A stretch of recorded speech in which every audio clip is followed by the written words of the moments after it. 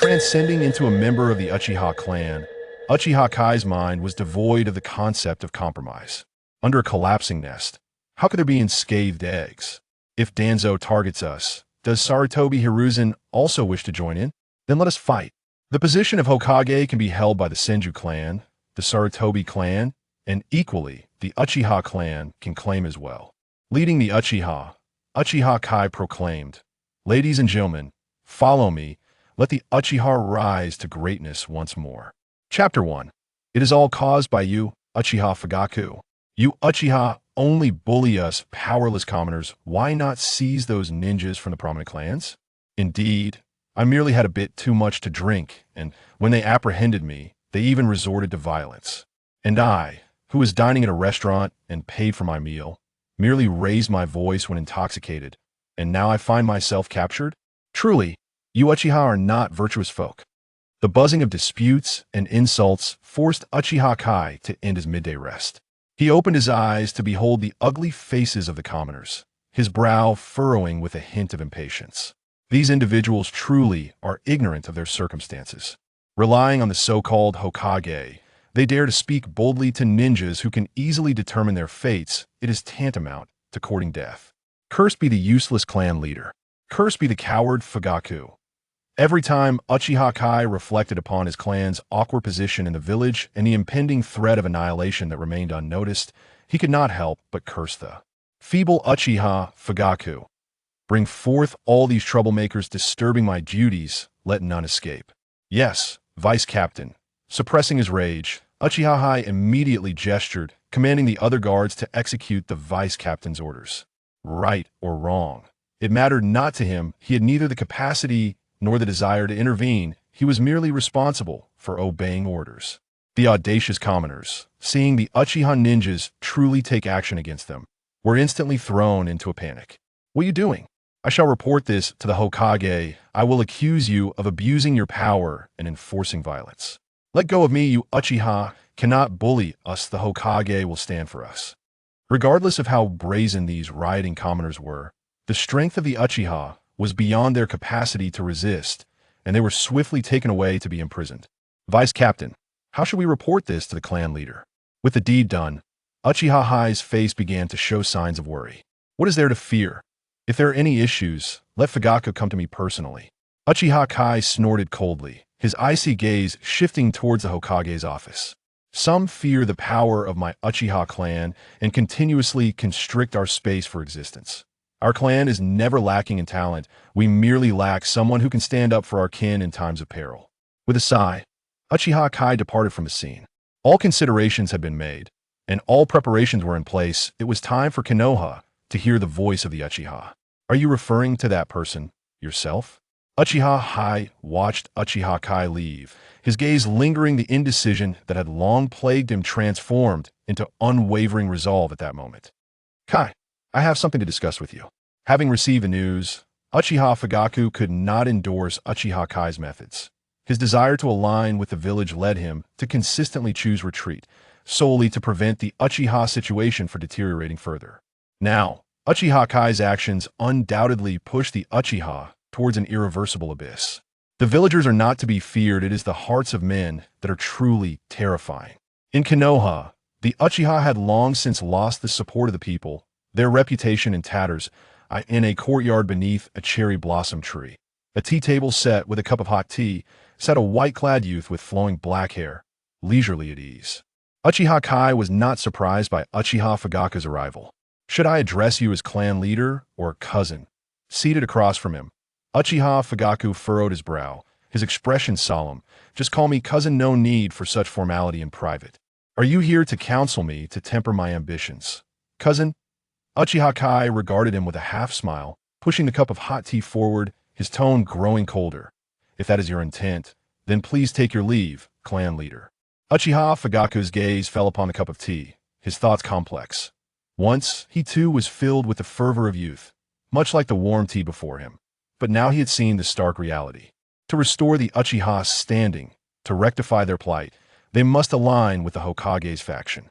"Kai, within the entire clan, only you and I can recognize our situation. If we cannot unite in purpose, then the revival of the Uchiha is but an empty dream. Oh. Uchiha Kai scoffed, his gaze teasingly directed at Uchiha Fugaku. Pray tell, what heart do we share? What strength do we cooperate with? Ultimately, the Uchiha's current plight is primarily your responsibility, Uchiha Fugaku. Uchiha Kai's tone shifted as he suddenly slammed the table, causing the tea to slosh and spill, his intense gaze fixed upon Uchiha Fugaku as he coldly questioned. Is it that the Uchiha lack the courage to stake everything against Konoha? Is it that the Uchiha are bereft of talent, unable to nurture the next generation? Or is it that the backbone lost after our defeat to the Senju has yet to regrow? No. None of these are the case. The greatest reason lies with you, our esteemed clan leader, who has stifled the growth of all that is possible. Uchiha Kai mused, shaking his head in self-mockery, raising his teacup to drain it. Kai, I never expected you to have become so radical. Uchiha Fugaku gazed at him in disappointment. Is this considered radical? Uchiha Kai had long ceased to harbor hopes of altering Uchiha Fugaku's mindset. Having traversed into the world of Naruto for nearly a year, he had come to deeply understand how stubbornly entrenched Uchiha Fugaku's worldview was, rendering it impossible to change. The only feasible change lay in subtly influencing the dutiful son, Uchiha Itachi. His earlier words had merely been an outpouring of pent-up frustration, an expression of his anger that had brought him some relief. Indeed, to restore the Uchiha clan to greatness, relying on others would yield no results. It must be achieved through one's own efforts. Fortunately, he had long since devised a plan. Kai, you are still young. Many things cannot be accomplished merely by desire. Konoha possesses profound strength and heritage. If the Uchiha truly acted as you propose, we would ultimately bring about our own demise. This is no longer the chaotic era of the warring states. The Uchiha can no longer aspire to reign supreme. Even our forebear, Uchiha Madara, could not accomplish what we now seek. Self-pity and lamentation consumed Uchiha Fugaku, his demeanor growing agitated. The fourth Hokage, Minato Namikaze, shares a good relationship with me. If we assist him in solidifying his position, our clan's circumstances will naturally improve. Subtle changes devoid of higher-ups targeting us, without bloodshed or sacrifice, is the sole path for my Uchiha clan. Uchiha Fugaku earnestly sought to counsel Uchiha Kai to abandon this perilous notion.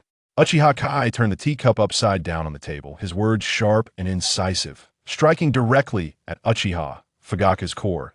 I must also convey something to you. Konoha is Konoha, and the upper echelons of Konoha are a distinctly different entity. They must not be conflated. To place hope in others. Is this truly the essence of the Uchiha? What you Uchiha Fugaku dare not even contemplate, I have considered. What you Uchiha Fugaku dare not undertake, I shall. Chapter 2. Witnessing my invincibility while progressing through training.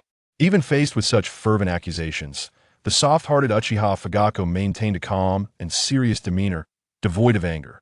You are still too young. One day you will understand that the path you are currently treading is but a dead end.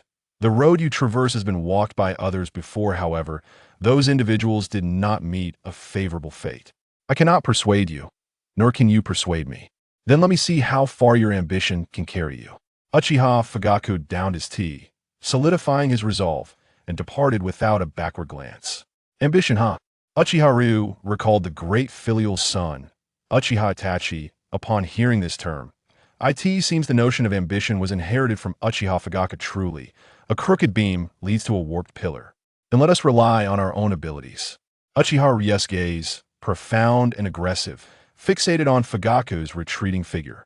Shadow, at your command. The Uchiha Shadow appeared instantaneously before Ryu, kneeling on one knee, his eyes glowing with the ominous crimson of the Sharingan, gleaming with a menacing light. Have the guests arrived? Uchiha Ryu refilled 2 cups with hot tea, speaking in a detached manner.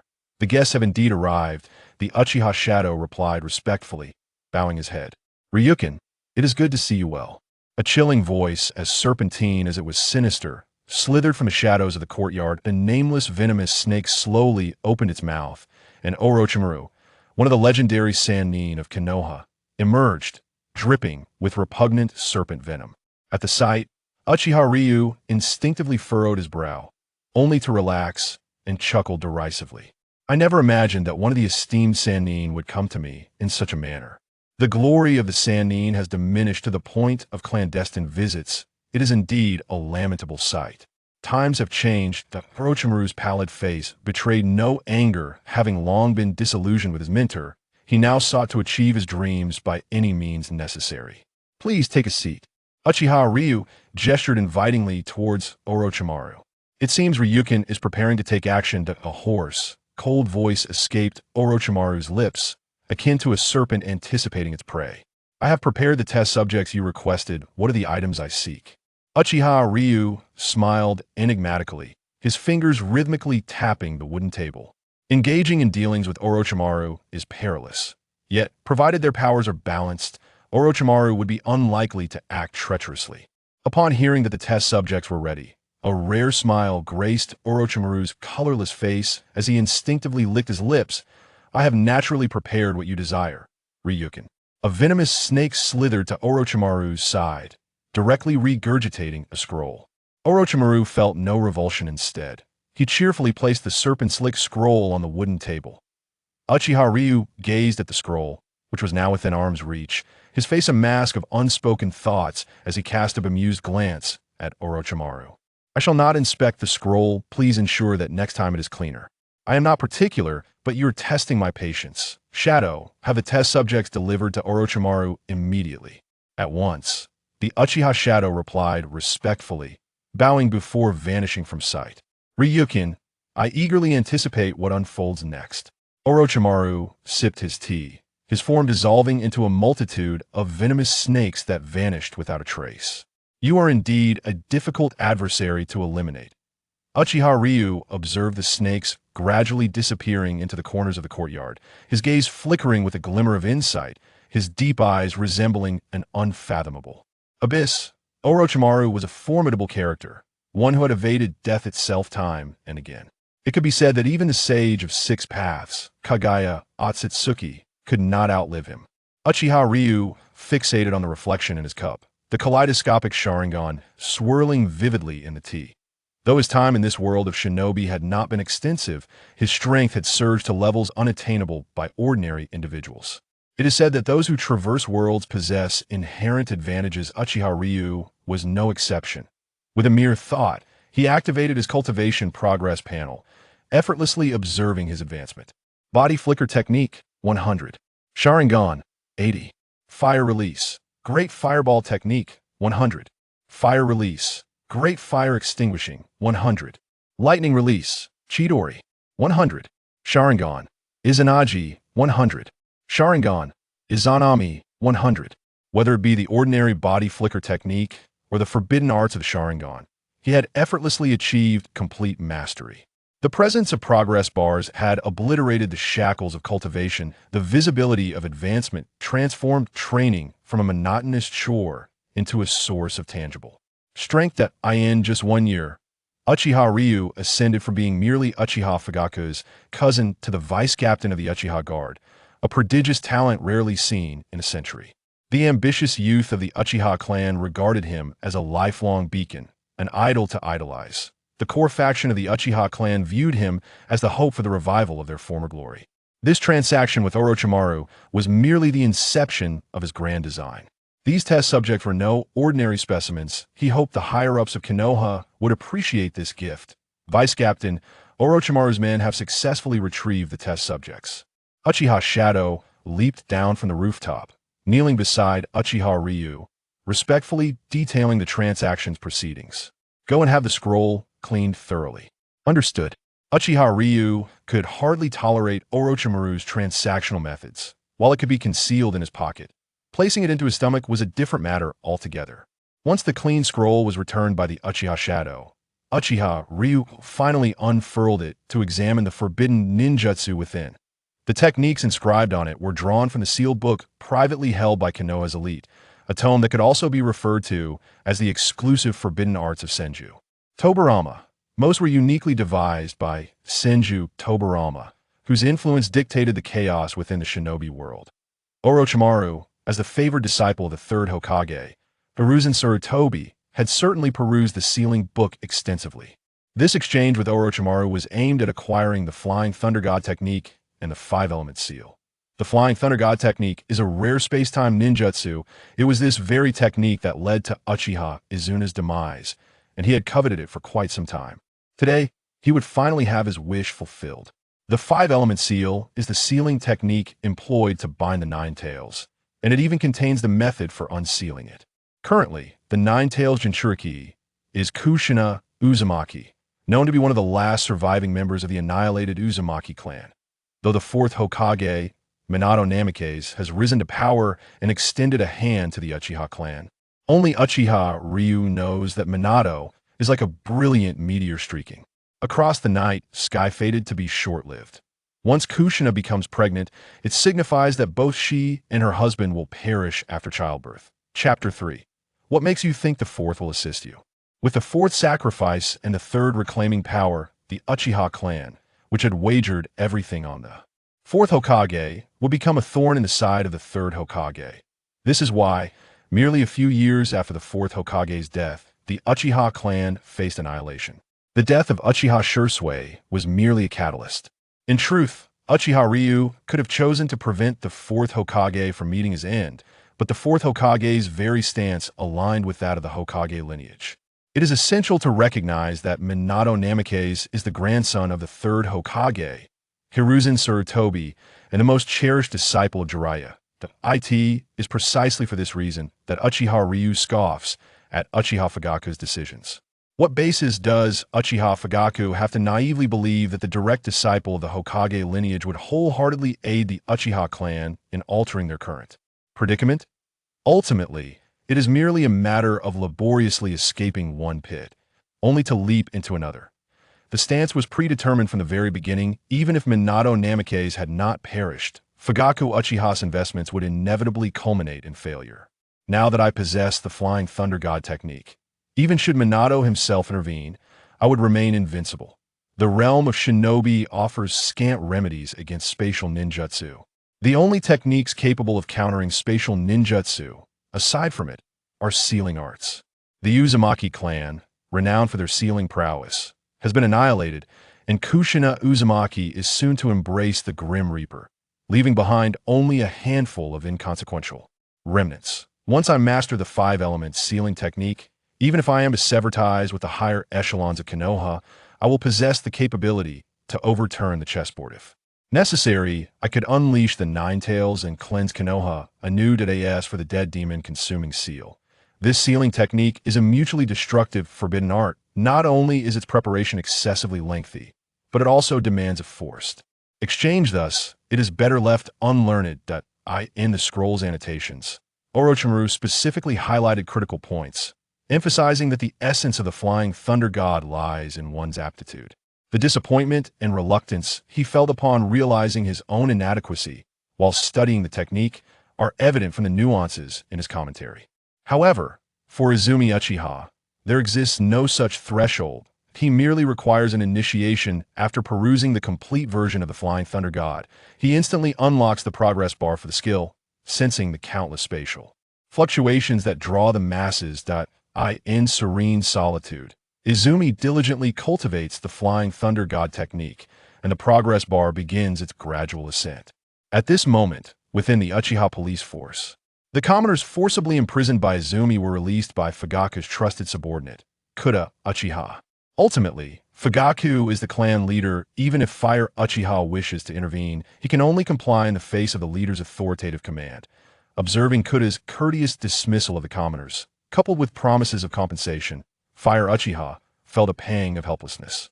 Even with compensation, these commoners would express gratitude solely to the Hokage, not to the Uchiha clan, and their attitude toward the Uchiha would likely worsen a classic case of warm faces meeting cold backs, a thankless endeavor. Upon Kuda's arrival, Fire Uchiha promptly dispatched someone to inform Izumi, only to receive a curt response. No response. Izumi's intentions have never been directed toward these so-called commoners. Their release or imprisonment bears no impact on the grand scheme. Everything Fugaku does is ultimately futile. In the Hokage's office, bang! Danzo Shimura forcefully pushed open the door, his face betraying barely contained fury. Hiruzen, This matter is undoubtedly related to the Uchiha clan. Sarutobi Hiruzen, appearing unperturbed, furrowed his brow as he inhaled smoke, the haze obscuring his aged visage. In response to his friend Danzo's accusations, Hiruzen chose silence that, in truth, it was not only Danzo. Numerous young members from the prominent clans in Izuka, Hyuga, Yamanaka, and Nara had gone missing. Even the high-ranking advisors, such as Kohori Uchiha and Hamura Mitokado, were not spared. This suggests that the major clans of Konoha have all fallen victim to a sinister plot, with the timing of the disappearances indicating a coordinated effort, thus implying a premeditated scheme targeting the populace. Who dares to provoke a tiger within Konoha? Truly unafraid of death? Could it be, as Danzo alleges, that the Uchiha clan is responsible? If they too have vanished, why have they not reported it? The clan leaders, troubled by the plight of their missing kin, gathered, each wearing a grim expression, uncertain of how to convey the situation to the families of the lost. Elder Danzo, until the matter is clarified, please refrain from making baseless accusations against our own. Minato Namikaze, arms crossed beneath his chin, maintained a sunny smile despite the shadows creeping into his demeanor. He wished to avoid slandering anyone, even the Uchiha clan, until the truth emerged. Humph, must we even investigate? It is patently clear that the Uchiha clan has struck against us from the shadows. Hiruzen, issue an immediate command for Fugaku Uchiha to come here. Danzo cast a cold glance at the fourth Hokage before turning to Hiruzen, his tone heavy with suppressed anger.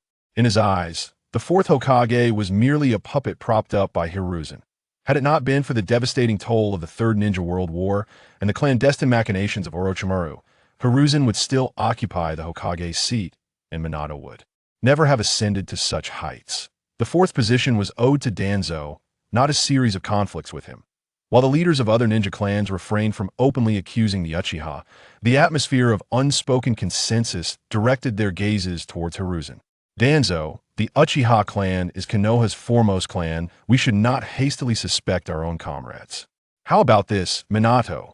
You order the Umbu to summon Fugaku Uchiha. Seeing the silence among the crowd, Hiruzen finally spoke.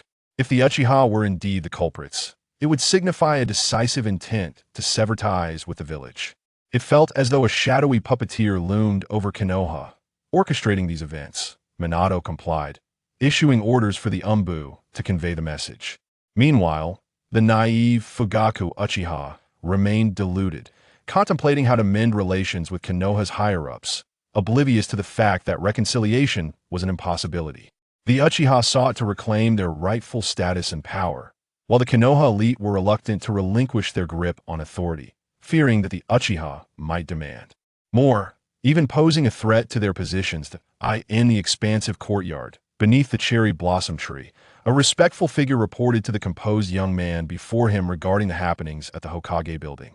Upon hearing that Fugaku had been duly summoned to the Hokage office, a triumphant smile crept across Izumi's face. Convey my orders, let them prepare. The plan we have meticulously devised can now be set in motion. As you command. The Uchiha Shadow's eyes sparkled with uncontainable excitement.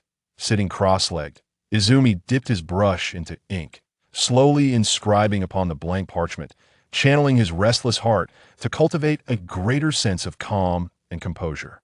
Having arrived in this world, he never feared for his own strength. He spent his idle moments nurturing both mind and spirit. Secure the external. One must first stabilize the internal. Fugaku has occupied the leader's position long enough. Unworthy of his rank thus, it is time for a change. Beneath the cherry blossom tree, the petals danced gracefully in the wind. As time passed, one Uchiha after another appeared, standing respectfully, their Sharingan gleaming with fervent admiration as they gazed upon the figure ahead. Chapter 4. The action begins under the watchful gaze of countless Sharingan. Uchiha Kyo gradually set down his pen and lifted his head. His kaleidoscopic Sharingan glimmered ominously in the twilight's fading light, exuding an air of eerie terror. Ladies and gentlemen, today marks the momentous resurgence of the Uchiha clan, he proclaimed, his voice resonating like a drumbeat in the hearts of the assembly, igniting the embers of their fervor. Standing at the forefront, Uchiha Kage clenched his fist over his heart, his respectful gaze firmly fixed on Uchiha Kyo. Subordinate Uchiha Kage pays his respects to the clan leader, willing to serve unto death. The crowd trembled at his words, eagerly mimicking his gesture as one by one they knelt, pledging their loyalty in unison. We pay our respects to the clan leader, willing to serve unto death. Rise, all of you, Uchiha Kyo said, his calm gaze sweeping over each individual. These were his direct descendants, each one personally selected and nurtured by him. I do not wish for you to die for me. Instead, I want you to live well. Witness how I restore the Uchiha to its former glory, proving that your choice was not in vain. Filled with fervor, Uchiha Okamoto could hardly contain himself as he stepped forward from the crowd. Clan leader, give your orders. Do not rush. Haste yields no rewards. Let us proceed according to our plan. Uchiha Kyo replied with a slight nod, encouraging patience. Uchiha Okamoto, one of his more promising kin, had evolved from a 1-tomo Sharingan to a 3-tomo Sharingan, attaining the rank of elite Jonin. Did you bring the people? Uchiha Kyo inquired. Reporting to the clan leader, I have brought them, Uchiha Kage responded, signaling to his subordinates outside. Suddenly, the mournful sounds of muffled cries filled the air as Uchiha Itachi and Uchiha Mikoto were ushered in, gagged and bound. Kage, did you resort to kidnapping? Uchiha Kyo's expression faltered upon seeing their predicament. I do not recall issuing such an order. My mistake, Uchiha Kage acknowledged, quickly realizing the misunderstanding and rushing to free Uchiha Mikoto and her son. Uchiha Mikoto hastily removed the gag and pulled Itachi protectively into her embrace. Her face etched with anxiety as she glanced at Uchiha Kyo, fearful of his intentions towards her son. Uchiha Kyo's gaze remained calm as he surveyed the pair, and upon noticing the terror in Mikoto's eyes, he gestured for them to be taken away. He sought no errors in this operation. The mother and son were mere pawns to shackle Uchiha Fugaku, a layer of unyielding restraint. His methods had never been concerned with the morality of the process, only the desired outcome. The kaleidoscopic Sharingan, if possible, should not be wasted on internal conflicts. Furthermore, despite Uchiha Fugaku's shortcomings, his Sharingan still constituted a formidable force. Uchiha Kyo looked skyward, where the sunset waned and the night approached, signaling a time of transformation. Ladies and gentlemen, the hour has come.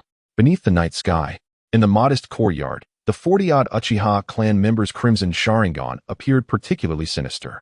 The blades, long concealed, slowly emerged, coalescing the long-held animosity of the Uchiha clan into a palpable intent to kill. At the forefront, the much-admired kaleidoscopic Sharingan was unveiled. Uchiha Kyo's profound gaze swept over the assembly, his placid expression betraying no emotion, his Sharingan imposing an unspoken bloodline pressure upon all present. This was the absolute dominance derived from the Sharingan's rank, a testament to the Uchiha clan's long-standing reverence for strength, the very foundation of Uchiha Kyo's loyalty from his kin. Okamoto, subordinate present, Uchiha Okamoto responded, his eyes filled with admiration as he gazed at Uchiha Kyo. Yato, the typically reticent Uchiha Yato stepped forth from the throng, his honest countenance grave as he awaited orders. Kage, subordinate present. Uchiha Kage knelt before the two, his long blade thrust into the ground, awaiting commands. Uchiha Kyo presented 3 prepared scrolls to the trio. Subordinates vowed to accomplish the mission. The 3 accepted the scrolls with unwavering resolve, ready to fight until their last breath should they fail. In the dimly lit streets of the Uchiha compound, numerous Sharingan melded into the shadows, silently dispersing into the surroundings. Okamoto, what is your purpose? A bewildered Uchiha Chunin at the gate inquired, observing the intensity of Uchiha Okamoto's demeanor. This night's patrol is ours. You are dismissed. Uchiha Okamoto replied impassively, gesturing for his comrades to act. The unsuspecting patrol members were caught off guard and swiftly subdued. 2 of you, take command of the gate. Ensure no one enters or exits. Should any insurmountable incidents arise, signal immediately. I will come to your aid without delay. After assigning 2 team members, Uchiha Okamoto led the remaining members swiftly in another direction. Uchiha Fugaku, as the clan leader, had garnered significant support over the years due to his established reputation. Uchiha Kyo's directive to Uchiha Okamoto was to silence any dissenting voices within the clan regarding Uchiha Fugaku. At that moment, the Umbu and Danzo's root organization had been lurking around the Uchiha compound. Surveillance had not merely begun after the death of the 4th Hokage, rather, it escalated into blatant observation following that event. The guards at the Uchiha compound's entrance were swiftly incapacitated by Uchiha elite Jonin with 3 Tomo Sharingan, who then took over their duties, vigilant of their surroundings. Something feels amiss. The Uchiha compound must be undergoing events unknown to us. We must report to the 3rd Hokage immediately. Understood. You should inform Danzo as well. At once.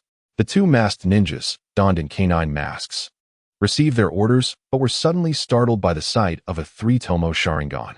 In a confrontation with the Uchiha clan, the moment one beholds the Sharingan, one's life is already forfeit. 2 heads rolled from their shoulders, blood gushing from the wounds. Not a single one spared, Uchiha Kage declared, his blades stained with blood. As the 3 Tomo Sharingan radiated a fierce, murderous intent, his cold voice slicing through the night. Chapter 5. Regret. I am shadow in the dim light of night. The massacre ceased swiftly, the final Umbu ninja falling victim to the combined assault of several 3 Tomo Uchiha ninjas, succumbing to multiple wounds. I have long desired this outcome. Tonight my wishes are finally fulfilled, Uchiha Kage exhaled, releasing the pent-up frustration of years, his face reflecting unrestrained satisfaction. Captain, shall we dispose of these bodies? One Uchiha Jonin surveyed the corpses scattered across the ground, blood smeared across his face, enhancing the eerie allure of his Sharingan. Leave the bodies. Everyone stay close to me and continue executing the mission. Let Konoha truly feel the wrath of the Uchiha clan, Uchiha Kage commanded. Stepping upon the still warm corpse of an Umbu, a chilling malice etched across his defiant visage.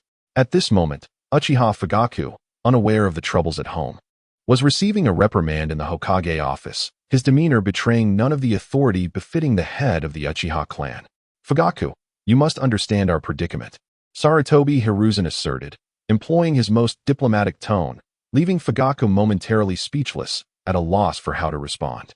Lord Hokage, I assure you, this incident was not instigated by the Uchiha clan. It is evident that someone is sowing discord from the shadows. Fugaku's defense sounded hollow amidst the palpable skepticism on the faces of those present. Why should they believe him when others had lost family members while his clan remained unharmed? The Uchiha must hand over the culprit. This village is not a lawless place. Danzo, standing nearby, was particularly aggressive, striking the ground with his cane. Elder Danzo, please grant me the opportunity to uncover the truth and restore the Uchiha clan's honor. Fugaku, sweating profusely, bowed deeply in a show of humility. Fugaku, I believe in you, spoke Minato Namikaze, the 4th Hokage, breaking his usual silence as if he had been waiting for Fugaku to yield. Thank you for your trust, 4th, Fugaku replied. His eyes filled with gratitude, further validating his choices. Suddenly, an Umbu member appeared, panic evident on his face. Bad news, Hokage-sama. A rebellion has erupted within the Uchiha clan, and our operatives have all perished.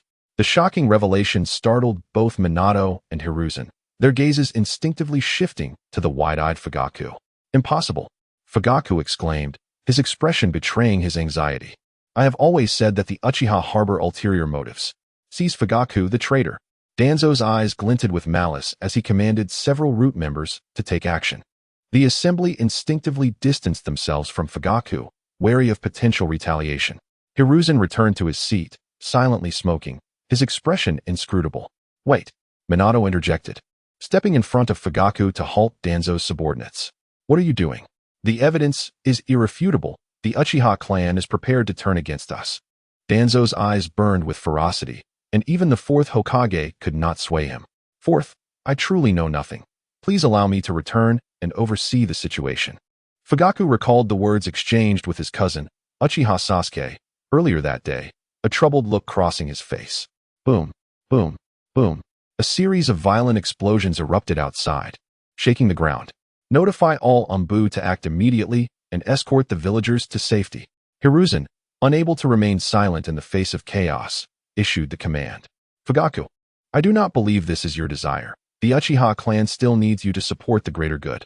Hiruzen, seasoned in discerning human nature, knew that if Fugaku had indeed instigated a rebellion, he would not still be present. Yes, Hokage-sama, Fugaku replied, moved by the 3rd Hokage's faith in him. Minato, lead the other clan heads to quell the unrest outside. Deal with the instigators ruthlessly. Hiruzen continued to issue orders. Understood, 3rd. Minato nodded reflexively, accustomed to obeying Hiruzen's commands. Wait, Hiruzen. Even if Fugaku is not the mastermind behind the rebellion, he must certainly be aware of the details. We should detain him immediately. Danzo blocked Hiruzen's path, his face a mask of suppressed fury. I am the Hokage, Hiruzen replied, his gaze fixed intently on his old friend, a reminder of their shared past. You will regret this, Danzo scoffed, storming out with his subordinates. Standing atop Hokage Rock, Uchiha Sasuke gazed down at the village engulfed in flames, his expression calm.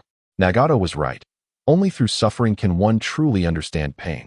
Only when these ignorant villagers experience the horrors of war will they come to cherish the hard-won peace. Itachi, do you understand what I am doing? Sasuke ordered that Itachi be forcibly brought to him, intending to guide him, to prevent any rebellious actions. Cousin, you are usurping power. Itachi remarked, his worry palpable as explosions erupted around them. Why involve these innocent people? Sasuke smirked. It seems Fugaku has not adequately prepared you for the battlefield. Very well. Stay by my side and observe, learn, and question. Itachi, lacking the strength to resist, could only acquiesce. Head of the clan, Uchiha Okamoto approached with an unexpected report. Our operatives have completed their task. Fugaku's faction has ceased resistance to protect their families, and they are under strict surveillance. All clan members have been ordered to remain indoors. And the streets are under our control. Excellent, Sasuke replied, beckoning Okamoto to stand aside, his gaze shifting to Uchiha Kane. Subordinate Uchiha Kane, report to the clan head. Kane knelt without hesitation, pledging his loyalty. Congratulations on making the right choice, Sasuke remarked, surprised by Kane's unexpected decision, as he was typically neutral in clan matters. Chapter 6. A blood-soaked romance. Spatial strangulation. Uchiha Kane looked gravely towards the fiery chaos below, excitement replacing any worry for the clan's dire situation. The family had long been fragmented, and Fugaku's indecisiveness left their future in jeopardy. Though the clan head's methods were perilous, the Uchiha had never shied away from battle. You are the savior of the Uchiha clan. I will not mistake this. You are right. The Uchiha fear not the fight. Only through relentless conflict can we rise anew from the ashes. Sasuke was taken aback by Kane's profound insight, having initially perceived him as a mere fence-sitter. Itachi stood silently, absorbing the exchange, wary of interjecting. Clan head, someone approaches. We have been discovered, Okamoto warned, pointing at the gathering ninjas rushing towards them. A look of alarm on his face. Clan head, flee. We will cover your retreat, as long as you return to the clan grounds. Even Konoha will hesitate to confront us openly, Kane urged, sensing the danger in their midst. Seeing the formidable approach, Sasuke drew his weapon, ready to stand alongside Okamoto, prepared to buy time for the clan head's escape. Sasuke watched the ninjas ascend the cliff, a gleam of satisfaction crossing his handsome features. Since they have come, I have no intention of leaving. This performance is only just beginning. Clan head, you may underestimate the strength of Hiruzen and the others, Kane cautioned. Anxiety etched on his face, concerned that Sasuke's youthful bravado might lead to folly. Clan head, I am here. The ones who arrived here first were not the higher-ups of Konoha, but rather Uchiha Yongdo and his team, dispatched to execute a mission. Uchiha Yongdo's task was to incite turmoil within the village, thereby diverting some of Konoha's attention. The Sharingan possesses myriad capabilities, such as casting illusions to control large groups of ordinary citizens or even shinobi, utilizing these individuals to trigger explosions or fires, which is decidedly effortless. I understand the strength of Konoha's upper echelons better than anyone, and all of this is well within my plan. Uchiha Shio displayed an expression of complete control, which noticeably calmed the anxious heart of the latter. Individuals like Uchiha Hua are precisely the kind of allies Uchiha Shio wishes to see more of within the clan. The fact that the opponent is willing to risk their life without fully knowing their own cards attests to their determination to protect him. Is the mission proceeding smoothly? Uchiha Shio inquired of Uchiha Yongdo. Creating such a significant disturbance is far more than merely revealing our claws to Konoha's leadership. Back home, there was a slight imperfection, but the mission is still progressing well. The thought of this operation bringing about a monumental change in the clan's status sent surges of exhilaration through Uchiha Yongdo, with the battle blood of the Uchiha boiling within him. Shio, what exactly do you intend to do? Do you not realize that your actions could plunge the clan into an abyss? As Uchiha Fugaku, who had been following the third Hokage from below, caught sight of Uchiha Shio, his previously anxious heart plummeted into despair. His ominous premonition was finally validated. especially upon realizing that Shio had taken his son hostage, inciting his fury. Uchiha Shio laughed heartily at Uchiha Fugaku's confrontational stance beside Sarutobi Hiruzen, akin to a loyal hound defending its master. I, the Uchiha clan, have never had a subservient leader. You, Uchiha Fugaku, are truly the first. Shio, you must immediately command your men to cease their actions. This can still be salvaged. Uchiha Fugaku's countenance darkened, his tone turning frigid. Fugaku, do you still appear to be a clan leader? Displaying dominance over your clansmen in front of outsiders. Being more familiar with them than your own father. Uchiha gazed at Uchiha Fugaku with utter disappointment. Sarutobi Hiruzen observed the young Uchiha by the edge of Hokage Rock with a profound gaze. He was well acquainted with the members of the Uchiha clan, and this particular youth was on his watch list. Over the past year, Uchiha Shio's sudden surge in strength, even awakening the three-tomo Sharingan, had not escaped the eyes of the Umbu. However, the three-tomo Sharingan alone did not warrant Sarutobi Hiruzen to act against Uchiha Shio covertly. During this time, Danzo had repeatedly sought to take action, but Uchiha Shio rarely left the clan's land, and even when he did, he was accompanied by numerous Uchiha clansmen. Thwarting Danzo's attempts, Akito Dingswa stepped forward, loudly questioning the audacious Uchiha youth. Is one of our clansmen in your possession? Who are you? Do not accuse me without evidence. Uchiha Shio feigned a frightened expression, his three-tomo Sharingan appearing even more eerie under the night sky. In nighttime battles, Uchiha ninjas, aided by the Sharingan, possess combat prowess far superior to that of similarly skilled shinobi. This was one of the reasons why Uchiha Shio opted for nocturnal operations. Truly the nefarious Uchiha clan, Shimura Danzo arrived late to the scene, flanked by numerous root organization ninjas. Lord Third, it appears that this entire affair has been orchestrated by this young Uchiha. Nara Shikaku, hiding behind Sarutobi Hiruzen, formed hand seals with both hands, secretly manipulating shadows in preparation to strike at any moment. This young Uchiha could be deemed impulsive, yet with so many supporters surrounding him, he must have contingencies in place. Sarutobi Hiruzen discreetly glanced at Uchiha Fugaku beside him, genuinely surprised by Fugaku's weak grip on the Uchiha clan. Subdue these rogue ninjas, Danzo commanded, coldly scoffing as he gestured for his root ninjas to pounce. Upon witnessing Danzo's actions, Sarutobi Hiruzen instinctively lowered his Hokage hat to obscure his expression, revealing a victorious smile. All of you step back. Uchiha Shio interceded, blocking Uchiha Hua and others who wished to engage in battle. His three-tomo Sharingan spun wildly as he gazed at the oncoming root ninjas, his eyes brimming with a chilling murderous intent. In an instant, the three tomos in Uchiha Shio's eyes fused together, forming a bizarre and intricate pattern. Not good. That eye, Sarutobi Hiruzen and the others' expressions shifted dramatically upon noticing the transformation in Uchiha Shio's Sharingan. A vast and pure chakra surged violently within Uchiha Shio, the source of which was the now-evolved Meijiki Sharingan. A dark, tumultuous chakra surged into his Meijiki Sharingan, a strange red light suddenly illuminating the night sky, standing out vividly. The root ninjas charging towards Uchiha Shio, whether CH Nin or J Nin, seemed to encounter an insurmountable force as the space around them compressed their bodies. The weakest of ninjas found themselves subjected to an overwhelming spatial force at that moment. Spatial strangulation, Uchiha Shio's voice, cold and lethal, resonated in the ears of everyone present.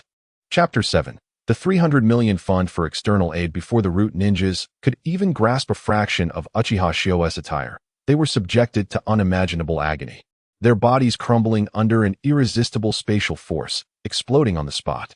Blood spattered, and they met a silent demise. The subordinates Danzo brought were elite ninjas from the root organization, yet they perished in less than a minute at Uchiha Shio's hands. Fool!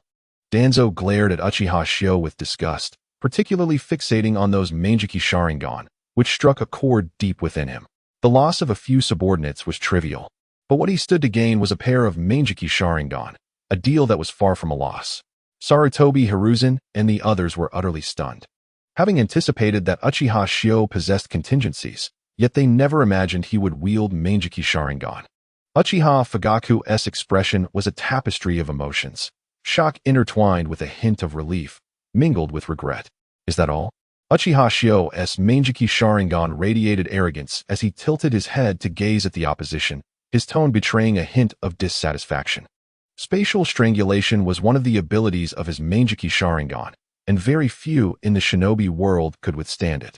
However, the use of such power came at a cost. The chakra and ocular energy consumed prevented him from wielding this force recklessly. To utilize it without restraint, he would need to evolve it into the eternal Manjiki Sharingan, which, at the current pace, would require a bit more time. Sarutobi, if you do not act soon, Uchiha Shio will become a calamity for all of Konoha. He must be eradicated before he fully matures. Shimura Danzo quickly approached Sarutobi Hiruzen, realizing that gaining the Manjiki Sharingan would require Hiruzen's assistance. And Uchiha Fugaku, now is the time to prove your non-involvement. Act immediately to clear your name. Danzo relished the infighting within the Uchiha clan, even if the Manjiki Sharingan was formidable. Gathering the strength of all Konoha would ensure that it could not withstand their combined might. Uchiha Fugaku's expression grew increasingly conflicted upon hearing this. The fact that his son was being held hostage was a clear indication that any action on his part would mean a death sentence for Itachi. The proud Uchiha Fugaku found himself unable to strike. Fugaku, if you find it difficult, then so be it. Sarutobi Hizashi cast a fleeting glance at Uchiha Fugaku and feigned a sense of remorse as he uttered a few words of consolation. Uchiha Fugaku, easily swayed by such sentiments, quickly bowed with deep regret, imploring, Lord Third, please grant the Uchiha clan another chance. This rebellion does not represent our entire lineage. Hizashi, your actions have gone too far. Uchiha Fugaku glared at Uchiha Hizashi, his murderous intent palpable, as his three-tomo Sharingan yearned to unite in a singular vision, yet he restrained himself, unwilling to reveal his thoughts and incite further suspicion from Konoha. Too far. Cousin, are you not the least bit curious why I have been taking action for so long? Yet no one from our clan has informed you? Uchiha Hizashi scoffed coldly, calculating the timing of Uchiha Itachi's operation. His presence here was to buy time for Uchiha Itachi. That was where the true objective of this operation lay. A shiver ran through Uchiha Fugaku's heart. Could it be that the clan was hiding an agreement with Hizashi from him? Uchiha Hizashi smiled coldly, offering no explanation. Of course, it is as you suspect. Fugaku stepped back. Sarutobi Hizashi, sensing the shift in Uchiha Fugaku's demeanor, hastily pulled him aside, determined to prevent any potential betrayal. All ninjas, heed my command. Eliminate the rebels, and rewards await. Given the current situation, Sarutobi Hizashi could no longer afford to hesitate. Only by swiftly eliminating this threat could peace be restored to the village. Kill. Fire release. Great fireball technique. Uchiha Hizashi executed a one-handed seal, unleashing a terrifying torrent of fire that surged forth like a deluge. Water release. Water wall. Sarutobi Hizashi was taken aback by the ferocity of the enemy's fire technique, but he swiftly countered with his own water technique to defend himself. The clash of water and fire created a dense vapor that enveloped the surroundings. Stay close to me. Do not fall behind. Utilizing the cover of the billowing steam, Uchiha Hizashi cast a quick glance at the silent night sky, leading Uchiha Kid and others toward the forest behind. Nara Shikaku exclaimed, not good. They're trying to escape. Danzo, you pursue them that way. I'll take this route. Sarutobi Hizashi was resolute in preventing their escape from the village, promptly ordering a dispersal to widen the encirclement. Danzo snorted coldly, leading a group of Konoha ninjas in the opposite direction. Head of the clan, what shall we do now? Uchiha Kid, completely unaware of the overall objective, appeared anxious and lost. Uchiha Hizashi ignored him, contemplating the potential failure of Uchiha Itachi's operation. With the fourth Hokage, Minato Namikaze, absent, it meant that Uchiha Itachi's team was shouldering greater risks. According to his previous plan, he intended to distract both the third and fourth Hokage. Currently, only Orochimaru among the legendary Sannin remained in Konoha, and the only significant threats to Uchiha Itachi's team were Sarutobi Hizashi and Minato Namikaze. Seeing the head of the clan silent, Uchiha Okamoto turned to reassure Uchiha Kid. Do not worry, just follow orders. Everything is within the head's plan. I understand. Uchiha Kid finally felt a sense of relief. As long as the head of the clan was aware of the situation, even if he were to perish on the battlefield, it would be worth it. Captain, they are coming. In a concealed area outside the Sarutobi clan's territory, an Uchiha Jonin cautiously approached to report the mission's progress. For figures clad in black cloaks adorned with red clouds materialized silently atop the treetops. This operation was too grand to rely solely on their own forces. Thus, Uchiha Hizashi sought external assistance. This is the bounty for this mission. 300 million is all here. Uchiha Itachi presented a scroll containing the 300 million ryo to the lead figure, a woman with purple hair. Can we proceed? Conan asked, her expression devoid of emotion. Her voice chillingly cold. We may proceed. Uchiha Itachi remained unconcerned by her demeanor. His sole focus was fulfilling the task entrusted to him by the clan leader. An imperceptible barrier emerged silently around the Sarutobi clan's territory. 4 rogue ninjas rampaged within the Sarutobi compound, slaughtering without restraint. Under the cover of night, blood and blades danced. The Sarutobi clan faced a true bloodbath, particularly targeting the younger generation. The strength of these assailants was truly terrifying. Uchiha Itachi, observing the scene from the shadows, could not help but reflect. No one could have anticipated the Uchiha clan would resort to such madness. Uchiha Hizashi had seized this opportunity to orchestrate a grand upheaval. Konoha's deep-rooted heritage was beyond that of any singular clan. Thus, the strategy was to weaken the next generation of Konoha, creating a cycle of mutual decline. This would afford the Uchiha clan a genuine respite, breaking free from the shackles imposed by the entrenched leadership of Konoha. The land of the Hokage is not vast. The richest resources lie within the Fire Nation's dominion, and Konoha thrives by absorbing its nutrients. Leaving Konoha was not Uchiha Hizashi's desire. Only the vanquished would contemplate a mass defection. Moreover, the Uchiha clan was one of Konoha's founders. With the Senju clan effectively extinct, the Uchiha clan rightfully deserved to control Konoha. Chapter 8. This is a world dominated by power. In the dense woods of the back mountain, Uchiha Hizashi occasionally employed ninjutsu to delay Sarutobi Hizashi's pursuit, all in an effort to buy time for Uchiha Itachi's operation. Sarutobi Hizashi, realizing that the enemy intended to stall for time, remained confident in Minato Namikaze and did not overly concern himself with the situation in the village. No matter how intricate your schemes, they are futile in the face of true strength. Ninjutsu, Thousand Shadows hands. Under Nara Shikaku's control, shadowy hands surged forth like specters of the night, targeting Uchiha Hizashi and his companions from behind. The silent approach of the black hands, shrouded in darkness, rendered them nearly undetectable. Head of the clan, Uchiha Kid felt as though he had been petrified, his shadow ensnared by 2 black hands, rendering him immobile. Uchiha Hizashi's gaze turned icy. He leaped into the air, skillfully evading several shuriken's assault, while his peripheral vision caught sight of the approaching shadowy hands. Uchiha Seal. The 2 encroaching hands were instantly pinned to the ground by shuriken inscribed with special symbols, immobilizing them.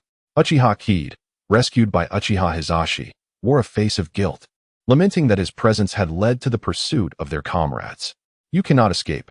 Sarutobi Hizashi snorted coldly, raising his hand as surrounding ninjas encircled Uchiha Hizashi and the others.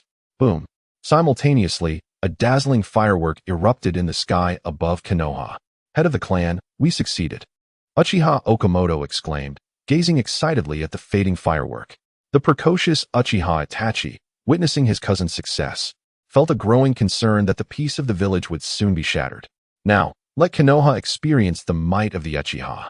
Uchiha Hizashi looked up at the brilliant firework lighting the night sky, his brow relaxing.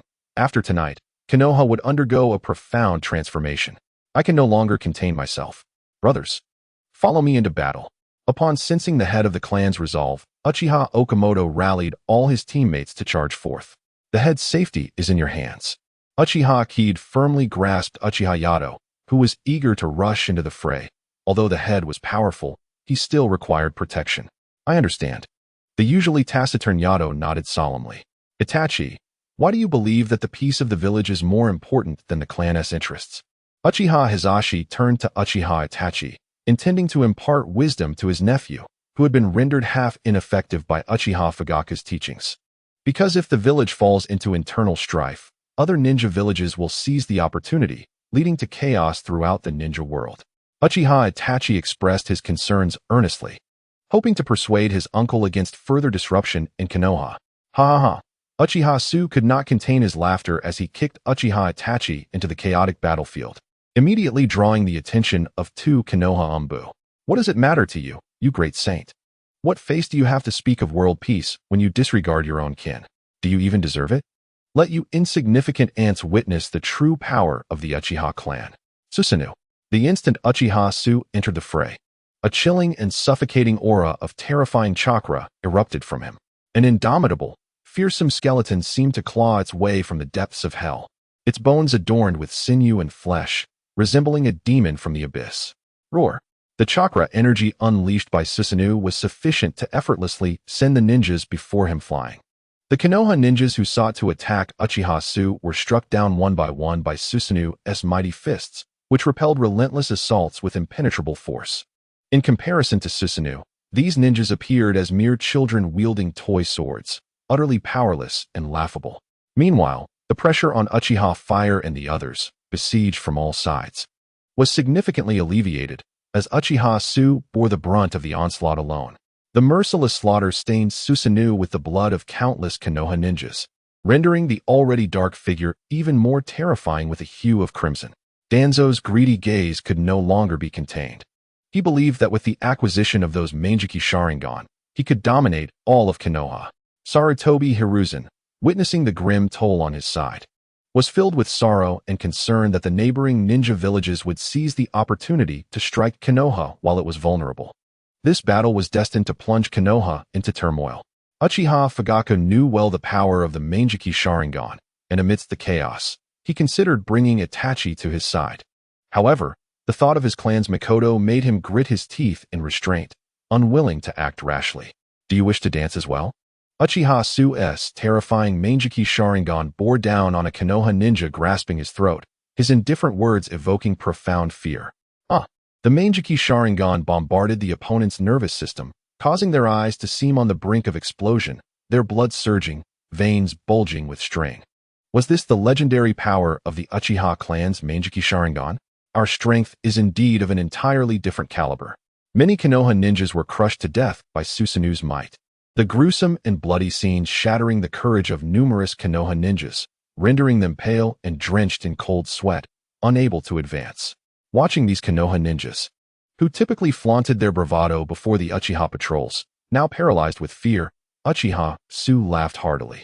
The Manjiki Sharingan bestowed upon him an unparalleled sense of invincibility, akin to the feeling Uchiha Sasuke experienced in the storyline of Hokage. Fugaku, do you see this? This is Konoha's tendency to bully the weak. When you are superior to them, they will submit at your feet. But when you are weaker, they will devour you like hyenas drawn to rotting flesh. Everything boils down to power. This is a world where possessing strength equates to possessing everything. The legendary sage of six paths was so, as were Senju Hashirama and Uchiha Madara in their time. For those who cannot comprehend, you will forever be at the mercy of others' rules, where everything is dictated by them. As Uchiha Su gradually subdued his laughter, his haughty gaze swept over the third Hokage and the others. Everything they had done was merely a farcical endeavor. Now, I shall personally bring an end to the suffering that Uchiha has endured at the hands of Konoha for so many years. Run, quickly. Sarutobi Hiruzen felt an ominous premonition and hastily gestured for everyone to flee the perilous scene. Now you wish to leave? It is too late. Uchiha Su's eyes gleamed with murderous intent as he laughed arrogantly, spreading his arms wide to unleash the full extent of his Manjiki Sharingan's power, pushing his ocular techniques to their limits. Blood tears streamed from his eyes, unable to withstand the overwhelming force. Chapter 9. Tremble before my gaze. The maniacal laughter, pushed to the brink of madness, sent shivers down the spines of all present. A madman wielding such terrifying power was a catastrophe for them. Run. Uchiha Okamoto, fully aware of the head of the clan's capabilities, promptly rescued Uchiha Itachi from the encirclement of three Seichnin, and the two retreated under the cover of Uchiha Fire and the others. In mere moments, Sarutobi Hiruzen and the others felt an inexplicable sense of spatial oppression closing in from all directions, as if any further movement would shatter their bones. Spatial whirlpools emerged from thin air, compressing their space to the point where it felt as if drops of water were creating ripples on a calm surface, forcing them apart. The capabilities of the Manjiki Sharingan were indeed underestimated. Shimura Danzo observed the surroundings with a grim expression, searching for a safe escape route. Regrettably, Uchiha Su would not grant them the chance to flee. The battlefield was ever-changing, and such a rare opportunity had presented itself. He had never anticipated such an advantageous moment. All those who can use Earth Release, gather around me. Seeing the situation turn dire, Sarutobi Hiruzen hurriedly organized his forces for defense. The nature of spatial ninjutsu was enigmatic and unpredictable. Even a powerful ninja like Sarutobi Hiruzen dared not charge recklessly into it. The horrific images of instant death were fresh in their minds, and everyone was acutely aware that rushing in would be a gamble with their lives. Moreover, Uchiha Su's extensive use of spatial abilities would undoubtedly exhaust him, and once they weathered the storm, he would likely become a toothless tiger, easily dealt with. Observing the Earth Release ninjas gathering in defense, Uchiha Su smirked disdainfully. If it were that simple to defend against spatial ninjutsu, the concept of space being king would not exist. Quivering fools, tremble before my eyes. Ha ha ha, spatial strangulation. His cold and arrogant laughter seemed to carry an endless murderous intent, and at the same moment, the spatial whirlpools began to churn in response to Uchiha Su's command, accompanied by the blood and tears of his ocular technique's ultimate release. Blood streamed down his face, leaving 2 terrifying streaks.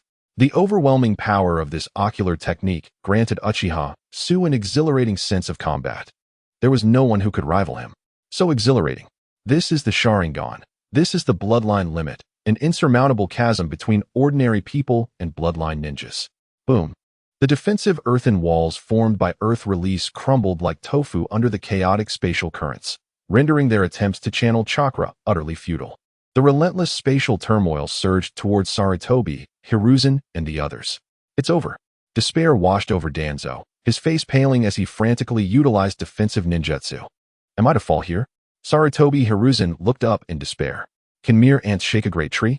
This strike contained the full power of a pair of Manjiki Sharingan. Fortunately, Uchiha Su's Manjiki Sharingan was unlike ordinary ones. These eyes were akin to eternal Manjiki Sharingan, allowing for gradual recovery of their power. Uchiha Su suddenly sensed an unusual spatial fluctuation. Sarutobi Hiruzen and several others had inexplicably vanished from sight.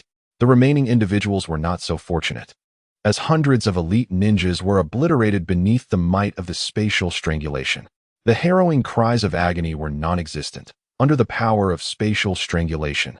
Even the lowliest of insects had no time to struggle or suffer. The ground was shrouded in a thick mist of blood, its vivid red hue strikingly bright, and the pungent scent of blood swiftly permeated the air, reaching the nostrils of Uchiha Ryu and his companions. Uchiha Ryu stood there, gasping for breath, his chakra nearly depleted and insufficient for further combat. He had not anticipated that the 4th Hokage would arrive just in time. A chilling laughter escaped Uchiha Ryu's lips. I regret to inform you, Third Lord, that I can only save so many. The handsome young man, clad in the Hokage's robes and possessing striking golden hair, held a specially crafted kunai of the flying thunder god, vigilantly watching the grinning Uchiha Ryu. Fortunately, you arrived just in time, otherwise it would have been the greatest disaster for Konoha. Sarutobi Hiruzen's face was etched with fear, grateful that Minato had arrived promptly. Had they all perished here, the already weakened Konoha would have undoubtedly faced a collective assault from the 4 great shinobi villages. The fallen could be replaced, but their deaths would be permanent. We lost everyone we brought. Nara Shikaku was filled with heartache, knowing that many of his clansmen had sacrificed their lives in this internal strife. A loss that felt unjust. Now is not the time for such lamentations. Minato, with your flying thunder god technique, you should be able to counter their abilities, correct? Sarutobi Hiruzen gestured for Shikaku to cease speaking negatively as he gazed gravely at Minato. It seemed that Uchiha Ryu was currently in a weakened state, incapable of unleashing the terrifying spatial ninjutsu he had just demonstrated. Leave it to me, Third Lord. Namake's Minato nodded solemnly, realizing that had he arrived merely a second later, Uchiha's clan might have succeeded. Uchiha Fugaku sat on the ground, still reeling from the shock. He had never imagined that Ryu would aim to eliminate him as well. Namake's Minato, you have squandered an opportunity to seize complete control of Konoha. Despite their opposing stances, Uchiha Ryu found himself somewhat admiring Namake's Minato's cheerful disposition. At least he did not have to worry about being constantly schemed against by this individual. Uchiha Ryu, it is time to cease hostilities. Bloodshed, as you assert, will not resolve our issues. I know you wish to rectify the Uchiha's predicament more than anyone, but your methods are misguided. At present, you cannot defeat me. Namikaze Minato proclaimed confidently. Cease hostilities? Are you jesting? Uchiha Ryu looked at him with disdain, a cold smile gracing his lips. While you may claim that violence is not the best option, it remains the quickest and most direct approach. In this world, there are only two outcomes, victors and vanquished. It appears we have nothing further to discuss. Minato furrowed his brow, preparing for battle. As Hokage, he could not allow the peace of the village to be disrupted. Master, we have arrived. At that moment, Uchiha Kage, having just parted ways with the Akatsuki, hurried to join his team. What is the situation? Uchiha Ryu inquired softly. Reporting to you, Master, our plan has succeeded. I have successfully dispatched the Akatsuki members from the village. Uchiha Kage whispered excitedly. Chapter 10. You can also use the Flying Thunder God technique whoosh, whoosh, whoosh. The sudden barrage of kunai interrupted Uchiha Ryu's conversation. Master. Uchiha Okamoto stood protectively before Uchiha Ryu, deftly deflecting the incoming projectiles. Utilizing the natural advantage of their Sharingan, Uchiha Ryu and his companions effortlessly evaded the attacks. Uchiha Ryu subtly examined the kunai scattered on the ground, his gaze growing colder. In this world, those who understood Namikaze Minato's abilities were either deceased or confined to the upper echelons of Konoha. The necessity for Minato's Flying Thunder God technique was to utilize the Flying Thunder God marks to deliver a lethal strike to his enemies. In an instant, he could appear before the foe, exploiting their moment of vulnerability to unleash a devastating Rasengan. This was the reason he was known as the Yellow Flash. Wind release, great wind. Uchiha Ryu formed a one-handed seal, unleashing a tempest that swept the kunai far away. This sudden action caused Minato to frown. Logically, his opponent should not have knowledge of his Flying Thunder God-esque characteristics. I will not permit anyone to disrupt the peace of the village. One kunai after another. Accompanied by the flash of yellow, Namikaze Minato instantaneously appeared before Uchiha Ryu, wielding a rapidly spinning sphere of potent wind chakra. Light wheel, freezing spiral Jiraiya double technique. Under the scrutiny of Uchiha Ryu's eyes, Minato's attack was laid bare. Upon witnessing Minato's abrupt assault, Uchiha Ryu offered an enigmatic smile, raising his hand to reveal a kunai inscribed with the Flying Thunder God mark. What is this? Minato, well-versed in the Flying Thunder God technique, found himself momentarily stunned before swiftly relocating to safety as a flash of yellow. What just happened? Sarutobi, Hiruzen, and the others, puzzled by Minato's sudden attack and immediate withdrawal, exchanged bewildered glances. You've learned the Flying Thunder God technique. Minato's sunny smile gradually faded, replaced by a grave expression. He understood the severe disadvantage he would face now that his opponent had mastered the Flying Thunder God technique. The combination of the Flying Thunder God and Rasengan was his signature offensive strategy. Fourth, this trick of yours cannot affect me. Uchiha Ryu looked at Minato with a playful expression, then shifted his gaze to Sarutobi Hiruzen, his voice as cold as an icy pond. Third, my Uchiha clan is not a mere pawn for you to control. What do you mean by that? Sarutobi Hiruzen's countenance darkened, mistaking his opponent's capabilities. He felt a surge of caution. The fact that Uchiha Ryu could utilize the Flying Thunder God was already beyond his expectations. You will find out soon enough. After tonight, my Uchiha clan will fully exercise the authority of the Konoha Guard. Uchiha Ryu spread his arms wide, closing his eyes as if the entirety of Konoha lay within his grasp. Unfortunately, the Uchiha clan's strength was still insufficient. They needed to become powerful enough to silence the entire shinobi world and beyond. Only then would the Uchiha clan truly be formidable. Relying solely on an individual's strength was far from adequate. There were too many examples, from Uchiha Madara to Otsutsuki Kinshiki. Both were individuals of tremendous power. Had the Uchiha clan not been for his emergence, they would have faced extinction. The once powerful shinobi sect that spanned the world had vanished without a trace, leaving no remnants of their existence. Arrogant. Danzo's face turned crimson with rage as he clenched his fists. What you Uchiha clan have done tonight is a capital offense. After tonight, there will be no Uchiha left. Uchiha Fugaku, standing nearby, was filled with trepidation, casting hopeful glances at the third and fourth Hokage. Placing hope in others was the most significant flaw of Uchiha Fugaku. It seems I must deal with you first. Namikaze Minato understood that if the root of the problem was not addressed, he could not protect the Uchiha clan either. He swiftly produced a mysterious scroll and unfurled it on the ground, forming intricate hand seals. Do not assume that Namake's Minato was limited to the Flying Thunder God and Rasengan. Do not forget that his wife hailed from the Uzumaki clan and had received direct guidance from Uzumaki Kushina. Master, shall we fight our way out? Uchiha Kage slowly drew his weapon, his three-tomo Sharingan eager for action. They will retreat on their own. Uchiha Ryu offered a mysterious smile. They were somewhat distant from the residential area, and it would take time for them to navigate from there to this location, had he not left a mark. Uchiha Kage would not have arrived so swiftly. Just as Namake's Minato prepared to execute the sealing technique he had ready, he was interrupted by an unexpected commotion. Not good. Master, it's all over. Master, there's trouble at home. A cadre of elders, usually exuding authority, rushed toward him in unison. The cries of anguish echoed, causing Sarutobi Hizashi and others to furrow their brows, an ominous premonition enveloping their hearts. The clan had reported that an unknown group of formidable ninjas had stealthily infiltrated their clan, wreaking havoc. By the time they gathered their strength to retaliate, the younger generation had already been nearly decimated. Sarutobi Sasuke knelt before Sarutobi Hizashi, lamenting bitterly. What did you say? Sarutobi Hizashi's body trembled, as if struck by a heavy blow, leaving him dizzy and disoriented. It was not only Sarutobi Sasuke. Others also approached their respective leaders to recount the tragedies that befell their families. Draw the tiger away from its mountain lair. Nara Shikaku and others' expressions shifted dramatically as their gaze turned with malice towards Uchiha Ryu. They had not anticipated such ruthlessness from their adversary. Ha ha. After leading you all on such a wild goose chase, did you think I was waiting for something? The miseries of these individuals only served to amuse Uchiha Ryu. His laughter piercing the air. Cursed be you. I shall slay you.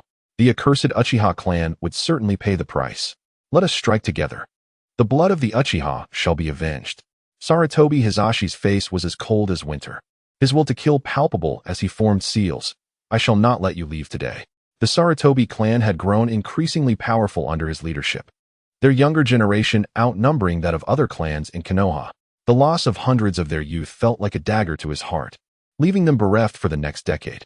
Summoning technique. Boom. What calamity had befallen them? The Saru demon emerged, inquiring immediately. Transform into the Rui Jingu Bang. Yes. Sarutobi Hizashi could not elucidate further, but the latter sensed the gravity of the situation and promptly transformed. Everyone, join me in eliminating Uchiha Ryu. With the Rui Jingu Bang in hand, Sarutobi Hizashi issued commands in a stern tone. Swish, swish, swish. Kunai inscribed with the Flying Thunder God marks were hurled at the feet of Sarutobi Hizashi and his companions. Let us see who dares to act. Is your ninjutsu faster? Or is my Flying Thunder God technique? Chapter 11.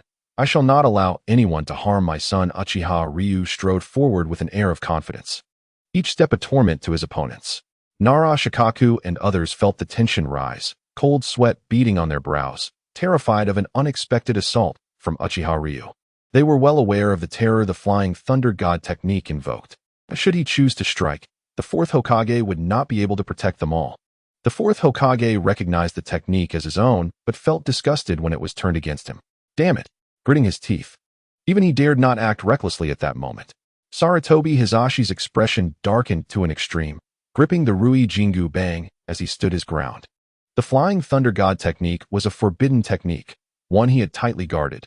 There was no way Uchiha Ryu could have learned it without his knowledge. Little did he suspect that it was his most trusted disciple, Orochimaru, who had betrayed him. Uchiha Fugaku's eyes widened as he observed Ryu pressing forward, forcing the third Hokage and others into an action. This was a scenario that had never unfolded for the Uchiha clan in his lifetime. Could it truly be his fault? Fugaku's steadfast beliefs began to fracture. But I am waiting. What are you waiting for? Uchiha Ryu's face revealed a triumphant smile as he sensed their hesitation. Swish! The Flying Thunder God activated. The speed of spatial relocation was beyond the grasp of the naked eye. Quickly scatter. Sarutobi Hizashi felt a rush of urgency as he saw Uchiha Ryu vanish. The fourth Hokage, drenched in sweat, pressed his fingers to his forehead, attempting to discern Ryu's whereabouts in the space around him. In that instant, Uchiha Ryu, consuming chakra as he traversed the space, made his move. A simple kunai appeared silently at Sarutobi Sasuke's neck, slicing through with ease. Ugh! Sarutobi Sasuke had no time to react, clutching his neck as blood poured forth. suffocating him in a torrent. 1. Uchiha Ryu's voice, akin to a demonic whisper, reverberated in the ears of the onlookers, causing them to hastily clear the kunai from the ground. Do not panic. He can only kill one at a time. Let us first deal with the remaining Uchiha ninjas. Though Sarutobi Hizashi was often hesitant, he now commanded with a semblance of his younger self's authority. Sarutobi, this is truly you.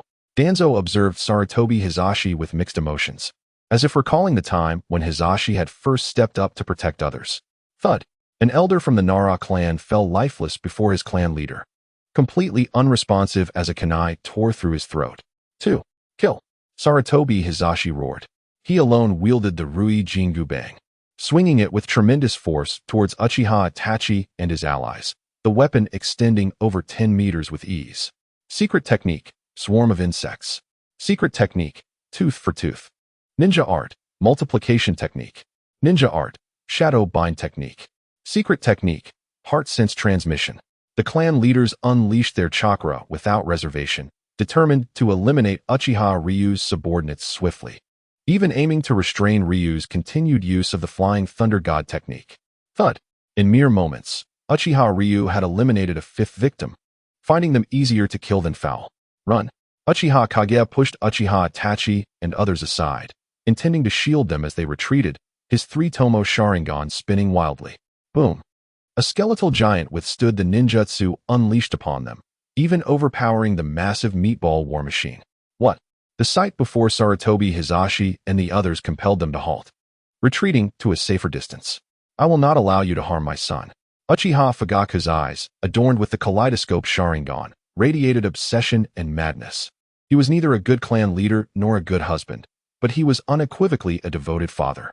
He understood Uchiha Ryu's intentions, to force his hand by feigning disinterest in rescue. Father. Uchiha Itachi gazed in astonishment at the towering figure before him. I had not expected you, clan leader Fugaku, to awaken the kaleidoscope Sharingan as well. Uchiha Itachi regarded the former clan leader, who was shielding them from the onslaught, with a complex expression. Uchiha Okamoto, Uchiha Kage, and Uchiha Yato exchanged glances, each reflecting the shock in the other's eyes. They had never anticipated that Uchiha Fugaku had concealed such depths. Uchiha Fugaku, do you comprehend the ramifications of your actions? Sarutobi Hizashi felt a weight in his heart. The situation seemed to spiral out of control. Yet in response to Sarutobi Hizashi, the Rui Jingu Bang was seized by Susanoo, flinging him far away. Rasengan. The kunai inscribed with the Flying Thunder God mark fell at Uchiha Fugaku's feet, providing the fourth Hokage with an opportunity. The destructive force of the Rasengan tore through Susanoo, creating a spiderweb-like fissure. Feeling the immense power bestowed by the kaleidoscope Sharingan, Uchiha Fugaku's demeanor shifted, increasingly dismissive of others. This is the ultimate technique of the Uchiha clan, Susanoo, the strongest offense and defense combined. Fourth Hokage, shall we bring this to a close? Uchiha Fugaku did not wish to irreparably offend Konoha. Now that his kaleidoscope Sharingan had been revealed, Konoha would undoubtedly be more vigilant against the Uchiha clan. Uchiha Fugaku, do not presume that saving us grants you authority. The current Uchiha clan was not yet under his dominion. Uchiha Kage's cold and unyielding voice resonated from behind him. Seal. Bind. Imprison. Wolfing Watergate was acutely aware that he could no longer hold back. The previously sealed scroll of sealing unfurled in an instant. Hovering before him as a powerful force surged forth towards Uchiha Fugaku. Despite Fugaku's attempts to evade, it was too late. Although the sealing technique was not classified as an explosive ninjutsu, the distance was nonetheless sufficient. Waves of black sealing energy relentlessly struck Susanoo. A look of horror transformed Fugaku's countenance as Susanoo began to sway precariously, the power of his Manjiki Sharingan erupting suddenly. In the moment Amaterasu was unleashed, Wolfing Watergate, not daring to underestimate the situation, swiftly employed the Flying Thunder God technique to vacate the area. The sealing scroll left behind was ignited by the black flames of Amaterasu, which gradually extinguished after a few moments, leaving the scroll completely consumed, with not a trace of ash remaining. The absorption of Susanoo's sealing power dissipated immediately, and the crumbling Susanoo finally stabilized. Uchiha Fugaku let out a deep sigh of relief. At that moment, an enormous Rui Jingu Bang descended from the heavens. Boom. The massive staff, crashing down, was blocked by a giant clad in imposing armor using both hands. Chapter 12, The Grand Finale. The Rui Jingu Bang of Sarutobi Hiruzen was no ordinary weapon, yet it was repeatedly thwarted by Uchiha Fugaku's Susanoo. Uchiha Kiyoshi, utilizing the Flying Thunder God to evade the approaching bluffing Watergate, seized the opportunity to observe the battle between Fugaku and Sarutobi Hiruzen. Seeing Fugaku, despite being under pressure from Hiruzen, still refraining from retaliating, revealed a reluctance to fully unleash his potential, stirring feelings of frustration within Kiyoshi. The power of the Manjiki Sharingan could certainly suppress Hiruzen for a time. However, the limitation of ocular power precluded sustained combat. Even though Hiruzen possessed the Shiki Fuin, a forbidden sealing technique that could result in mutual destruction, it required contact with the victim's body to summon the Shinigami for a soul exchange. Nevertheless, successfully drawing Uchiha Fugaku into the fray had achieved what Kiyoshi desired. Fugaku was not adept at expressing his emotions. Otherwise, Uchiha Itachi would not have felt the absence of paternal affection, nor would he have been swayed by Sarutobi Hiruzen. Fugaku's Manjiki Sharingan must not meet the same fate as in the original narrative, where it failed to demonstrate its full potential and was rendered useless alongside its master. Fire Style, Great Fireball Technique. The fireballs unleashed by Uchiha Kiyoshi instantly depleted the surrounding oxygen, erupting in a furious explosion. Boom. Wind Style, Wind Surge. A tempest of wind howled forth, as the scattered flames danced with newfound vigor, threatening to engulf Nara Shikaku and others. The Uchiha clan members had no intention of remaining idle spectators, resolutely refusing to allow their leader to confront the enemy alone. Fire Style, Great Fireball Technique. Fire Style, Great Fireball Technique. A barrage of enormous fireballs surged forth. Sealing Technique. Bluffing Watergate opted not to continue his assault on Uchiha Kiyoshi, hastily activating the sealing scroll to encapsulate the flames and rescue Nara Shikaku and others. Do not be deceived. The Great Fireball Technique is not without lethality. It is merely a matter of narrative. The Uchiha clan's signature ninjutsu, while seemingly a simple fire technique, bore destructive power linked to the strength of its wielder. You must immediately escort Uchiha Itachi back to the clan grounds. Relay my orders. All clan members who have awakened their Sharingan must gather at the Nana Shrine. Uchiha Kiyoshi turned and raced towards Uchiha Fugaku. Meanwhile, surrounded by flames, Danzo, upon receiving Watergate's warning, swiftly utilized Wind Style to curb the flame spread. The raging inferno could not be extinguished instantly even by the fierce winds. However, as Watergate accelerated his sealing efforts, the flames began to wane. Chief, be cautious. We await your return at the clan grounds. The chief's orders must be obeyed. Uchiha Kage, unwilling to delay matters of great importance, promptly took command and escorted Uchiha Itachi towards the clan grounds. Fugaku, the Uchiha have reached a dead end. You cannot afford to err again. Sarutobi Hiruzen attempted to sway Uchiha Fugaku, bracing himself against the blows of Susanoo with the Rui Jingu Bang. There is no turning back for me now, third Hokage. Uchiha Fugaku understood that after this night, the Uchiha clan would no longer be within his grasp. Once he aligned himself with the third, Uchiha Kiyoshi would undoubtedly seek vengeance against Itachi and Mikoto. Fight if you must, retreat if you will. Hesitance has no place in battle. Once a razor-sharp blade, now reduced to this state. Fugaku, you are the eternal sinner of our clan. Uchiha Kiyoshi's cold voice echoed from the side.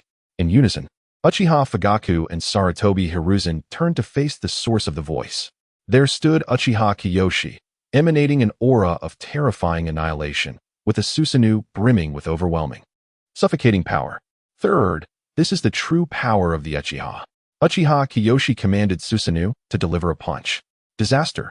The overwhelming aura descending upon Hiruzen instilled panic within him as he swung the Rui Jingu Bang, attempting to push back his adversary.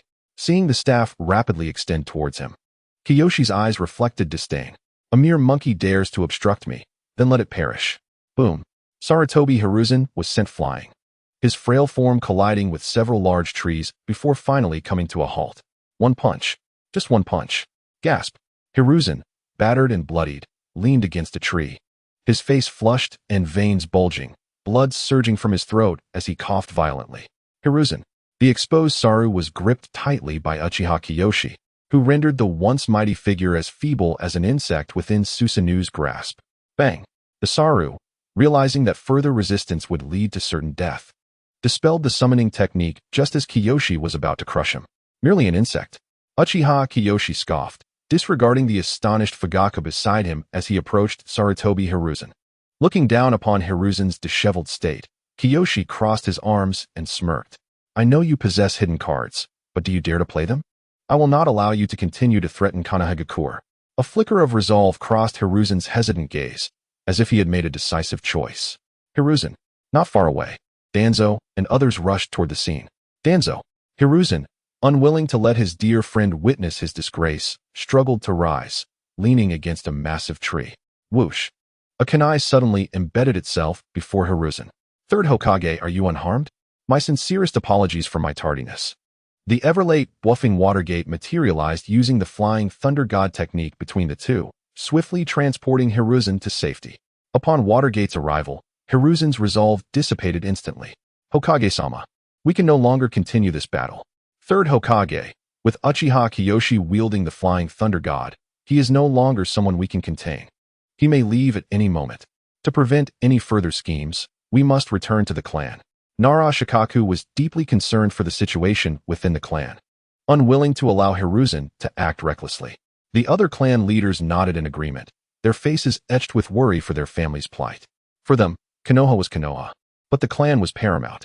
If the clan fell, their power and status would vanish. Relying solely on their individual strength would not suffice in Konoha. For instance, the former Hitaki Sakumo fell victim to rumors and was eliminated due to a lack of familial support. The truth behind the death of Kiki Sh was well understood among the families, yet due to matters of interest, they subtly fanned the flames from the shadows. Do you wish to rebel as well? Upon sensing their wavering resolve, Danzo erupted in anger, rebuking them fiercely. Danzo, mind your words. Sarutobi Hizashi, noticing the changing expressions of Nara Shikaku and the other clan leaders, quickly intervened to halt Danzo's tirade. It appears there are still wise ones among you. This game shall come to an end tonight, and I shall no longer indulge you. Uchiha Sasuke, with a demeanor of nonchalance, turned and approached Uchiha Fugaku, grasping his shoulder before they both vanished from sight. In the next moment, Uchiha Sasuke found himself within the Uchiha clan's territory. Mikoto and Itachi looked at him with complex expressions, hesitating to voice their thoughts. Sasuke cheerfully congratulated Fugaku for making the right choice and chose not to press further. Rest assured, Itachi has been raised under my watchful eye. However, you have not fulfilled your duty in guiding him. There will be a gathering at the Nanga Shrine this evening. Remember to bring Itachi and Mikoto along. I will come, Fugaku replied hastily. Yet he remained anxious about the swift departure of the mother and son. As Uchiha Sasuke emerged from his room, having enjoyed a refreshing bath, he was greeted by Uchiha Kage, who awaited him respectfully at the door. Clan leader, as per your directive, we have gathered all clan members who have awakened their Sharingan at the Nanga Shrine. Excellent, Sasuke responded, stretching his wrists as he donned his black formal attire. By the way, has Shursui returned yet? Sasuke suddenly recalled the mission he had assigned to Uchiha Shursui. Reporting to the clan leader, Shursui has not yet returned. Kage replied candidly. Very well, Sasuke said, relieved. The Nanga Shrine served as the sacred site for the Uchiha clan's ancestral worship and significant ceremonies, a venue for pivotal clan decisions. In the rarely known basement of the shrine, a stone tablet left by the Sage of Six Paths lay hidden, known only to the clan leaders of each generation. This tablet, altered by Kagaya's influence, directly lured Uchiha Madara into Kagaya's machinations, paving his path to power. Since the time of their ancestor Indra, the Uchiha clan had been exploited repeatedly by Kagaya, renowned for producing prodigies. The Uchiha clan possessed innate talents that surpassed those of ordinary shinobi, even without the awakening of the Sharingan. Although the Uchiha did not match the Senju and Uzumaki clans in sheer chakra volume, they were still significantly stronger than other shinobi clans, coming in a close second to the Senju and Uzumaki. In the aftermath of the Third Great Ninja War, the new generation of Uchiha who awakened their Sharingan was few, with the probability of awakening at an all-time low. The Sharingan, born from blood and tears, thrived in the chaos of war. Without it, the doors to awakening for many clan members remained firmly shut. Konoha resembled an enormous cage, taming the once ferocious Uchiha clan into docile, defenseless kittens. Seated in the main position, Sasuke faced the assembly of crimson Sharingan eyes, feeling as though the entire world beckoned to him. What has transpired? Where are my son and grandson? And this is not your rightful place, the elder Uchiha Yada questioned sternly, his brow furrowed. To this day, he remained oblivious to the unfolding situation, having confined himself out of fear after his family was taken hostage. The second elder, Uchiha Rinpu, and third elder, Uchiha Hataka, regarded Sasuke with blank expressions, as their own families were similarly held captive. The remaining clan members, unaware of the truth, dared not speak. As Uchiha Kage and his men stood menacingly, weapons in hand, Sasuke regarded the three elders with a cold gaze, having already determined their fates. Apologies for my tardiness, Fugaku exclaimed, entering with Mikoto and Itachi. Upon seeing Sasuke seated in what was once his position, he felt an inexplicable sense of relief. Perhaps the burden of leadership had indeed weighed heavily upon him all this time. Seeing Fugaku's reaction, Yada anxiously inquired, "Fugaku, what is the meaning of this?" With a sigh, Fugaku slowly addressed the confused clan members. "From this moment forth, I officially resign as the leader of the Uchiha clan. The position shall be assumed by Uchiha Sasuke." After stating this, Fugaku offered a deep bow to Sasuke. "I pay my respects to the clan leader." Upon witnessing Fugaku's declaration, Yada erupted in anger. "Even if you resign, you should have informed us. The position of clan leader cannot be decided unilaterally. And what makes Uchiha Sasuke worthy of such a title at his age? Unworthy?" Sasuke scoffed. The atmosphere shifted dramatically, a palpable tension enveloping the room as the terrifying gaze of his Manjiki Sharingan bore down upon Yada. You. Yada stammered, pointing at Sasuke's eyes, utterly shocked into silence. "You have awakened the legendary Manjiki Sharingan." The remaining two elders, aware of its significance, lamented their own inability to achieve such power, having exhausted their potential in pursuit of it. Many of the clan members remained bewildered, their understanding of the Sharingan limited to the three-tomo variant. With a loud crash, Yada was flung against the wall, collapsing unconscious.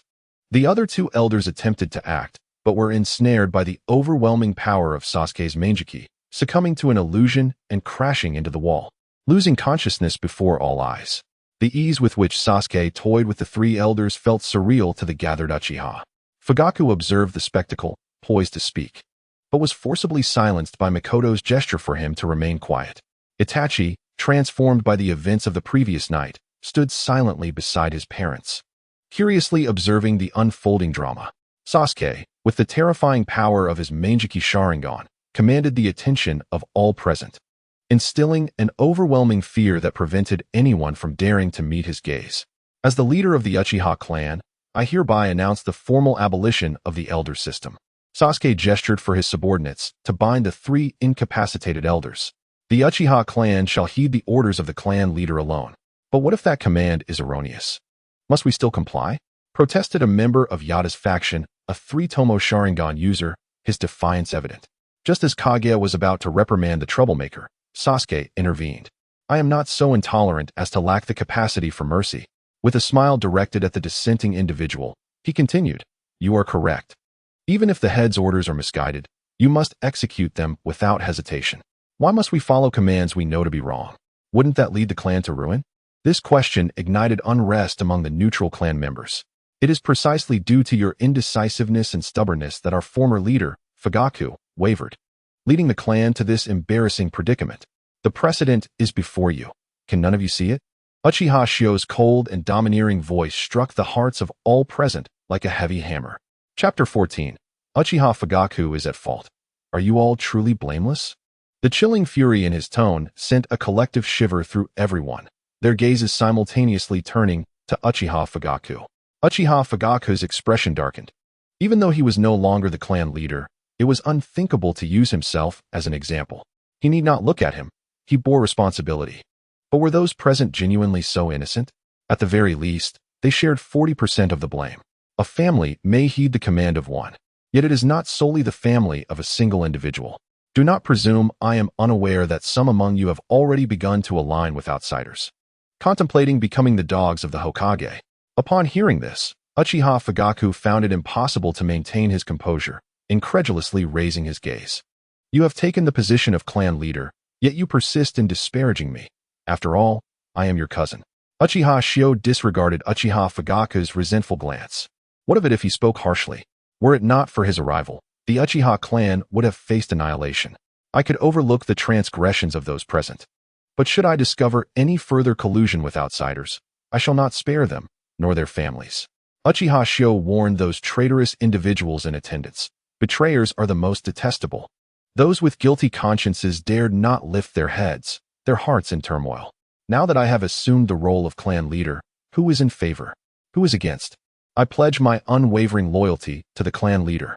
Uchiha Kage was the first to kneel, fist pressed to his heart, proclaiming loudly. I pledge my unwavering loyalty to the clan leader. Uchiha Hai and others echoed with fervor. The standing clan members exchanged glances, momentarily uncertain of how to respond. However, some astutely seized the opportunity, kneeling and vociferously swearing allegiance. With one example set, the rest followed suit, eager to pledge their loyalty to the clan leader. Uchiha Fugaku stared blankly at this scene. During his tenure as clan leader, these individuals had not displayed such faces. Where had their righteous indignation gone? Is this the power that grants one a voice? The quiet Uchiha Itachi compared his father to his uncle, suddenly enlightened as to the nature of power. Uchiha Shio surveyed the loyal clan members, aware that some were not genuinely submissive, but rather coerced by the prevailing circumstances. Nevertheless, that was sufficient. Complete control of the Uchiha was merely a matter of time. Now, in the name of the clan leader, I hereby issue my first command. Henceforth, no clan member shall step beyond the clan grounds until the ban is lifted. Understood. This clan meeting was quite simple. Uchiha Shio did not issue excessive commands, merely prohibiting clan members from leaving the clan grounds. After all, Konoha was in disarray due to his machinations, with many families suffering grievous losses. Most of the clan members who ventured out would likely not return. This was largely thanks to the traitors among these families. Without them, he would not have been able to gather such intelligence, allowing him to easily eliminate a significant portion of the younger generation of his adversaries. In this world, interests easily breed traitors, especially the Sarutobi clan, whose traitors sought to ascend by betraying their family with abundant information. This was also a key factor in Uchiha Shio's willingness to pay a high price to the Akatsuki for the successful eradication of the Sarutobi clan. The news of the Uchiha clan's lockdown quickly reached Sarutobi Hizashi. That night, Uchiha Shio slept soundly, while Sarutobi Hizashi and others found no rest. Konoha was mired in chaos due to the Uchiha clan's actions. Compensation for damaged properties, relief for civilian casualties, and lists of casualties among ninjas, all needed to be addressed by Konoha's upper echelons. What troubled Namake's Minato and Sarutobi Hizashi most was not these matters, but the fact that the families targeted by the Uchiha had united to plan an offensive against them. The upper echelons of Konoha were most eager to agree, yet also most reluctant to do so. The reason was simple. The Uchiha clan possessed 2 pairs of Manjiki Sharingan. Once war broke out, it would be impossible to eradicate the Uchiha in a short time. Should news of this internal strife reach the other ninja villages, the disastrous consequences would send shivers down the spines of Sarutobi Hizashi and others. However, the pressure from these united families was not something Sarutobi Hizashi could bear. Although the Hokage lineage had trained numerous civilian ninjas, the most vital structure within Konoha still relied on clan ninjas. Should they lose the support of these clans, the fate of Konoha was all too predictable. This scheme of division, this individual must not be allowed to remain. Weary, Sarutobi Hizashi leaned back in his chair, gazing at the moon outside the window, letting out a deep sigh. Sarutobi Hizashi had reluctantly appeased the discontent of these clan leaders by promising various benefits. Third Hokage, should we send for Jiraiya-sensei and Tsunade-sama? For the first time, Namake's Minato found himself questioning his own capabilities. Send the Umbu to seek them out. Understood, Third Hokage. The following morning, the streets of Konoha were adorned with white banners at every household. Some civilians perished due to the fires, while many more fell victim to those seeking to profit from the chaos, looting amidst the turmoil, revealing the darkness of human nature. However, Uchiha Shio paid little heed to this. What did the deaths of a few matter? There were plenty of civilians within the land of fire eager to settle in Konoha. These were matters the clan leader must address. If there were any uncertainties, they could send someone to consult with him. Uchiha Fugaku personally brought confidential documents concerning the clan to Uchiha Shio's residence, fearing that his young cousin might not know how to handle them. Do you not harbor any hatred for me? Uchiha Shio casually flipped through the confidential documents, raising his gaze to meet the earnest Uchiha Fugaku. A hint of relief washed over Uchiha Fugaku's already troubled face, and he offered a wry smile. To be honest, I did harbor hatred at first. However, during last night's meeting, I suddenly realized that perhaps holding onto the position of clan leader might indeed lead the Uchiha to the abyss. Uchiha Fugaku took a deep breath, confronting his own feelings, and spoke candidly. At least up until now, you have been right. Upon finishing, Uchiha Fugaku watched as Uchiha Shio rose and extended his hand towards him. Since you believe I am right, I invite you to assist me. You wouldn't refuse, would you, cousin? The sorrow on Uchiha Fugaku's face vanished, replaced by a long-lost smile as he grasped that hand firmly. This grip felt like floating duckweed finally reaching the shore. Cousin, we are family. Whatever is needed, I shall always be at the forefront, never retreating. Agreed, it is a promise. Then I shall entrust the family affairs to you. From today onward, I will establish the position of assistant clan leader beneath the clan head, responsible for assisting the clan leader in managing family matters. Uchiha Shio cheerfully patted Fugaku's shoulder. This arrangement should suit him well. I leave this to you. I shall take my leave now. Uchiha Fugaku turned, only to find Uchiha Shio's figure had already vanished from sight. Chapter 15. The privileges of the Uchiha. Uchiha Shio had no desire to squander his time on clan affairs. Yet, such matters could not be ignored, making it best to delegate them to Uchiha Fugaku, who excelled at navigating through complexities. This way, he could make the best use of Fugaku's remaining capabilities. Most clan affairs were merely mundane matters of daily life. The family was a large household, and the bond between clan members was forged by the clan leader. The remaining minor issues pertained solely to the family's future.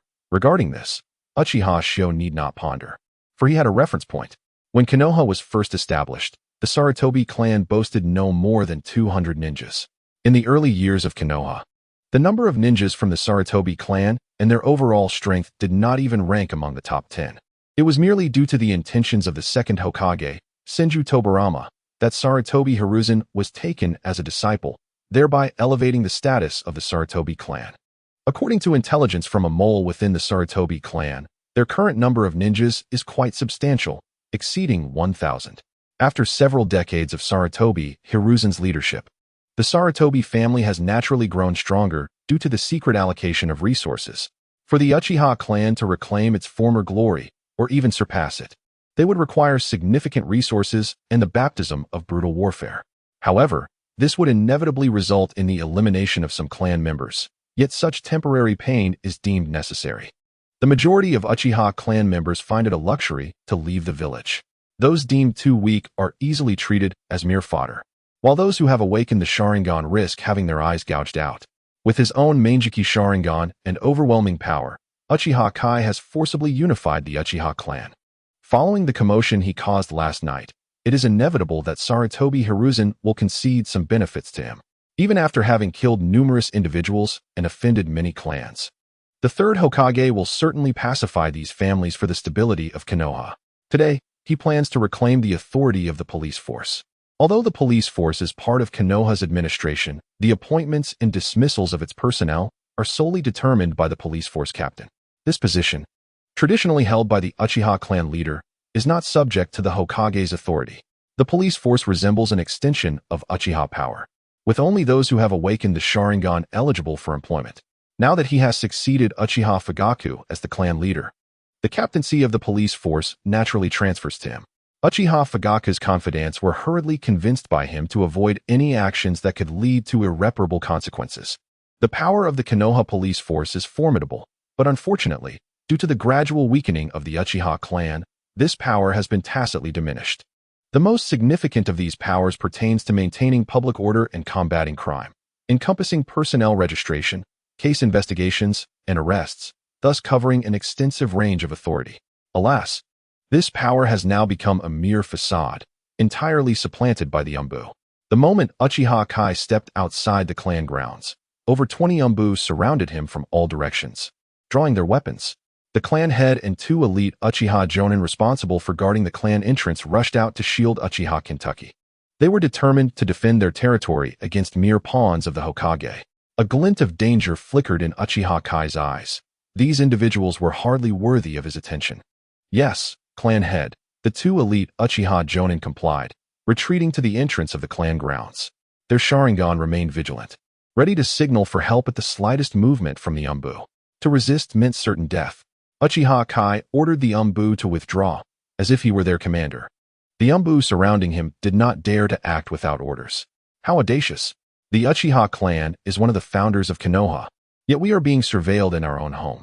What a farce, Uchiha Kai thought, gazing up at the sky, shielding his eyes from the harsh sunlight as his tone grew increasingly frigid. Boom! Within a minute, the Umbu lay scattered on the ground, blood seeping from their necks. The ground was littered with kunai inscribed with the flying thunder god seal. The instigator, Uchiha Kai, had already arrived in the Hokage's office. The tense atmosphere remained palpable upon his entrance. You dare to emerge? What were those Umbu doing? Danzo growled, gripping his cane while fixing a fierce gaze upon him. Sarutobi Hiruzen felt an ominous premonition at the mention of the Umbu. What Umbu? I was unaware of any such presence. You mean those watchdogs? I thought you had sent me dog meat on purpose, Uchiha Kai retorted boldly, lounging on the sofa as if it were his own home. Danzo, who granted you the authority to deploy the Umbu? Sarutobi Hiruzen's mood soured at the inexplicable loss of some Umbu forces. The loss of strength is too great. I can only resort to this measure. The Uchiha must be contained within their clan grounds and not allowed to roam freely, posing a threat to Konoha. Moreover, as the Hokage's assistant, I do not need permission to mobilize the Umbu. Danzo's demeanor was unyielding, his words harsh and unforgiving. Minato, standing to the side, felt like a mere subordinate, afraid to interject. Uchiha Kai found this amusing. He held a certain admiration for Minato, but their opposing stances precluded any possibility of friendship. Now, we must have a serious discussion, Sarutobi. Uchiha Kai interrupted the bickering between the two. What do you desire? Sarutobi Hiruzen asked, his expression darkening as he glared at Uchiha Kentucky. I demand 100 positions for the defense of the old shoreline. I demand 100 positions for the defense of the Moan line. I demand 100 positions for the defense of the Jiangchuan coastal line. Over the years, Konoha has owed the Uchiha clan a considerable amount of training resources and funds, which have yet to be dispensed. Please provide a one-time compensation. The 3 streets adjacent to the Uchiha clan grounds shall belong to us. During the Third Great Ninja War, as Konoha faced threats from all sides, countless Uchiha ninjas sacrificed their lives at the Jiangchuan coastal line, while the returning heroes garnered significant achievements. It is unacceptable that there has been no public acknowledgement, let alone any substantial recompense. Third Hokage, my Uchiha clan feels deeply neglected. Uchiha Kai boldly laid out his demands without considering whether they would be met. Sarutobi Hiruzen ignored the last statement, contemplating for a moment before responding, I cannot grant all of your requests. Konoha is still in a recovery phase and cannot afford to fulfill everything. Fourth Hokage, since you are now the 4th Hokage, how do you propose we resolve this? Uchiha Kai smiled, redirecting the conversation towards Minato. Uchiha Fugaku supported you in becoming the 4th, and he worked hard to facilitate that. Chapter 16, A Diminished Benefit. A diminished Konoha Minato instinctively glanced at Sarutobi Hiruzen, who signaled him to speak. With the support of Minato, any concessions made to the Uchiha clan would not draw fire onto himself. Danzo observed the scene with a cold, disdainful smile. Overjoyed at the implicit trust he believed Sarutobi Hiruzen had in him, Minato naively made a decision. I can make decisions regarding the first 3 requests. As for the debts owed over the years, I propose a payment plan. Would the Uchiha clan head find this satisfactory? Regarding the 3 streets surrounding the Uchiha clan grounds, the personnel involved are too numerous. I will designate the usage rights of 1 street to the Uchiha clan. Both the fallen heroes and the living heroes deserve respect. They must not be disrespected. I believe the Uchiha clan has misunderstood our intentions. We have been actively issuing rewards for war merits, albeit at a slower pace, and it simply has not yet reached the Uchiha clan. The stability of Konoha is of utmost importance at this juncture, and Minato wished to prevent any further escalation of the matter. Uchiha Kai slowly rose, extending 3 fingers towards Minato. The debts owed to the Uchiha clan can be temporarily deferred, but those 3 streets will be personally claimed by the Uchiha clan tomorrow. Tomorrow, I demand to see compensation for the sacrifices made by all members of my Uchiha clan during the Third Great Ninja War, as well as rewards for the illustrious feats accomplished by my kin. For every single coin withheld, Konoha loses a member. Uchiha Hyu, with a demeanor that brooked no opposition, offered a final remark before sweeping out of the office, leaving a palpable tension in the air. Positioned at the threshold of the Hokage's office, Uchiha Hyuga cast a penetrating glance back, his Sharingan eyes surveying the three present with an intimidating authority. Indeed, I require a stable Konoha. I refuse to allow my clan members to face any form of discrimination within our own village. Remember, any form of discrimination. With that, Uchiha Hyuga arrogantly departed. Damn that Uchiha clan. Danzo seethed, standing by the window, watching Uchiha Hyuga exit the Hokage building, his frustration manifesting in furious strikes against the wall. As Uchiha Hyuga walked down the street, he suddenly turned his gaze back toward the Hokage building. The position of Hokage shall belong to the Uchiha. This is not merely about a desire for the Hokage title. It is a step toward dominion over the entire ninja world. Hey, why do they look at us so strangely? Uchiha Shursui, who had hurried back from a mission, happened upon Uchiha Hyuga and immediately approached him with a greeting. Uchiha Hyuga's eyes flashed with surprise. He had not anticipated Shursui's return at this moment. However, the situation had already solidified, and even Shursui could not alter its course.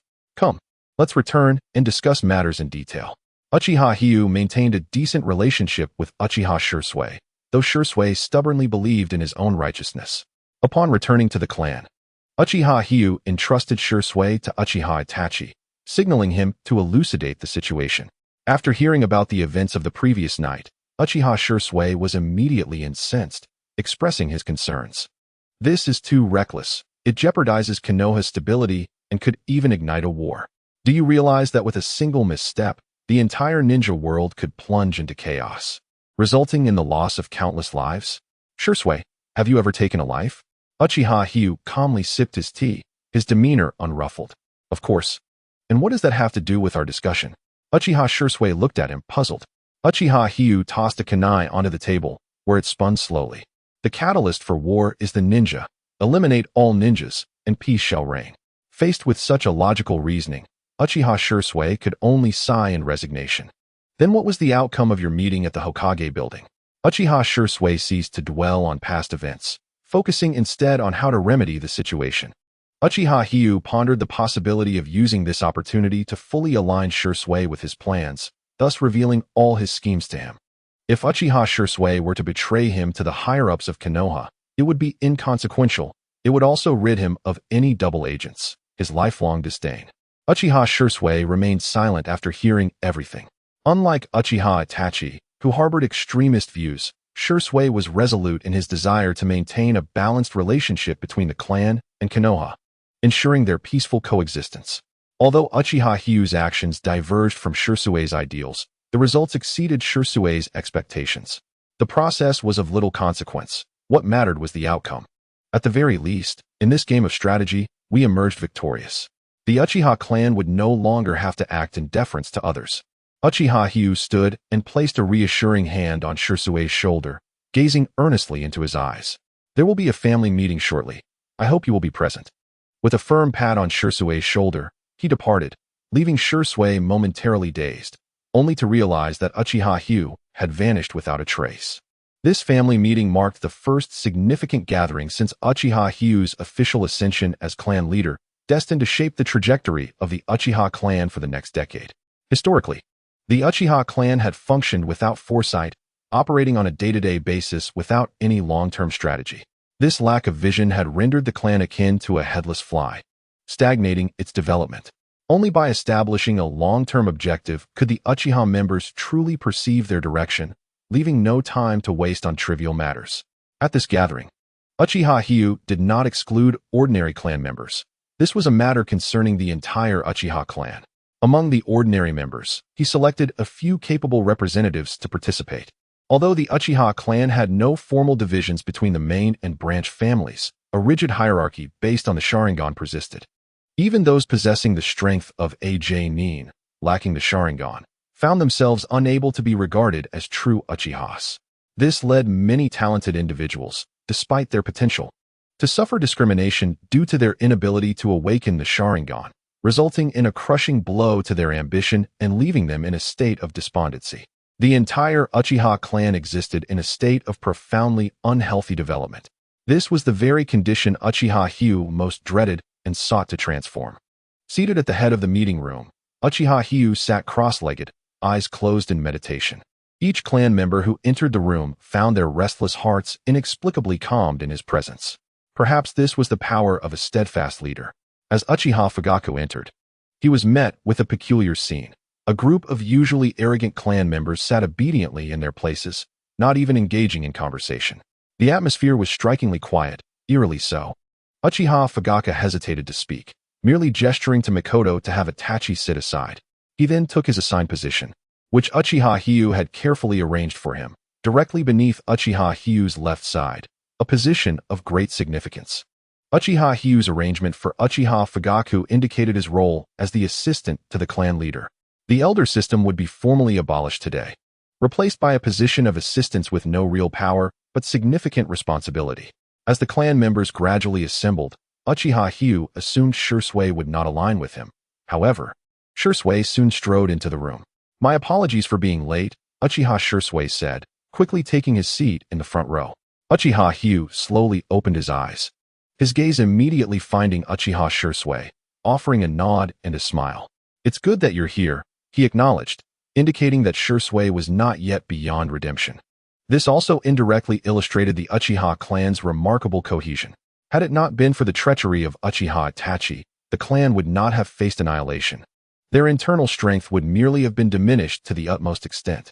Facing the multitude of clan members, Uchiha Hyu felt no trepidation. He did not ponder over his words, nor had he prepared a speech.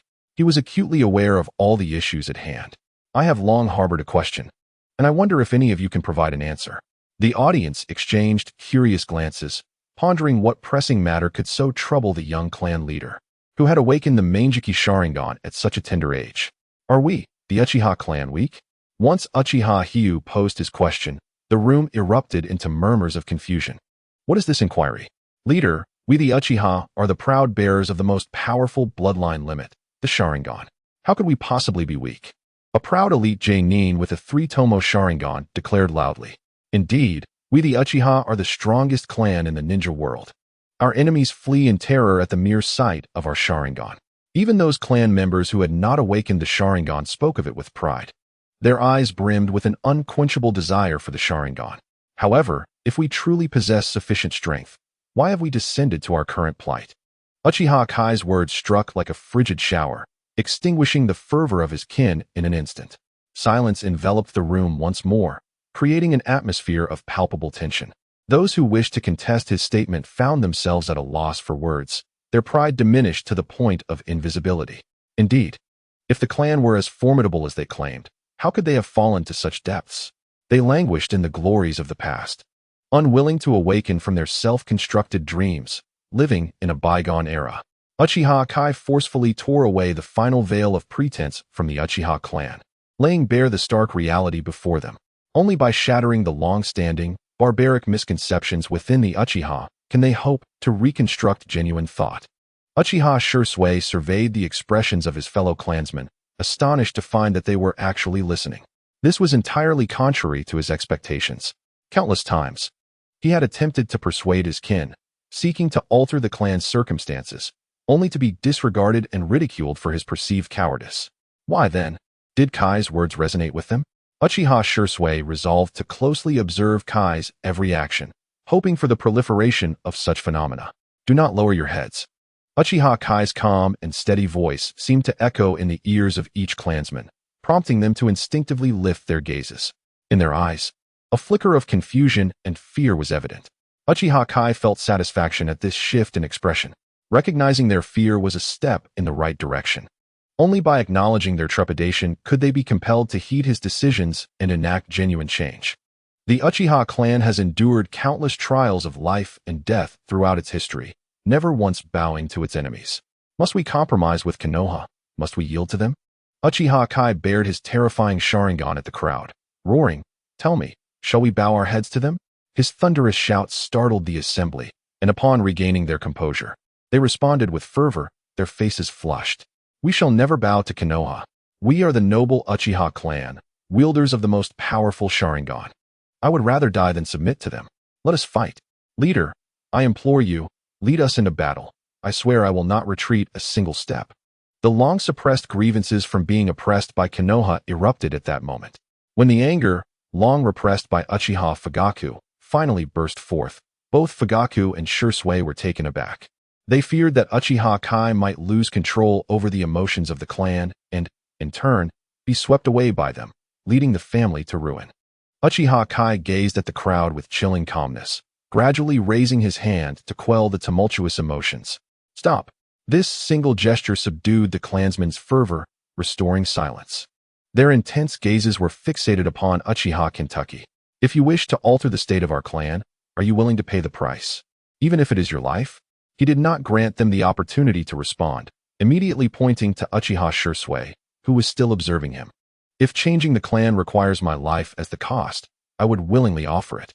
Uchiha Shursui understood that if he wished to maintain the relationship between the clan and Konoha, he must align himself with Uchiha Kentucky. Yet, if it truly came down to a choice between Konoha and the clan, he had already found his answer. Good. Uchiha Kai nodded in satisfaction. And you? He then directed his attention to Uchiha Fugaku. Fugaku, taken aback by the unexpected question, quickly stood. I am willing. A sudden surge of intense emotion welled within him as he answered, his voice loud and resolute. And you? Uchiha Kai slowly regarded the eager clansmen awaiting their turn to respond. Leader, give the order, as long as it can restore the glory of the Uchiha. I would pay with my life. Me too. And I. One by one, the clansmen fervently declared their willingness to answer the leader's call. Uchiha Kai raised his hand to silence them, a satisfied smile gracing his lips. Very well. Then the first step towards the revival of our clan shall be known as the Nirvana plan. A sense of foreboding suddenly gripped Uchiha Fugaku, and disregarding Mikoto's attempts to restrain him, he urgently inquired, Leader, what is the Nirvana plan? Uchiha Kai gestured towards Uchiha Kage, who promptly handed him a substantial clan ledger. This contains the clan's genealogy. All the information about our clansmen is recorded within. Nirvana means rebirth through fire. The clansmen whose names I call, whether present or absent, shall be dispatched to 3 different front lines. Only when teetering on the brink of life and death shall the Sharingan of our Uchiha awaken amidst blood and tears. Chapter 18. This glory shall not be mine alone when the clansmen realized they had the opportunity to fight on the front lines. They exhibited a side seldom seen on the faces of most ninjas, a fervent eagerness for battle, a thirst for blood, and a resolute determination to revitalize their clan. Uchiha Kai saw no trace of fear of the battlefield among them. The Uchiha clan lacked not in courage, but rather in a means to unleash that courage. Excellent. I see not a hint of battlefield dread in your eyes. I can only say, you are indeed worthy of being Uchiha. Uchiha Kai's rare praise caused the assembled clansmen to instinctively straighten their posture, relishing in the commendation. After so many years of frustration, they finally had an opportunity, and they cherished it deeply. As for the arrangements for the clansmen heading to the front lines, Uchiha Kai had prepared everything well in advance. Each clansman called by name was mostly those who had yet to awaken even the 3-tomo Sharingan, or had not yet manifested any Sharingan at all. Those with the 3-tomo Sharingan had already reached the pinnacle attainable by ordinary Uchiha. Awakening the Mangekyou Sharingan requires more than just insights gained through life and death. It also necessitates a certain aptitude, a profound love that reaches its zenith. Uchiha Obito serves as a prime example of this. Such pure emotions, realized amidst gain and loss, can forge and reshape one's worldview, leading to the emergence of chakra of the In release, which ultimately manifests in the eyes, giving birth to the Sharingan. Uchiha Kai, however, did not endorse this method of awakening, as it could easily drive the clansmen to extremes. Both Uchiha Obito and Uchiha Itachi ultimately succumbed to such extremes, culminating in their collaboration to obliterate the Uchiha clan. Although Uchiha Shursui may not appear extreme, he is, in essence, the most extreme of all. Otherwise, he would not have awakened the most potent genjutsu, Kodoamitsu Tsukumi, which can alter a person's lifelong beliefs with a mere glance. Were it not for the original author forcibly writing Uchiha Shursui's demise, it is likely that the subsequent plot would have faltered. This is also the reason Uchiha Kai has always harbored trepidation towards Uchiha Shursui, steadfastly avoiding antagonism with him until the very last moment. Once the list of clansmen was read, Uchiha Kai turned his attention to Uchiha Itachi, who was obediently seated beside Uchiha Mikoto. Uchiha Kai had no intention of allowing Uchiha Fugaku to endanger this promising nephew any longer. From this day forth, Uchiha Itachi, you shall remain by my side. Leader, do you intend to take Itachi as your disciple? Uchiha Fugaku stood, brimming with excitement. He did not wish to miss this opportunity. If his son could grow alongside Uchiha Kai, his future would undoubtedly be boundless. Let us observe his future performance. Uchiha Kai replied ambiguously, neither affirming nor denying. Do not just stand there foolishly, go over now. Uchiha Makoto observed her son standing there in a daze and anxiously gave him a gentle push. Upon being reminded by his mother, Uchiha Itachi quickly regained his composure and approached her. From now on, stay close to me, observe attentively, and learn diligently. You shall inevitably uncover the answers you seek within your heart.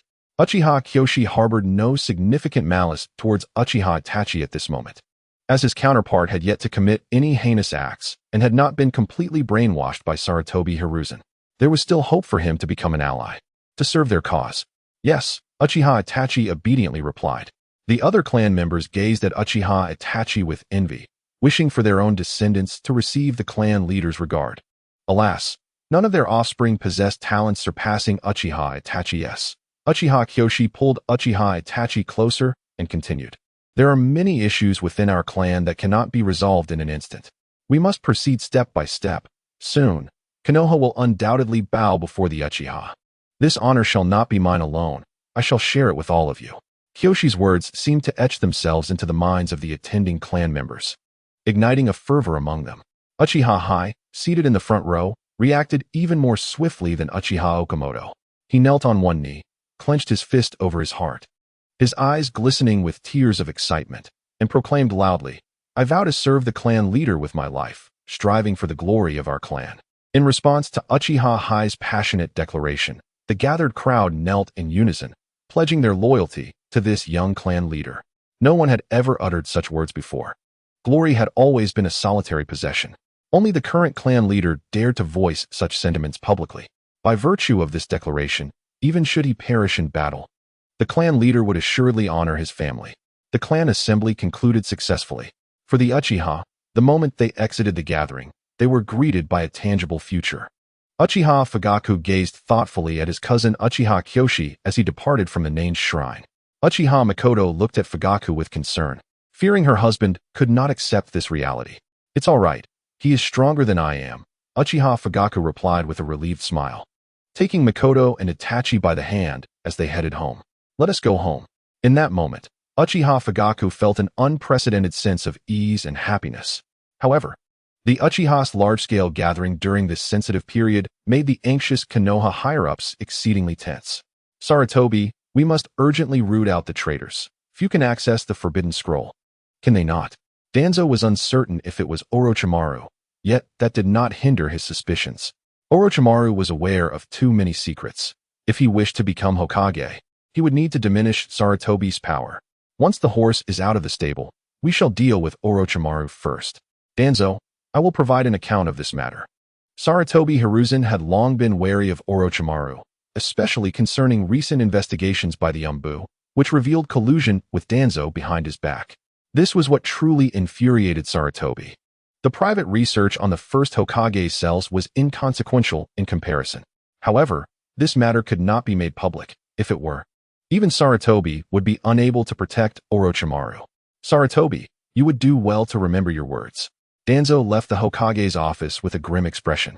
The heavy smoke concealed Sarutobi's weary visage, and he felt a tinge of disappointment towards Orochimaru. Minato, continue to arrange for people to monitor the Uchiha from a distance. We cannot afford to be the slightest bit careless. Moreover, reports from the front indicate that several ninja villages are stirring along the borders. A moment's negligence could lead to an unwanted war erupting in an instant. Understood, Third Hokage. Minato was acutely aware of the gravity of the situation and promptly arranged for the Umbu to surveil the Uchiha clan's territory from afar. At this stage, Uchiha Kyoshi was no longer someone they could simply eliminate at will. Should they fail, Uchiha Kyoshi's Flying Thunder God technique would spell disaster for Konoha. Chapter 19. Utilizing the worthless, 3 leaders head to the front lines to receive deployment orders for the front lines. Uchiha Fugaku was dispatched that day by Uchiha Kyoshi to the Hokage's office. The list for the 3 major front lines was promptly stamped with the Hokage's seal. Uchiha Kyoshi was determined to prevent those he had meticulously arranged from falling under Danzo's scrutiny, for that would render him a fool. The 3 elders he had previously dismissed were now being reinstated for this very purpose, each leading their own teams to the front lines, providing a measure of assurance. Currently, the clan had too few capable individuals. The 3 former elders, once stripped of their authority and placed under house arrest by Uchiha Kyoshi, were now being released. Utilizing the worthless, they have drained enough from the clan. It would be too lenient to spare them. Uchiha Kage, tasked with delivering Uchiha Kyoshi's orders, presented a scroll containing the list of locations and personnel to Uchiha Shirtai, Uchiha Renpu, and Uchiha Butai. Rest assured in your journey to the front lines. Your families will be well looked after by the clan leader, so do not harbor any worries.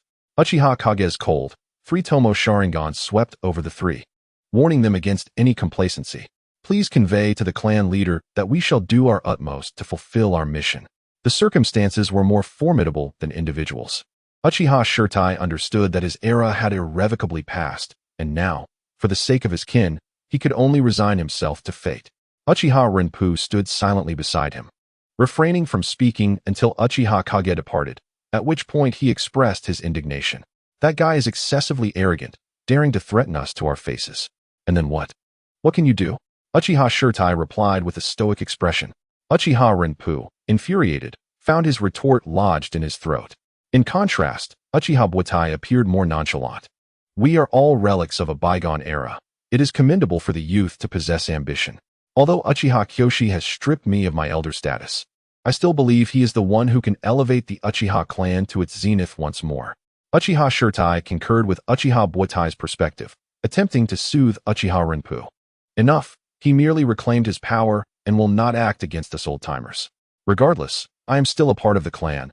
Let personal emotions be set aside for now. If these 300 individuals encounter misfortune, we will be branded as the clan's sinners. Uchiha Renpu reluctantly acknowledged with a grunt, ceasing further commentary. Have they left? They have all departed, but can we truly trust them with this responsibility? Do you have a backup plan? I do not. Uchiha Kyoshi shook his head, casting a glance at the puzzled Uchiha Fugaku. It is precisely because they have been at odds with you that they will exert their utmost effort. Reflect on your past actions. I trust they will not betray the clan. Uchiha Fugaku's expression darkened, regretting his earlier words and wishing he had refrained from asking. Uchiha Kyoshi circled 3 streets on the map, which resembled a wall enclosing the entire Uchiha territory. Tomorrow, we will take control of these 3 streets. I want the ordinary clan members who have not become ninjas to set up shop here. Uchiha Fugaku, with a wry smile, remarked, set up shop? Do you really think anyone would come to buy from the Uchiha? You need not worry. I will ensure they come willingly. Uchiha Kyoshi was well aware of the Uchiha's dyers standing among the villagers of Konoha. However, not buying? Are you certain?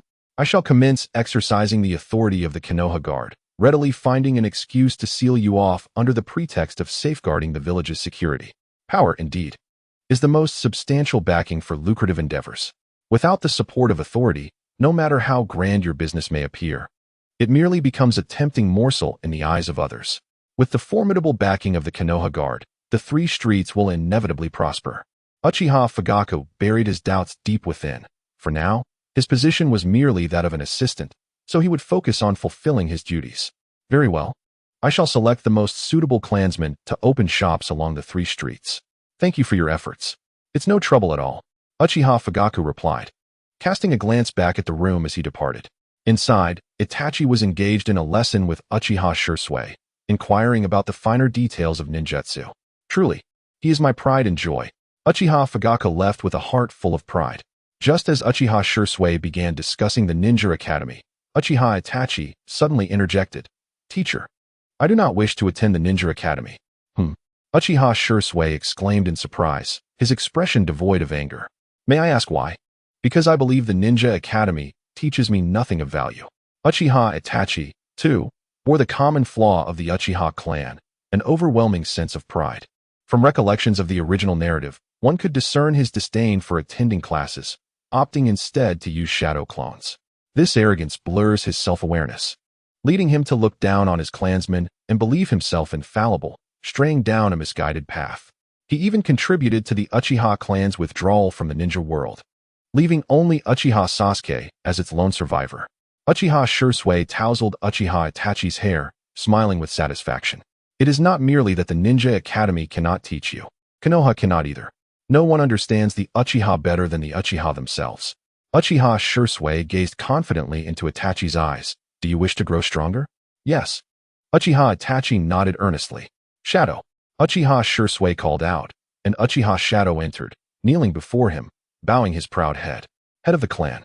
Summon Shursui. Yes. Uchiha Shadow respectfully withdrew. Currently, the two individuals Uchiha Shursui valued most were Uchiha Shursui and Uchiha Itachi, their potential assured by the original narrative, hence his emphasis on them. An hour later, Uchiha Shursui led Uchiha Shursui and Uchiha Itachi to a riverbank. Uchiha Shursui surveyed the surroundings with curiosity, asking, Head of the clan, what brings us here? Such an extravagant gesture, Shursui-san. Who?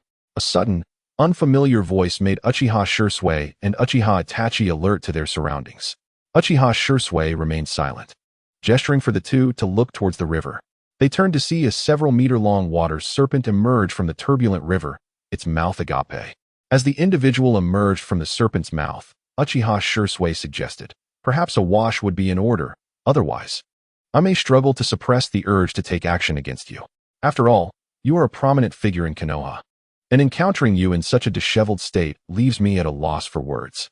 Orochimaru laughed heartily, remarking on the prominent figure of Konoha, yet still proceeded to clear himself of debris. You sought me out for something significant, didn't you?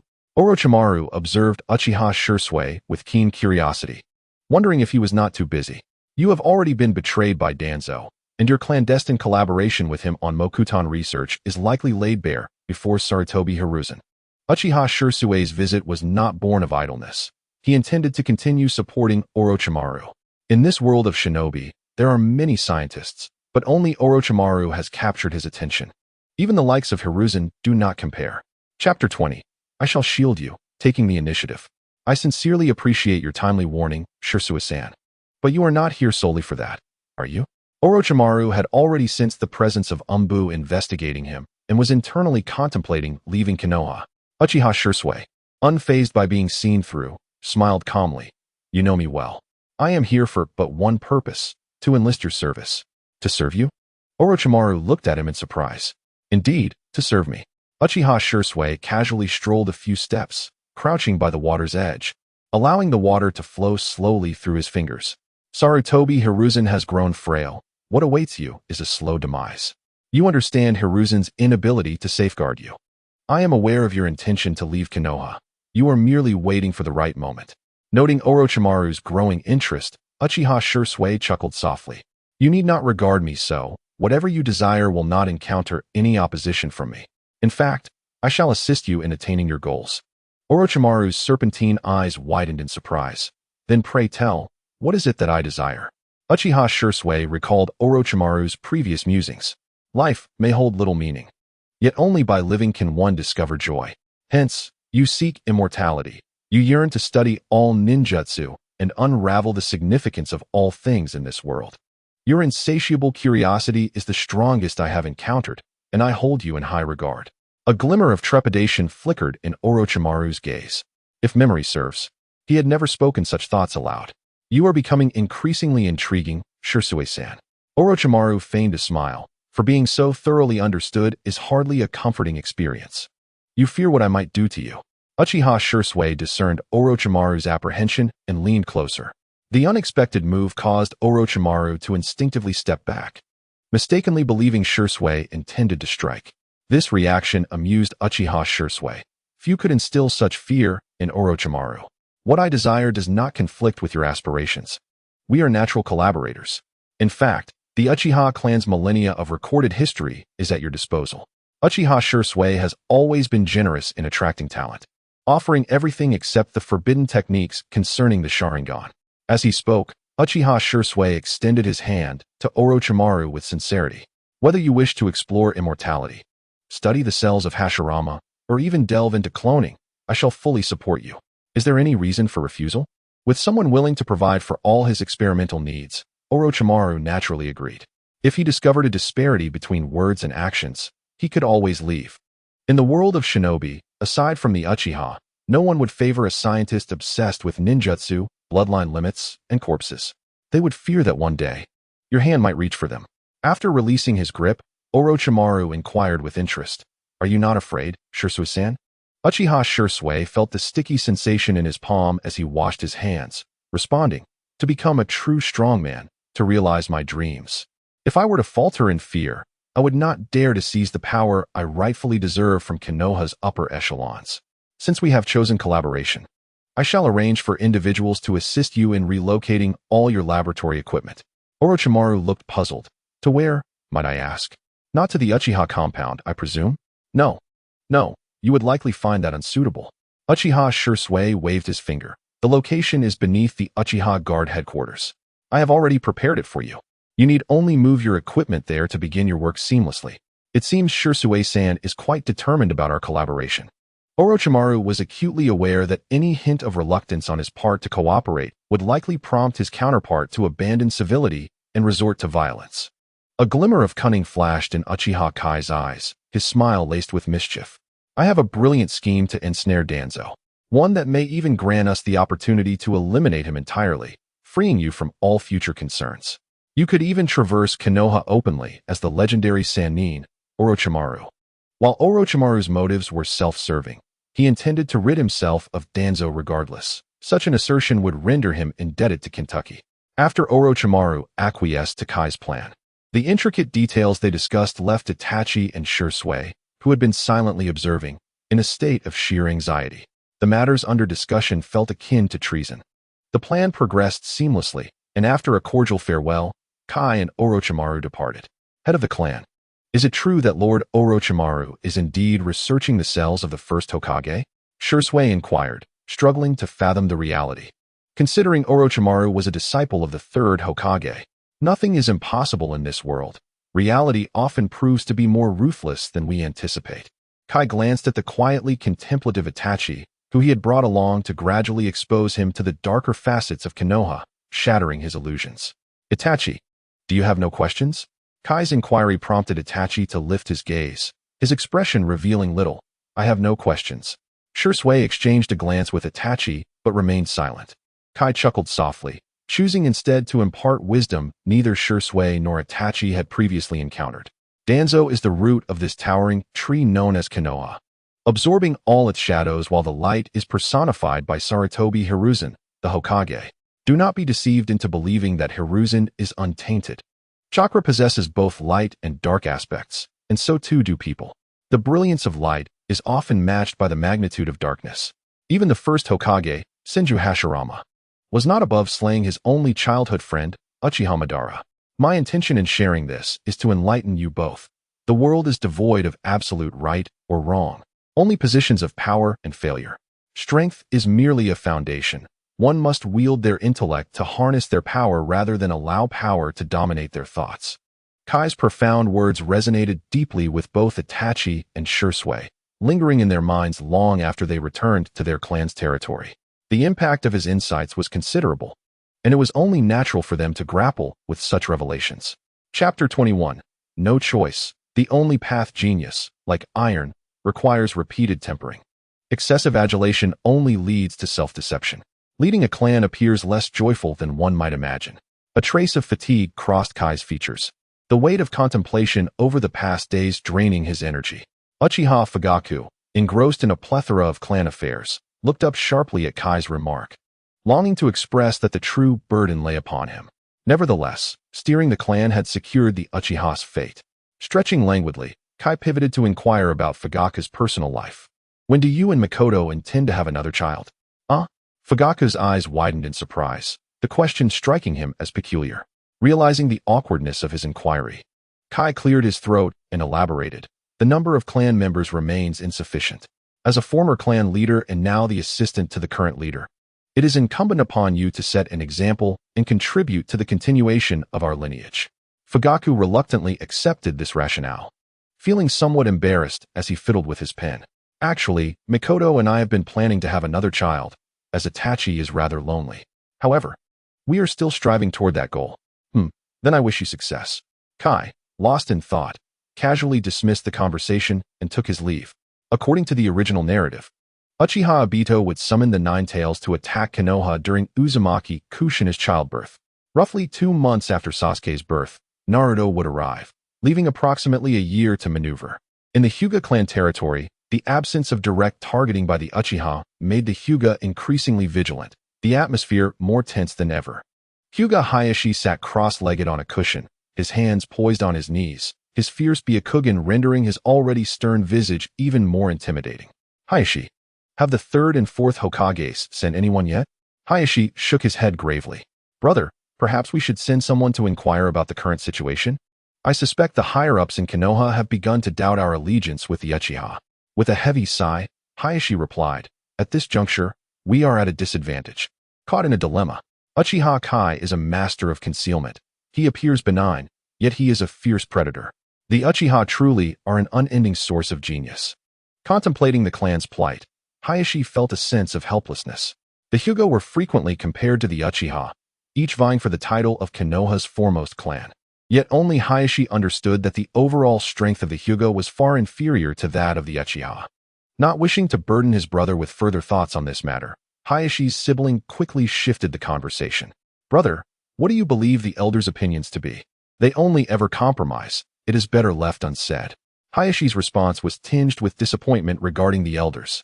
The night Konoha descended into chaos. He had intended to lead their clansmen to restore order, but the council had adamantly opposed, insisting that only a directive from the Hokage would suffice for action, warning of dire consequences for any unauthorized movement. Yet they failed to consider that the Konoha leadership had begun to harbor suspicions toward the only clan untouched by the Uchiha's malice. Since that fateful night, the higher-ups in Konoha seemed to have forgotten the existence of the Hyuga clan, ignoring them entirely. It appeared that the Hyuga clan leader had grown weary of the so-called elder system. Suddenly, laughter erupted, startling both Hayashi and his brother into activating their Byakugan. A bright figure was crouched outside their window, a posture that suggested he was lurking in the shadows. Indeed, nothing eludes the Byakugan. It is a most effective eye. Uchiha Kai had no intention of remaining hidden any longer, leaping through the window with ease. Upon seeing Kai, Hayashi swiftly halted his brother's urge to call for assistance, his expression darkening. What brings you here? Kai moved about the room as if it were his own home. Dear clan leader, do not adopt such a hostile demeanor. We are both among Konoha's foremost clans. Even as Kai circled behind him, Hayashi remained seated, his Byakugan keenly observing Kai's every movement. Whether you are friend or foe is still uncertain. I trust Uchiha leaders do not casually visit others to engage in trivialities. Without further ado, Kai seated himself opposite Hayashi. Hayashi's brother stood vigilantly by his side, his Byakugan alert and scrutinizing. Kai poured himself a cup of hot tea and spoke leisurely. The Hyuga clan leader is a wise man. Your clan's current predicament is perilous. You must be acutely aware that the Konoha leadership has begun to distrust the Hyuga. Trust is like a mirror. When it shatters, it can never be restored. This tea is quite exquisite. Kai sipped thoughtfully, savoring the flavor as though he had all the time in the world. What exactly do you wish to convey? Hayashi could no longer contain his impatience, the dire state of the clan leaving him with little tolerance. The only way to alter the circumstances is through collaboration with my Uchiha clan. Collaborate with your Uchiha clan? Hyuga Hayashi scoffed. Your Uchiha might be struggling to secure their own safety. Through this statement, Uchiha Kai became aware that the situation of the Hyuga clan was far worse than he had anticipated. Consequently, Uchiha Kai felt more confident about the purpose of this venture. It appears you are still unaware that Sarutobi Hiruzen has already made concessions to my Uchiha clan. In the 3 streets surrounding the Uchiha territory, there are quite a few shops belonging to your Hyuga clan. You weren't informed? Haha. A sense of foreboding washed over Hyuga Hayashi, and his expression darkened considerably. Are you implying that those 3 streets belong to your Uchiha? The words were spat out through gritted teeth. The profits from those 3 streets accounted for 1/3 of the Hyuga clan's monthly income. The most alarming aspect was not merely this, but the fact that Konoha had not sent anyone to notify him. That was the truly terrifying part. Hyuga Hizashi unconsciously squeezed his legs under the table until it hurt. This news was utterly devastating for the Hyuga clan. Losing the trust of Konoha's higher-ups was akin to the plight faced by the Uchiha clan. However, the Hyuga clan lacked the resilience and confidence necessary to withstand the pressure from Konoha's elite, unlike the Uchiha. This is merely your side of the story. Hyuga Hayashi's rebuttal sounded feeble. Uchiha Kai slowly rose, looking down upon him, his Sharingan piercing through Hyuga Hayashi's Byakugan. This is the only path for your Hyuga clan. I could even assist in abolishing the elder system if you wish. You have no other choice. Chapter 22. Multiple parties in motion. A bitter taste spread across Hyuga Hayashi's serious face, the weight of leading his clan pressing heavily upon him. Indeed, I have no other choice.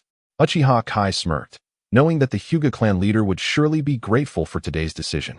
The Byakugan of the Hyuga clan proved to be immensely useful in combat, almost as if they had an unfair advantage. In several ninja world wars, the Hyuga clan had achieved remarkable feats on the battlefield. Without the long-range perspective afforded by the Byakugan, Konoha would have found it even more challenging to emerge victorious against the onslaught from various ninja villages. This was precisely why the Byakugan was coveted by other ninja clans. Brother, Hyuga Hisashi felt ashamed for not being able to alleviate any of his brother's burdens. Hyuga Hayashi gazed at his younger brother, contemplating their fates, and his expression gradually hardened. Hisashi, if we do not change, I fear our destinies will forever remain as those of the main and branch families.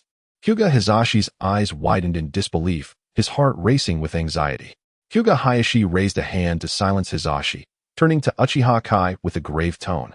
How can I trust that you won't betray the Hyuga clan? In this world, transactions boil down to two words. Uchiha Kai raised two fingers, casually stating, value.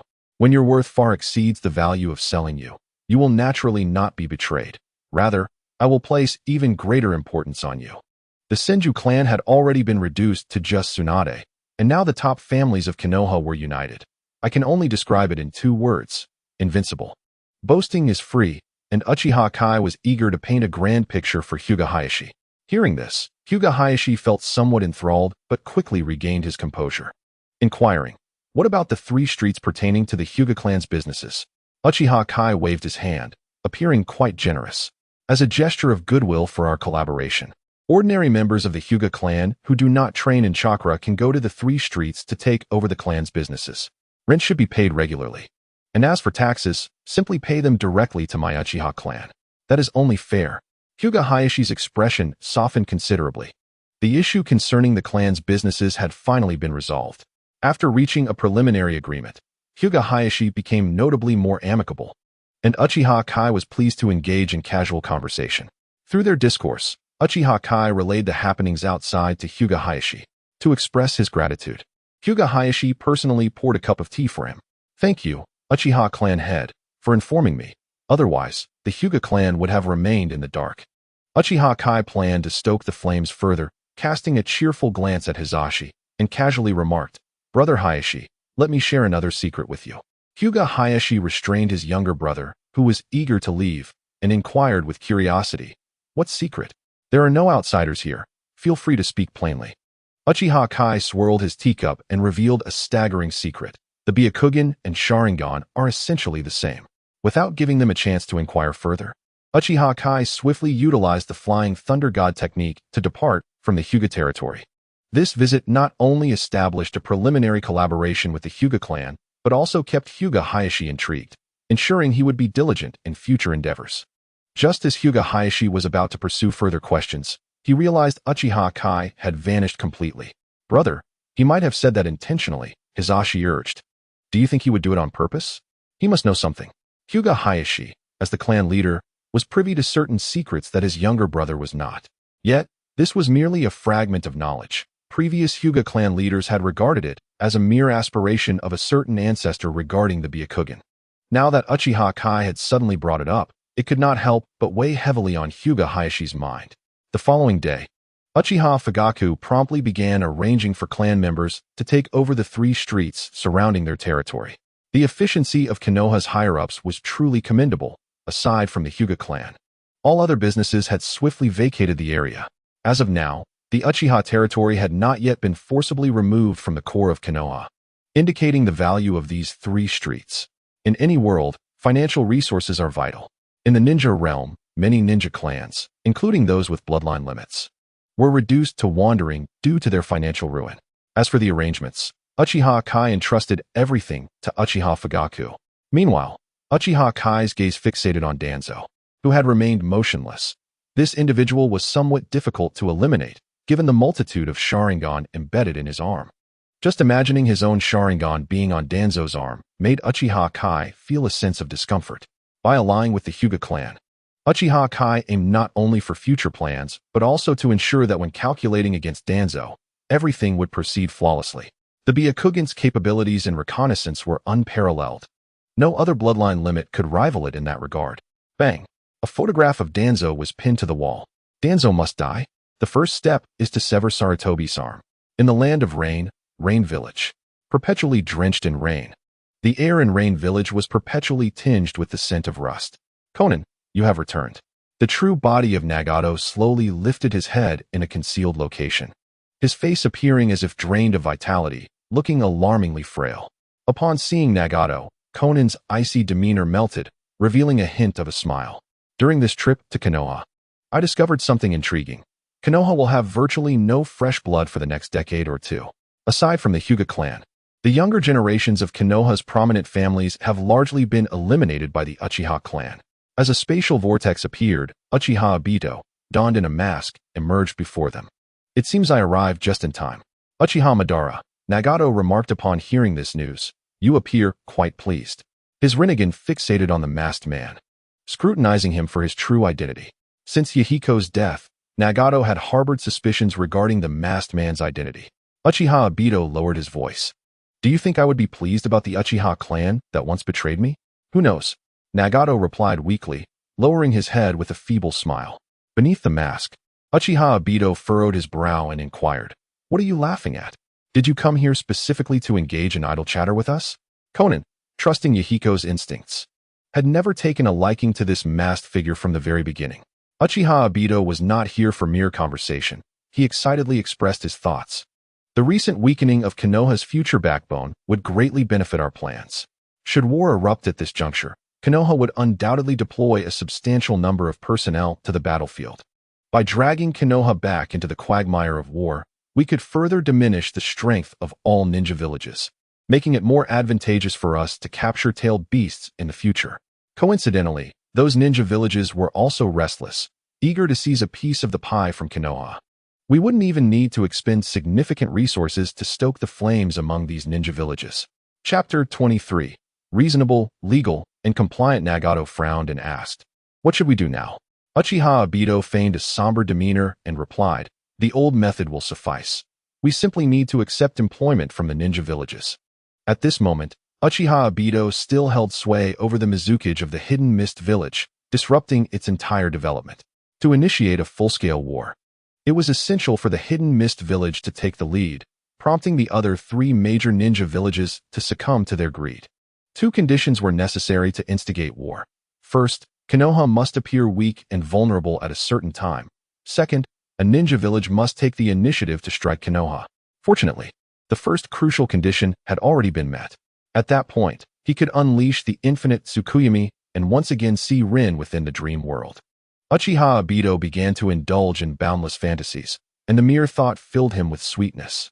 All right, I agree. Nagato contemplated reviving the Ten Tails to become its Jinchuriki, wielding absolute power to intimidate the ninja world and thereby achieve peace. Nagato's notion was the most pragmatic and easily realizable in the original narrative. Conan, remaining largely silent, resolved to carry out Nagato's decision. Within a day, all shops in the three streets reopened, most of which required only minor renovations and restocking. For the Uchiha clan, acquiring supplies was exceedingly simple. One should not underestimate the Uchiha clan's extensive heritage. Their connections far surpassed those of smaller families. For instance, even if the Senju clan had dwindled to near extinction, their connections would allow Tsunade Senju to live comfortably. Essentially, they would never suffer from hunger, or else they wouldn't continue to gamble despite frequent losses. However, it seemed that the three streets lacked customers. A glance down the street revealed only shopkeepers sitting idly, yawning in boredom. The Uchiha name had long been tarnished in Konoha by Sarutobi Hiruzen and Danzo. Simply stating that these shops belonged to the Uchiha would ensure no one would enter. What should we do now that the villagers refused to come?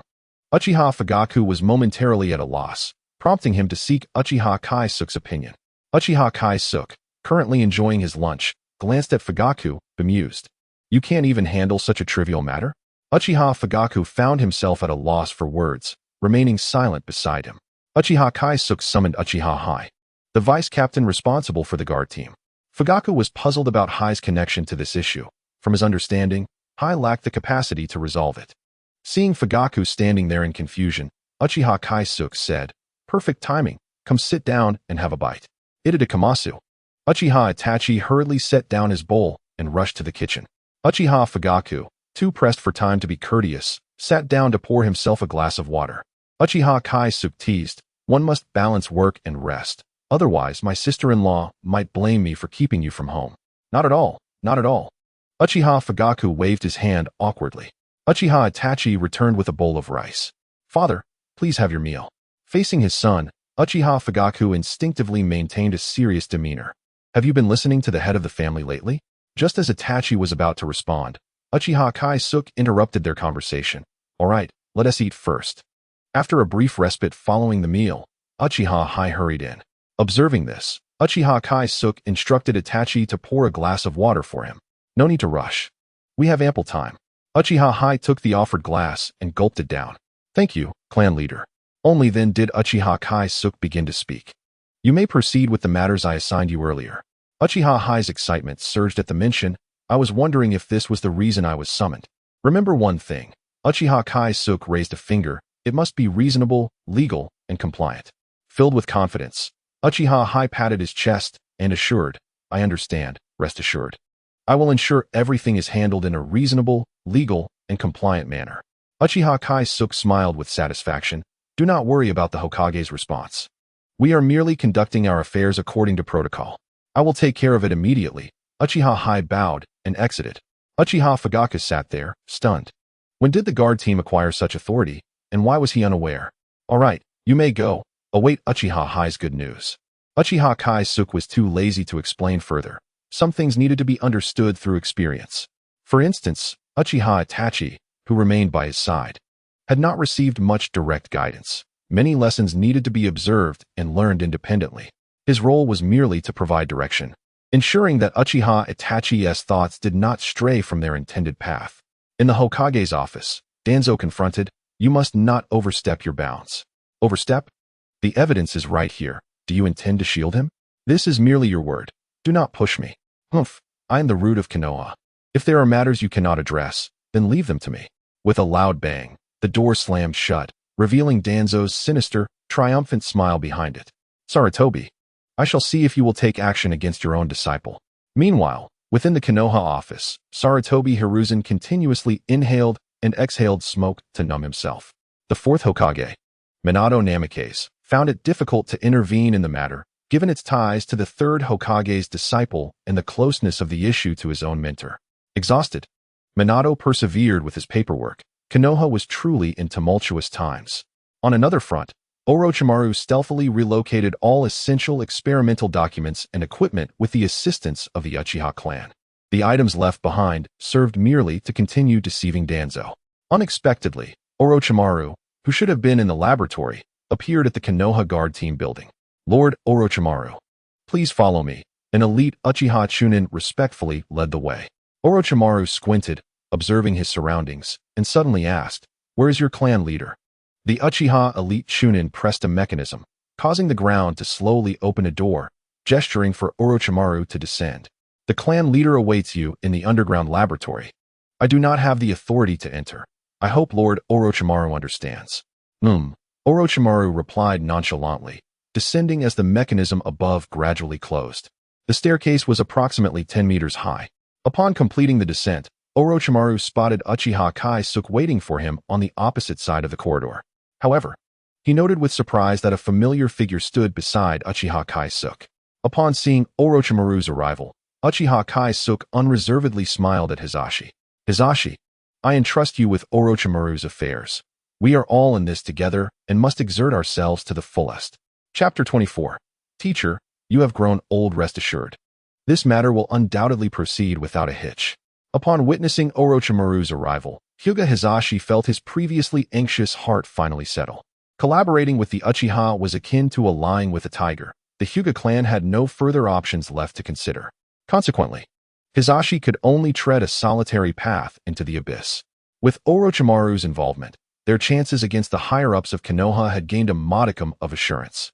Orochimaru, astonished, remarked, "I never anticipated that even the Hyuga clan would be swayed by you." Uchiha Kai's lips curled into a smirk as he proudly declared, "The loyalty of the people lies with me, not with Konoha." Orochimaru's eyes glimmered with cunning as a sinister smile crept across his pale, solemn visage. Given Danzo's character, he is likely to personally visit the laboratory to ensure the safety of the would-release experimental subjects. Would release? Hisashi was taken aback, gazing at the two men incredulously.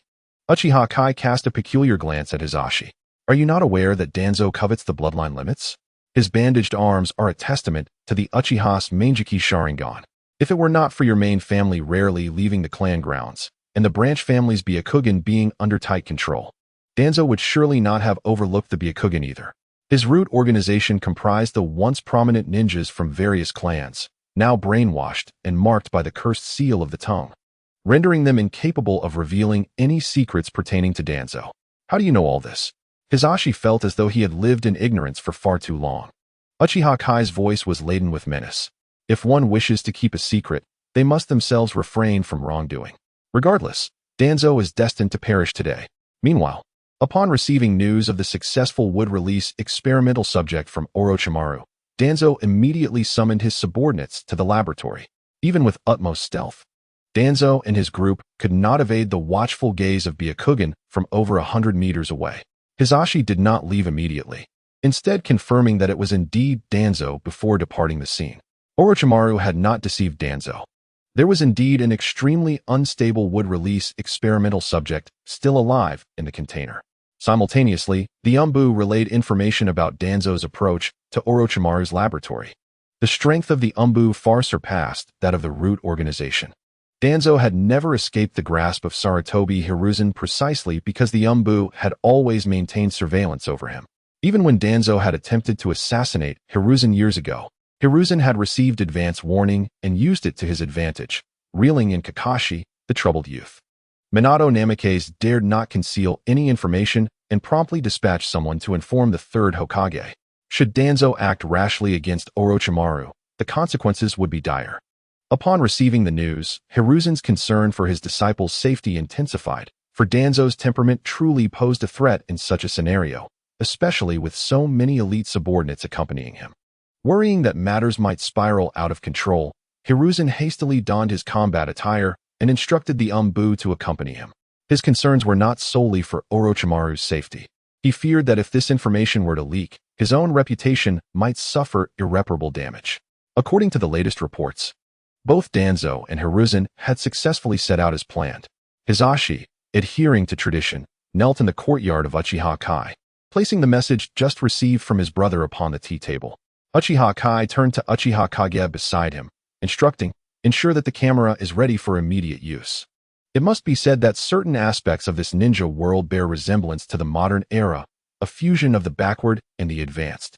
Uchiha Kage, bearing the camera, quickly assured, "Rest assured, the camera is ready to record at any moment." Uchiha Kai placed his teacup firmly on the table, declaring, "Gentlemen, the fish has already taken the bait. It is time to reel it in." Both Hisashi and Orochimaru simultaneously glanced at the kunai inscribed with the Flying Thunder God technique on the table, and in the next moment, grasped it firmly. Whoosh! The four vanished from the courtyard in unison. Bang! The two of Danzo's subordinates stationed outside the laboratory collapsed lifelessly to the ground without resistance. Two serpents coiled around the bodies, moving languidly. "Retreat!" Uchiha Kai commanded, leading the trio away from the scene.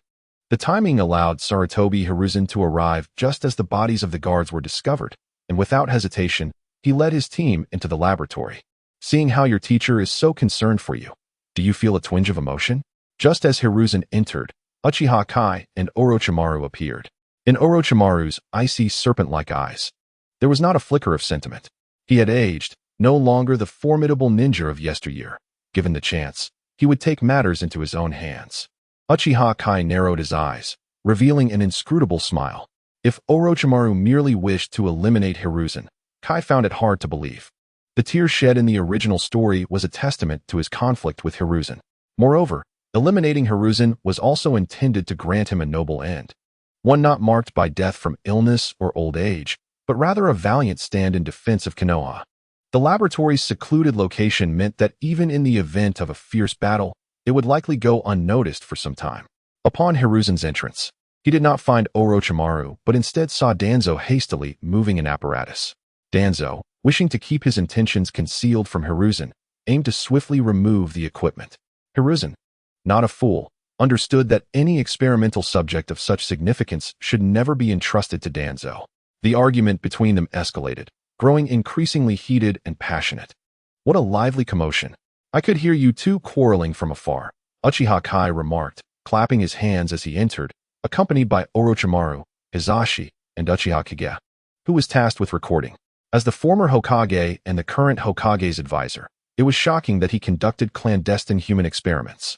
Uchiha Kai shook his head in disappointment, his expression growing stern as he thundered, "You have truly disappointed me. I suspect that the missing clan ninjas were taken by you. As the captain of the Konoha Guard, I, Uchiha Kai, possess the authority to investigate you. Your actions have jeopardized the safety of Konoha." Hiruzen and Danzo exchanged glances. The reasoning felt oddly familiar. Seeing Orochimaru standing beside Uchiha Kai, Hiruzen's aging visage betrayed a hint of disappointment. "Orochimaru, you have let me down." Danzo seized the opportunity, his gaze icy as he declared, "Hiruzen, is this the fine disciple you have raised?" Orochimaru instinctively licked his lips, kunai in hand. "Teacher, you have grown old." Chapter 25, The Time of Your Death. Even the Grim Reaper cannot intervene. Uchiha Kai turned to Uchiha Kage, reminding him not to forget to record the experimental subject. This was of utmost importance. "It has already been recorded, head of the clan," Uchiha Kage promptly replied, carefully sealing the tape from the camera into a scroll. "When the time comes, editing and sound design can be handled by professionals. Whether the events are factual or fabricated will be determined by Uchiha Kentucky." At that moment, a cacophony of footsteps erupted from outside the laboratory. "Seal off the entrances," Uchiha Kai commanded. "The rest of you, follow me inside. It is time to serve the head of the clan." "Head of the clan, we have arrived." Uchiha YD and Uchiha Okamoto burst in, accompanied by 8 elite jonin. After Uchiha Kai had consolidated the entire Uchiha clan, mobilizing merely 8 elite jonin was a trivial task. A foreboding sensation gripped Hiruzen as he cast a dark glance at Uchiha Kentucky. "What are you planning? We had already reached an understanding, did we not? Are you truly going to go back on your word?" Danzo gestured for his subordinates to prepare for a confrontation, his confidence bolstered by the hidden trump cards up his sleeve. The Uchiha clan is indeed a malevolent lineage, where betrayal and duplicity are mere norms. "Sarutobi, let us fight our way out together." "Fight our way out." Uchiha Kai subtly tilted his head, fixing a dangerous gaze upon Danzo. "Sarutobi, you now have 2 paths to choose from. For the sake of Orochimaru, if you eliminate Danzo, I shall retreat immediately, as if nothing has occurred. And the second path?" Sarutobi Hiruzen leaned slightly forward, preparing for battle. "That means there is no choice. If you wish to die, I can certainly accommodate you." Uchiha Kai slowly raised his hand above his head, letting it fall to point forward. "Attack." The 8 trigrams palm returned to the heavens. Hyuga Hizashi was the first to strike, generating chakra with his hands to form a unique defensive technique, suppressing the enemy's attack distance. Ninjutsu, Serpent's Shadow. Orochimaru focused on Danzo, his attack abruptly interrupting Danzo's efforts to dismantle the arm's seal, forcing him to retreat while urgently commanding his subordinates to advance. Sarutobi Hiruzen's Umbu squad surged forward as he remained vigilant of the unmoving Uchiha Kai, casting a fleeting glance at Danzo's right arm. "Danzo, what have you been concealing from me? At this juncture, I shall no longer conceal the truth from you." Danzo hastily worked to dismantle the seal, his gaze scanning the battlefield. The Sharingan and Wood Release can neutralize each other's powers, maintaining a balance that prevents backlash. "It seems you have hidden much from me over the years."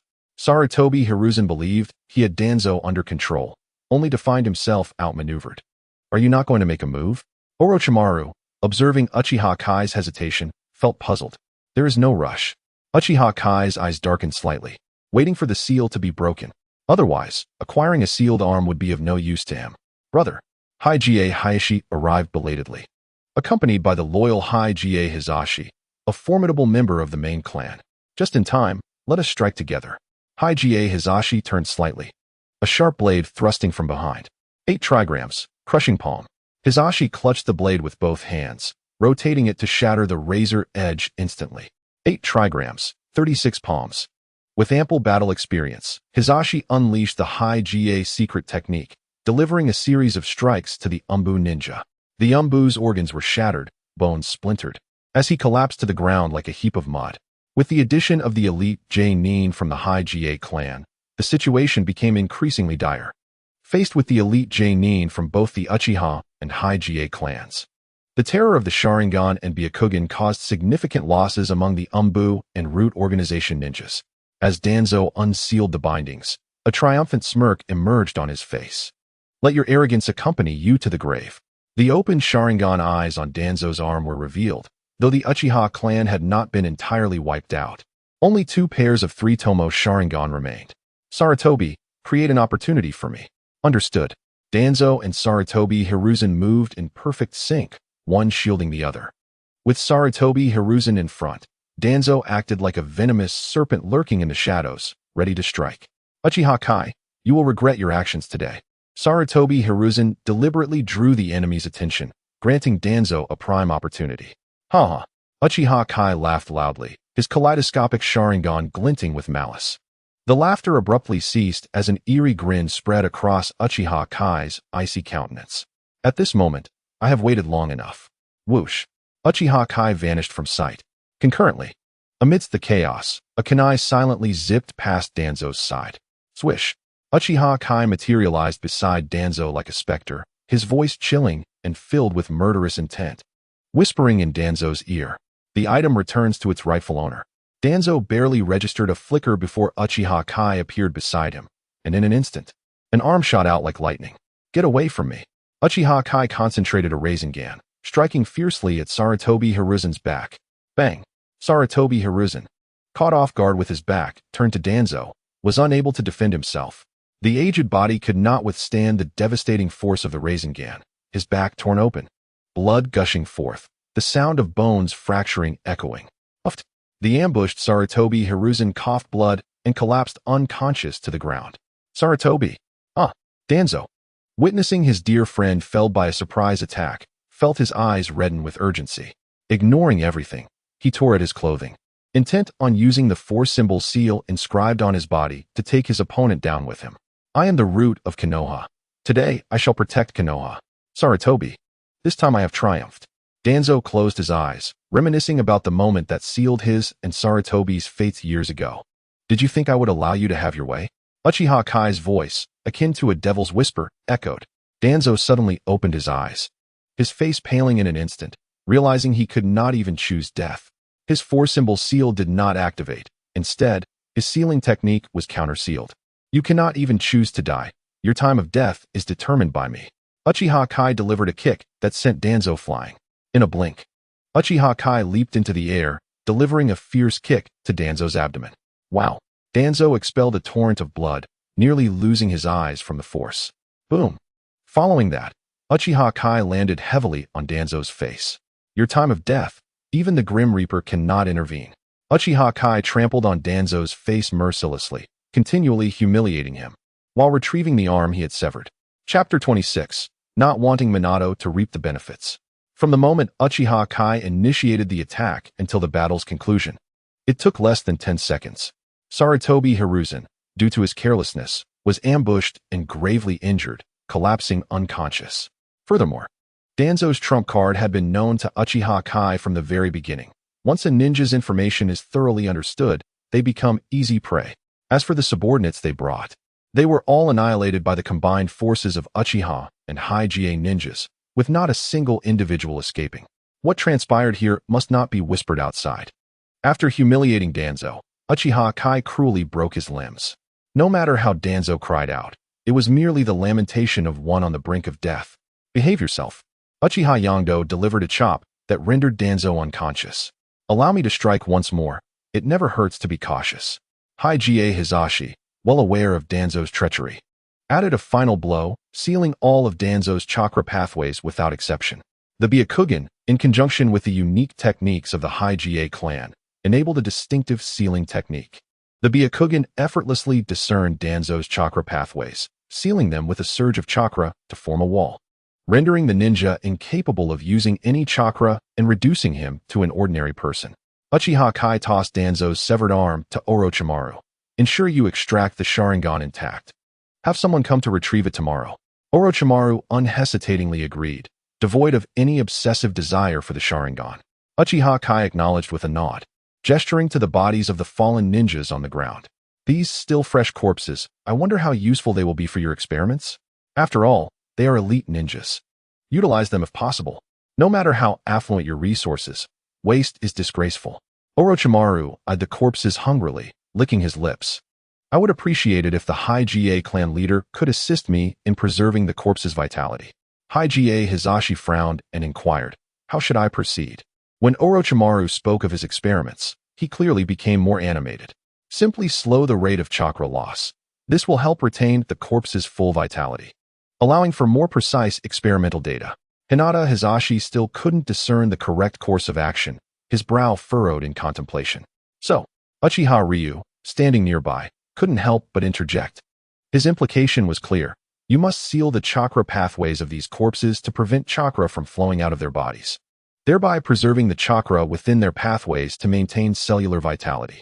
I understand, Hisashi affirmed solemnly, instructing his brother and clan members to perform the sealing technique on the corpses. It seems you truly comprehend me, Orochimaru remarked, casting a meaningful glance at Uchiha Ryu, a sinister smile gracing his lips. You possess some understanding, otherwise you would not endorse my philosophy. Ryu chuckled. Today has been fortuitous. Our plans have exceeded expectations. Sarutobi Hiruzen now lies in our grasp. Orochimaru, can you guess my next move? Initially, the plan aimed merely to outmaneuver Danzo and reclaim the Sharingan. Yet Sarutobi Hiruzen unwittingly provided an excellent opportunity for a surprise attack. That kunai thrown earlier was not his own. Had the opponent known he could use the Flying Thunder God technique, they would have kept their distance. It was Uchiha Okamoto who seized the chance amidst the chaos, intending to leave a contingency plan, but never anticipated such a bountiful outcome. Orochimaru responded with chilling calmness. I suspect you will not kill him. Ryu nodded in agreement, stating, indeed, killing him would only serve to benefit Namake's Minato. Currently, Minato wields less power than a mere advisor in Konoha, but should Sarutobi Hiruzen perish, Minato would rightfully seize all authority. This is a scenario we wish to avoid. Were it not for the narrative's constraints on Minato, Ryu might even consider him the true child of prophecy, rather than Naruto. Moreover, Minato is accompanied by Uzumaki Kushina, who possesses the sealing arts. At this juncture, Ryu lacked complete assurance that he could eliminate Minato and escape unscathed. War is merely an extension of political maneuvering. The Uchiha clan has yet to fully develop and will require considerable time for growth. Once the Uchiha clan takes center stage and gains control of Konoha, the village's momentary weakness will inevitably lead to widespread conflict. Ryu had not yet grown so arrogant as to believe his strength rivaled that of Hashirama Senju or Madara Uchiha, who could face thousands single-handedly. Before departing, Ryu ordered the remnants of the battle to be cleared and the laboratory destroyed. Fortunately, there were no fatalities among the clan, though two sustained severe injuries. Without the formidable presence of Hisashi and Orochimaru, the casualties could have been significant. This was precisely why Ryu had enlisted their assistance. On the way, Hisashi bid farewell to his brother and clan members. The follow-up to this operation is now in your hands. Send someone to collect the Sharingan from my arm tomorrow. Orochimaru quickly vanished from Ryu's sight. Once the outsiders departed, Uchiha Okamoto displayed a smug expression. Congratulations, clan head. This has been a resounding victory. Even the third Hokage was no match for you. Ryu flicked Okamoto's forehead playfully. Do not be so conceited. This was merely due to the opponent's oversight. Your strength still requires enhancement. Had they not assisted, we would not have achieved such a decisive victory. I will strive to improve, clan head, Okamoto quickly retorted, his smile vanishing. Yando, inform the fourth Hokage that the third Hokage has been gravely injured by Danzo and is currently recuperating in Uchiha territory. Understood, Uchiha Yando nodded promptly. Meanwhile, Uchiha Fugaku, tasked with confronting Danzo's hideout, felt no need to await a signal. This operation was destined for success, with failure not an option. Uchiha, what are you planning? A rebellion? The sentinels guarding the root organization's base immediately sensed the hostile intent of Fugaku and his companions, promptly firing a signal flare. Susanoo. Uchiha Fugaku did not hold back, signaling his clan to attack while activating his Meijiki Sharingan. The root organization, now bereft of Danzo, was utterly insufficient against Fugaku, the wielder of the Meijiki Sharingan. At the Uchiha compound, in a garden pavilion, clan head, the fourth Hokage has arrived. Let him in. Yes. Uchiha Ryu turned to the swiftly arriving Hisashi, fully aware of the purpose behind the visit, and wasted no time. Our victory has been substantial. With Danzo's position in a state of power vacuum, I wonder if the Hyuga clan head has any thoughts? Chapter 27. A bold demand for power. Seeing Uchiha Ryu so self-assured, Hisashi, concerned that his confidence might jeopardize their collaboration, cautioned. It ultimately depends on how the fourth Hokage perceives the situation. Namake's Minato is not Sarutobi Hiruzen. While Hiruzen is under our control, his death would align with Minato's interests. Uchiha Ryu's eyes flickered as he subtly shook his head. Hisashi sipped his hot tea, feigning ignorance of the conversation. Minato, looking anxious, approached the two. How is Lord Hiruzen? Please sit. Ryu gestured to the seat prepared for him.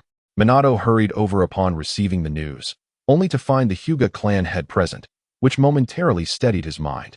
He forced a smile. Hyuga clan head, I see you are here as well. I had some idle time and came to share tea with Uchiha. Hisashi subtly mocked the Konoha higher-up's distrust of him. Minato maintained his smile, while inwardly lamenting that this matter was beyond his jurisdiction. Ryu's tone was disconcertingly calm. The current condition of Sarutobi Hiruzen is quite dire. He is unable to move, as any movement could lead to internal injuries and pose a life-threatening risk. Minato's expression shifted to one of concern. May I see him? Regardless of whether Hiruzen was being held against his will, he needed to personally verify his condition to find peace of mind. Please accompany the fourth Hokage to visit him. Ryu's demeanor remained amiable, showing no sign of hostility, which relieved Minato somewhat. At least there was room for discussion. Thank you, Minato expressed his gratitude hastily. Once Minato departed, Hisashi harbored doubts about the authenticity of the visit and promptly spoke up. I suspect Minato is here to ascertain whether Sarutobi Hiruzen is alive or dead. If he is unconcerned about Hiruzen's fate, our leverage diminishes significantly. Ryu understood Hisashi's perspective. It was only natural for one so steeped in political affairs to hold such views. You do not understand Minato, Ryu replied leisurely. You have overlooked his age. At this stage, Minato has not succumbed to darkness. His thoughts are not as extreme, and his methods lack the guile of Sarutobi Hiruzen. With confidence, Ryu raised a finger. More importantly, Minato's foremost concern is the village. Otherwise, he would not have allowed Sarutobi Hiruzen to wield power for so long. With a village to protect, he possesses a vulnerable point that can be exploited. The stability of the village is paramount, and sacrificing oneself for its sake is deemed worthwhile. Hisashi gazed intently at Ryu, astonished by his profound understanding of human nature. Should one become his adversary, the difficulty would be formidable. It was the first time in years that Hisashi encountered such a profound grasp of human sentiment at such a young age, coupled with the formidable strength of the Uchiha clan. Truly, it was a fearsome prospect. Thankfully, he was an ally, not an enemy. Hisashi felt a sense of relief regarding his decision to collaborate with Ryu. Noticing the apprehensive glint in Hisashi's eyes, Ryu smiled broadly. When the time comes that I have complete control over Konoha and ascend as the fifth Hokage, I shall present the secrets of the Byakugan to you. Hinata Hisashi's spirit was instantly invigorated upon hearing the phrase the secret of the Byakugan. This was a promise made by you. I hope you do not forget your words. What exactly is the secret of the Byakugan? Hisashi has scoured the archives of the Hyuga clan, but found not a single piece of information regarding the enhancement of the Byakugan. Uchiha Q wore a sly smile, reminiscent of a cunning fox. Naturally, I will not forget. By exploiting the secret of the Byakugan to benefit the Hyuga clan. Uchiha Q regarded this as the most advantageous transaction of all. Even if Hisashi were to discover the secret, given his personality, Q was certain that he would seal this information away, possibly even taking it to the grave without revealing it. The countless Byakugan of the main family fused together would ultimately give rise to a singular, evolved eye. Akin to how the Uchiha clan sacrificed their own for the sake of Sasuke Uchiha's eternal Manjikyu Sharingan. For Hisashi, perhaps it would be better not to know. After visiting, Minato Namake's complexion improved. At least he was no longer in mortal danger, though he had been sealed and deprived of chakra. Uchiha Q noticed that Minato had already seen through the situation and chose not to confront it directly, knowing that their scheme was secure. Hisashi and the Hyuga clan leader had paid a hefty price in clan members to protect the third Hokage. Danzo's attack on the third Hokage was tantamount to treason, and I suggested classifying him as a rogue ninja. Moreover, the root organization under Danzo posed a significant threat to the safety of Konoha. The fourth need not worry. The Uchiha clan will dutifully address this danger. Minato's expression was one of forced cheer, as if he had swallowed something distasteful. Yet he had to maintain a facade of cordiality. The rescue of Lord Hiruzen was indeed thanks to the efforts of the Uchiha clan leader and the Hyuga clan leader. The adaptable Minato even rose to express his gratitude. Hisashi hastily helped him up, feigning a smile. There is no need for such formalities, fourth. This is simply our duty as members of Konoha. Do not fret. Lord Hiruzen will surely turn this crisis into safety. Minato maintained his smile and quickly nodded in agreement, saying, I will immediately classify Danzo as a rogue ninja upon my return. Seeing Minato's restraint, Uchiha Q smiled, saying, Rest assured, the news has not yet spread. I must ask the fourth to help conceal the sudden disappearance of the third Hokage and Danzo to prevent turmoil in Konoha, which could provide an opportunity for other ninja villages. Q spoke with an air of concern for Konoha's stability, while Minato felt an overwhelming bitterness but could only nod in acquiescence. The fate of Danzo was undoubtedly in the hands of the two before him. However, to save Lord Hiruzen, they could only temporarily sacrifice Danzo's reputation. Minato had just visited but could not approach Lord Hiruzen's side or employ the Flying Thunder God technique, leaving him feeling somewhat powerless. Uchiha Q finally revealed the true purpose of this scheme. Danzo's betrayal has left you without a strategist at your side. Fourth, this poses a hidden danger to the stability of Konoha. You cannot remain without support. A sudden sense of foreboding struck Minato, yet he refrained from interrupting Q, knowing that the next words would likely reveal the true intention behind this dialogue. The position of Hokage's advisor was indeed fitting, especially since the night Konoha faced chaos due to enemy infiltration. The Hyuga clan leader had been unable to assist and felt immense guilt. Indeed, the Hyuga clan will always stand as Konoha's Hyuga clan, and I wholeheartedly support the Hokage's endeavors, Hisashi declared with a feigned expression of remorse. The combined pressure from the Uchiha and Hyuga clan leaders left Minato feeling powerless. With such a transparent rationale presented, could he possibly refuse? Realizing he could not decline, Minato surmised that this was likely a condition set by the other party for the release of Lord Hiruzen. Uchiha Q feigned sentimentality, concerned that Minato might misinterpret his intentions as a power grab. Please do not misunderstand. We are not seizing this opportunity for power, but rather, there is simply no one capable beside you, fourth. With that, Q, filled with righteous intent, clasped his hands before Hisashi. For the peace and stability of Konoha, the Uchiha clan can forego any credit for this achievement. We only hope that the Hyuga clan leader can diligently assist the fourth in maintaining Konoha's peace. The profound understanding displayed by the Uchiha clan leader was indeed a blessing for Konoha. Hisashi was taken aback by Q's profound performance. Had he not been forewarned, he might have mistakenly thought Q to be a genuinely good person. Minato, witnessing the two of them determining the position of Hokage's advisor, forced a smile and offered a few words of agreement. Yet, Minato, still uneasy, reminded them, I only hope that Lord Hiruzen recovers soon and is transferred to Konoha's medical department at the earliest opportunity. With the situation now settled, Uchiha Q became more agreeable. The third Hokage is favored by fate. He is likely to awaken from his injuries by tomorrow. Upon receiving this assurance, Minato, eager to leave, said, Then I shall take my leave now. Safe travels, Uchiha Q replied, his smile concealing his true intentions as he raised his cup to bid farewell. Hisashi wore a wary expression, concerned about potential repercussions in the future. The fourth was indeed capable of restraint. His future achievements would surely rival those of the third. Uchiha Q clinked his cup with Minato's, a cocky grin on his face. Whether there will be a future is something we shall determine. Indeed, Hisashi felt emboldened, and his thoughts grew increasingly audacious. Uchiha Q noticed the shift in Hisashi's demeanor, but chose not to comment further. What has occurred will occur again. What has been done will be done once more. It is easy to embark on a ship, yet difficult to disembark. Your position should be secure. But to truly stabilize it, you must resolve the issues within the Hyuga clan. Uchiha Q needed a compliant Hyuga clan, not one hindered by the elders' indecision. I understand, Hisashi said, tilting his head back to drink, concealing a flicker of ruthlessness in his gaze. To effect change within the clan, decisive action must be taken. The 3 commercial streets taken over by the Uchiha clan had begun to see reluctant villagers shopping there. Uchiha High had swiftly sealed numerous shops within a single day, with the owners arrested on charges of commercial espionage. Most of these business owners had the support of ninja clans behind them. However, the Uchiha clan now appeared exceedingly dominant, and Konoha's higher-ups chose to turn a blind eye, leaving these ninja clans powerless to voice their grievances. With the closure of shops selling daily necessities, villagers had no choice but to purchase their goods from the 3 commercial streets of the Uchiha clan. Minato even voluntarily guaranteed the 3 commercial streets with his own credibility to expedite the safe return of Lord Hiruzen. With the 4th Hokage's guarantee, the number of shoppers at the 3 commercial streets began to rise.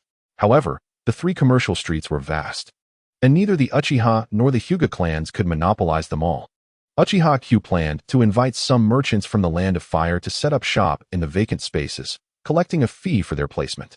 Nevertheless, while the disappearance of Sarutobi Hiruzen could be concealed from the ninja clans, it could not escape the notice of the 2 advisors in Konoha. Currently, the advisors were merely 2 elderly figures. Without Hiruzen as their backing, they could only acquiesce to Minato's decisions. The news of Danzo being classified as a rogue ninja shocked various ninja clans. Ironically, no one would defend Danzo. He had often bullied the clans with his authority, and many were relishing the misfortune. 3 days passed in the blink of an eye. With the support of Uchiha Q, Hisashi effortlessly ascended to the position of Hokage's advisor. The reconstruction of the root organization was painfully entrusted to Hisashi by Minato. After Uchiha Kai reviewed the intelligence from the front lines, he raised his gaze towards Fugaku. How many personnel have you arranged to infiltrate the root organization? I have already assigned an elite jonin and 10 elite chunin. This should be sufficient for us to gain control over half of the root organization, Fugaku replied. However, a hint of hesitation lingered in his voice. The root organization was previously a personal force of Danzo, and the authority of the Hokage's advisor was paramount. Handing it over to the Hyuga clan feels like a loss. Loss. Uchiha Kai replied with a knowing smile. Have you considered that once they ascend to this position, will the Hyuga clan ever look back? And is being the Hokage's advisor truly so enviable? Fugaku paused, suddenly aware of the implications. Indeed, is the position of Hokage's advisor really that appealing? Once Hayashi Hyuga took the role, there was no turning back. Relations with the Hokage have become irreparable. It essentially places the Uchiha clan in the position of shielding the Hyuga clan, making them mere pawns in the power struggles of the Uchiha and the higher echelons of Konoha. Fugaku remained perplexed. Does Hayashi not realize this? Uchiha Kai shrugged nonchalantly. What does it matter? Does he not covet the position of Hokage's advisor? This is a genuine opportunity to enter the upper echelons of Konoha, something the Hyuga clan has desired for many years. Fugaku finally understood the disparity between himself and Uchiha Kai. One cannot simply dismiss such realities. Subsequently, Fugaku compiled the materials acquired from the root organization and handed them to him. After dismantling the root organization, we have obtained a wealth of sensitive family documents along with considerable funds and resources. Uchiha Kai casually flipped through a few pages. Noticing the absence of any documents regarding the Uchiha clan, he looked up and inquired, Have you disposed of our documents? Yes, Fugaku nodded, visibly agitated as he clenched his fist. I never expected Danzo to secretly covet our Sharingan and even conspire against several clan members. It is my fault. Had I discovered this sooner, perhaps they would not have perished. Uchiha Kai tossed the dossier back to Fugaku. For now, we do not need clan members undertaking missions. Let us focus on strengthening our abilities, especially the younger generation. All the resources collected from the root organization should be distributed as rewards to promising clan members. Moreover, we must ensure the safety of our clansmen when they venture outside, to avoid provoking desperate adversaries.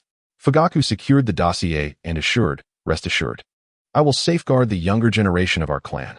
Why do I feel that something is amiss in the village lately? Kakashi, a disciple of Minato Namikaze, feigned ignorance while scratching his head. Might Guy, ever-spirited, flashed a bright smile at his friend. Let's engage in a youthful duel, shall we? Must we? Kakashi reluctantly allowed himself to be pulled away by Might Guy. A swirling vortex appeared in the shadows of the street as Uchiha Obito, masked in orange, emerged from the void. Kakashi, his gaze, concealed beneath the mask, was laden with complexity. Obito, who often visited Konoha to pay respects to Rin, would invariably glance at Kakashi. Even knowing that Rin had acted of her own volition, Obito could never forgive Kakashi for taking her life. In this mundane and insipid world of ninjas, we shall soon reunite in a new world, Rin and Kakashi. On the Jianchuan coastal defense line, the turbulent sea was stained crimson with blood. As corpses were tossed about like flotsam, the cacophony of battle cries, the clashing of weapons, and the desperate screams for help intermingled, rendering the defense line precariously vulnerable.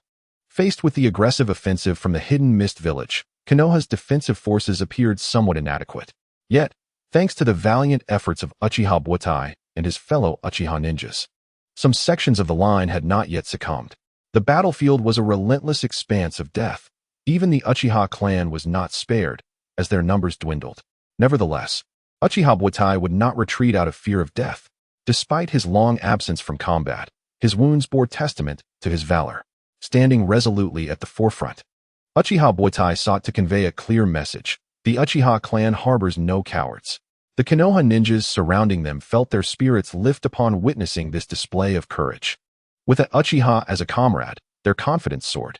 "Captain, we must retreat. If we delay, we will all perish here." Uchiha Shin and Uchiha Ch, fighting valiantly by Butai's side, urged him. Both were merely Chunin with a single tomo in their Sharingan, yet their potential was among the finest of their generation. Only one among them possessed a fully awakened 3-tomo Sharingan, Uchiha Butai, their leader. This contingent of 100 was essentially a breeding ground for the Uchiha, as only those who survived the battlefield would be deemed true members of the clan. Realizing his mission was not to perish in vain, Uchiha Butai swiftly issued commands. "Fight while we retreat, but we must not allow the enemy to breach our lines." "Understood," Uchiha Ch replied, hurrying to inform others. This sudden assault by the Mist Ninjas was orchestrated by Uchiha Obito, whose visit to Konoha was not solely for paying respects to Rin, but also to gather intelligence on their military operations. Obito's dark machinations were almost flawless, yet his ultimate redemption had left him weakened, resulting in a significant loss. Leading his clansmen, Uchiha Butai fought while withdrawing, his battle instincts gradually returning, his strength even revitalizing. Indeed, having spent considerable time in Konoha, he had nearly forgotten how to fight. Uchiha Butai's eyes, now imbued with the crimson glow of his 3-tomo Sharingan, swiftly dispatched 2 ordinary Chunin ensnared in Genjutsu. The power wielded by an elite Jonin with a 3-tomo Sharingan in battle was formidable. Uchiha Ch, drenched in sweat, rushed back with urgent news. "Captain, we just received word that we must temporarily abandon this line and retreat to the last bastion to await reinforcements." "Go ahead. I will cover your retreat," Uchiha Shin interjected, positioning himself defiantly before Butai, enduring the enemy's strikes and unleashing a fire technique to momentarily repel them. "You two go ahead. I will provide cover." "Fire release, fire dragon roar," Uchiha Butai exclaimed, swiftly forming hand seals. The fiery dragon surged forth like a tempest, causing the enemy to scatter in fear. Head of the clan, "We have received word from the Hyuga clan that the first line of the Jianchuan coastal defense has been breached by the Mist Ninjas." Uchiha Fugaku hurriedly entered. Presenting the intelligence to Uchiha Kentucky Kai's expression remained calm, his gaze unwavering, even dismissing the report. "What are the casualties?" Fugaku shook his head, his heart heavy with concern for their clansmen on the front line. "We have yet to receive news from Butai. I believe it cannot be too severe." Uchiha Kai was well aware that Uchiha Obito would not pass up the opportunity to weaken Konoha. Since the hidden mist village had taken action, it was likely that the other 3 great ninja villages would soon follow suit. This war represents an opportunity for our Uchiha clan. There is no need for undue alarm. It is only through the crucible of life and death that our clan can produce more formidable warriors, transcending mere talent. The outbreak of war was anticipated, prompting him to secure 300 slots in advance, arranging for clan members to head to the front lines for a trial by fire. To be precise, Uchiha Obito would inevitably instigate this war, whether directly or indirectly. "I understand your sentiment. It is better to endure a short pain than a prolonged suffering. Our generation fights for the survival of the next generation of our clan, for the honor of our family." Uchiha Fugaku, considering his son, suggested that Itachi join the battlefield. However, Uchiha had other plans for Itachi and temporarily declined this notion. Shortly after, Uchiha reported that the 4th Hokage, Minato Namikaze, had convened an emergency meeting and invited the clan leaders of Konoha to attend. Konoha, though it has elevated the status of ordinary ninjas, is still fundamentally a ninja clan. Without the ninja clans, Konoha would have already perished in the several wars following the loss of Hashirama Senju. Upon arriving at the Hokage building, Uchiha noticed the resentment in the eyes of the clan leaders directed towards him, to which he responded with a disdainful smile. This world, after all, is one governed by bloodline limits. These ninja clans would be no match for the Uchiha clan without the backing of the Hokage. The younger generation of the clan had been nearly annihilated by the Uchiha, and their recovery depended solely on time to nurture a new generation. Do not act rashly. Nara Shikaku cautioned the impulsive Akimichi Choza, for the current Uchiha were not to be trifled with. They must endure and wait for the Uchiha clan's decline before striking decisively. The oil woman, Shiho, cloaked in her attire, could only stand unnoticed in a corner, glaring at Uchiha with murderous intent through her sunglasses. Minato could only feign ignorance and redirect the conversation to the recent surprise attack by the Mist Ninja on the coastal defense line. Meanwhile, the injured Sarutobi Hiruzen sat quietly, his gaze calm as if nothing had transpired. The two advisors to Konoha sat beside him, mute as ever. Nara Shikaku, harboring significant dissent towards the Hokage, chose to remain silent. The other clan leaders naturally banded together, opting to observe alongside Nara Shikaku. After receiving a nod from Uchiha, Hyuga Hizashi cleared his throat to regain everyone's attention. The strength of the Mist Village should not be underestimated. I propose we entrust the command of the coastal defense to the Uchiha clan leader to ensure the front line remains secure. Without hesitation, Uchiha stood up, his gaze resolute as he addressed the assembly. For the safety of Konoha, it is incumbent upon the Uchiha clan to take action. This was the conclusion they had just reached. Chapter 30. Supporting the frontline, Nighttime Assault. The attendees looked on in astonishment at Uchiha, suspecting he was plotting something behind the scenes. It was hard to believe that this self-serving individual would genuinely shoulder the burden for Konoha. As the captain of the Konoha Guard and the leader of the Uchiha clan, he had no need to personally engage in battle to earn merit.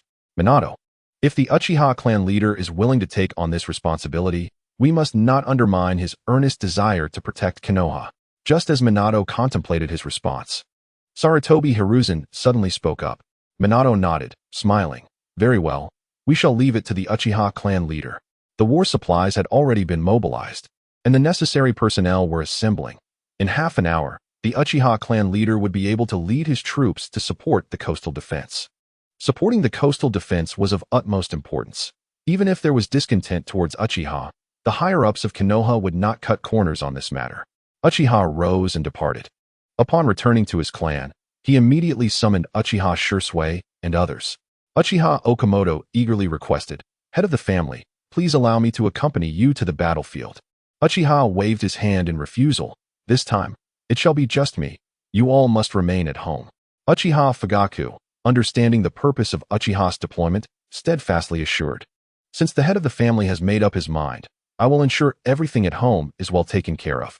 With a complex expression, Uchiha Shursui looked at Uchiha, visibly concerned. "Are you truly certain you do not need me by your side?" Although uncertain of Uchiha's motivations for volunteering to support the coastal defense, Uchiha Shursui recognized that this mission would not be simple. "If I go to battle, the clan will need a strong protector. Only you remaining here will allow me to leave with peace of mind." Uchiha approached Uchiha Shursui, lightly poking his forehead with 2 fingers, his tone meaningful enough to make Shursui fidget. Uchiha Shursui's eyes widened in surprise, a flicker of panic crossing them. He had never disclosed the existence of his Manjiki Sharingan to anyone. How did Uchiha come to know? Uchiha chuckled softly, patting Shursui's shoulder, an unspoken understanding passing between them. "May I join as well?" A youthful voice prompted everyone to turn to see Uchiha Itachi, his gaze calm as if he were merely going out to play rather than heading to war. Uchiha shook his head, squatting down to poke Itachi's forehead with 2 fingers. "Itachi, you must not be idle at home during this time." Disheartened, Uchiha Itachi lowered his head, responding with a heavy "all right." Uchiha silently ruffled Itachi's hair. The boy had become much more mature after just a few days of guidance. Uchiha Itachi could not be destined to be a clan slayer from birth. Many of his traits were shaped by his environment. With careful teaching, Uchiha Itachi could indeed become a staunch protector of the Uchiha clan. The thought of transforming a potential clan slayer into a devoted guardian was an indescribable source of fulfillment. After Uchiha departed Konoha to lead the support troops to the front lines, Sarutobi Hiruzen promptly summoned the clan leaders of Inuzuka, Nara, and Akimichi for a secret meeting. Hyuga Hisashi arranged for the clan's ninjas to monitor the three main streets closely. Standing outside, Hisashi gazed up at the night sky, murmuring to himself, "I hope your arrangements do not go awry." Without Uchiha, the Uchiha clan had reverted to its previous strength. That night, the Konoha Anbu were unusually active, scurrying across rooftops as if searching for something. Uchiha Fire, the vice-captain of the Uchiha Guard, received news and immediately rushed to inform Orochimaru. "Is my teacher now preparing to find me?" Orochimaru replied with a cold, sinister laugh, showing no concern. Uchiha Fire, worried about being discovered, wore a serious expression. The Anbu are mobilized, yet they do not dare to intrude upon the guard headquarters. If you require anything, do not hesitate to ask. Our people will deliver it to you. Should the situation worsen, we will ensure your safe passage into the clan grounds. Even the fourth Hokage would not dare to search there. Uchiha Fire puffed out his chest with pride. Orochimaru, maintaining a calm demeanor, smirked slightly. "If there is nothing else, you may leave. I have experiments to conduct. Then I shall take my leave." Uchiha Fire exited the laboratory. Nearby, the diminutive Kabuto adjusted his glasses, asking curiously, "Lord Orochimaru, why did the Uchiha clan leader leave at this time? Isn't this giving the third Hokage an opportunity?" Orochimaru, focused on the rejection reaction of the experimental subject fused with the first Hokage's cells, replied with a smirk that was neither here nor there. "Is it truly an opportunity? I think not." Observant and contemplative, Kabuto dared not inquire further and began diligently recording changes in the experimental subject. The final line of defense at the coastal front faced an intense onslaught from the Mist Ninja. Each time the Mist Ninja attacked, the Konoha ninjas expended vast quantities of explosive tags and other strategic resources to delay their advance. However, the number of Mist Ninja far exceeded that of Konoha's, forcing the ninjas of Konoha to continuously shrink their defenses, trading space for time. As they awaited the arrival of reinforcements, they could not allow the final line of defense to fall completely into the hands of the Mist Shinobi. Uchiha Buatao lay severely injured and unconscious, having fought valiantly against 3 elite Jonin. Were it not for the assistance of his 3 Tomo Sharingan, which continually alleviated his disadvantage during battle, it is likely that he would have perished on the spot. Nonetheless, his achievements were commendable. He had single-handedly taken down 1 elite Jonin and successfully repelled 2 others. Such a remarkable feat would have earned anyone a reward upon returning to Konoha. Uchiha Shin and Uchiha Zong, in their desperate bid to protect Uchiha Buatao, awakened their own 2 Tomo Sharingan. On the battlefield, the potential for conflict loomed at every moment. Along the last line of defense by the Jiangchuan coast, Konoha's ninjas had established multiple teams for patrol duties. In the dead of night, Uchiha Shin and Uchiha Zong conversed quietly while keeping watch over Uchiha Buatao's tent. Calculating the time, they anticipated that support would arrive by the following day. They had to hold on just a bit longer. The losses among their clan had been devastating, and with their captain now unconscious, it was imperative that they take on the responsibility of safeguarding their kin. How shall we protect them? Uchiha Zong pondered. We are merely Chunin now, albeit fortunate to have awakened our 2 Tomo Sharingan. Together, we should be able to handle a single Jonin. Uchiha Shin shook his head, determined to maintain his stance. Regardless, we Uchiha should not be scattered among other teams. That would hinder our true strength. Uchiha Zong concurred, yet expressed concern over another issue. However, if we gather together, and we become surrounded, all of our kin at the Jiangchuan coastal defense will be doomed. With a cold snort, Uchiha Shin reiterated, "So what? Even if it leads to death, we shall never tarnish our family's name." Suddenly, a series of deafening explosions erupted nearby. The ensuing chaos brought forth a thick fog that engulfed the entire encampment within seconds. Uchiha Shin's expression shifted dramatically as he activated his 2 Tomo Sharingan. Fatigue momentarily replaced by urgency. "We must gather our kin immediately. I will retrieve the captain and lead a retreat." Chapter 31. Protecting the Young. Izanagi understood. Uchiha Zong, now with his 2 Tomo Sharingan activated, navigated cautiously through the mist. The Uchiha clan members, although assigned to various teams for combat, typically congregated together during rest periods. However, with the fog enveloping them, gathering the clan would require some time. The wind drove the mist, which could indeed be dispelled, but time was of the essence. And the mist shinobi would not grant the Konoha ninjas the luxury of dispersing it completely. A throng of mist shinobi, utilizing the cover of the fog, stealthily infiltrated the Konoha encampment. Their presence signified the annihilation of the patrol teams, leaving no opportunity to signal for help. Uchiha Shin, carrying the injured Uchiha Buatao, found himself surrounded by the dense mist, relying solely on memory to retreat. "Captain, stay here. I cannot abandon our kin to flee alone." Uchiha Shin placed Uchiha Buatao in a concealed spot before turning back to fight. Uchiha Buatao, feeling a flicker of gratitude, struggled to rise despite his grievous wounds. With the younger generation of the clan present, the family's prosperity seemed within reach, and he would fight to protect them with every ounce of strength he had left. Uchiha Shin and Uchiha Zung successfully regrouped and prepared to face the onslaught of mist shinobi from all directions. The fog had begun to dissipate, but the mist shinobi had achieved their goal, surrounding the Konoha ninjas, with only the rear exit temporarily unblocked. "Uchiha whelps, I delight in hunting down talented ninjas like you. I shall claim your eyes." The elite Jonin leading the mist forces, numbering over 200, had set his sights on Uchiha Zung and the others. "Zung Shin, take the clan and flee. We will hold them here. Quickly, we cannot delay much longer." Uchiha Keikei, Uchiha Masao, Uchiha Makoto, Uchiha Yuki, Uchiha Yako, and Uchiha He all activated their two-tomo Sharingan, stepping forward with resolute gazes. "Try to escape? You will all die here." The arrogant leader of the mist shinobi laughed boisterously, brandishing his long blade and commanding his subordinates to attack. "Kill." Uchiha Zung and Uchiha Shin exchanged glances before joining the six in a concerted assault against the elite Jonin. The remaining Uchiha clan members, realizing escape was impossible, resolved to fight fiercely. They would not falter. To slay one enemy was better than retreating empty-handed. The helplessness of watching their comrades fall, the realization of their own inadequacies, flooded their minds with despair, sorrow, and pain, awakening their crimson Sharingan. Suddenly, the mist shinobi leader felt a blade pierce his chest, yet no blood flowed. His body began to dissolve into water. A sinister smile crept across the leader's face as he effortlessly dispatched his attacker. "Foolish Uchiha ninja, you think you can ambush me?" Kazuki laughed maniacally. The assailant was none other than Uchiha Buatao, who unfortunately was unaware that his opponent was a member of the Kazuki clan, hidden too well for him to discern. "Captain." Uchiha Zung and Uchiha Shin's eyes flooded with tears, their hearts heavy with grief. Their bond with Uchiha Buatao ran deep, having received extensive tutelage from him. To them, he was not merely their captain but a kind and venerable elder.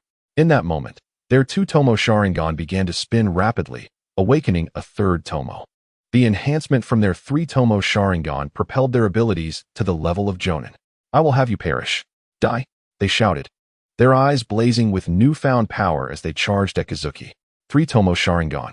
This will be a significant achievement for the Mist Village. Kazuki's eyes widened in greed as he prepared to attack the two with hand seals, temporarily binding the other six with water techniques. In a flash, Uchiha Buatao appeared behind Kazuki, his weapon crackling with lightning. Lightning release, Thunderblade. With a swift strike, Kazuki could no longer maintain his water form. His heart was shattered by Uchiha Buatao's lightning attack. How can this be? Kazuki struggled to turn, disbelief etched on his face as he gazed upon his assailant. "Die." Uchiha Shin and Uchiha Zung seized the opportunity, swiftly decapitating him. Experience triumphs over youth. Ha ha ha. Uchiha Buatao chuckled, blood spilling from his mouth. His battered body unable to sustain further combat. The brilliance of his three-tomo Sharingan dimmed, leaving one eye gray. Just then, a barrage of kunai was hurled around them. The surrounding mist shinobi fell, their throats slashed, blood gushing from their wounds, each one dispatched in a single blow. This horrifying scene sent the remaining mist shinobi retreating in fear. Uchiha Hara appeared at Uchiha Buatao's side, supporting his faltering form. "Buatao, well done. Return home alive, and I shall ensure you are well cared for in our clan." "Head of the clan, I have not betrayed your trust," Uchiha Buatao replied, wiping the blood from his lips, a relieved smile gracing his face now that only one of his three-tomo Sharingan remained. "Since you are here, none shall perish," he declared. "Kill. Exterminate the mist shinobi. Brothers, hold on, we are coming." The long-traveling leaf support army shouted as they rushed forward. attempting to intimidate the mist ninjas and seize a chance for the frontline comrades to survive. Damn it, the Leaf reinforcements have arrived. Retreat, retreat. The high-ranking officials of the Mist Village, who led this ambush, hastily issued a retreat order upon seeing the Leaf reinforcements. This ambush on the Leaf defense line was initially intended to completely seize control before the Leaf reinforcements arrived and establish a logistical line for the Mist Village. Unfortunately, with the arrival of the Leaf reinforcements, this operation had lost its significance. Uchiha Ryu would not allow the Mist ninjas to escape easily and personally issued a pursuit order. They think they can come and go as they please, as if this were their home. Kill.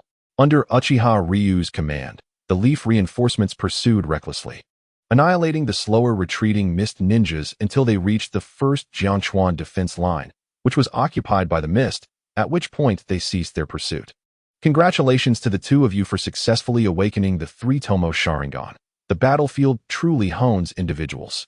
Uchiha Ryu was equally astonished that so quickly, the clan had gained 2 additional pairs of three-tomo Sharingan.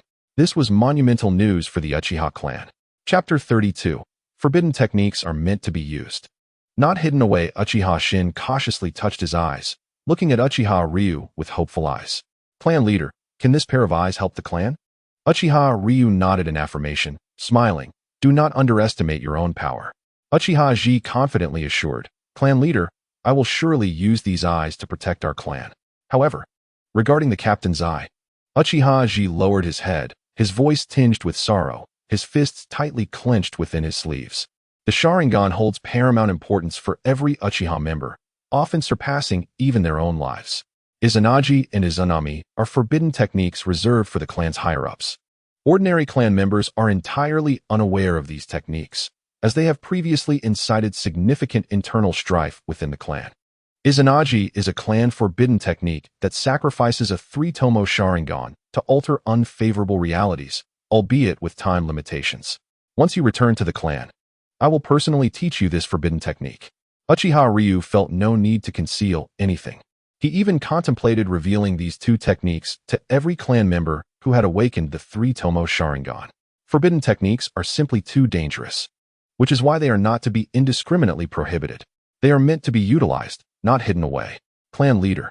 Uchiha Botai's expression grew anxious, fearing that disclosing this forbidden technique might lead to further internal conflict within a clan that had only just begun to see hope.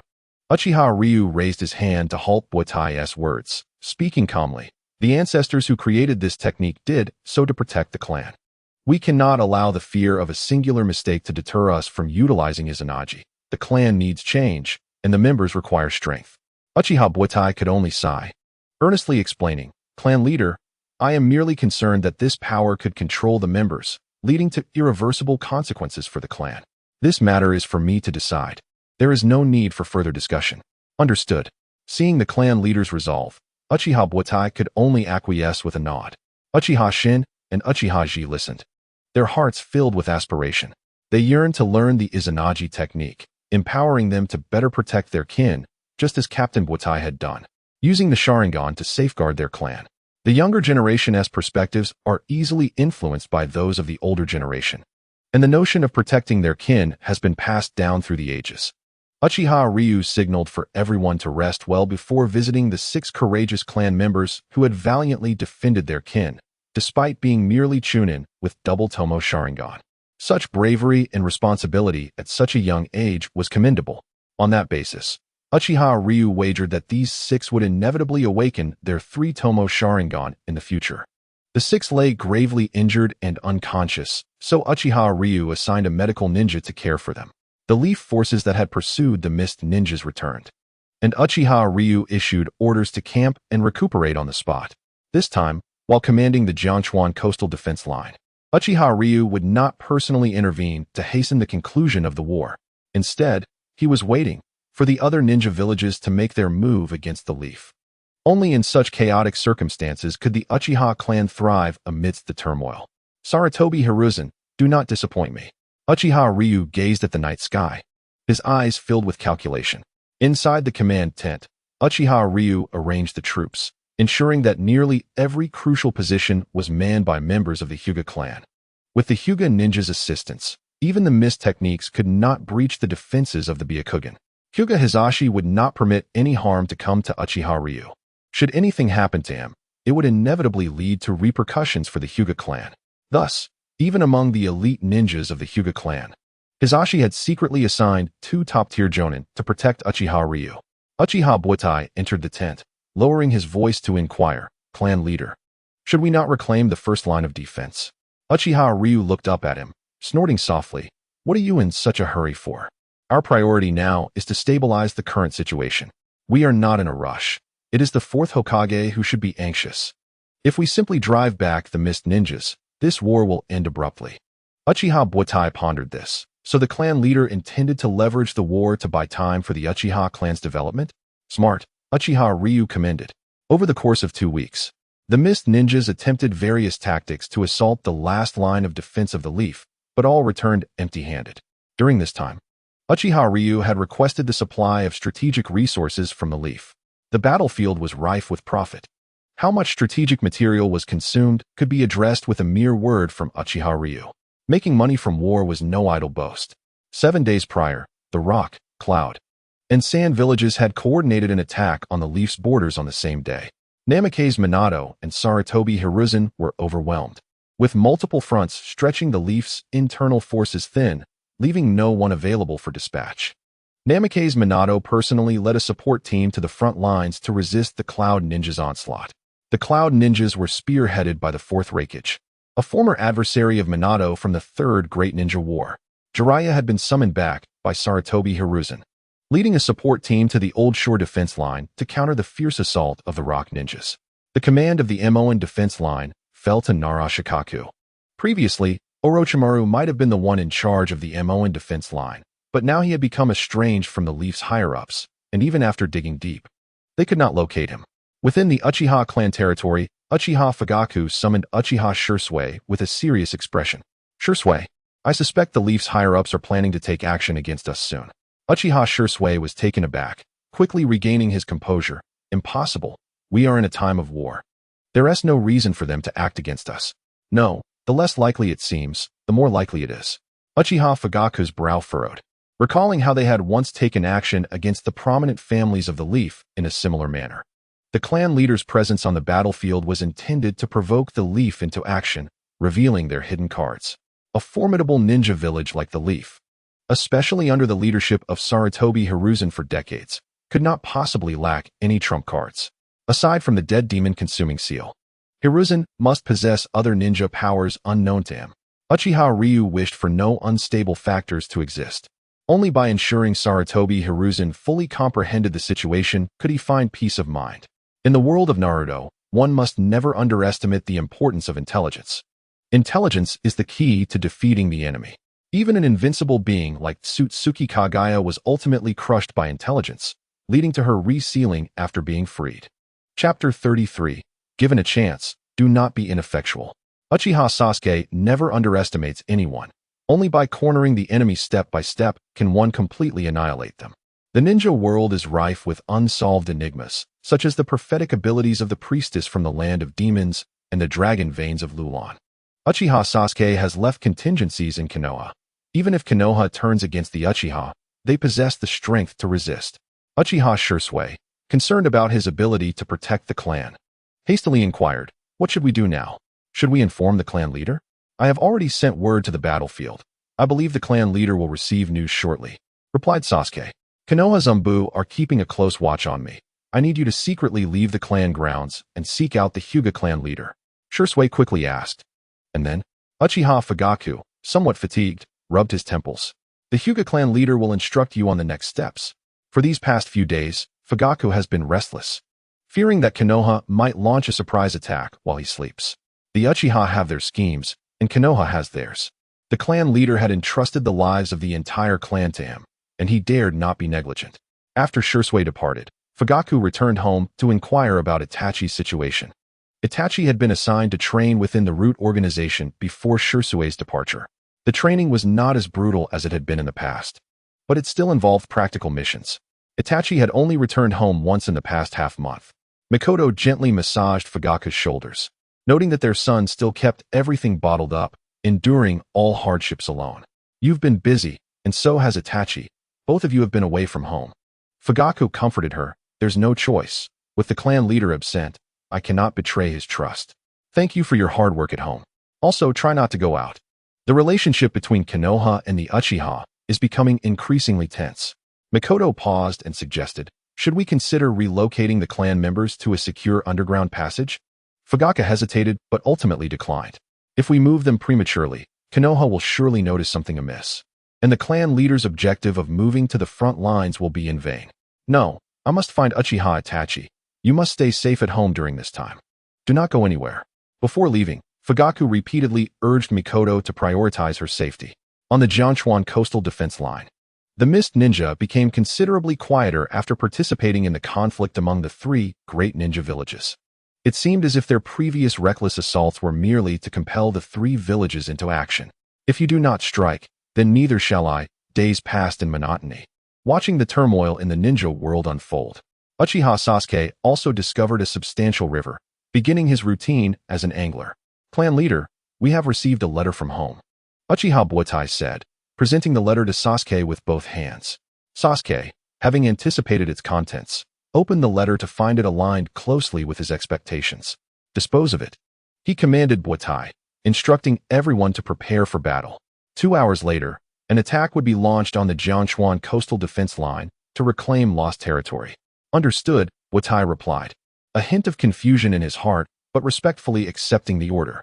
Sasuke lifted his fishing rod, watching the fish struggle on the line, a satisfied smile crossing his face. I've given you an opportunity. I wonder if you're capable. 2 hours swiftly passed. The Konoha ninja, rejuvenated and brimming with spirit, advanced fiercely upon the Jianchuan coastal defense line. Sasuke personally arrived at the front lines, arms crossed and expression composed, continually issuing commands for vital attack positions. This time, Sasuke would not allow the war to cease easily. An elite Hyuga J-nin beside him suddenly tensed, veins bulging as his Byakugan fixed on a particular direction. Sir, I sense an overwhelming chakra approaching. It could very well be the Mizukage. The Mizukage? A sly smile crept onto Sasuke's lips. Obito Uchiha, is that you? Why the sudden interest in him? Black Zetsu inquired curiously from a secluded hillside on the battlefield. Obito, hidden beneath his mask, smirked defiantly. He is merely a pawn for my use. Nevertheless, Obito felt a measure of apprehension toward Sasuke. According to intelligence gathered from Konoha, Sasuke possessed a pair of Manjiki Sharingan that pertained to space manipulation. Only those who wield space ninjutsu, like Obito, truly understand its terrifying potential. From that moment on, Obito fervently collected information regarding Sasuke in Konoha.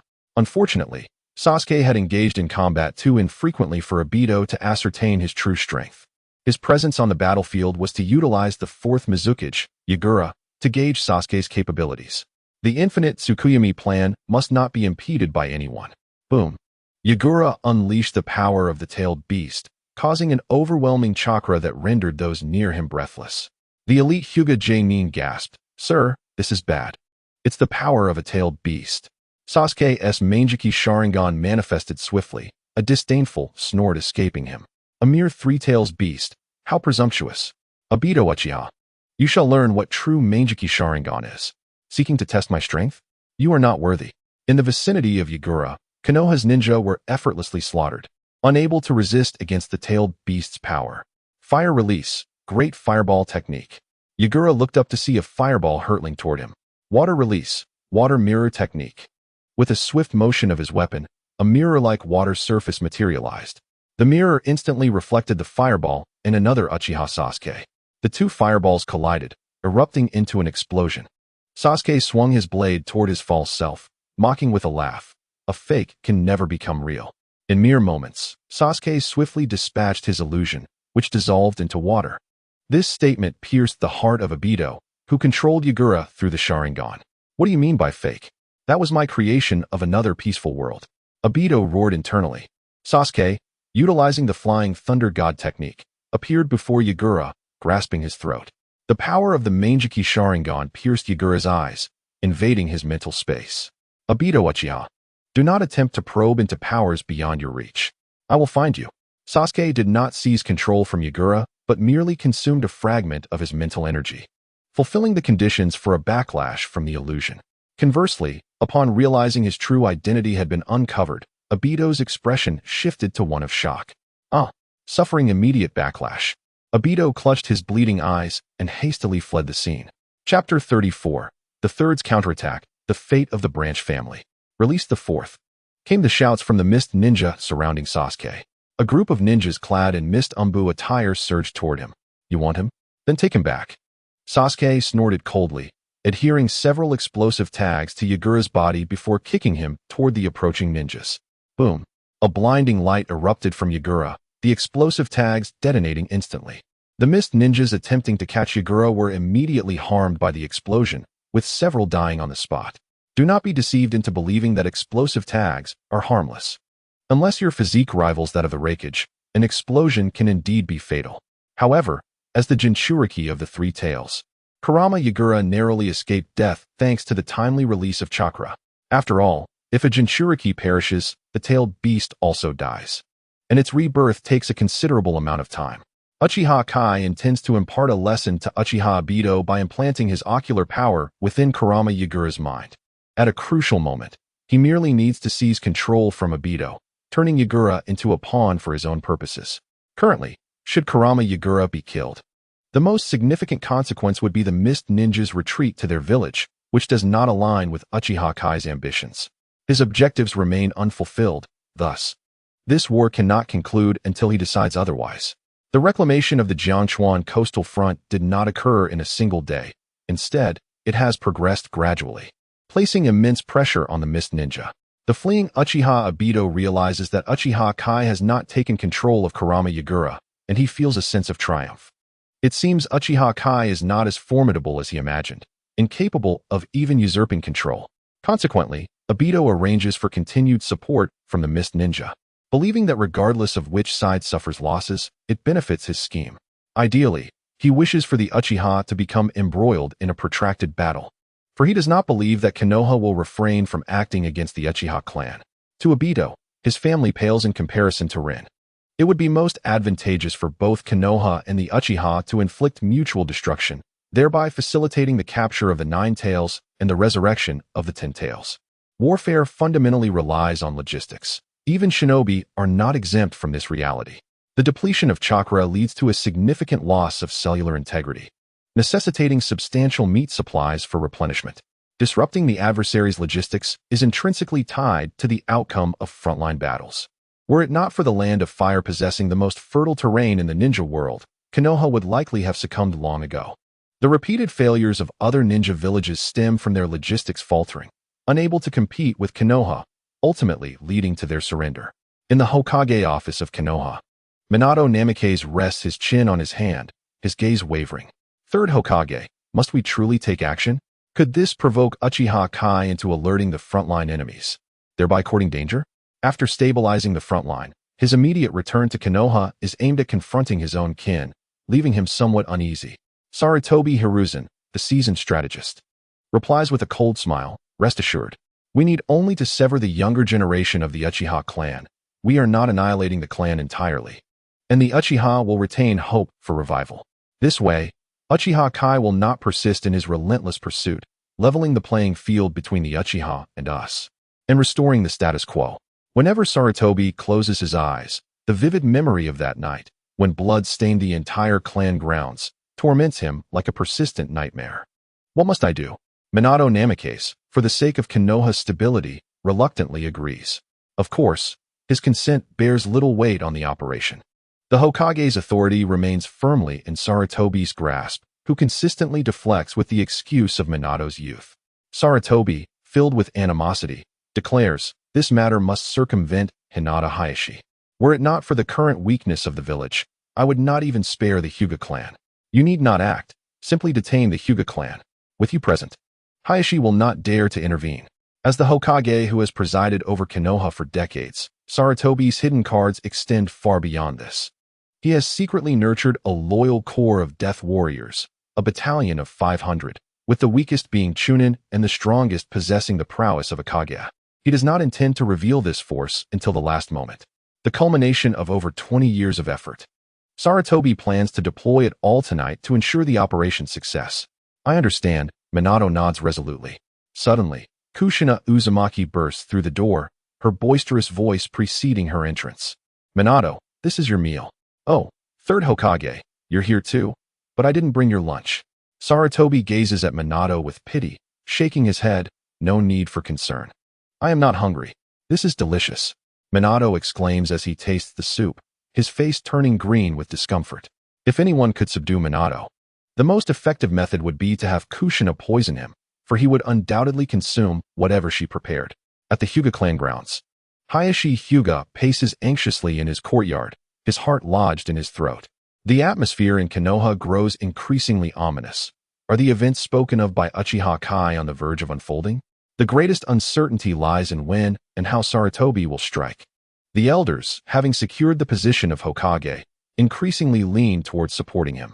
Do they not realize that if they side with Sarutobi, the Uchiha's downfall will lead to the erosion of the Hyuga's status?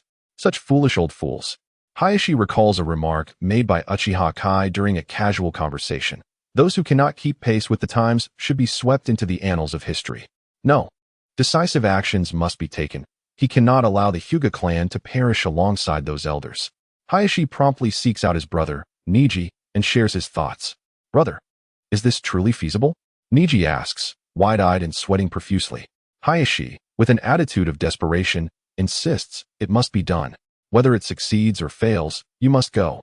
I shall await your return here. Niji has already devised a contingency plan. Should anything go awry, brother, pretend you know nothing. Leave everything to me. I am the elder brother, Hayashi reassures, patting Niji's shoulder. Internally, Hayashi laments. Had he foreseen this day, he would have collaborated with Uchiha Kai before he departed Konoha to eliminate the old guard. Now, any decision he makes will face opposition from the elders, eager to assert their authority, regardless of right or wrong. Niji departs decisively, leaving behind a single statement. The branch family exists to protect the main house. Brother, this is my purpose as a branch family member and your younger brother. Chapter 35. Ninjas from various clans infiltrate the clan grounds. Hayashi Hyuga watches his brother leave with a complex expression. Brother, should you not harbor resentment towards the main house? Or have you accepted your fate as a branch family member? Niji has not fully embraced his role. He still harbors grievances against the main house. However, he does not direct that resentment towards his elder brother. The fate of the branch family is one of inevitability, yet Niji refuses to accept it. If possible, he wishes to seize control of his own destiny, not to die for the main house, but to protect his brother. Niji has never blamed Hayashi. Rather, he rebels against the injustice of his fate as a branch member. This matter concerns the survival of the entire Hyuga clan, and Niji approaches it with utmost caution, activating his Byakugan as he stealthily exits the clan grounds. Where Niji has gone remains a mystery to all except Hayashi and Niji himself. Time is of the essence. Both parties are acutely aware of the ticking clock. The stakes of Uchiha Kai's plans leave no room for complacency among those connected to him. Uchiha Shursui, Orochimaru, and Uchiha Fugaku personally arrive at the Hyuga clan. According to Hayashi's plan, all the elders of the Hyuga clan must meet their demise before the sun sets. Orochimaru was summoned personally by Uchiha Fugaku. Otherwise, it would have been beyond Hyuga Hizashi's capacity to call upon him given his status. Currently, Orochimaru is merely being handled coldly by Sarutobi Hiruzen in Konoha and has not been classified as a rogue ninja by the village. Sarutobi Hiruzen is reluctant to disclose the origins of this matter, as it is rather unsavory. Should Hizashi choose to engage, he would not merely strike at the roots, but would eradicate the remnants entirely. Not only did he eliminate the elder statesmen, but he also slaughtered those clan members heavily influenced by them. The descendants were forcibly designated as branch family members, marked as caged birds. And even if they were to revolt in the future, they would be powerless to change their fate. Upon witnessing Uchiha Shursui's pair of Manjiki Sharingan, Hizashi's confidence in the Uchiha clan grew even stronger. With 3 pairs of Manjiki Sharingan, even the Uchiha of the Warring States period would be unable to rival them. Once liberated from the constraints of the stubborn elders, Hizashi promptly declared a state of emergency for the entire clan, leveraging his own prestige to shift the burden onto Konoha. Having made the decision to act that night, Minato Namikaze, under the guise of heightened tensions in Konoha, detained Hizashi in the Hokage's office. My brother had instructed me to seek out Lord Orochimaru immediately. Hizashi's presence at the Konoha Security Department was a precarious situation, as even approaching the Uchiha territory was now impossible. To do so would be to alert the enemy. Calm and composed, Orochimaru handed over experimental data to Kabuto Yakushi and removed his white lab coat, indicating that Konoha would indeed take action against the Uchiha tonight. Hisashi, with a sense of urgency, remarked, "My brother mentioned that the entire Hyuga clan would stand with the Uchiha in life and death. In this battle, the Hyuga clan will not abandon our allies. Lord Orochimaru, please promptly inform Lord Fugaku." Not so fast. Orochimaru recalled the items entrusted to him by Uchiha Izumi before his departure and performed the summoning technique. A serpent larger than a man appeared. Upon seeing Orochimaru, it immediately bowed respectfully. Orochimaru would only summon the giant snake in situations he could not resolve. "Hand it over to me." Orochimaru extended his hand, and the serpent obediently opened its mouth, expelling a slimy kunai. Without a flicker of composure, Orochimaru took the kunai and stated calmly, "Let us proceed." "Yes, Lord Orochimaru." Hisashi dared not inquire further and respectfully followed behind. As night descended, aside from the 500 elite assassins under Sarutobi Hiruzen, there were also the finest ninjas from various clans remaining in their families. To exact revenge, these clans spared no effort in their endeavors. Due to the war, Konoha's streets were under curfew, yet silent shadows of ninjas appeared atop rooftops. Their singular destination was the Uchiha territory. The Konoha security department had long been abandoned, and upon receiving news, Sarutobi Hiruzen realized their actions may have been exposed. The arrow was drawn, and there was no turning back. This operation involved a multitude of participants, including clans such as Sarutobi, Nara, Yamanaka, Akimichi, Inazuka, and Waihai. United in purpose, they presented the Uchiha clan as a formidable antagonist. Uchiha Shursui, with his acute senses, detected something amiss and, prior to Hisashi and Orochimaru's arrival, had already notified Uchiha Fugaku to prepare. All capable fighters of the Uchiha clan assembled, while the elderly and young were relocated to a secure underground passage. Uchiha Fugaku donned the battle armor of the Warring States period, long covered in dust. Beside him, Uchiha Mikoto, with her 3-tomo Sharingan activated and clad in combat attire, appeared strikingly formidable.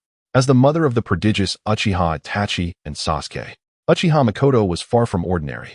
From a young age, she demonstrated exceptional talent, having once single-handedly defeated 2 Nin in battle. Her thoughts were consumed with worry for Itachi, who was undergoing training with the Root organization. Uchiha Fugaku reassured her, "Rest assured, Hisashi will not betray us." Uchiha Shursui suddenly appeared before them, urgency etched on his face. "Lord Fugaku, we are surrounded." "Is that so?" "Just in time." Fugaku's 3-tomo Sharingan swiftly transformed into Manjiki Sharingan, his eyes ablaze with murderous intent. Outside the Uchiha estate, a group of ninjas with glowing red eyes awaited silently, each filled with a lust for blood. Uchiha Kage, Uchiha Hai, Uchiha Okamoto, and Uchiha Wada stood at the forefront, ready for action. Hisashi and Orochimaru remained in the shadows, observing the unfolding scene. After acknowledging Orochimaru with a nod, Fugaku turned to Hisashi. "When will the Hyuga clan support arrive?" Hisashi hastily produced a signal flare, assuring, "Lord Fugaku, the Hyuga clan is prepared. We merely need to release this signal, and the Hyuga ninjas will coordinate from within." Fugaku, skeptical, questioned, "Are you certain that Sarutobi Hiruzen has not left a contingency for the Hyuga clan?" Confidently, Hisashi replied, "Rest assured, the Hyuga clan has its own methods." Fugaku nodded, albeit still doubtful. Even without the Hyuga clan, the Uchiha would not falter tonight. Boom, boom, boom. The gates of the Uchiha estate were forcibly breached. Kill. The ninjas from various clans, driven by unrestrained hatred, surged into the Uchiha territory like a swarm of locusts, unambiguously declaring their intent to exact vengeance upon the Uchiha. They aimed to ensure the Uchiha experienced the depths of despair. "I will avenge my son. He was only 3 years old. My wife died protecting my daughter, who also perished. I am left all alone. Tonight, I will avenge my family. What nonsense about only targeting the young. I will spare none, regardless of age or gender." In the face of such hatred, discipline and orders had entirely collapsed. Madness began to erode reason. Boom, boom, boom. Some Konoha ninjas who forcibly invaded the Uchiha residences were engulfed in violent explosions. It appeared that Fugaku had already arranged for an evacuation. Sarutobi Hiruzen's cold gaze scanned the desolate Uchiha territory, instilling a sense of unease. Lord Third, the Uchiha cannot possibly escape our surveillance. They must still be here. Akimichi Dingza declared, his voice deep and resolute, devoid of emotion. Suddenly, Yamanaka Inoichi, pressing his fingers to his forehead, exclaimed, I sense them. They are just ahead. Hiss, hiss, hiss. In the shadows, venomous snakes emerged silently, their cold eyes fixated on the intruders. Hiruzen seemed to sense something amiss, his brow furrowing as he took a swift step back. A venomous snake slithered past him with alarming speed. Swoosh. The snake was swiftly dispatched. Hiruzen recalled Orochimaru, who had eluded detection and urgently cautioned, be careful, there are venomous snakes. In the dark, Hiruzen's warning felt utterly powerless. Venomous snakes launched surprise attacks on the necks of Konoha ninjas. A hapless Nin clutched his neck in agony, his face contorted in pain, desperately trying to shake off the snake. Thud! The snake was crushed beneath his furious foot, yet it was too late. The venom had already infiltrated his nervous system. Soon, the Nin collapsed, frothing at the mouth, his complexion turning ashen, convulsing uncontrollably. Many Konoha ninjas fell victim to the onslaught of snakes. It was as if they were ensnared in a nest of vipers, an unending tide of death engulfing them. The originally dark street was suddenly illuminated by the bright streetlights. On the now radiant path, the serpentine threats vanished, leaving no trace of their presence, not even the bodies of the slain. Were it not for the fallen comrades still visible, one might suspect they had merely experienced an illusion. Over 50 ninjas had perished from the venomous attacks before even being sighted, leading to a significant reduction in their ranks. Bark, bark, bark. The cursed Uchiha clan, with a red inverted triangle painted on his face, Inazuka Kiba rode in on his ninja hound. Lord Third, the Uchiha are likely lying in wait. We must remain vigilant. Oil woman Shimi, who usually went unnoticed, stepped forward, warning, everyone, be cautious, my insects have lost contact. Sarutobi Hiruzen scoffed, unconcerned about the Uchiha's ambush. The outcome of the night was already determined. Is that so? A chilling voice echoed from the street's corner. Uchiha Fugaku, clad in traditional Uchiha battle armor, strode forth, flanked by a cadre of red-eyed ninjas. Their Sharingan glowed ominously under the dim streetlights. Swish, swish, swish. Orochimaru, Uchiha Shursui, and Hyuga Hayashi stood resolutely atop the utility poles. Orochimaru let out a sinister chuckle. Sensei, it's been a while. Upon seeing his former disciple before him, Sarutobi's expression darkened. Orochimaru, it's not too late to turn back. Orochimaru, with arms hanging loosely by his sides, coldly smiled. The windmill has turned. Retreat is not an option. What I desire, the Uchiha shall grant me. Sarutobi, unwilling to engage further, raised his hand, stating, words are futile. Since a decision has been made, let there be no regrets. Let us resolve this swiftly. With that command, the restless leaf ninjas dispersed, encircling the Uchiha. If the Uchiha sought to resist, they would eliminate all opposition. Even if Uchiha Sasuke returned, he would bear no blame. Roar. Uchiha Fugaku, feeling the strain on his blurring vision, activated Susanoo without hesitation. Those who trespass against my clan shall die. Clan members, follow me and annihilate them. Uchiha Fugaku charged forward, his Susanoo's fist reducing several foes to mere pulp. Leaf dogs, none shall survive this night. For the Uchiha kill. Even in the face of over 1,000 enemies, the Uchiha charged forward without a hint of hesitation. Fire release, great fireball technique. Fire release, wind fire lotus. Fire release, fire sealing. Do not assume the Uchiha's prowess in fire release is incapable of inflicting fatal harm. Once enveloped by those terrifying flames, even the moisture within one's body would evaporate under the searing heat. Simultaneously, a flare erupted in the night sky. Beneath the dazzling fireworks lay a scene of brutal combat. In the Hyuga clan's territory, the prepared Hyuga ninjas beheld the explosion. Clan members, the Uchiha brothers need us. Charge forth, commanded Hyuga Hayashi, his Byakugan glaring fiercely. This time, aside from leaving some personnel to protect the clan, all remaining forces were dispatched to support the Uchiha. The Umbu, initially assigned to monitor the Hyuga clan, had no choice but to retreat. Branch family, hold them back. Main family, follow me to assist the Uchiha. Hayashi bellowed, issuing clear commands. In the Hokage's office, Held back by Namake's Minato, Hyuga Hisashi gazed at the fireworks above, sneering, "Fourth Hokage, is this the outcome you wish to see?" Minato's eyes flickered, but after a moment, he replied resolutely, "Regardless, our actions are for the peace of Konoha." Hisashi laughed derisively. "And what makes you think you will prevail? Just because Uchiha Sasuke has departed from Konoha? Are you not concerned he might abandon the front lines to turn against you?" "I wish it weren't so," Minato said, his expression complex as he gazed out the window. "After tonight, everything will return to normal. As long as the Uchiha remain in Konoha, Uchiha Sasuke will not act against us." Hisashi scoffed at such folly. Based on his understanding of Uchiha Sasuke, had it not been a trap set by him, he would have simply allowed the mist ninjas to rampage through the land of fire. Chapter 37. The Terrifying Power of Uchiha Shursui. Whoosh. Another flare exploded in the sky. Sarutobi looked up at the signal, his expression darkening. It appeared the Hyuga clan was resolutely allied with the Uchiha. "Umbu 1, it is your turn to act." A ninja, identical in attire to the Umbu, stepped forth. With a sharp whistle, Umbu 1 summoned hundreds of figures around him. In the chaos of large-scale combat, deploying massive ninjutsu was nearly impossible without sacrificing allies.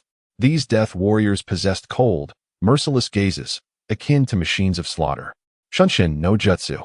Observing this, Uchiha Shursui swiftly formed hand seals, creating multiple copies of himself. Unlike mere shadow clones, each apparition was a true reflection of Uchiha Shursui himself, moving at speeds beyond human perception. Kaleidoscope Sharingan. Uchiha Shursui unleashed his terrifying eyes. Die. These death warriors could not withstand even 3 moves before being dispatched. With his Kaleidoscope Sharingan in full swing, Uchiha Shursui's combat prowess far surpassed that of Uchiha Itachi. The Uchiha clan has never lacked strong warriors throughout its history. It was a pity that such potential was squandered under Fugaku's command. "I will not allow you to harm my kin." Shursui's Kaleidoscope Sharingan spun wildly, his killing intent intensifying. Recklessly unleashing chakra, he summoned more duplicates of himself. With unparalleled strength, Shursui single-handedly held off hundreds of death warriors, engaging in combat with each in mere moments. This was the most frightening aspect of Uchiha Shursui. Even Namake's Minato did not possess such terror, as Minato's Flying Thunder God required a medium, while Shursui did not. However, to assume Shursui's abilities ended there would be a grave underestimation. His greatest weapon lay in his Jinjutsu. Unbeknownst to many, Shursui's Kaleidoscope Sharingan erupted with overwhelming ocular power, embraced the judgment of the Sharingan. A harrowing Jinjutsu flooded the minds of hundreds of death warriors, freezing their bodies in a moment of shock. With a swift motion, Shursui slashed at the neck of an enemy, blood gushing forth. This single strike felled over 100 warriors, as Uchiha Fugaku battled against the Leaf Ninjas. Witnessing this scene filled him with resolve. "Well done, Shursui." This moment immediately caught Sarutobi's attention, as he lamented the loss of 1/5 of his death warriors. Sarutobi could not allow Shursui to continue his rampage. Akimichi Dingza, Yamanaka Hayashi. Intercept Uchiha Shursui. Akimichi Dingza and Yamanaka Hayashi broke away from their battles to confront Shursui. Expand. Akimichi Dingza clasped his hands together, quickly consuming 2 specially made soldier pills. Yamanaka Hayashi gestured, preparing for mental intrusion. The now titanic Akimichi Dingza easily crushed a wall in his path, and, in a single bound, swung a powerful fist towards Uchiha Shursui's head. Shursui's Shunshin activated almost simultaneously, all but vanishing into his true form. Susanoo. A towering green figure emerged, catching Dingza's fist midair. What? Chiodao Dingzwa was acutely aware of his own strength, yet he found himself easily restrained by the opponent. The fixed green hand shackled his fist, rendering him momentarily unable to break free. "Release me." Anger surged within Chiodao Dingzwa as he struck down once more. "No one can rival me under these eyes." Uchiha Shursui wore a smug smile upon his cold visage. "Stand aside." The kaleidoscopic Sharingan in Uchiha Shursui's eyes spun wildly, blood seeping slowly from his eye sockets. The toll of using the Manjiki Sharingan was not merely blurred vision. It came with severe side effects. In an instant, Chiodao Ding's massive form was hurled backward. After a prolonged wait, Yamashiro Kai finally seized his opportunity.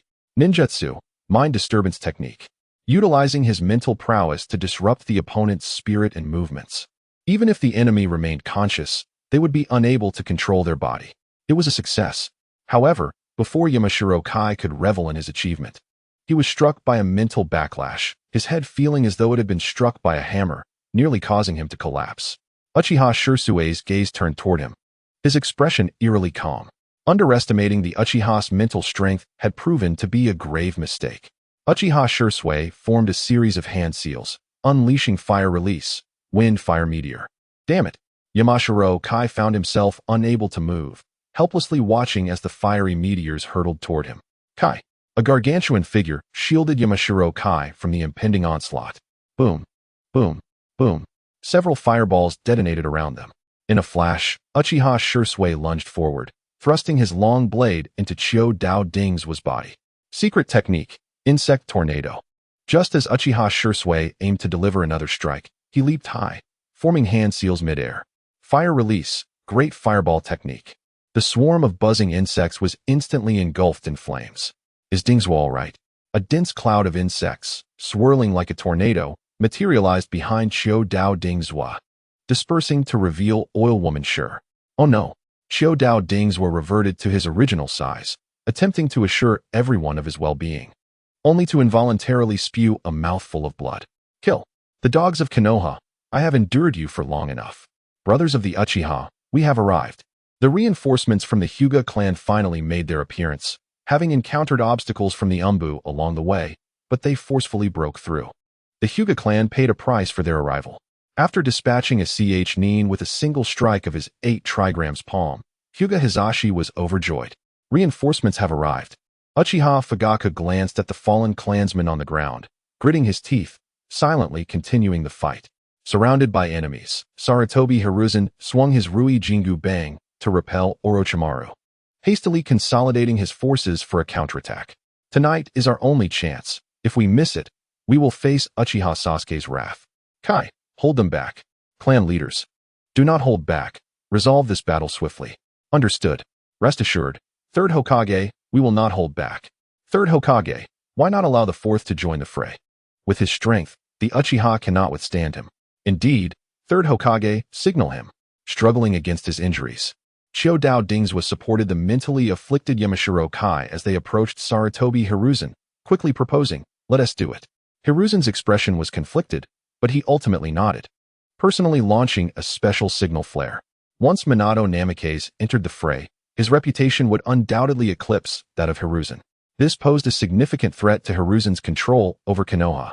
This was one of the crucial reasons Hiruzen had been reluctant to let Minato join the battle. Chapter 38. The One Who Decides returns. Sarutobi Hiruzen was a man of contradictions. He could sacrifice everything for Konoha, yet he could not afford to lose control over it. Power had eroded his original intentions. He did not believe he was in the wrong, only that all he did was for Konoha, and thus, it was justified. Far away in the Hokage's office, upon seeing the specially crafted signal flare in the night sky, Minato Namikaze's expression changed dramatically, and he vanished in an instant.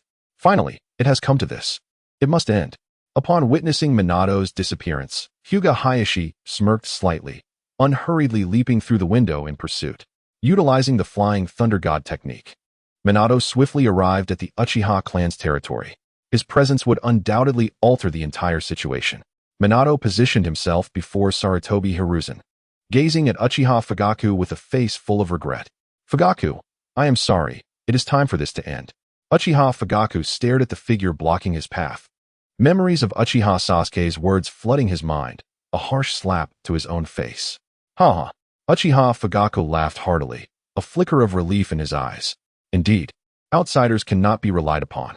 It is better to depend on oneself. The path he once chose had been undeniably wrong. I was mistaken. Uchiha Fugaku's once stubborn eyes were now filled with madness, anger coursing through him. In an instant, Uchiha Fugaku's Susanoo adorned itself with indomitable armor. Shirsue, I entrust the fourth to you. Fully aware of his own limitations, Uchiha Fugaku commanded Uchiha Shirsue to confront Minato. Leave it to me.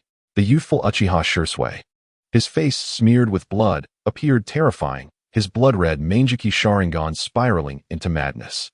Shirsue, let us see what you are capable of. Calmly, Minato hurled kunai, obstructing Uchiha Shirsue's approach. The Flying Thunder God technique and Body Flicker technique rendered even Minato unable to locate Uchiha Shirsue's true self. The the moment he appeared.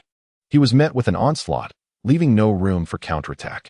Yet Uchiha Shirsue's chakra was nearly depleted, and prolonging the battle would only lead to his demise against Minato. As the fourth Hokage, Minato was undoubtedly a formidable opponent for Uchiha Shirsue. With swift hand seals, Uchiha Shirsue soon found himself engulfed in darkness. Jinjutsu, Darkness Technique. This was a jinjutsu specifically devised by the second Hokage, Senju Tobirama, to counter the Uchiha Sharingan. The caster remained outside the darkened realm, while the target would immediately lose their vision, plunging into a shadowy environment. Super Large Rasengan. The green-armored Susanoo instantly materialized, blocking Minato's surprise attack. A jinjutsu? Uchiha Shirsue calmly assessed his predicament. The power of the Manjiki Sharingan was indeed formidable. Minato, undeterred by his failed ambush, calmly contemplated the opponent's weaknesses. Minato had temporarily been stalled by Uchiha Shirsue. While the Uchiha had the advantage of terrain and strategy, they still lagged far behind Konoha in numbers. Casualties continued to rise. Yet not a single Uchiha chose to retreat, for their loved ones were behind them. Amaterasu. Uchiha Fugaku unleashed the black flames of Amaterasu, incinerating one death soldier after another. Summoning Technique. The Great Serpent, summoned by Orochimaru, boasted arrogantly, "Orochimaru, I demand 500 sacrifices." Orochimaru, accustomed to such demands, replied nonchalantly, "You can have them afterward." Deal. The Great Serpent gleefully targeted the Konoha ninjas below, ready to swallow them whole. Nearly half of the Uchiha clan's structures lay in ruins. The buildings burned ever more fiercely, thick smoke and flames obscuring the sky. Amidst the explosions, countless sparks erupted. The cacophony of battle drowned out the crackling of flames. Surrounded by foes, Sarutobi Hiruzen and his allies maintained a decisive numerical advantage. Hyuga Hizashi joined the fray, and every member of the Hyuga clan and Uchiha clan fought valiantly. Even the youngest Uchiha Itachi, who had come to assist, exhibited remarkable combat prowess. He did not show mercy because they were fellow villagers. Instead, his swift and decisive killings underscored his natural talent for battle. Surrounded by 3ch Nin, Uchiha Itachi exhibited remarkable agility, deftly evading lethal strikes time and again. Utilizing the enemy's wire traps against them, he skillfully balanced on the hilt of a blade embedded in the ground and severed the wire next to him with his kunai. In an instant, the 3ch Nin, who once felt assured of victory, found themselves ensnared, their limbs bound and rendered immobile. Under these eyes, "Your every move has been laid bare," Itachi declared, dispatching them with surgical precision, his Sharingan gleaming ominously in the night. Meanwhile, Uchiha Kaisuke silently observed the battle from atop a utility pole at the rear of the clan's territory, calm and composed. A kunai, glistening with repugnant saliva, was lodged in the pole.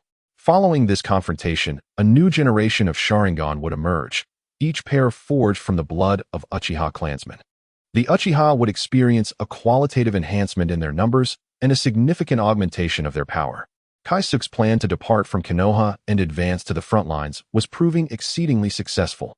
Firstly, Sarutobi Hiruzen's dissenters would reveal their strategies, allowing him to eliminate potential threats. Secondly, these adversaries would serve to further bolster the Uchiha's overall strength. Thirdly, he intended to break their spirits, rendering these ninja compliant and obedient. Lastly, combat on the battlefield would accelerate his own progress toward achieving his goals. This very night, Kaisuke would sever their spines, instilling such fear in these ninja that the mere mention of the Uchiha would cause them to tremble and submit like obedient dogs. Sensing an unusual presence, Kaisuke turned to see an unexpected figure lurking in a concealed corner. A sly smile crept across his face. The evening was about to become far more interesting. Namikaze Minato, it seemed, fate was decidedly in my favor. Would this be your final performance tonight? I eagerly anticipated. Uchiha Shirsue, bereft of Susanoo's protection, had sustained injuries to his left arm from a Rasengan, rendering him incapable of further combat. His chakra reserves were nearly depleted, preventing him from utilizing his Manjiki Sharingan. Clan leader, is all of this truly within your calculations? Using body flicker technique, Shirsue appeared beside Uchiha Hai, gazing at the fallen clan members around him, his eyes misting with sorrow. But the cost is truly great. Uchiha Hai shielded Shirsue behind him, his blade dulled from combat. Are you alright, Shirsue? I have exhausted my chakra and am unable to fight for the time being, Shirsue replied, consuming 2 soldier pills to gradually replenish his chakra. Chapter 39. The intimidation following the control of the Nine Tails under Kaisuk's command. Several of his generals, including Uchiha Kage, were exerting themselves to confront the clan leaders of the enemy. Orochimaru struggled against his former mentor, yet with the aid of countless snakes. The pressure on Uchiha's ninjas had significantly diminished. The Hyuga clan was impeded by Konoha ninjas, unable to fully unite with the Uchiha. They could only attempt to hold off as many Konoha ninjas as possible to relieve the Uchiha's burden. Sarutobi Hiruzen's death-seeking tactics were placing immense strain on Uchiha Fugaku, who found himself incapable of countering the onslaught of these relentless ninjas. The toll on his clan members was severe, with many injured or perished. With Shirsue's departure from the fray, Namake's Minato was now unopposed. Fugaku had no choice but to bear the brunt of Minato's attacks alone. Protected by Susanoo, Fugaku donned an additional layer of defense. As an assassin-type ninja, Minato was unable to breach Susanoo's shield. His true strength lay in the terrifying space-time ninjutsu, Flying Thunder God, which had catapulted him to the ranks of the elite. If he could not destroy the defense, Minato intended to teleport Fugaku elsewhere. By the time Fugaku returned, the battle might very well be concluded. Just as Minato prepared to activate Flying Thunder God, an overwhelming and sinister chakra erupted, sending shockwaves throughout the battlefield. The ferocious Nine Tails manifested behind the Uchiha compound, its 9 tails thrashing violently. "This is bad, Kushina," Minato exclaimed, his demeanor shifting to one of panic as he spotted the beast, his face drained of color and filled with dread for his beloved. The arrival of the Nine Tails signified a monumental shift in the Night S events. Sarutobi Hiruzen, having disengaged from his battle with Orochimaru, approached with a scowl, his mood darkened. "Minato, didn't I instruct you to keep Kushina hidden?" Minato, flustered, replied, "I followed your orders and ensured Kushina remained in a secure location, even setting protective barriers to prevent intrusion." Hiruzen's gaze fell upon the Sharingan that slowly emerged within the Nine Tails' eyes, and his expression faltered. "This is bad. The pattern of that Mangeki Sharingan belongs to Kaisuk. He has returned." It was likely that Kushina, out of concern for him, had recklessly emerged and encountered Kaisuk. How infuriating. He should be on the battlefield. With the terrifying presence of the Nine Tails now evident, the previously fierce battle was abruptly halted. The mere sight of the beast instilled fear in all, silencing any thoughts of aggression. Hyuga Hayashi seized the opportunity to lead his younger brother, Hayashi, back to their clan's side. He has finally returned, Hayashi thought, gazing up at the Nine Tails with a relieved expression. Kaisuk's appearance meant the outcome of this conflict was now all but assured. However, how did Kaisuk acquire the information regarding the Nine Tails Jinchuriki? Even he was unaware of the identity of the Nine Tails host. Why has the fighting ceased? A mocking voice echoed from atop the Nine Tails. A figure gradually emerged into view. "It's the clan leader. Splendid, we are saved." The clan leader's Mangeki Sharingan could control the Nine Tails, an awe-inspiring sight. Older Uchiha ninjas, upon seeing their leader atop the Nine Tails, momentarily glimpsed the legendary Uchiha Madara in their mind's eye, the once mighty figure who had instilled both fear and admiration. Uchiha Fugaku knelt on one knee, pressing a hand against his bleeding eye, gazing solemnly at the figure above the Nine Tails, a smile breaking through his serious demeanor. "Father, mother." Uchiha Itachi rushed forward, bloodied and anxious. The current Itachi seemed imbued with a newfound humanity. "Hayashi, do not allow your men to approach," Kaisuk commanded, guiding the Nine Tails closer to Sarutobi Hiruzen and his allies. This intangible aura of intimidation left them paralyzed, helplessly watching as Hayashi led the remaining Hyuga ninjas to successfully reunite with the Uchiha. "Third Hokage, fourth Hokage, what shall we do?" The question hung heavily in the air. How did the Nine Tails come to be here? Did you not inform us that the Jinchuriki was hidden in an unknown location? In the presence of the Nine Tails, the strength of Akimichi Chza and others seemed trivial. None wished to confront such a monstrous beast. Sarutobi Hiruzen scoffed, dispelling any thoughts of retreat among the gathered leaders. "Do you truly believe Kaisuk would spare you? Do not be foolish. Given his ruthless nature, should we fail, the consequences will be dire." Hiruzen's words weighed heavily on the clan leaders, for the protection of their families was of utmost importance. If they were to fail, Kaisuk's wrath would undoubtedly be unleashed upon them. "Gather close to me, and bring the fallen clan members' bodies. As long as I am here, you shall be safe."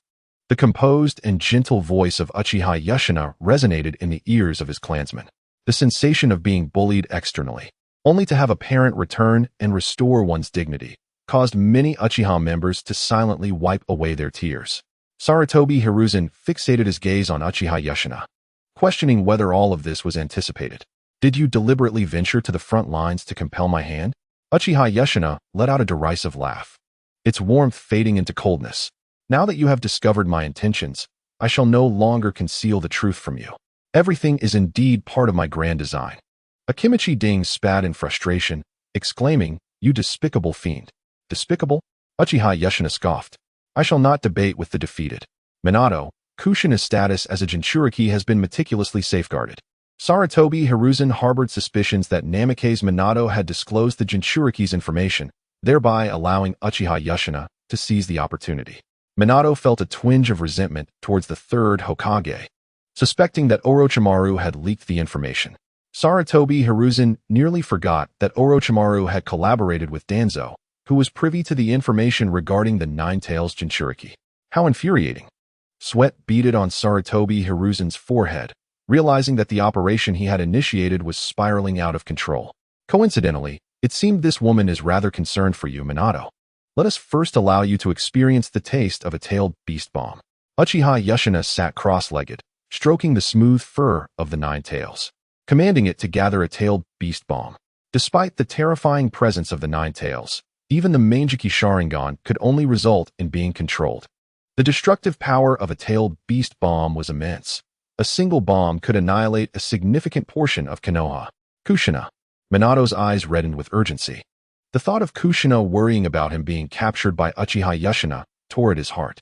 Chapter 40. In the name of justice, annihilate them. Roar. The Nine Tails howled skyward, its nine tails rising into the heavens. The night sky echoed, tearing through the darkness. An unremarkable tailed beast bomb hurtled forth. Wherever it passed, the ground was uprooted by devastating shockwaves, debris surged, and even the very fabric of space trembled. Minato's expression turned grave as he swiftly formed hand seals, gripping specially crafted kunai, flying Thunder God space transfer. The oncoming tailed beast bomb was forcibly redirected outside the village using the flying Thunder God technique. Boom. A cataclysmic mushroom explosion erupted in the distance outside the village. In that instant, the darkness of the night was vanquished by the blinding light of the explosion, turning night into day. Yet again, before Minato could catch his breath, Sarutobi Hiruzen urgently warned him of another incoming tailed beast bomb. Let us see how many tailed beast bombs you can transfer. Leisurely perched atop the Nine Tails, Uchiha Yushina propped his chin with one hand, observing Minato's growing perspiration with delight. With the constraints of the ninja village, Minato could only passively and incessantly redirect the tailed beast bombs. No one in this world understood the flying Thunder God technique better than he. Utilizing it to shift the terrifying energy of a tailed beast bomb consumed an entirely different magnitude of chakra compared to its regular use. Orochimaru observed Uchiha Yushina atop the Nine Tails with a gaze full of intrigue. To control the Nine Tails in such a manner and unleash tailed beast bombs effortlessly, was this the true power of the Manjiki Sharingan? The bloodline limit was indeed a captivating treasure. Orochimaru unconsciously licked his lips. Uchiha Fugaku looked on in astonishment. Using tailed beast bombs to deplete Minato's chakra while threatening the village effectively confined Minato's most formidable technique. The Flying Thunder God. Truly a masterstroke. Third Hokage, this cannot continue. After successfully redirecting another tailed beast bomb, Minato was drenched in sweat, exclaiming, "My chakra can hardly endure much longer. We must devise a plan."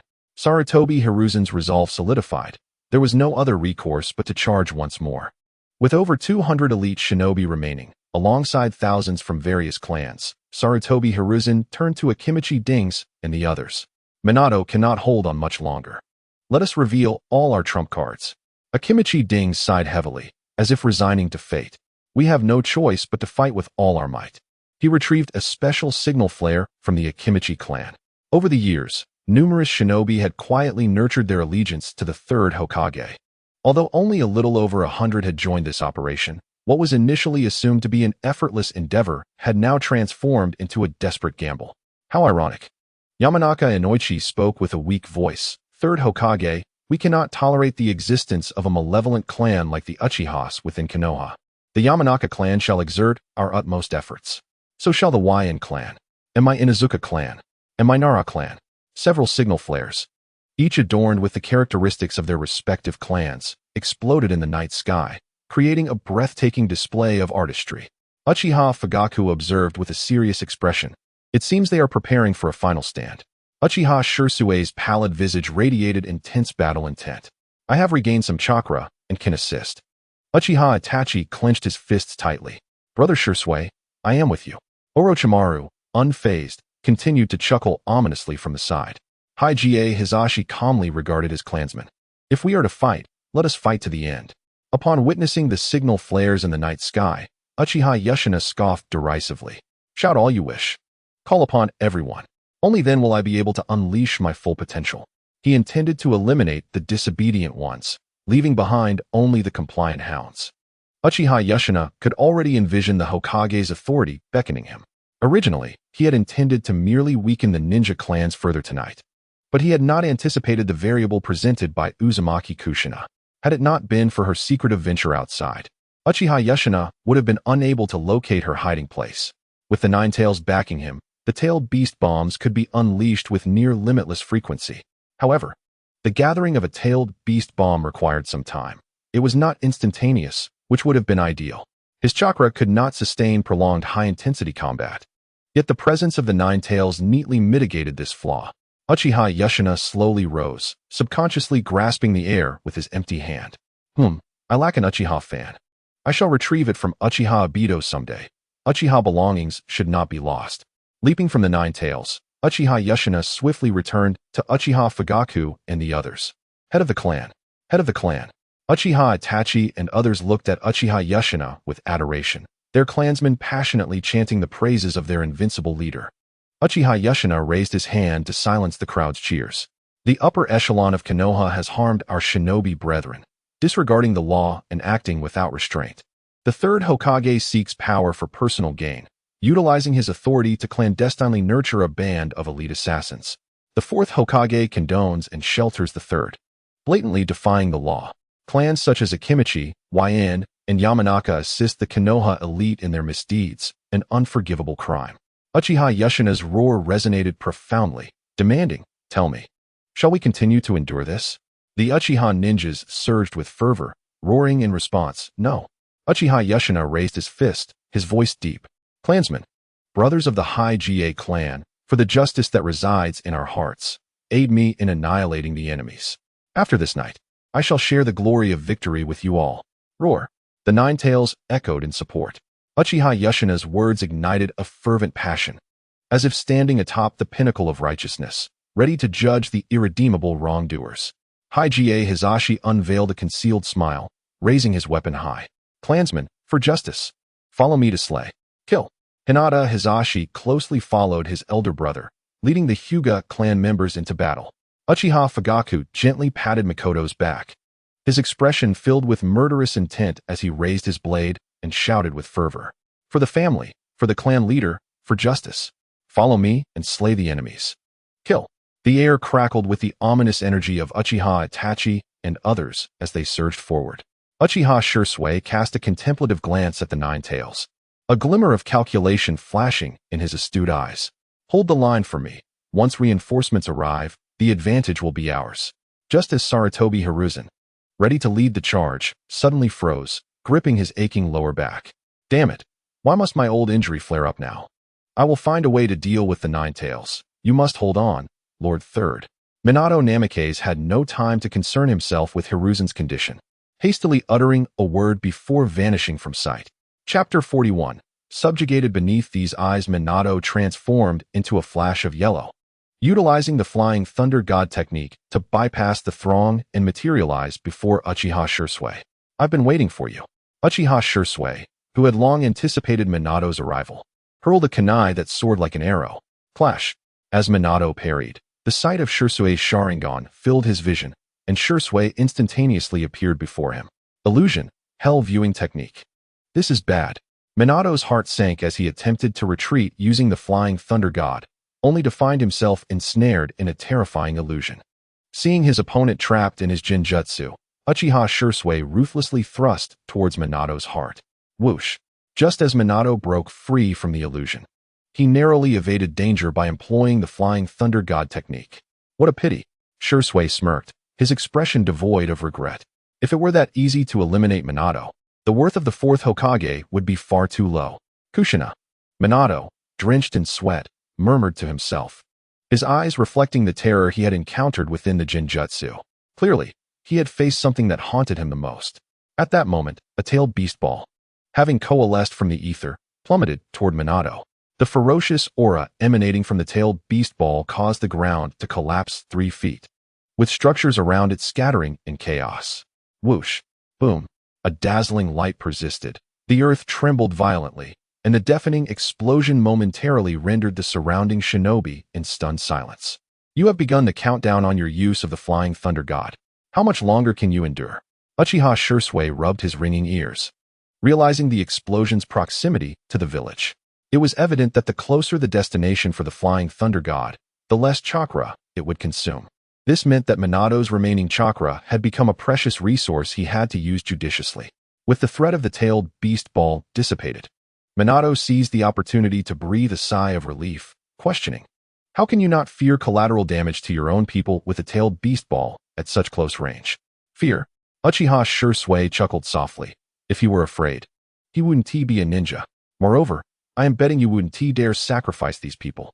Uchiha Shursui's audacity infuriated Minato, who gritted his teeth in rage. However, Shursui quickly closed the distance, delivering a swift kick to Minato, as lightning-charged chakra manifested into a crackling blade. You dare to regard me with such disdain, sending but a mere clone? How would you know?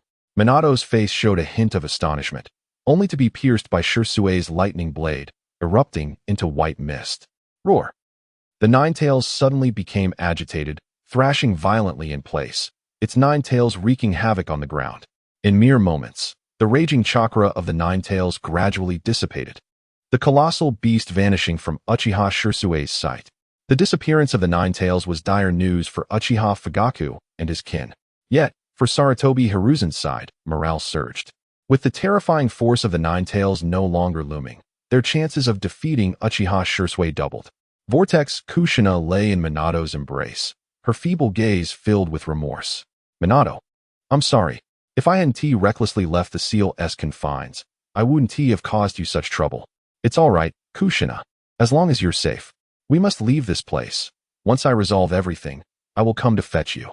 Minato gently cradled her, preparing to use the Flying Thunder God to escape. At that moment, Kushina's eyes uncontrollably revealed a pair of Sharingan. Jinjutsu, Sharingan.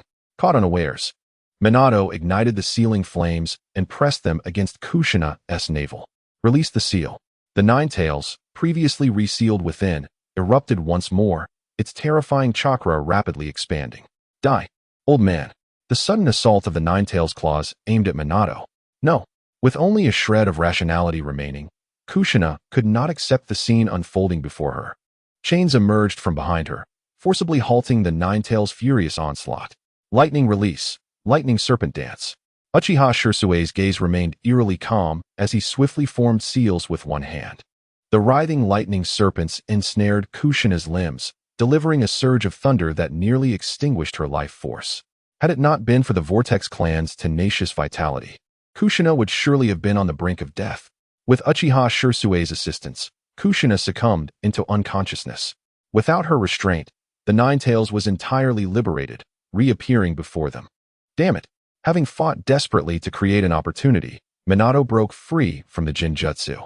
Minato could only watch helplessly as Kushina lost control once more, allowing the 9 tails to break free.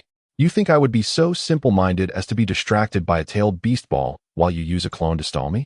Uchiha Shursui's Sharingan spun rapidly. Space-time, death spiral. Minato was forced to retreat. Damn Uchiha, I will kill you. The freed 9 tails, unbound by the Jinjutsu, furiously began to gather its tailed beast ball upon spotting Uchiha Shursui. You beast, are you seeking death? Space-time, death spiral. Uchiha Shursui was incensed at the 9 tails' audacity to attack him with a tailed beast ball. Merely a pet. How dare you bite the hand that feeds you? The terrifying tailed beast ball was crushed and obliterated by the sheer force of space. Within the mental realm, the Nine Tails clutched the iron bars, roaring in fury at Uchiha Shursui outside. Once again, those eyes, the malevolent Uchiha clan. Do not let me find an opportunity, otherwise, I will annihilate your clan. A beast must be prepared to accept its fate. Uchiha Shursui effortlessly used the power of his Sharingan to regain control over the Nine Tails. The previously furious beast immediately fell silent. It is indeed unfortunate for the Nine Tails. Akatsuki Indra once used the Sharingan to control it in battle against Ashura. Later, Uchiha Madara employed similar means, even more humiliatingly forcing the Nine Tails into a contract as a summoning beast. Now, the Nine Tails could not escape reincarnation, once again falling under the sway of the Uchiha Sharingan. Minato, if you do not emerge, I will have no choice but to eliminate everyone. Uchiha Shursui manipulated the Nine Tails, effortlessly slaying one Konoha shinobi after another. Minato had vanished without a trace. Uchiha Shursui suspected he had retreated to the realm of summoning beasts, Mount Mayaboku. Minato, could it be that even you are no match for Uchiha Shursui? Uchiha Shursui's reckless manipulation of the Nine Tails to wreak havoc filled Sarutobi Hiruzen with despair. Chapter 42. My Sharingan has foreseen your next move. Despite Uchiha Shio's relentless slaughter of the Konoha ninjas, his attention remained fixated on Sarutobi Hiruzen. The old adage, old but not dead, is a thief, rings true. The elderly possess the most cunning tricks. Aside from Minato Namikaze, only Sarutobi Hiruzen could wield the deadly forbidden technique, the Reaper Death Seal, which poses the sole threat to Shio's life. This technique is a sealing art of the Uzumaki clan, and the only way to counter it is to obtain the Reaper mask left behind by the Uzumaki.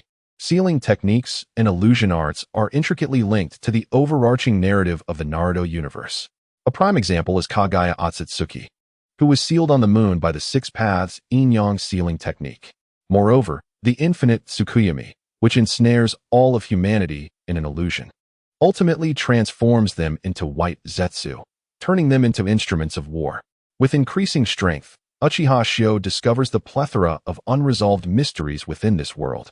The original narrative is indeed fictitious, glossing over intricate details that cannot be thoroughly examined, which is unavoidable. Yet, Uchiha Shio finds himself immersed in a remarkably authentic Naruto world. One misstep could lead to a fate akin to that of Kaguya Akatsuki. The ninja clans possess profound heritage, and the number of reinforcements arriving is substantial. Such a scale of mobilization among the ninja clans is scarcely seen in any of the wars depicted in the original narrative.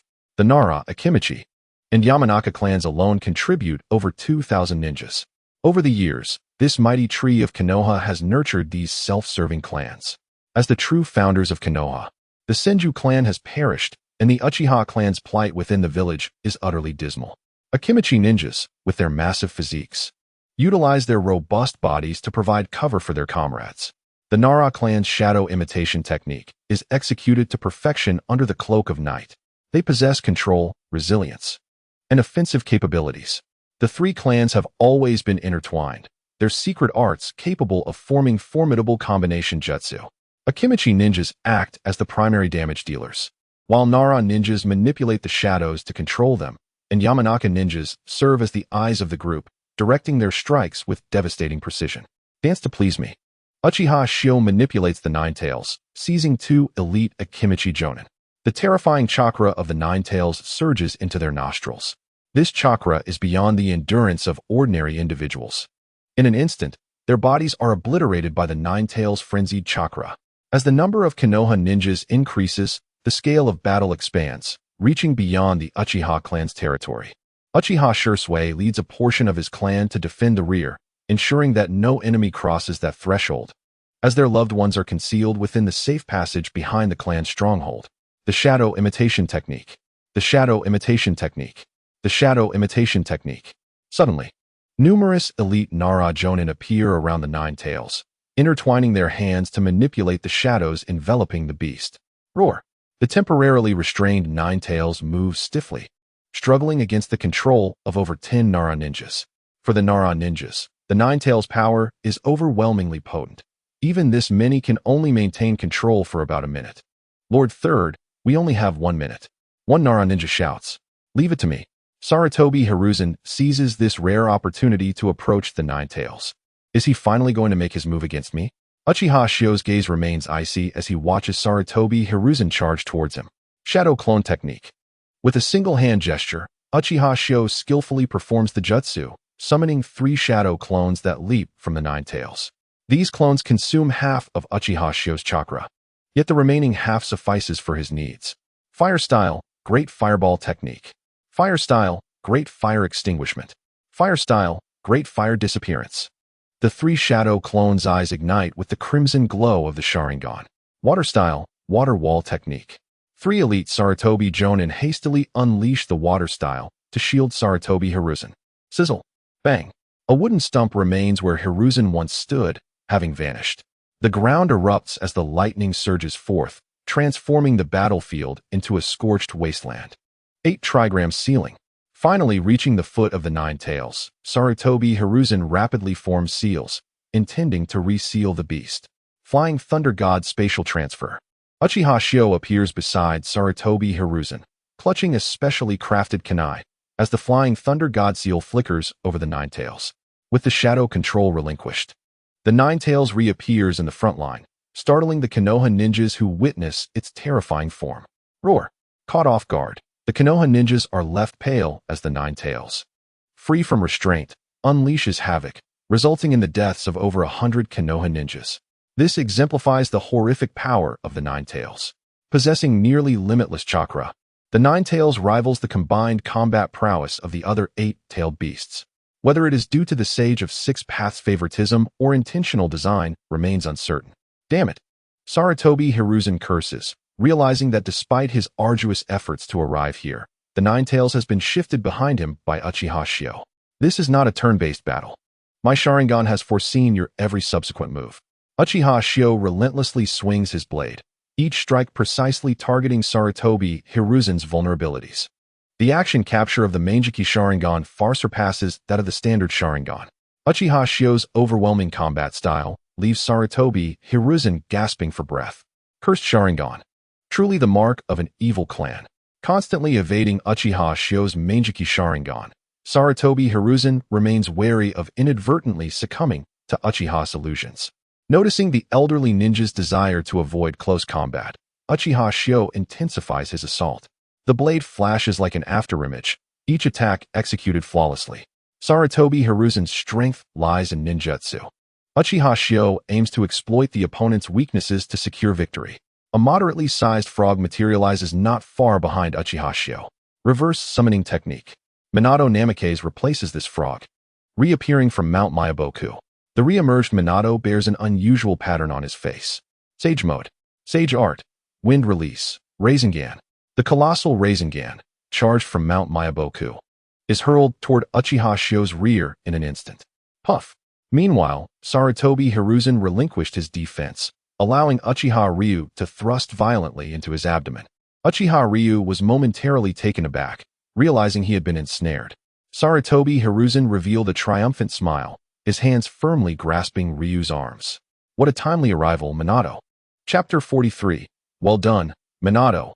Our coordination is exemplary. Sarutobi Hiruzen spat blood, roaring defiantly despite the peril to his life. Even at the cost of my life, I shall not allow anyone to harm Konoha. This is my ninja way. Such confidence. Uchiha Ryu's face twisted into an odd smile. The next moment, Sarutobi Hiruzen's eyes widened in shock as he witnessed a colossal Rasengan, powerful enough to slay Uchiha Ryu, piercing through his opponent's body and hurtling towards him. Minato Namikaze could only observe from behind as his Senjutsu-enhanced Rasengan struck Uchiha Ryu. It worked, he exclaimed, filled with the joy of victory. Boom. Sarutobi Hiruzen's body was propelled backward, blood trailing through the air like a crimson ribbon. In stark contrast, Uchiha Ryu remained unharmed, slowly turning to face Minato. Well done, Minato. Our synergy is indeed flawless. Uchiha Ryu offered a mocking smile, giving a thumbs up. How is this possible? Minato's pupils dilated in disbelief. I have slain the 3rd Hokage. Sarutobi Hiruzen, sliding several meters across the ground, continued to spew blood, his eyes wide with incredulity as he gazed at the night sky. He could not comprehend why death had befallen him. Could it be true, as Uchiha Ryu had just claimed, That he had been betrayed by Minato? Old man. A familiar voice echoed nearby, filled with anguish. Slugs crawled over Sarutobi Hiruzen's body, their pale green healing energy entering him. Yet, the interior of his body had been reduced to a mass of mangled flesh, leaving no hope for recovery. In his final moments, Sarutobi Hiruzen felt an unbearable heat in his chest, his throat choked with blood, agony etched across his face. Tsunade, with his last ounce of strength, he brought his blood-stained hand down heavily onto the ground. No, Tsunade cried out in panic, rushing to support her mentor. Minato stared in disbelief at his trembling hands, continually questioning himself. I have killed the third Hokage. Old man. The sight of blood instantly stained Tsunade's vision, flooding her mind with memories of loved ones in their final moments. Her brother, Dan, who had perished in battle. The phobia she had suppressed surged forth anew. Her face filled with terror as she gazed at her bloodied hands, trembling uncontrollably. Meanwhile, the scene of Tsunade weeping over the fallen third Hokage was noticed by the surrounding ninjas in battle. An Akimichi Jonin shouted through tears, "The third Hokage has fallen." The news spread rapidly, from 1 to 10, and from 10 to 100, the demise of Sarutobi Hiruzen became widely known. Uchiha Ryu, witnessing the granddaughter of Senju Hashirama suffer from hemophobia, scoffed disdainfully at her weakness. It is rather ironic that as the last scion of the Senju clan, she possesses such a phobia. Ignoring Tsunade, Uchiha Ryu turned his gaze toward the true culprit behind Sarutobi Hiruzen's death. Thanks to you, I managed to eliminate Hiruzen sooner than expected. However, even if you have slain him to curry favor with me, I shall show you no mercy. Let me test just how formidable this sage mode truly is. A sinister laugh escaped Uchiha Ryu's lips as he lunged toward Minato, who was lost in self-doubt, and implanted a Jinjutsu with his Sharingan. A forceful blow struck Minato's insides, causing them to rupture and bleed. Yet, under the effects of sage mode, Minato's injuries healed rapidly, his ability to continue fighting unhindered. As Minato regained his composure, he gritted his teeth, eager to understand the recent events. Your hands were restrained by the third Hokage, and that was not something the Flying Thunder God could achieve. Curious to know? I shall not divulge. Uchiha Ryu had no intention of revealing his secrets. You personally dispatched the third Hokage. I wish to know your feelings at this moment. Minato's eyes brimmed with sorrow as he replied in a low voice, "Be silent." The third Hokage died protecting Konoha. As a ninja, one must remain composed. The most pressing matter was to confront Uchiha Ryu. Otherwise, the sacrifice of the third Hokage would have been in vain. Uchiha Ryu observed as Minato summoned shadow clones, his gaze shifting downward to his own chest. That technique will not work on me. A fist emerged from Uchiha Ryu's body, causing Tsunade to stumble in shock as she nearly fell. Steadying herself, she stood beside Minato, her eyes filled with murderous intent. Still unable to do it, Minato lamented. He had thought he had successfully diverted Uchiha Ryu's attention, yet the ambush had failed. Minato, the teacher died protecting the village. Do not blame yourself. Minato remained silent, instead analyzing Uchiha Ryu's recent abilities. When you touched Uchiha Ryu, did you feel no sensation at all? It was as if you struck air, devoid of any resistance. Exactly, Tsunade confirmed with a nod. Minato, serious, continued. It is indeed a space-time ninjutsu, but not the Flying Thunder God technique. It must be Uchiha Ryu's ocular technique. Clap, clap, clap. Uchiha Ryu applauded mockingly. They say Minato Namake's greatest strength lies in the Flying Thunder God technique. Quite the contrary. Your intellect is your true asset. Uchiha Ryu's gaze shifted to Tsunade, a flicker of confusion crossing his eyes. What of this woman's hemophobia? Why has it suddenly vanished? Could it be that Sarutobi Hiruzen's death roused her? The power of bonds enabling her to suppress her phobia? Minato, concerned, inquired, Tsunade, your phobia. Tsunade waved her hand dismissively, her expression grave. For now, it is manageable. The urgent matter is to eliminate Uchiha Ryu. The overwhelming sorrow and hatred allowed Tsunade to temporarily suppress her phobia. I will distract him. You find the opportunity. With that, she stepped forward, her formidable strength causing the ground to erupt. Tenchikyaku. Uchiha Ryu immediately retreated, as the ground where he once stood exploded due to Tsunade's immense power. Sage Art, Super Big Rasengan. Minato summoned another Rasengan, launching it forward. In the blink of an eye, Minato's shadow clone silently appeared behind Uchiha Ryu, seizing him in an embrace. Child's play. Uchiha Ryu's Manjiki Sharingan glimmered with a strange red light, his ocular prowess flaring. Boom. Minato's shadow clone was enveloped in explosive tags. Bang, bang, bang. The explosions, each with varying detonation times, continued for several seconds. As the explosions subsided, a gigantic skeletal figure emerged before them. Uchiha Ryu gained a newfound understanding of Minato's intelligence-gathering capabilities. Should he utilize his ocular technique to shift away, the explosions would follow him into the alternate dimension created by the technique. However, his knowledge of ninja intelligence far surpassed that of others. With a powerful strike, Tsunade's fist crashed against the Susanoo. A cracking sound echoed as a fissure appeared in its defenses. Tsunade smirked. It seems your shell is not invincible after all. Uchiha Su cast a glance at the cracks on his Susanoo, his gaze profound and unyielding. With a calm voice, he declared, having played enough. It is time for you to witness my true power. Uchiha Su formed hand seals with one hand, and the Nine Tails, which should have been battling, suddenly appeared. Standing atop the Nine Tails, his Manjiki Sharingan spun wildly, manifesting the Armored Susanoo. Chapter 44. Armored Susanoo. The Big Picture by Minato Roar. The Nine Tails let out a thunderous howl. Its raging chakra surged forth, creating a deafening roar as buildings were uprooted and sent flying like waves. Cloaked in dark, imposing armor, the Nine Tails transformed from a frenzied beast into a formidable creature of might. Uchiha Su, shielded by a crystalline barrier on the Nine Tails' forehead, gazed down with an air of disdain. Dark clouds obscured the moon, and the world seemed to change color. In that moment, all eyes were drawn to him. Was this power truly something we could contend with? It was on an entirely different level. Was this battle destined for a predetermined outcome? The sight of the fully armed Nine Tails, howling at the moon, was etched into the minds of the Konoha shinobi present. The terrifying pressure emitted by the Nine Tails left them breathless, their voices trembling and legs weak. Hinata Hizashi instinctively swallowed hard, his dry lips pressed tightly together. Truly, the head of the Uchiha clan possessed a strength that even the fourth Hokage could not rival. Hinata Hayashi revealed a frenzied smile akin to that of a gambler on the brink of an all-or-nothing bet.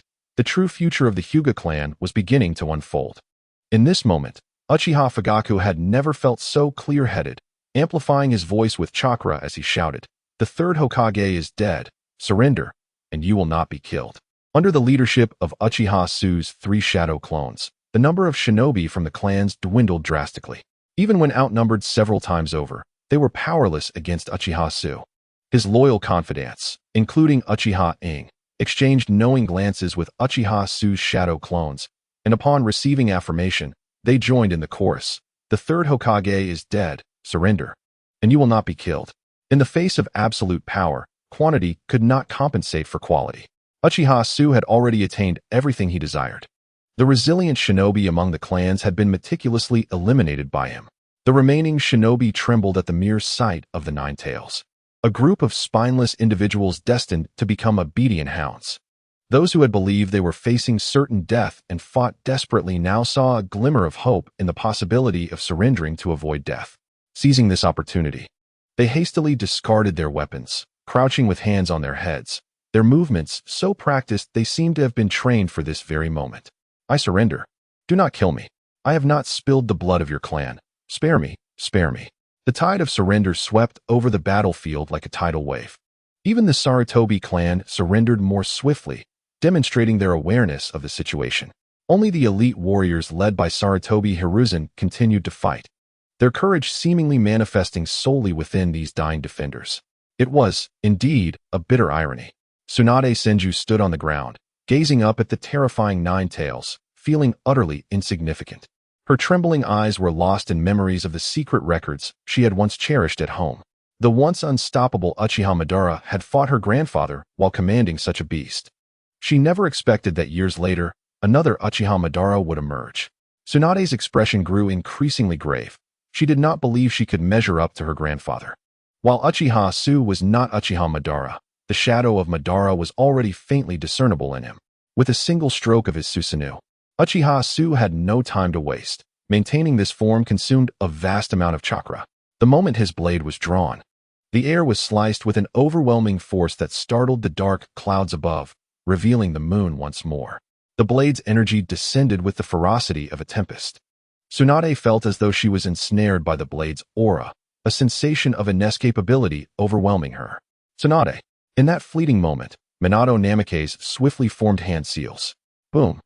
The blade struck down, cleaving the earth and creating a bottomless chasm, while the surrounding structures were obliterated, leaving nothing but barren land. Had Uchiha Su not meticulously controlled the position, even the safety passage beneath the Uchiha clan's territory would have been destroyed. Uchiha Su exhaled nonchalantly, realizing that he could maintain this state for 3 more minutes. Wow, this Uchiha Su seems even more formidable than Obito. In a hidden corner, Black Zetsu exaggeratedly gesticulated. Meanwhile, the other half of Black Zetsu, expressionless and deep in thought, quietly recorded the scene. Uchiha Su was an unexpected variable in the plan to resurrect his mother. If he could be persuaded to join their side, the chances of success would significantly increase. Kik. As a cunning scheme against Uchiha Su took shape in his mind, Black Zetsu chuckled softly, gradually sinking into the ground. Minato and Tsunade were enveloped by leeches, and especially Tsunade, whose forehead seal was released, allowing a surge of chakra to heal her wounds. Why is he so strong? Is he truly unbeatable? Minato lay on the ground, devoid of combat power, realizing that his jutsu had been rendered ineffective at a crucial moment. It was Tsunade who ultimately saved him. The Sage Mode patterns on his face began to fade. Even with Sage Mode, he was no match for Uchiha Su, and now, stripped of that power, he was utterly helpless. Yet he still possessed a fragment of chakra. If possible, he was willing to use it for a desperate exchange with Uchiha Su. However, the shinobi had surrendered, and Konoha had utterly succumbed to the Uchiha clan. If he were to take Uchiha Su away, Konoha would lose 2 of its strongest fighters in an instant. Should that happen, the borders of the Land of Fire would be breached, placing Konoha in grave danger. As Hokage, he must prioritize the greater good, refusing to allow personal desires to plunge his nation and village into chaos. For the sake of Konoha, for the Land of Fire, he could only lower his head to Uchiha Su. Minato struck the ground in frustration, loathing his own impotence. The rhythmic sound of footsteps approached, and without a doubt, he knew the owner of those footsteps was Uchiha Su. With great difficulty, Minato opened his mouth. I have lost. Do not continue to harm the village. I am willing to trade my life for its safety and peace. Kill me, and from this day forth, you shall be the Hokage. Minato resignedly closed his eyes, offering no resistance. Protecting the safety of the nation and the village was his duty and mission as Hokage. Chapter 45. The survivors awakened their Sharingan. Uchiha Su, having released his Susanoo, approached Minato, surprised to find him so resigned, the long blade involuntarily raised. To protect the village, even at the cost of your life, is this your ninja way? You could have escaped in an instant using the Flying Thunder God technique. You know I would not have stopped you. Uchiha Su's mind raced, contemplating the underlying schemes. Minato, with great effort, opened his eyes and spoke with unwavering resolve. Indeed, if I am unable to continue safeguarding the village, then the title of Hokage would be nothing but a disgrace to me. From a young age, I vowed to become Hokage, and now that my dream has been realized, I have cherished this opportunity bestowed upon me by the 3rd Hokage. I yearn to alter the current state of the village, yet I fear my inability to manage its affairs. At this juncture, Namake's Minato smiled, resigning himself to the outcome. Ultimately, I have lost. Since you have triumphed, I shall no longer evade. I will entrust the village to your capable hands, and peace and stability will surely be restored. Uchiha Sasuke gazed deeply at Namake's Minato, and regardless of whether the latter spoke truth or falsehood, the blade in his grasp would not cease its descent. With regret, Namake's Minato closed his eyes, whispering an apology to Kushina, trusting that after his demise, Uchiha Sasuke would not bring harm to her. Suddenly, Minato realized he was still alive, his eyes widening in confusion. Uchiha Sasuke's gaze flicked to Tsunade, who was grasping the blade's tip, blood streaming from her hand. Tsunade gasped for breath, the weight of the situation rendering her struggle for air laborious. I believe I can exchange all the jutsu and treasured knowledge of the Senju clan for Minato's life. Tsunade. Minato attempted to intervene, but her words halted him. Silence. You are just as stubborn as your teacher. Tsunade chuckled heartily. I simply cannot bear the thought of Jiraiya returning only to find his teacher gone, and his student as well. Deal. Uchiha Sasuke pondered briefly, realizing he had nothing to lose, and agreed. However, he added a stipulation. Minato must publicly resign from the position of Hokage tonight, and all that transpires this evening shall be his responsibility. Understood. Having regained his life, Minato hesitated but ultimately acquiesced. For him, fame and fortune held little significance. The paramount concern was restoring peace and stability to Konoha. Uchiha Sasuke noted that Minato exhibited no signs of deceit. It appeared he spoke genuinely. To sacrifice oneself for the village, for peace, was indeed in line with Minato's character. However, given their differing positions, Sasuke found himself compelled to navigate the darker motivations of those around him. This self-sacrificial act was admirable, yet one he could not emulate. Tsunade's decision to save Minato stemmed from the fact that in him, she saw reflections of her brother and her beloved.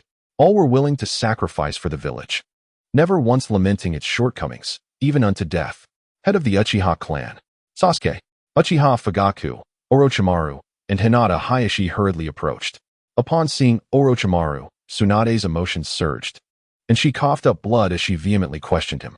Orochimaru, your teacher treated you with such kindness. Why betray him? Do you realize how heartbroken Jiraiya would be if he knew of your actions?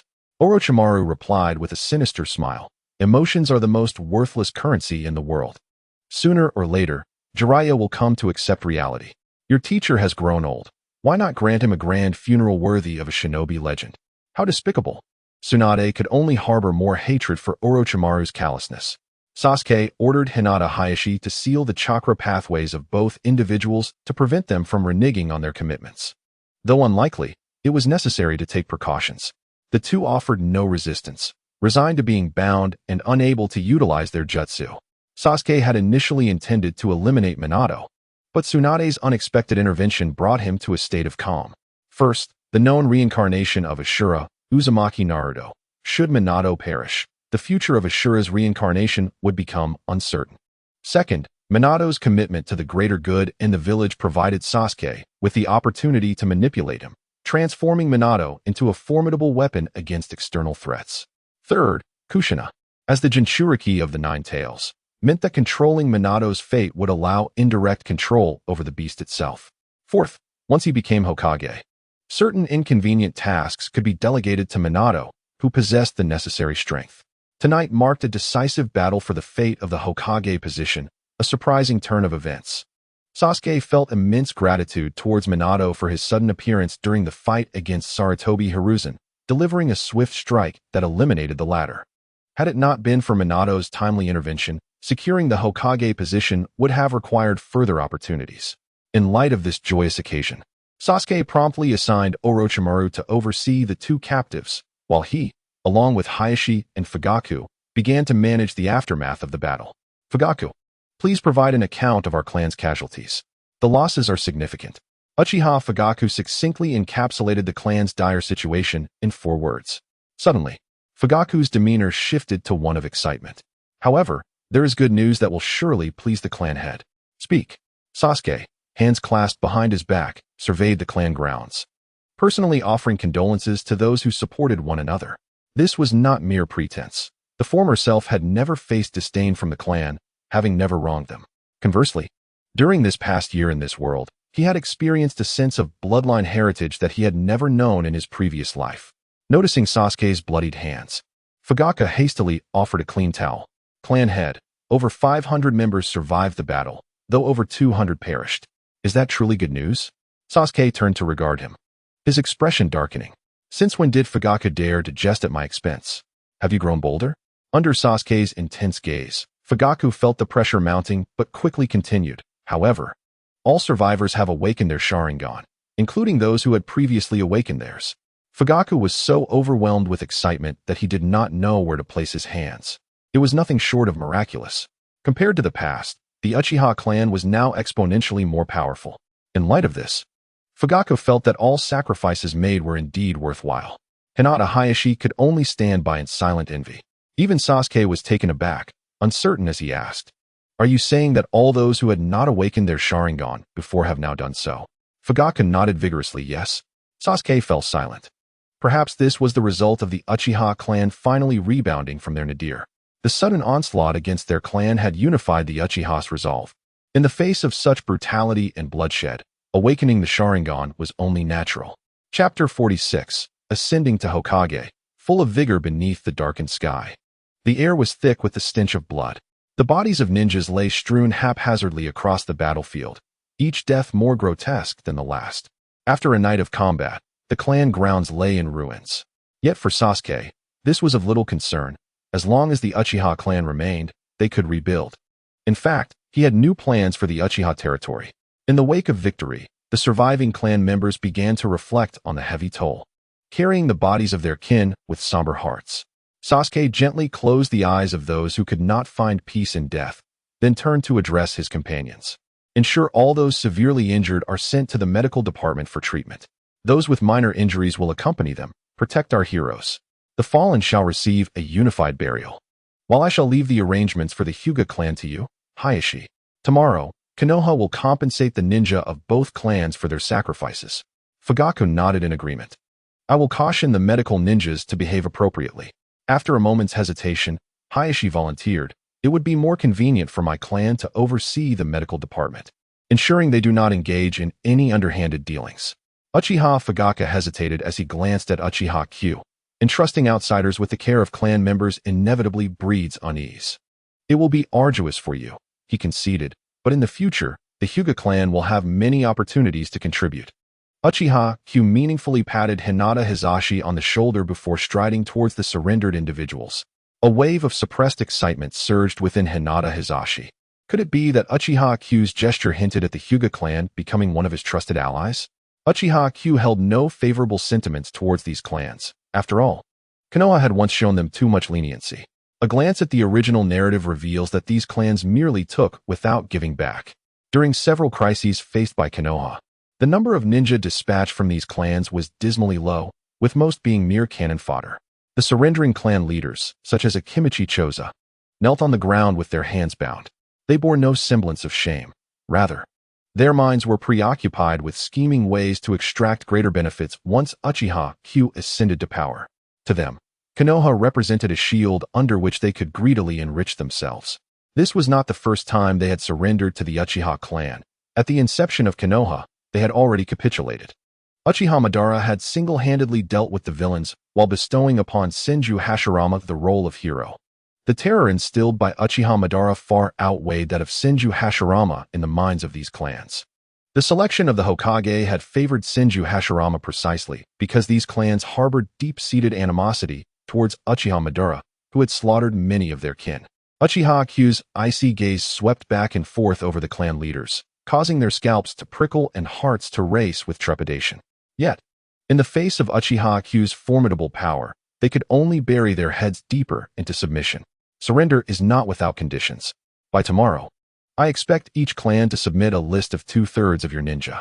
You will increase your shop taxes by 50%, and all personnel you have infiltrated in various departments will be dismissed. This is merely what you are obliged to do. As for the issue of reparations, I will assign relevant personnel to calculate that with you in due course. Do you have any objections? Uchiha Q's tone shifted abruptly, sending Akimichi Choza into a flurry of hand gestures, trembling as he declared, "No objections, no objections." As Uchiha Q's gaze traversed the remaining individuals, the Oil Clan members, drenched in sweat, shook their heads vigorously. We have no objections either. These concessions were trivial. Preserving their lives was paramount. Once Uchiha Q took control of Konoha, they would inevitably find themselves of use again. Do not mistake their actions for folly. In truth, they were quite astute. Uchiha Q turned to instruct Fugaku to personally bring Minato over. There remained one crucial matter to address tonight, in front of these clans. Namake's Minato was to announce his abdication.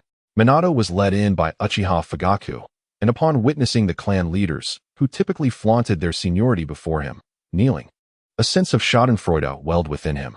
They had often made his life difficult, and now they found themselves in this predicament. Knowing he would soon cease to be Hokage, Minato's mindset was considerably lighter than before. Akimichi Choza and others looked at Minato with perplexed expressions, unable to fathom why he stood while they knelt. Let us commence, Uchiha Q urged, rubbing his weary temples, his tone growing impatient. The rapid depletion of his mental energy left him utterly fatigued, a fatigue of the mind. Taking a deep breath, Minato recalled the speech prepared for him by Uchiha Fugaku, and, for the sake of Kushina's safety, he announced loudly, "The events of today are entirely my doing. I owe you all an apology. Bowing deeply, he spoke with a hint of a tremor in his voice. My misjudgment has led to tremendous losses for the village. The third Hokage, Sarutobi Hiruzen, seized the opportunity to settle personal scores and attempted to annihilate the Uchiha clan, which I personally halted. In the end, all blame was heaped upon Minato, who stood alone to bear the consequences. Akimichi Choza and the others exchanged glances, instinctively straightening their backs. Minato had usurped the position of Hokage and even eliminated the third Hokage, only to ultimately surrender. What then could their act of surrender be deemed? To atone for my mistakes, I have decided to resign as Hokage, appointing Uchiha Q as the fifth Hokage. With these words, Minato released a heavy sigh of relief. The burden he had anticipated was far lighter than expected. On the battlefield, he had instilled terror in his enemies. He could hardly be called a hesitant paragon of virtue. He was merely a hero in the face of adversaries. Minato cast a pleading glance at Uchiha Q. What will happen to Kushina? She is Konoha's Jinchuriki. And I am Konoha's fifth Hokage. Thank you. Having received the desired assurance, Minato was led away by Uchiha Fugaku's appointed personnel. Begone, Uchiha Q remarked, observing the clan leader's compliant demeanor, nodding in agreement without a hint of dissent. He could not help but feel a tinge of regret. Indeed, those capable of becoming clan leaders had thoroughly grasped the survival tactics of this world. When faced with insurmountable odds, surrendering to preserve one's life offered a chance for growth. Alas, in this world, strength alone dictated everything. These clans were destined to become mere cannon fodder in the Uchiha clan's campaigns. Noticing Uchiha Q's fatigue, Fugaku suggested, Master, you should return and rest well. We will handle matters here. Very well, I leave this to you, Uchiha Q conceded. He acknowledged Fugaku's administrative abilities and departed to rest. As day turned to night, Uchiha and Hyuga ninjas patrolled the streets of Konoha. The villagers remained indoors, their shops shuttered, the streets devoid of life. Most villagers had barely slept due to the disturbances of the previous night's battle. Today, they were warned of espionage activities and prohibited from venturing outside, a warning that left them too frightened to open their doors. The process for electing a Hokage in Konoha was rather straightforward, primarily an internal decision. Subsequently, they would merely inform the daimyo of the Fire Nation. The villagers' votes served merely as a fade. At the central plaza of Konoha, where successive Hokages had been inaugurated, Uchiha Q donned the red and white Hokage robe, standing proudly atop the platform. His striking appearance, rivaled only by the readers themselves, exuded confidence. Chapter 47. Glory shall not be hoarded. Extensive appointments made Uchiha Q threw back his robe with a hearty laugh, decisively taking his seat upon the Hokage throne. The front rows erupted with enthusiastic cheers as bandaged Uchiha clan members and Hyuga ninjas waved flags in fervent support of Uchiha Q. Becoming Hokage was a long-held aspiration of the Uchiha clan, now finally realized.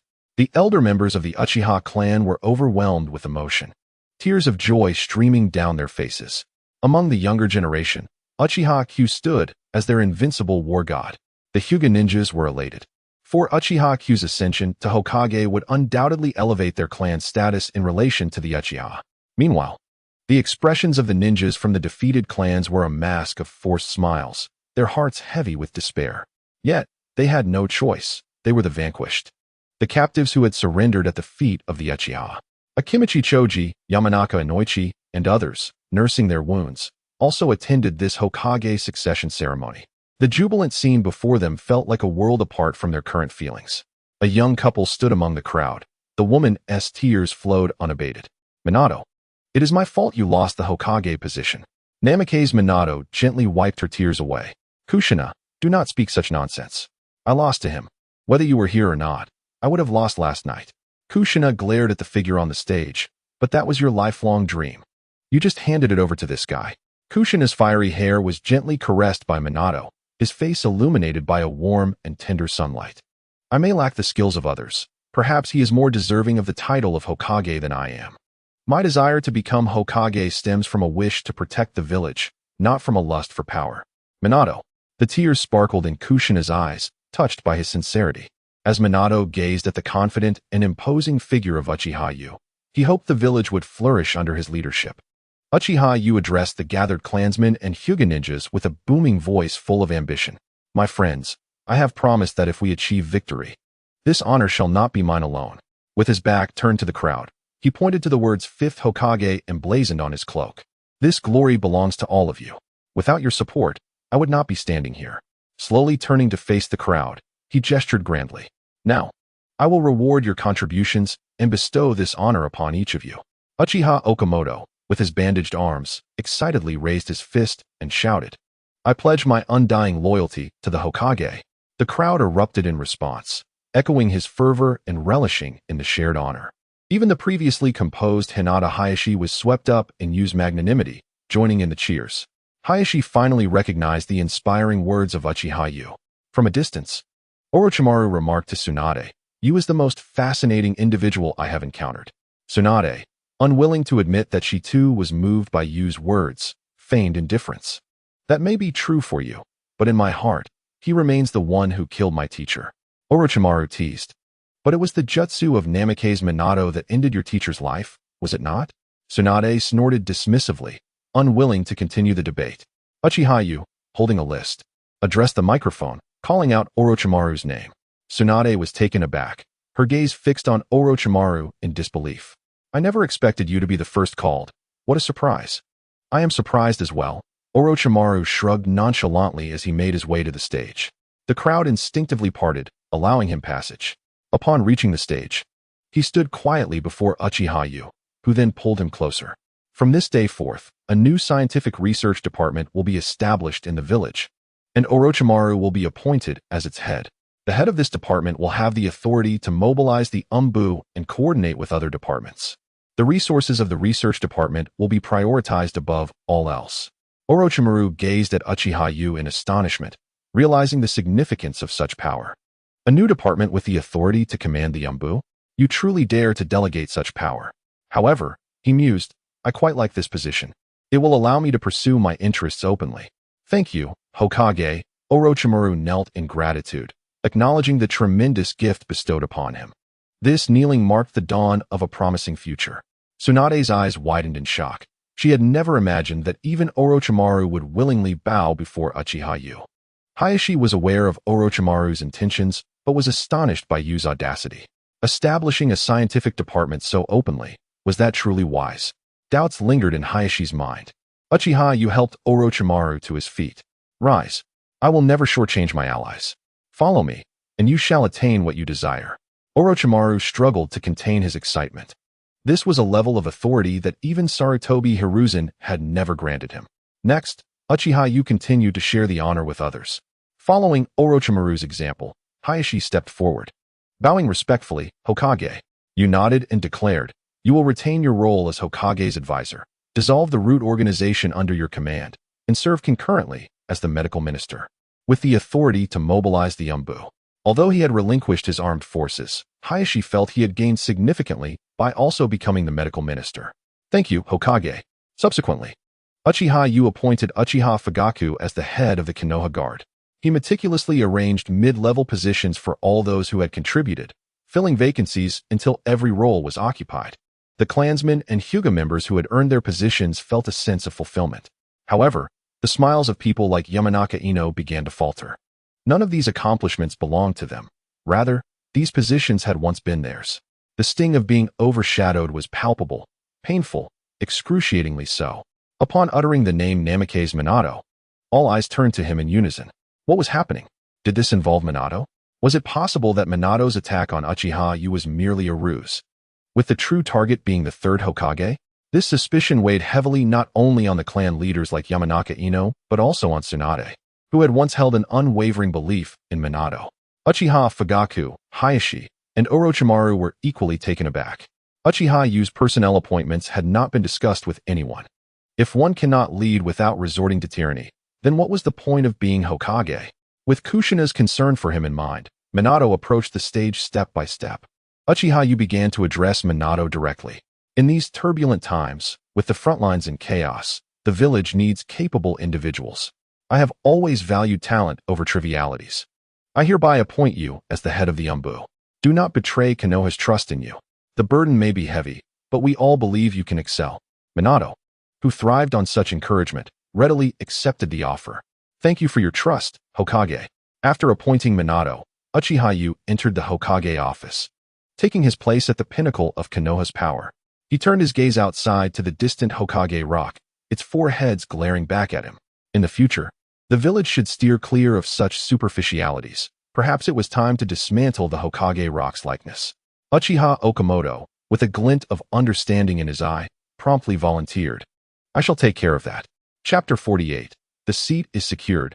War is unwelcome. Seeing Okamoto deliberately leap from the window, Uchiha could not help but chuckle and shake his head. Uchiha Okamoto had been appointed as the deputy minister of the Umbu, a position second only to Minato's. This allowed him to place trusted individuals within the Umbu while enabling Minato to protect his allies openly. This was the art of balancing power. Though Uchiha had never studied management formally, he followed his instincts and acted subconsciously. Furthermore, should any missteps occur, he possessed absolute power to rectify them easily. Anyone who dared to oppose him would meet a fate akin to that of the third Hokage. Currently, the only aspect troubling Uchiha was the education department. He lacked suitable candidates. Within Konoha's structure, there were 6 departments supporting this grand tree. The administrative department, represented by the Elder Council, had already been disbanded by him. Hayashi's role as Hokage advisor was no longer considered an elder's position. It was merely an assistant to the Hokage. While his power was limited, his high status suited Hayashi's dual responsibilities.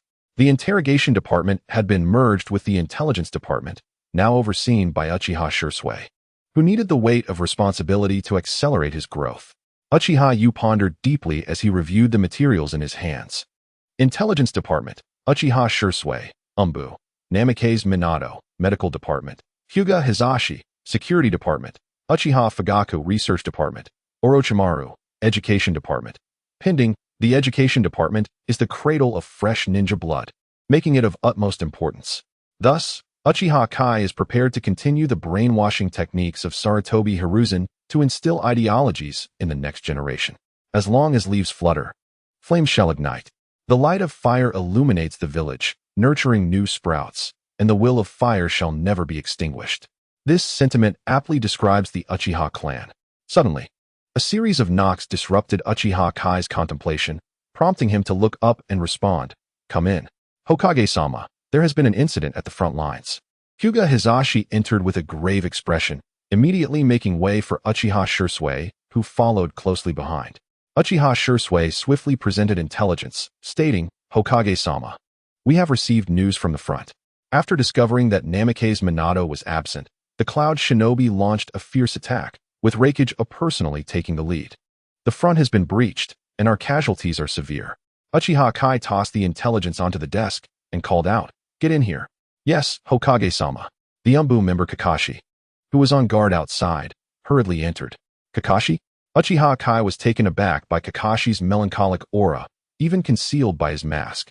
It's me, Hokage-sama, Kakashi replied, removing his mask to reveal the youthful visage beneath.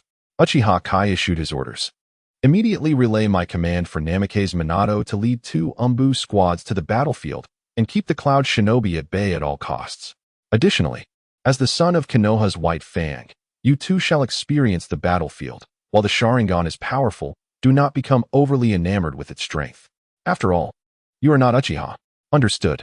Kakashi preferred unconventional exits, promptly departing through the window. Hyuga Hizashi closed the window and quietly suggested, Now that you have assumed the role of Hokage, should we not reconsider our previous plans? Konoha is now yours. Prolonged warfare only incurs losses for you. Uchiha Kai nodded in agreement, acknowledging the truth in this statement. The position of Hokage had come upon him so unexpectedly that he had not even accounted for it in his plans. Who could have anticipated that Namake's Minato would bestow this position upon him? Uchiha Kai sighed, contemplating the complexities of war. While difficult, it could also be straightforward to resolve. Hyuga Hizashi furrowed his brow in inquiry. What do you mean? To end a conflict, one must start from the beginning. Uchiha Kai pointed firmly at a location on the map behind him. The Mist Shinobi? Uchiha Shursui exclaimed in surprise. The Manjiki Sharingan was awakened in battle against the Mist Shinobi, Uchiha Kai elucidated. The mist ranks second in strength among the villages, with the weakest being the sand. The formidable cloud, under the leadership of the 4th Raikage, has become increasingly aggressive, making them less than ideal as our first target. Conversely, the rock, while slightly weaker than the cloud, boasts a cunning 3rd Tsuchikage, presenting a challenge. The sand, despite being the weakest, poses no threat to the other villages. So our strategy should be to first subdue the mist, then ally with the impoverished and eager sand. By using the moderately wealthy rock as bait, we can incite the sand to turn on the rock. At that point, even the strong cloud will find it difficult to stand alone, and the war shall resolve itself with ease. After Uchiha Kai's words sank in, Uchiha Shursui and Hyuga Hizashi finally closed their gaping mouths. A round of applause erupted from the two. Hyuga Hizashi truly admired Uchiha Kai's intellect. This plan was nothing short of brilliant. If successful, it would carve a legendary tale in the annals of the ninja world. Uchiha Kai waved off the compliment. There is no such thing as a perfect plan. All plans must adapt to the circumstances. Just as I became Hokage, neither you nor I saw this coming. After exchanging pleasantries, Hyuga Hizashi rose to take his leave. If there is nothing else, I shall take my leave. The medical personnel had become rather arrogant under previous management. Uchiha Kai coldly remarked. Then let us make an example of one or two. Without such measures, they would only grow bolder. Hyuga Hizashi reluctantly nodded. I will consider it. Medical ninjas are still scarce, and only after becoming the head of the medical department did he realize their true scarcity. Thus, he hesitated, as one does not appreciate the value of resources until one is in charge. Training a single medical ninja requires immense resources, particularly time. However, Uchiha Kai was unconcerned. He would not hesitate to eliminate the most disobedient among them. Once the most troublesome were dealt with, the remainder would comply out of fear. On this day, Uchiha Kai busied himself with numerous tasks, including publicizing his ascension to Hokage. Once the villagers were informed that they could roam freely, they discovered that the head of the Uchiha clan had become the 5th Hokage. The enemy who had ambushed Konoha the previous night was repelled by the illustrious 5th Hokage. The 3rd Hokage, Sarutobi Hiruzen, had gravely underestimated the enemy's strength, resulting in significant losses for the village. Particularly, his misjudgment of the enemy's capabilities led to the 4th's injury and subsequent death. Those villagers who had previously held disdain for the Uchiha clan now rushed to pledge their loyalty, such as the allure of power. Meanwhile, Namake's Minato's wife, Uzumaki Kushina, found herself the subject of town gossip, her eyes reflecting a mixture of disdain and hatred. This was largely due to the fact that many of the fallen shinobi from the previous night were the children of these very villagers. Minato's reputation plummeted, becoming a target of public scorn within a single day. This left Kushina too fearful to venture outside, dreading the cold remarks awaiting her. As the sun began to set, Uchiha Kai, having worked tirelessly throughout the day in the Hokage's office, stretched and inadvertently glanced out of the window at Hokage Rock, momentarily captivated. Chapter 49. Completely resolving Danzo and the fate of the first Hokage's remains as the golden rays of the setting sun cascaded down. The immense statue seemed to don a shimmering golden armor. That statue represented Uchiha Kai himself. Uchiha Okamoto felt a sense of pride in his accomplishment, perched at the window as he eagerly presented his masterpiece. Head of the clan, this is my sole creation. How do you find it? Are you satisfied? Uchiha Kai, uninterested in dampening his enthusiasm, awkwardly rubbed his nose. Very well, let it be. After a long day, Uchiha Kai's first order of business upon returning home was to sleep. Only with a clear mind could he effectively manage his affairs. The defensive line of Konoha against the Cloud's assault had been thoroughly shattered by the Raikage. The Konoha shinobi lacked a decisive figure like Namake's Minato, allowing the Cloud to aggressively invade the Land of Fire. Plunder and destruction were commonplace for shinobi, a behavior even Raikage condoned. After all, how could one expect obedience from horses without letting them graze? With the front lines now penetrating the Land of Fire, it would be inhumane not to allow them some spoils. Raikage personally oversaw the command center, accompanied by just a secretary and a sunglass-clad singer. Where did this intelligence originate? The 4th Raikage scrutinized the information in hand, casting an uncertain glance at his secretary. We purchased it from an organization called Akatsuki, the secretary.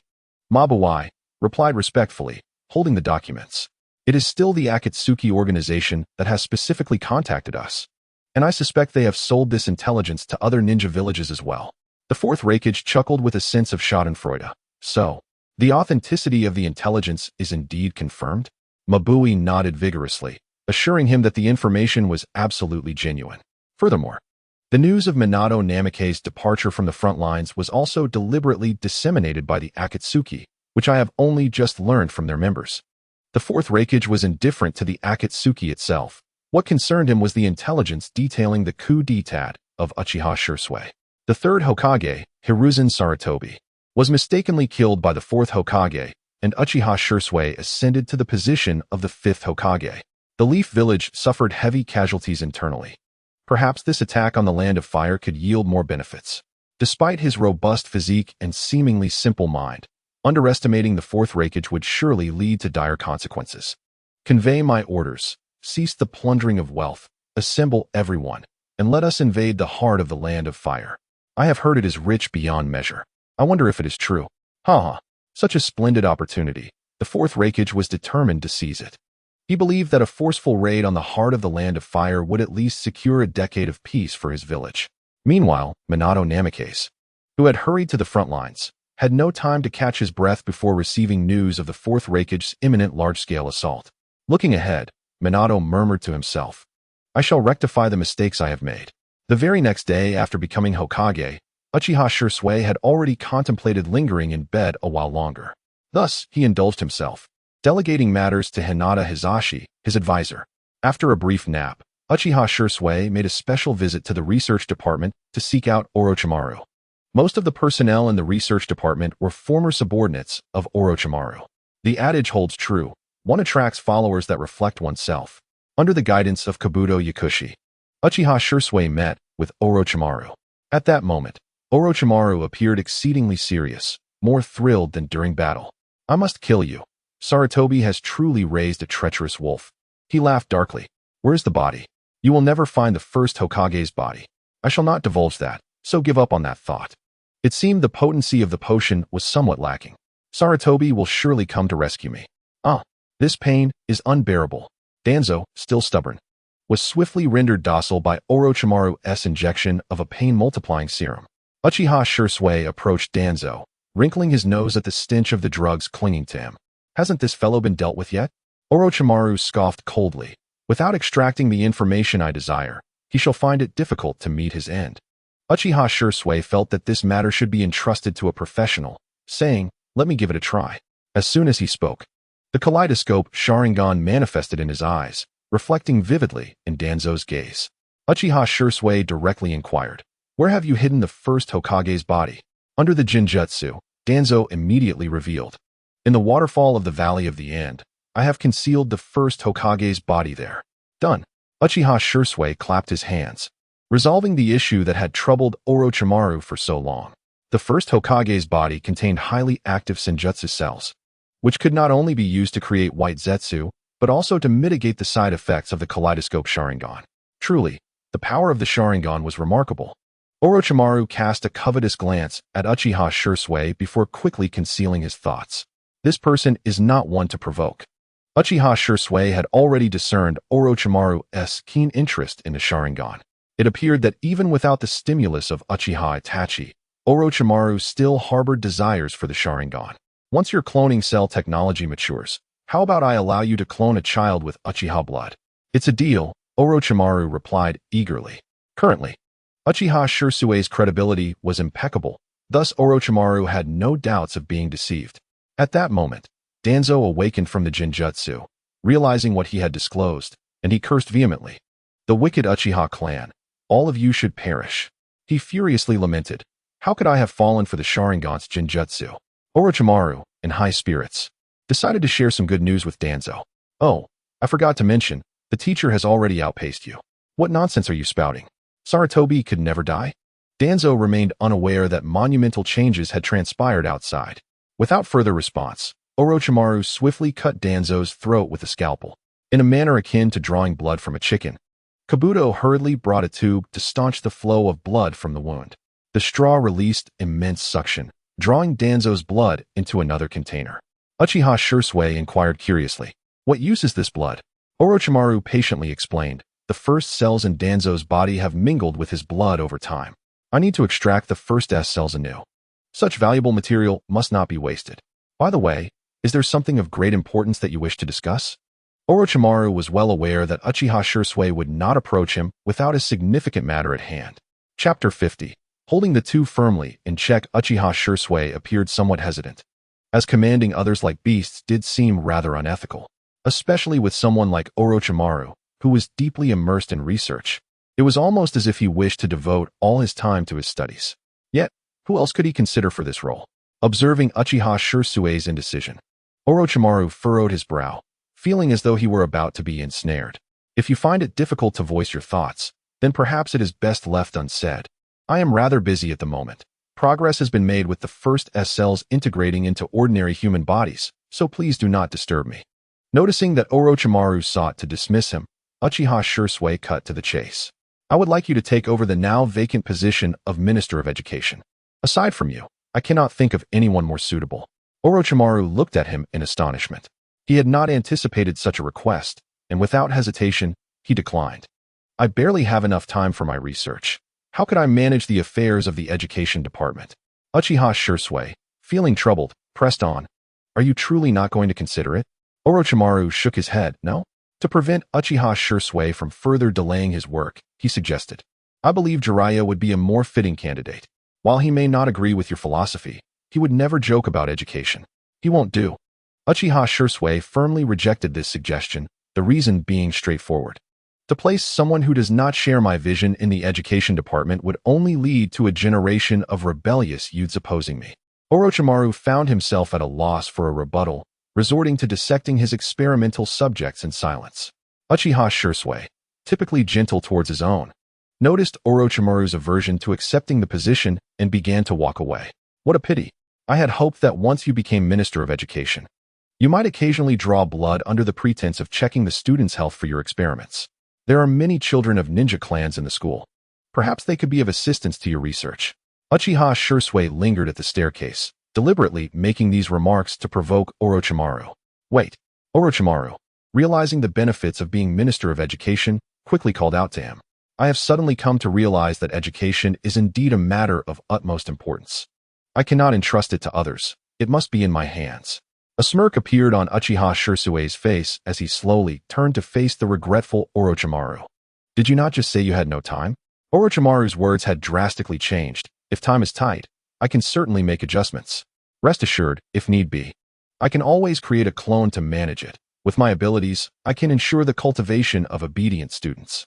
Uchiha Shio, recognizing Orochimaru's formidable brainwashing abilities, acknowledged that aside from Naruto Uzumaki's verbal prowess, Orochimaru stood unrivaled in this domain.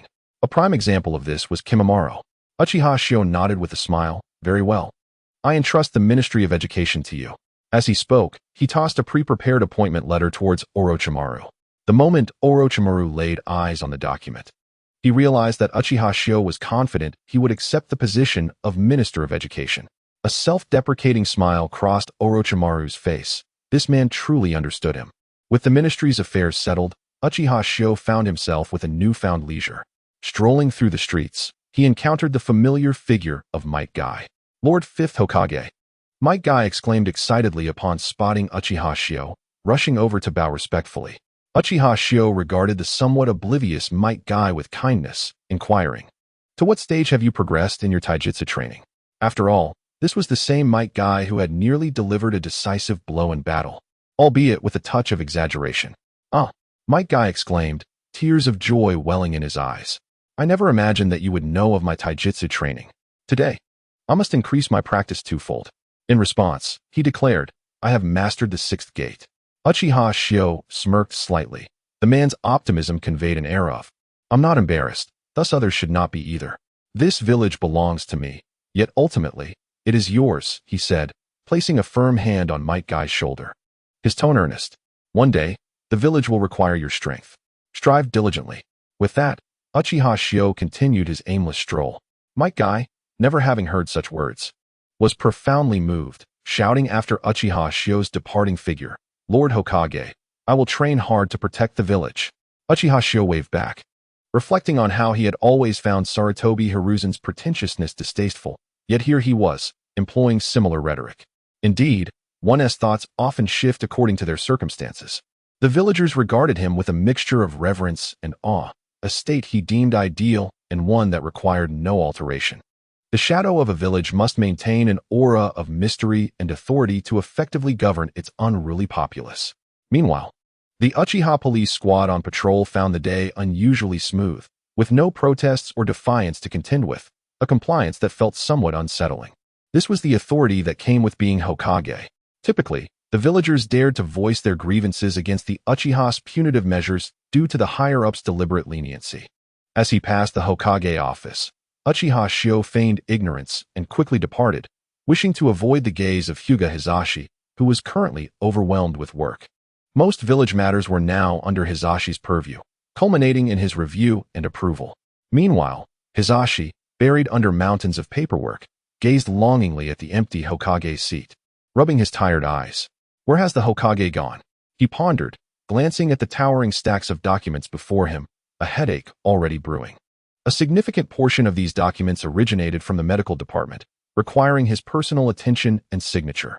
Holding two important positions brought him a sense of fulfillment, as he felt trusted and valued by Uchiha Shio. However, since yesterday, he had begun to reconsider this notion, realizing the burdensome reality of his dual roles. Upon returning home, he would also face a multitude of family responsibilities. Hisashi contemplated relinquishing his position as medical minister, fearing he might soon work himself to exhaustion. Uchiha Shio had no intention of allowing Hisashi to juggle both roles indefinitely. However, due to Hisashi's considerable contributions, he had temporarily elevated him to the position of medical minister. Eventually, when Hisashi felt overwhelmed, he would naturally resign from the medical department, absolving Uchiha Shio of any accusations of neglecting a loyal servant, instead casting the blame on Hisashi's perceived inadequacy. In the end, Uchiha Shio would reclaim the medical department while simultaneously diminishing the credit the Hyuga clan received for assisting the Uchiha. Ironically, Hisashi may even find himself thanking Uchiha Shio for permitting him to step down from the ministerial role. Nonetheless, Uchiha Shio was not a petty individual. He would offer Hisashi appropriate compensation afterward, though it would hardly compare to an entire department's worth. Orochimaru's concurrent roles differed starkly from Hisashi's situation. Orochimaru was a solitary figure, while Hisashi had the entire Hyuga clan at his back, underscoring the significant contrast between them. This disparity was one of the primary reasons Uchiha Shio felt comfortable delegating the education department to Orochimaru. Upon returning to the clan grounds, Uchiha Shio immediately took a bath. Tomorrow, he would journey to the coastal region of Jianchuan to address the issues posed by the Mist Ninja. Uchiha Shio would not embark on this mission alone. He would boldly lead a formidable army of ninjas. He was no saint. He believed that minor transgressions by the ninja clans could be forgiven with appropriate punishment. The Sarutobi, Shimura, Uchiha, and Mito clans bore significant sins.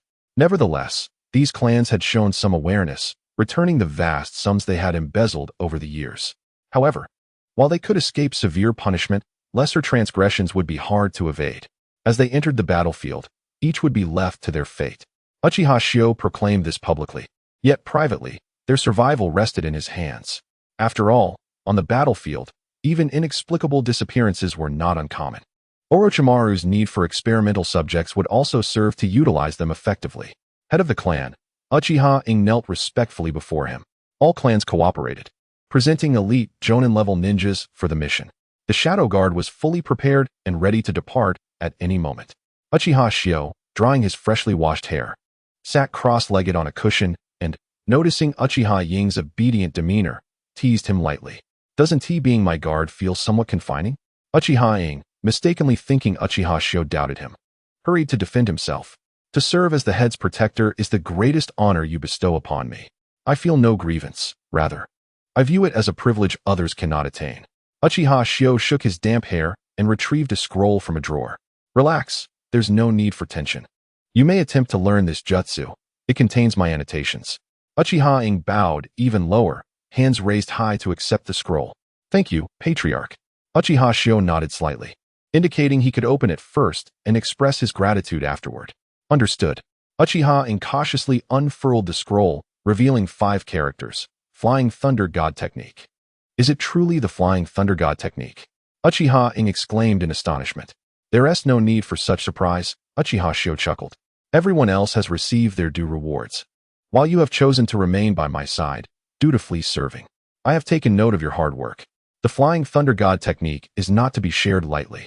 Learn it well, and do not disappoint me. Uchiha Ing promptly assured him, I will not let you down, Patriarch. Very well, you may rest for now. We depart tomorrow at 10 o'clock. I take my leave. After dismissing Uchiha-ing, Uchiha Shio summoned Uchiha Itachi. Uchiha Itachi hurriedly knelt respectfully on the tatami mat to pay his respects to the Hokage. Uchiha Kai noticed the steadiness and maturity reflected in Itachi's gaze, nodding inwardly. He appeared more grown-up than before. The extreme intensity that once characterized his eyes was absent, replaced by a clarity that came from having faced harsh realities. Indeed, the root organization had honed him, enabling him to discern the essence of true reality. Those who live in idealism cannot endure within the roots of the organization. For instance, Might Guy was the only ninja that Danzo ever expressed disdain for, even going so far as to return him. Uchiha Kai rose and retrieved 2 cans of soda from the refrigerator. There are no outsiders here, just call me Master. Master, Uchiha Itachi promptly corrected himself. Uchiha Kai acknowledged with a hum, sipping his soda with half-closed eyes. The root organization has been disbanded. Tell me what you learned during your time there. Uchiha Itachi respectfully accepted the chilled beverage, opened the can, and took a couple of swigs before speaking. I once believed I could change many things on my own. Until I met you, Master. It was then I realized how naive I had been. As he activated his Sharingan, he cautiously stroked it with his hands. Since acquiring these eyes, I have unknowingly allowed my own power to cloud my heart. What I see does not necessarily reflect reality. There are countless things these eyes cannot perceive: illusory peace, hypocritical villages, and the darkness within human hearts. Uchiha Kai gazed at Itachi's eyes in astonishment. You have awakened your Manjiki Sharingan. This remark struck a painful chord with Itachi. Tears streamed from his Manjiki Sharingan, and his lips trembled. He was my captain, a member of the Hyuga branch. That night, to protect someone he had known for such a short time, he sacrificed himself before me. Just before he died, he said that Uchiha Itachi only acted like a child in front of Uchiha Kentucky. His voice quivered with emotion. He claimed he was not saving me, but was instead rebelling against his fate as a branch family member. For once, he wanted to make his own choice. Yet I knew he was merely trying to spare me guilt, even in his final moments. Uchiha Itachi struggled to wipe away the unrelenting tears. Uchiha Kai offered him a pack of tissues. Does he have any family? Yes, he has a child, but they are also from the branch family, Uchiha Itachi replied quickly. Uchiha Kai felt that the Hyuga ninja's death was not in vain. Itachi's awakening of the Manjiki Sharingan was likely due to the other's influence. Very well. I will have Hinata Hizashi elevate this child to the main family. Uchiha Kai was always one to reward merit. In return, the achievement would be credited to the child. It was a simple matter, and he trusted that Hizashi would recognize this favor. Thank you, Master, Uchiha Itachi said. He had taken the time to understand the distinction between the Hyuga main family and branch family. Ascending to the main family solely on his own was an unattainable dream. Only the Hokage could facilitate such a change. Recognizing and understanding yourself is a commendable step. I can now trust you to accompany me to the battlefield. We shall depart tomorrow at 10. Itachi's transformation and self-awareness had earned him the right to join Kai on the battlefield. In the past, Uchiha Kai would never have allowed Itachi to step into such danger without clarity of mind. A distorted mindset would only deepen and exacerbate in the chaos of war. I shall prepare immediately. Master, I take my leave. Upon returning home, Itachi found Mikoto, who noticed his reddened eyes and assumed he had been reprimanded by Uchiha Kentucky. She rushed to comfort him. In stark contrast, Uchiha Fugaku set down his teacup with a serious expression, his stern gaze fixed on Itachi. What happened? Nothing, Itachi replied nonchalantly. Turning to his room, Mikoto sighed, uncertain how to mend the strained relationship between father and son. The rift had begun the moment Itachi first awakened his Sharingan. Their current dynamic resembled that of superiors and subordinates more than a familial bond. Itachi preferred to confide in his master rather than his father, who failed to understand him. Chapter 52. Better to kill 1,000 innocents than to spare one traitor. No one is inherently equipped to be a parent. Most only realize how to coexist when the bond has frayed beyond repair. The arrival of a second child often leads parents to redirect the affection once lavished on the firstborn. In the original narrative, Uchiha Fugaku's paternal affection for Uchiha Sasuke starkly contrasted with his treatment of Itachi. As an outsider, Uchiha Kai could perceive this disparity clearly. The Uchiha clan possessed a sensitivity of emotion unparalleled among ninja clans. Thus, what they lacked was not exceptional ninjas or formidable warriors, but rather psychological counselors. Once the mental struggles of the Uchiha were addressed, the clan's latent power could potentially reshape the world. Preparing for the battlefield involved numerous essentials, with resource supplies being paramount. Konoha was abundant in materials, making it relatively simple to gather the necessary provisions. Consequently, Uchiha Kai devoted more time to selecting suitable clothing for himself. He was a man who believed in enjoying life and would not compromise his comfort. As he surveyed the emptiness of his room, a sense of solitude crept into Uchiha Kai's heart. Perhaps he should consider hiring more maids. With comfort comes desire. When one is well fed, they may yearn for companionship. Upon arriving in the Hokage world, he initially sought to thrive and restore the Uchiha clan to greatness. Now, having achieved much of that goal, he held Konoha firmly in his grasp. To enjoy life fully, he needed attendance. Otherwise, he would be burdened with all tasks alone, stifling his ambition. He set a new, modest goal, to find some maids to assist him. If he could not find women before his journey, it would be a disservice to his experience now to find himself without even maids. As time passed and night fell, Konoha simmered with unrest as Umbu ninjas mobilized. Minato, as the Umbu leader, personally executed Uchiha Kai's orders. Kakashi was also among the operatives, forcefully breaking into a residence. The exposed eye beneath his forehead protector gleamed with murderous intent, and his chidori crackled ominously, ready to strike. At this juncture, Kakashi had not yet devolved into the apathy of later years, though he had recently been engrossed in Jiraiya's Ica paradise. Other Umbu squads struck simultaneously, offering no time for the targets to react. The Hokage commands, "Those who collude with enemies will be punished without mercy. But I am not a traitor. Please do not harm my mother." Attempting to plead for mercy, the unfortunate soul was swiftly met with death. "I detest traitors above all. Your entire family shall perish." The air filled with chaos, blades flashed, and blood stained windows. Even mere suspicion of treason warranted execution. Lacking conclusive evidence mattered not. One must die. It is better to kill 1,000 innocents than to spare a single traitor. Uchiha Kai needed to swiftly transform Konoha into a fortress. His objective remained steadfast, to restore the Uchiha clan to its former glory. Konoha would serve as the sustenance for the Uchiha's growing power in the coming decades. The Uchiha clan would thrive parasitically off Konoha, unrestrained in their ambition. In Uchiha Kai's heart, the Uchiha were paramount, overshadowing Konoha. The distinction was clear, and his resolve unwavering. The Umbu ninjas executing these tasks had undergone the most rigorous training, their physical and mental prowess surpassing that of their peers in Konoha. They executed orders without question, their killings decisive and merciless. Ninjas are bound to follow orders. This principle stands as the foremost tenet of their code. Sarutobi Hiruzen, having governed for many years, successfully instilled this doctrine in every shinobi of Konohagakure. As the ancients have planted trees, so do the future generations enjoy their shade. Thus, it is now Uchiha Sasuke who benefits. This also elucidates why, after ascending to the position of Hokage, Uchiha Sasuke refrained from drastically altering the Umbu personnel.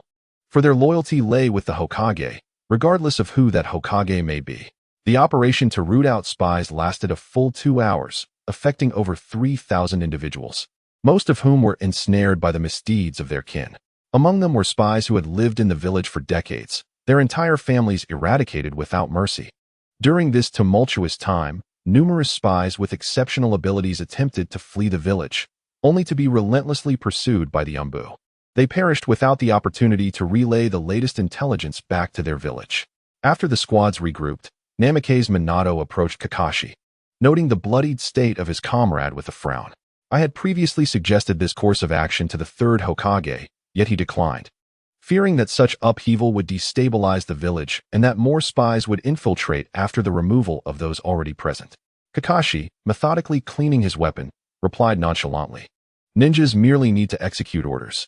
The Hokage instructs us, and we comply." Minato sighed internally. It seemed Kakashi had yet to overcome his emotional turmoil. "Come with me. Your sensei specifically asked me to bring you for a late-night meal." "Teacher, I just remembered that Might Guy has suffered a heartbreak. I shall comfort him first and join you another time." Kakashi hastily fabricated an excuse to escape, recalling his sensei's lackluster culinary skills. At the Guho defense line, situated at the juncture of the land of earth and the small nations of grass and waterfall, Jiraiya, the commander, was informed of devastating news from the village. He had no time to grieve, as he needed to personally quell the enemy's fierce assault. The rock shinobi were commanded by the Tsuchikage himself, a rare occurrence where a village leader does not take to the battlefield. Once the rock shinobi had quieted down, Jiraiya returned to his command tent. Sitting alone on the ground, enveloped in sorrow, the elder he respected most had fallen victim to the hands of his beloved pupil, Minato. Uchiha Sasuke emerged as the ultimate victor, claiming the title of 5th Hokage.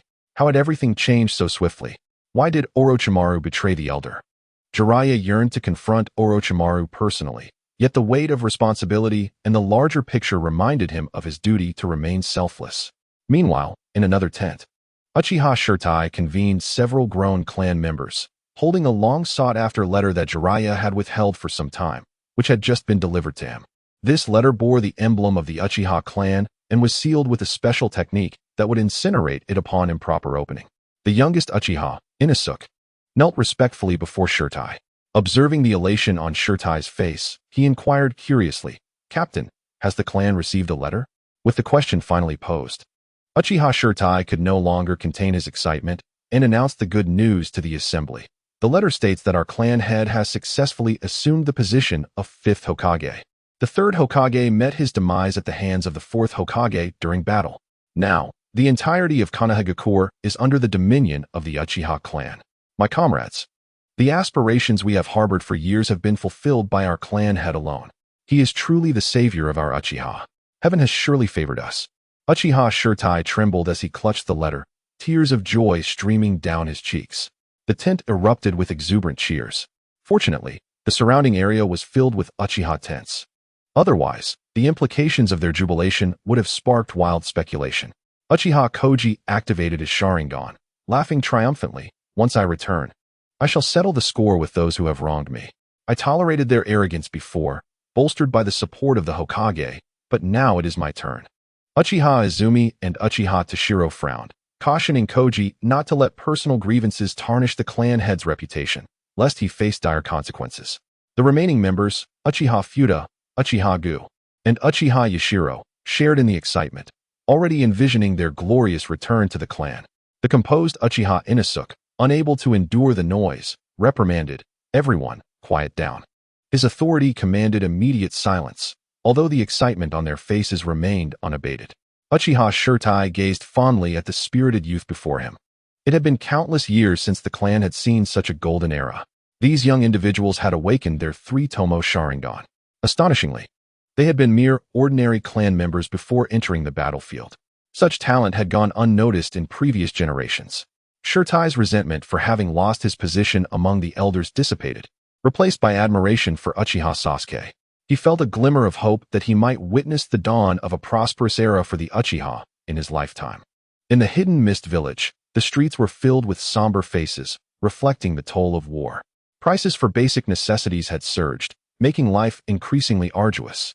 These were ordinary villagers, reliant on fishing for sustenance, now faced with strict prohibitions against their livelihoods. Uchiha Obito appeared in the Mizukage's office, reinforcing his control over Kagaya's Jinjutsu. Uchiha Sasuke had become Hokage, embodying the very ambition Obito had once harbored. There is no greater discomfort than seeing one's dreams realized by another. Gazing down at the villagers below, Obito's eyes reflected a pathological indifference. This war could not simply be wished away. "Uchiha Sasuke, our conflict has only just begun." Along the riverside, Uchiha Butai and others had already made preparations for a grand welcome. Uchiha Sasuke returned to this place, where even the air was saturated with a briny essence. Often, the truth lies buried within the hearts of a select few. The reality of Uchiha Sasuke's rise to Hokage remained unknown to the common ninja on the battlefield, who only understood that the 4th Hokage had resigned due to the unintentional killing of the 3rd Hokage. Under the collective support of the villagers, the formidable Uchiha Sasuke had ascended to the position of 5th Hokage. Led by Uchiha Butai, an uproar of cheers and applause erupted. Uchiha Butai approached Uchiha Sasuke, his face alight with excitement as he quietly congratulated, "I extend my heartfelt congratulations to our clan head on attaining the title of Hokage. I never imagined I would witness this honor bestowed upon the Uchiha in my lifetime. It is a fulfillment of my deepest wishes." A smirk played upon Uchiha Sasuke's lips. "No amount of flattery will hasten your return. The individuals accompanying me are here to atone for their past misdeeds." He gestured with a thumbs up behind him, stating coolly, "No one shall return to the village. Their best fate is to contribute to our victory in this war." Feeling his intentions laid bare, Uchiha Buotai chuckled awkwardly. Peering behind Sasuke, 4 familiar clan emblems came into view, and he understood what course of action to take. "Clan head, I will ensure everything is arranged properly." Just as it was in the days of the Senju clan, Uchiha Buotai inadvertently spoke of the secrets surrounding the disappearance of the Senju clan. Uchiha Sasuke had his suspicions, but sought confirmation from Buotai nonetheless. How did the Senju clan vanish back in the day? Uchiha Buotai hurriedly led the way, stating that this was not a place for conversation. "Head of the family, follow me," he urged. Uchiha Q, filled with a hint of curiosity, proceeded towards the command tent. Before entering, he instructed Uchiha Shin and Uchiha Tada to familiarize Itachi with the surroundings. After a moment of hesitation, Uchiha Itachi followed Shin and Tada out. As soon as Uchiha Q settled down, he heard Uchiha Buotai eagerly recounting the secrets surrounding the disappearance of the Senju clan. "Our family was involved in it as well. Without the cooperation of the Uchiha, the Senju clan would not have been so easily deceived." Following the death of the second Hokage, Sarutobi Hiruzen ascended to the position of third Hokage with the help of that foolish woman from the Uzumaki clan. However, this favorable situation did not last long, as Uzumaki Mido, stricken with longing, passed away. Without her restraint, Senju Kage, the clan leader, believed that the Hokage position rightfully belonged to the Senju clan and began to frequently target Sarutobi Hiruzen. With the connections of the first and second Hokages, Hiruzen's position quickly became precarious. At this juncture, Hiruzen sought out Uchiha Fyama, the father of Uchiha Fugaku. Fyama's father had perished at the hands of the Senju clan when he was young, and seizing the opportunity for vengeance, he unhesitatingly agreed to collaborate with Hiruzen. Thus, in the pivotal battle between the village and the Sand Shinobi, Senju Kage aimed to use this military achievement to completely bring Hiruzen down and accumulate prestige for himself. Senju Kage was a ruthless individual, gambling the fate of his clan, with most of the Senju's main force participating. Uchiha Q quietly propped his chin, listening to Uchiha Buotai as he reminisced about the past. Buotai's gaze drifted into memories, his emotions fluctuating as if he were reliving those moments. Senju Kage was an exceedingly arrogant person. No, or rather, the entire Senju clan had become excessively arrogant after 2 generations of Hokage rule, blindly believing that there were no rivals left in the ninja world. They failed to realize that once lost in the vast desert of shifting sands, devoid of water and logistical support, the ultimate outcome would be, as I believe the head of the family can guess. Uchiha Q seized upon the blind spot, sensing that there must be undisclosed secrets within this tale. "I refuse to believe that Senju Kage would be so arrogant as to venture into the desert without a map." Uchiha Buotai burst into triumphant laughter, not holding back. "You are right, the head of the family. Senju Kage was no fool, or else he would not have become the clan leader. He merely placed blind faith in the map in his hands, believing wholeheartedly in Senju Hashirama." Uchiha Q could not help but raise an eyebrow, questioning, "Is there an issue with the map? Since it was left by Senju Hashirama, how could it possibly be flawed?" Buotai chuckled amiably. "Look, even you think that way, let alone Senju Kage, who revered Hashirama above all else. It was Uchiha Madara who was responsible for the assault on the Sand Village. Do you think Madara would waste time on trivial matters like drawing a map? In the end, it was other clan members who drew the map. The clan members knew Uchiha Madara well enough to understand that creating this map would likely benefit Senju Hashirama." Uchiha Q's interest piqued. He immediately interjected, "So, you manipulated the map, and trusting Uchiha Madara, Senju Hashirama would never think to verify its accuracy." Senju Tobirama had never been fond of Uchiha Madara, and knowing Hashirama's character, he would most likely conceal the true origin of the map. This was merely a minor tactic born from dissatisfaction with the Senju clan. Yet it unexpectedly proved to be of great significance at that time. Indeed, Uchiha Buotai exclaimed, excitement evident as he clenched his fist against his palm. At the time, to prevent Senju Kage from becoming suspicious, our clan members accompanied him. Most of those who went were never to return. So Uchiha Fyama specifically selected clan members who bore a deep-seated grudge against the Senju and were willing to sacrifice themselves to follow him. In the end, we succeeded. Senju Kage and his main force were trapped in the vast desert.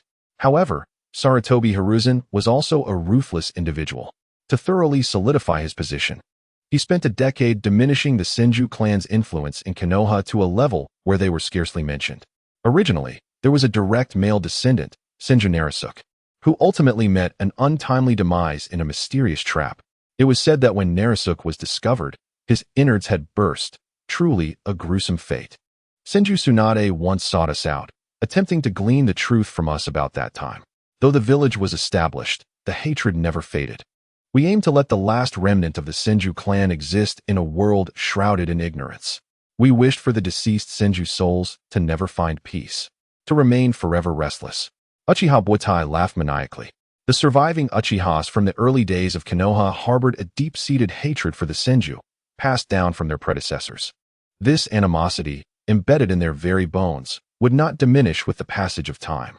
Only the new generation of the Uchiha clan gradually forgot at whose hands their ancestors had perished.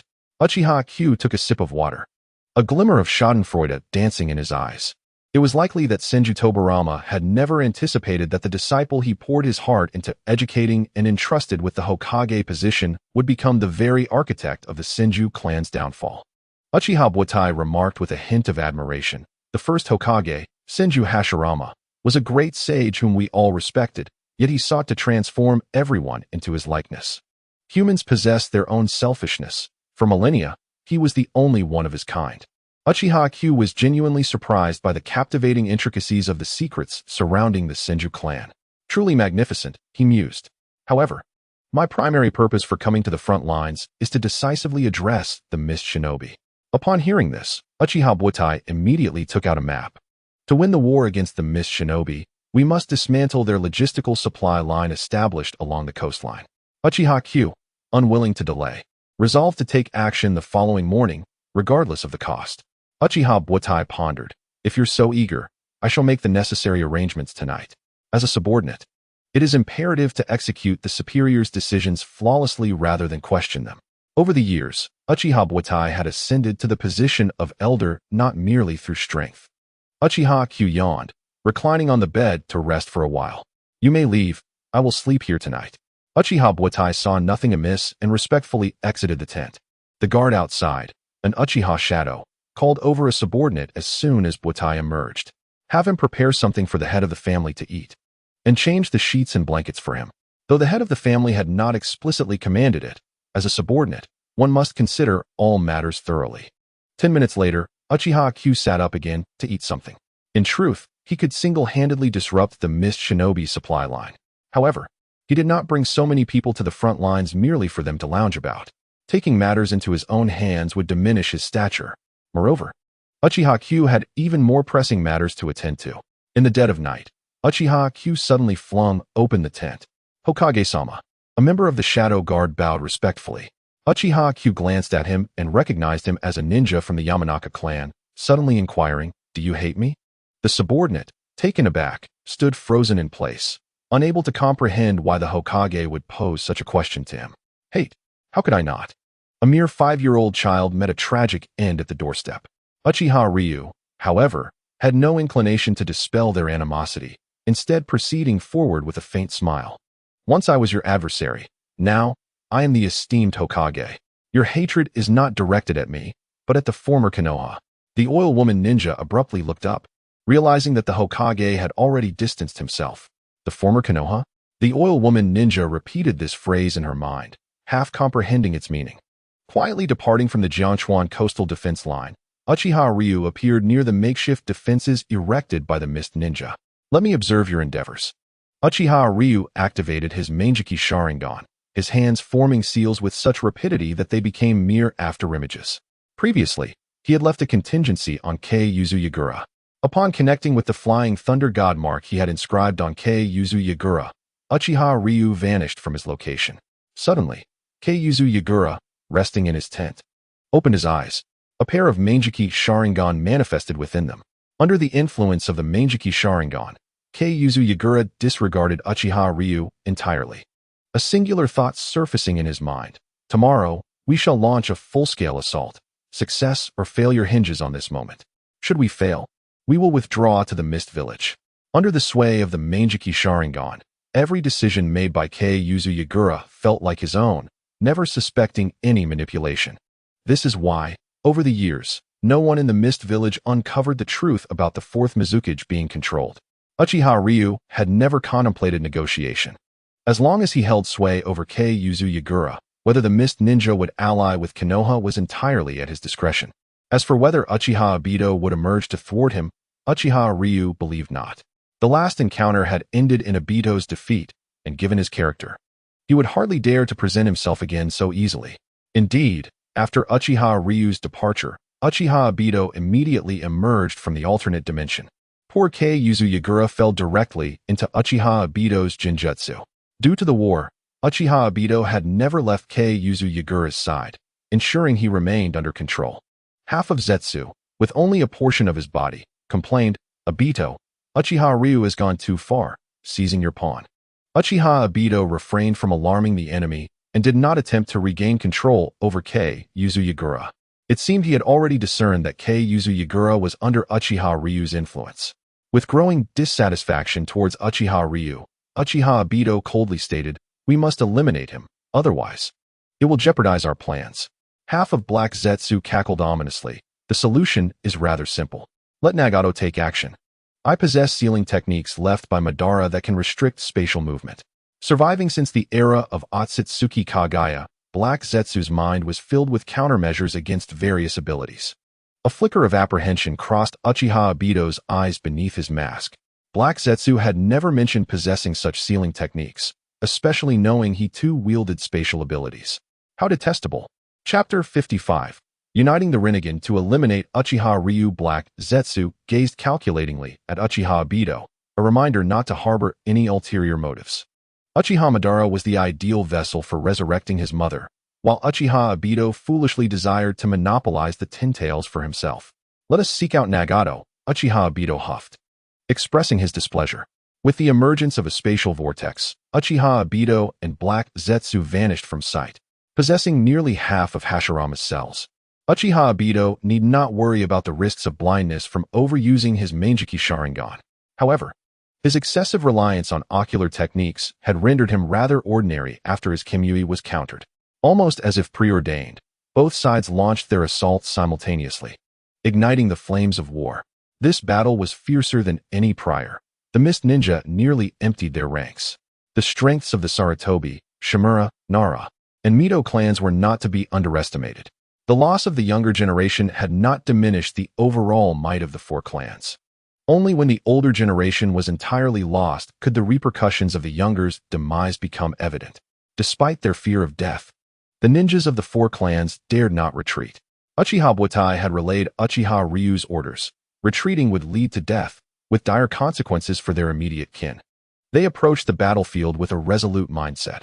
One life lost was preferable to an entire family perishing. They prayed that Uchiha Ryu would develop a conscience and cease his targeting of their families in light of their sacrifices for the village. "Haha, come die with me." A gravely wounded Sarutobi Nin suddenly tore open his garments, revealing an array of explosive tags affixed within. Boom. This middle-aged Nin, in his 40s, self-destructed to grant a brief respite to the surrounding Sarutobi ninjas. It was not out of a desire for glory. Rather, he wished for someone to accompany him in death. If he were to perish, he would not do so alone. In the chaos of war, Uchiha Ryu sat serenely on a cushion, a lavish tea set from home laid before him. Observing the battle over 200 meters away, he sipped his tea with composure. The tea was slightly bitter, yet a sweetness lingered on his tongue. Amidst the large-scale combat, close combat ninjas approached the enemy under the cover of their comrades' ninjutsu. Typically, battles would maintain a mutual understanding, allowing space for one another to prevent friendly fire. As he watched his comrades fall one after another, Uchiha Ryu felt an indescribable exhilaration. "You two have your day," he mused. "This is the fate that awaits the Uchiha. Die all of you."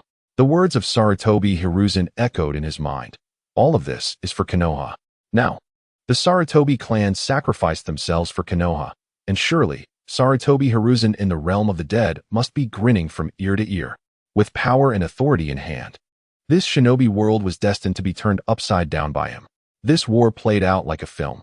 From the very first glance, the conclusion had been predetermined. No matter how one might resist, the outcome remained unchanged. Though the duration of this war was brief, it was exceptionally brutal. Even the Mist Ninja, accustomed to the blood-soaked policies, were taken aback by this wave of Konoha ninjas. Did these Konoha ninjas truly have no regard for their lives? They exchanged injuries for injuries, lives for lives, determined to breach the enemy's defenses and disrupt their supply lines. The Konoha ninjas of old would never have fought in such a manner. Moreover, did the Hokage not feel any sorrow for such reckless losses? Uchiha Butai approached with urgency to report the latest intelligence. Head of the clan, the supply lines are personally guarded by the 4th Mizukage, Keiyuzu Yagura. We cannot break through. Uchiha Ryu responded with a calm hum, inquiring, how many of the 4 clans remain? Uchiha Butai answered without remorse, currently, fewer than 800 remain. Uchiha Ryu poured him a cup of tea, stating coolly, I hope to see 400 survive. These 400 were to be reserved as experimental subjects for Orochimaru. Finding suitable subjects for ninja experimentation was no easy task. To have the horse run, one must first feed it well. The fruits of Orochimaru's research would be shared by him as well. Uchiha Butai cradled the teacup with curiosity. It seemed the clan had intended to spare these 400 individuals. Given his understanding of Uchiha Ryu, it was unlikely that he would allow them to remain. Uchiha Izumi cast a fleeting glance at Orochimaru, and his subordinate understood. After obtaining the desired response, Uchiha Butai promptly set about his tasks. That is more like it. A person capable of creating such chaos within the Leaf Village's shinobi clan could hardly be deemed benevolent. It was already fortunate that the Sarutobi clan had not faced total annihilation. 20 kilometers away from the battlefield along the Jiangchuan coast, Uchiha Obito personally utilized Kimui to transport all major members of the Akatsuki organization to this location. Nagato controlling Pain's Deva Path, Konan, Sasori, JZ, Zetsu, and Kazu. Kakuzu tilted his head, his small, bean-sized eyes scrutinizing Uchiha Obito with skepticism regarding his identity. As Uchiha Madara, why would you fear a junior possessing a Sharingan? In the past, even a distant glance would send shivers down my spine, yet now you seem unfazed. Uchiha Obito adeptly imitated Uchiha Madara's voice, speaking with a tone steeped in the weight of time, as if he had truly witnessed the ebb and flow of existence. As one ages, all that once was must inevitably fade. What remains is but a shell consumed by vengeance. Kakuzu ceased to debate the authenticity of his identity and instead articulated his intentions. This time, to eliminate Uchiha Izumi, the bounty from the black market will be mine. Uchiha Obito readily accepted this request, usurping authority. Konan's icy gaze bore into him. The Akatsuki does not belong to you, and you have no right to agree. Uchiha Obito's eyes darkened as he fixed his stare upon the woman. She should have been eliminated long ago. Her influence over Nagato was profound and could jeopardize future plans. Enough. Nagato currently wished to avoid conflict with Uchiha Madara. This operation involves all members of the organization, and the bounty will be distributed among us based on shares. Kakuzu nodded in satisfaction. This was acceptable. Sasori, disinterested in such matters, remained silent within his red sand. Meanwhile, JZ, once part of the 7 ninja swordsmen, focused solely on his decapitating blade. Uchiha Obito continued to manipulate Nagato. Uchiha Izumi was not a compliant individual. He ascended from clan leader to Hokage in less than a month. Our plans will undoubtedly be thwarted by him in the future. If we join forces to eliminate him now, no one in the shinobi world will threaten our ambitions. Uchiha Obito truly believed that with Nagato's Rinnegan at his disposal, he could easily eliminate Uchiha Izumi. Chapter 56. How many floors must one carry a bag of rice? Enemy attack.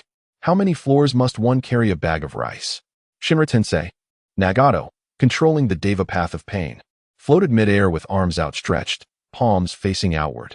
The dense chakra generated a repulsive force, sending all objects within reach hurtling away, creating colossal waves.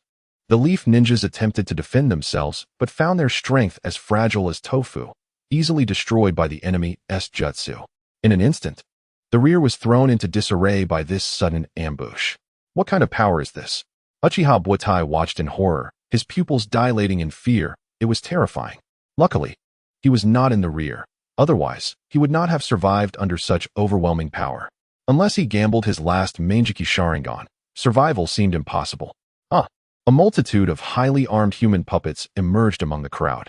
These puppets excelled in close combat, especially under the control of Sasori, a prodigy from Sunagakure whose puppet mastery surpassed even the esteemed Chiyo. Kakuzu, upon slaying a leaf ninja, extracted the heart, only to toss it aside in disappointment. Not a single heart was suitable. A half-severed upper body hurled towards Kakuzu. What about this one? Humph. Kakuzu disdainfully continued his search for a usable heart. Upon seeing those puppets, Uchiha Butai's expression shifted dramatically. This was bad. It was Tsunagekyure's puppet technique. Fearing a collusion between Tsunagekyure and Kirigakure, he hurriedly searched for his clan leader. Uchiha Obito intercepted Konan, who was preparing to attack Uchiha Butai. Do not act hastily. Let him summon Uchiha Izumi. Konan regarded him with suspicion. You wouldn't show mercy to the Uchiha clan, would you? Uchiha Obito scoffed. Do you think that is possible? The clan that once betrayed me is no longer the Uchiha of old. Well said. The current Uchiha is indeed not what it once was. A sudden voice interrupted their conversation, startling the three present. Uchiha Izumi silently appeared behind them, greeting the trio. Our last collaboration with your organization was quite pleasant. Yet this time, I didn't expect to find ourselves as enemies. Do you truly believe that a single Manjiki Sharingan and a pair of Rinnegan can resolve me? That would be rather presumptuous. Uchiha Izumi's gaze turned icy as he focused on Uchiha Obito, daring him to come forth. If I don't eliminate you this time, you shall remain oblivious as to why flowers bloom so red. With a single hand seal, a burst of flames surged towards the three. In the blink of an eye, Uchiha Izumi stood before Konan, legs swinging like a whip, fist striking with the weight of mountains. Konan was sent flying, instantly transforming into a flurry of paper cranes that reassembled in midair. Gritting her teeth against the pain in her abdomen, she sprouted wings made of paper cranes, taking flight. Paper jutsu, 1,000 paper spears. A multitude of paper cranes coalesced into spears, launching towards Uchiha Izumi. Fire release, fire dragon tornado. Uchiha Izumi swiftly performed hand seals, his Manjiki Sharingan spinning in that instant. Universal pull. Nagato extended his hand towards Uchiha Izumi's back, and at that moment, Uchiha Izumi became like a magnet, pulled by the force emanating from behind him, sending him hurtling away. Simultaneously, the spears, guided like arrows, evaded Uchiha Izumi's attack and sped towards him. Space-time strangulation. Uchiha Izumi stared impassively at the spears, his eyes flashing. Under the overwhelming force of spatial manipulation, the spears disintegrated into fragments of paper, drifting to the ground. Nagato produced a black rod, expressionless, waiting for Uchiha Izumi to walk into the trap. Now, I shall see you perish. Uchiha Obito remained quietly vigilant, his gaze fixed on Uchiha Izumi, wary after suffering a prior defeat. Until the final moment, he would not allow any carelessness to jeopardize their operation. Facing the immense pull he could not escape, Uchiha Izumi's lips curled into a smirk. Boom. Uchiha Izumi transformed into white smoke and vanished. This was merely a substitution technique. Knowing full well that Rinnegan was behind him, there was no way Uchiha Izumi would expose his back to them. He was no fool. With the innate advantage of knowing all the Rinnegan's secrets, Uchiha Izumi was already in an invulnerable position. Furthermore, Nagato himself had not appeared. It was merely a Deva Path clone. What was there to fear? A clone? When? Uchiha Obito quickly turned to scan his surroundings, fearing Uchiha Izumi might ambush him from another direction.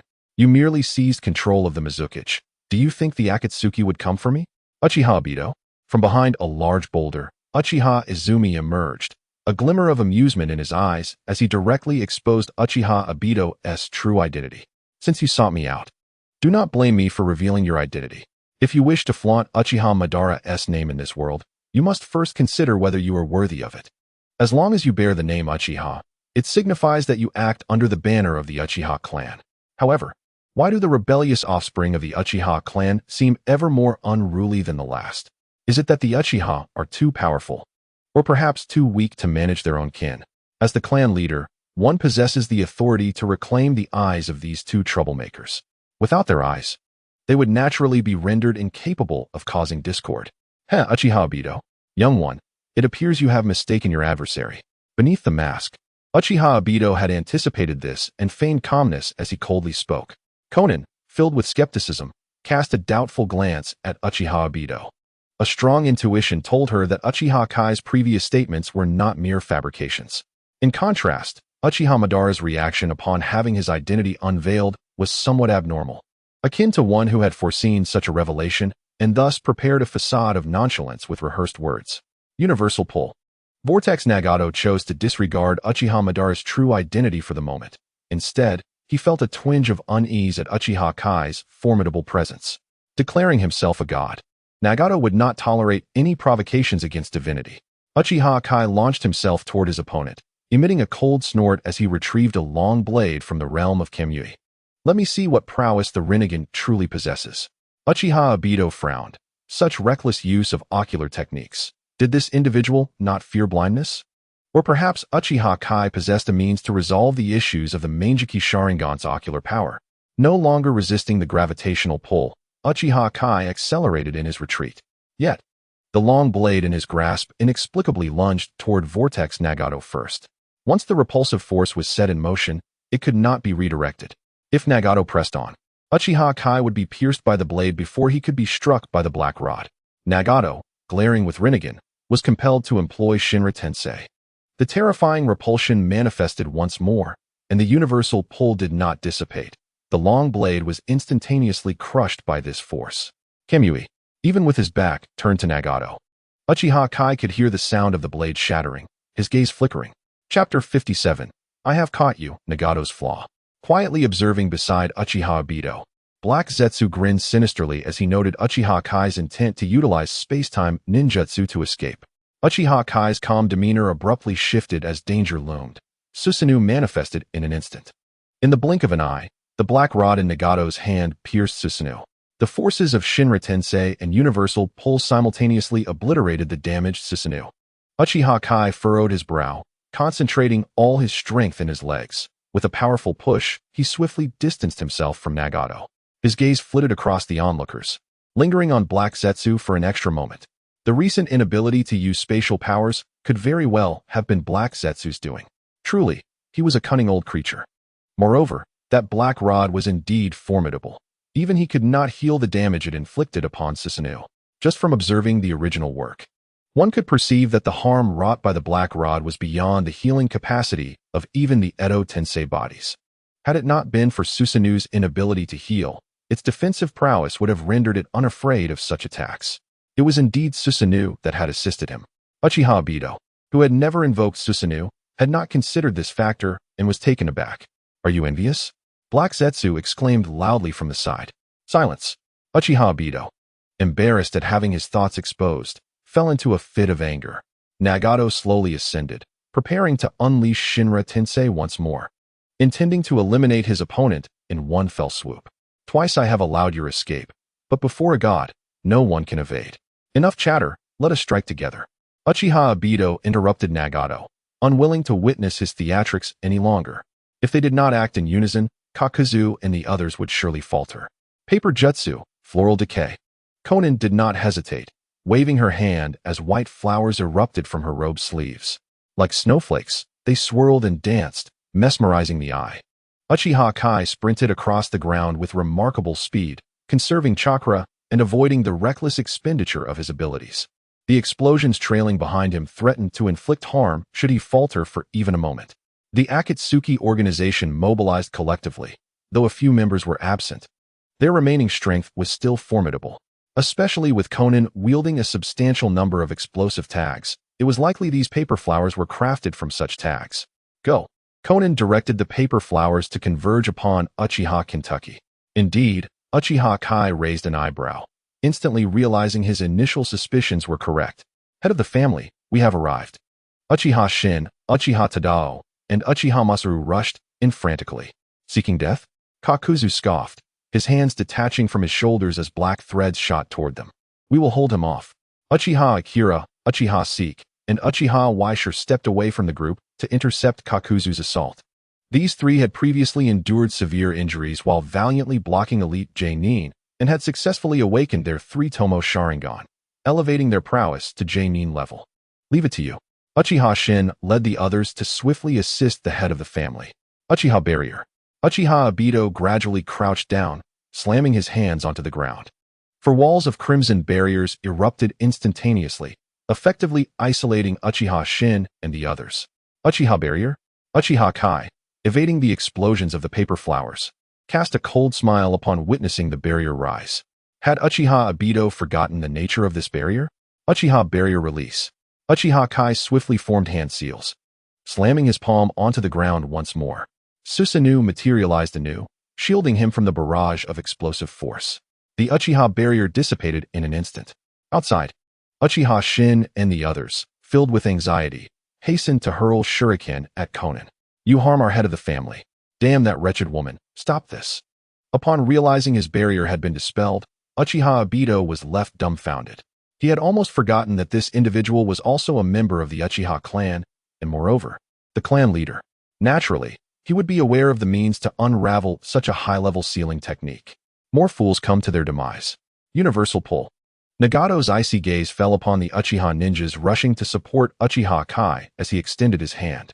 All of you, step aside. You deal with that woman. The rest shall be left to me. Uchiha Kai forcefully pushed several away, confronting Nagato directly. Stripped of his space-time ninjutsu, he was indeed rendered powerless, much like Uchiha Obito. Black Zetsu chuckled coldly within. Would release, Thorn Spike. Uchiha Obito no longer concealed his strength. Unleashing a small-scale would-release technique. Thorn spikes erupted suddenly from the ground. One moment of carelessness could result in grievous injury. Uchiha Obito targeted Uchiha Shin and the others, who were impeding his mission. Be careful. Relying on the power granted by their Sharingan, Uchiha Shin and the others evaded Uchiha Obito's would-release onslaught. What kind of ability is this? Uchiha Shin gasped in pain as he felt his arm pierced, drawing in a sharp breath. Uchiha Kai cast a glance at Uchiha Obito, but chose not to dwell on it further. Something was amiss in this location, preventing the use of space-time ninjutsu. Uchiha Obito's greatest abilities were undoubtedly hindered, and he trusted that Uchiha Shin and the others could manage. Turning back, Uchiha Kai saw Nagato advancing with lethal intent. Rasengan. Uchiha Kai concentrated the Rasengan in his hand and hurled it, buying himself some time. Pain's Deva Path wielded the abilities of Universal Pull and Shinra Tensei, completely countering close-quarter combat. Yet, the true weakness lay not with Pain's Deva Path itself. Instead, Uchiha Hiru formed hand seals. The technique of shadow clones manifested, and numerous Uchiha Hiru appeared. Vortex Nagato let out a cold snort, wielding his black rod, striking down one Uchiha Hiru after another. Utilizing the shadow clones as a diversion, Uchiha Hiru advanced towards Konan. Vortex Nagato promptly discerned Uchiha Hiru's intentions. I have sworn to myself that I shall no longer be anyone's Achilles heel. Uchiha Hiru's actions were unmistakably evident, and Konan's expression turned as frosty as ice, her anger palpable. The paper jutsu, dance of the paper. Sheets of white paper were unleashed by Konan, radiating intense white light as they detonated in a bid to obstruct Uchiha Hiru. A glimmer of cunning flashed in Uchiha Hiru's eyes as he suddenly formed hand seals with one hand. Jinjutsu, dark walking technique. This Hokage was not one to be trifled with. The forbidden techniques contained within the Book of Seals were embedded in his mind, transformed into a progress bar that had reached 100% completion. Suddenly engulfed in darkness, panic washed over Konan's face as she confronted the boundless void, which instilled a sense of dread within her. The absence of light, surrounded by darkness, posed a lethal threat to any ninja. I have you now. The flaw that belongs to Nagato. Konan suddenly heard the sinister whisper of a demon by her ear. Chapter 58. Hostage, Internal Strife. With the aid of his clones, Uchiha Hiru ascended into the sky, seizing Konan from behind. A chilling, specially crafted kunai was pressed against her pale neck. Their wings lost control, and the two plummeted swiftly. Uchiha Hiru adjusted his landing posture, and they landed safely. The cold sensation against her neck paled in comparison to the chilling realization of becoming a liability to her comrades once more. Previously, Yahiko had perished because of her, an insurmountable burden she had carried in her heart. She never expected the same scene to unfold again today. Little girl, it appears you are not as inconspicuous as you seem. Uchiha Hiru's arm was locked beneath her neck, feeling her figure constrained by her attire. A flicker of deathly resolve flashed in Konan's eyes. Even in death, she would not allow anyone to threaten Nagato. You bastard, I will not let you endanger him. If you die, Vortex Nagato will spiral into madness, and he will be the one to perish. Do you truly believe that those Rinnegan eyes can elevate Nagato to the status of a savior? Konan's pupils trembled in shock, her heart racing. This young man, how could he possess such knowledge of the Rinnegan?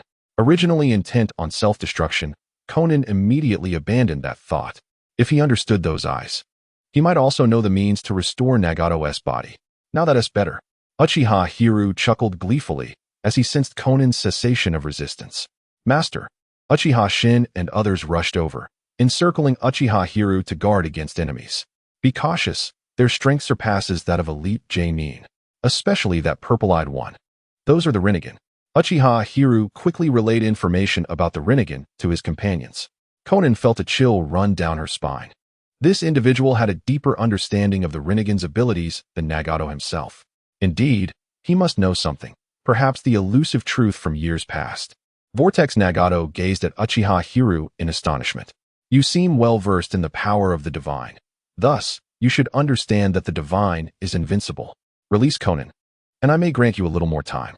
Vortex Nagato slowly extended his hands, attempting to intimidate Uchiha Hiru. Alas, Uchiha Hiru had seized upon Nagato's vulnerability, wagering that he would not dare act. Nagato was deeply concerned for Conan's safety.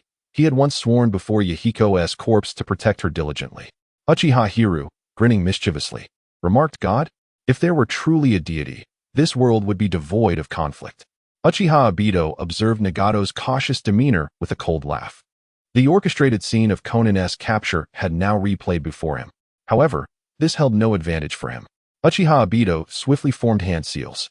Fire release, exploding wind dance. A tempestuous torrent of fire surged forth, vast in its reach. He hoped to eliminate her.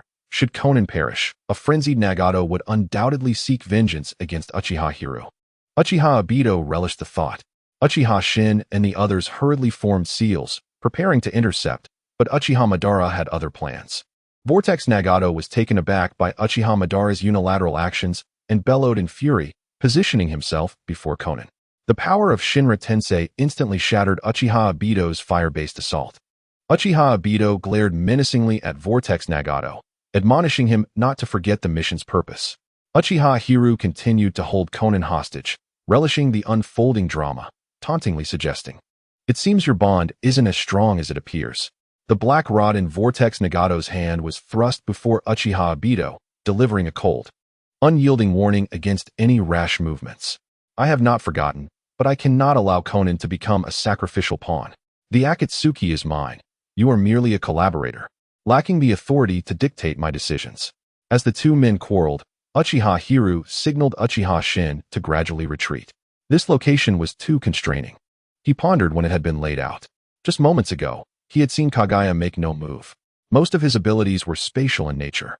Staying here, while he would not be defeated, was decidedly disadvantageous. Utilizing his weaknesses to combat the strengths of others was not the strategy of a fool. Learning from past mistakes, he knew he had to find a way to break free from the space-restricting barrier. Seeing Uchiha Hiru attempting to escape, Uchiha Obito shouted at Nagato, "Hurry, stop him." One after another, White Zetsu emerged behind Uchiha Hiru. Uchiha Shin immediately unleashed a fire technique upon witnessing the creatures. However, the number of White Zetsu continued to swell. Employing ninjutsu would deplete his chakra far too rapidly. Kagaya had spared no effort this time to eliminate Uchiha Hiru. The White Zetsu were remnants from the age of Kagaya Tsutsuki, preserved within the Outer Path's golem until now. Uchiha Hiru was striving to utilize Flying Thunder God and Kimui. Yet he realized he had not yet escaped the confines of this sealing barrier. Do you understand what you are doing? Uchiha Obito found himself thwarted by Vortex Nagato. Nagato, unwaveringly confident, asserted, "I simply know that I cannot allow Conan to be harmed. Should this mission fail, we can attempt it again. This time, I was too hasty. My 6 Paths clones did not all arrive. Next time, I shall address Uchiha Hiru with the full might of a god." Uchiha Obito seethed with frustration. For the sake of a woman, he was letting a future adversary slip through his fingers. This wretched man, were it not for the constraints on his Kimui space, he would have dealt with Nagato long ago. Kagaya, witnessing Nagato's defection due to Conan, felt the situation spiraling out of control, her heart racing with anxiety. Should Uchiha Hiru escape the sealing barrier, he would be like a fish in water. At that point, Uchiha Hiru could attack or retreat at will, making it exceedingly difficult to manipulate him. This was a singular opportunity. The next time, he would surely be prepared. Uchiha Hiru's Finu rained down blows upon the White Zetsu, decimating them effortlessly. While the White Zetsu displayed decent combat capability, They were utterly insignificant against a formidable opponent like Uchiha Hiru. Their true strength lay in their ability to blend in and their sheer numbers, which had earned them the title of weapons of war from Kage Tsutsuki. Having distanced himself by approximately 300 meters, the sensation of being constrained by the space barrier dissipated instantaneously. Uchiha Hyu displayed a relaxed smile as he gazed at the captured Konan in his arms, malevolently suggesting, "You possess a rather appealing appearance. Just what I need at home is a maid. Why not accompany me and become my little maid?" Konan frowned, her expression filled with disgust. "You would be better off killing me." Observing her defiance, Uchiha Hyu snorted coldly. "I hope you can still speak to me in such a tone shortly." He entrusted Konan to Uchiha Shin and his companions. "Ensure she is well guarded. The remaining battle is beyond your capabilities." Witness the ultimate Uchiha secret technique. Chapter 59. The Deity's Starfall, the Ultimate Technique. Susanoo.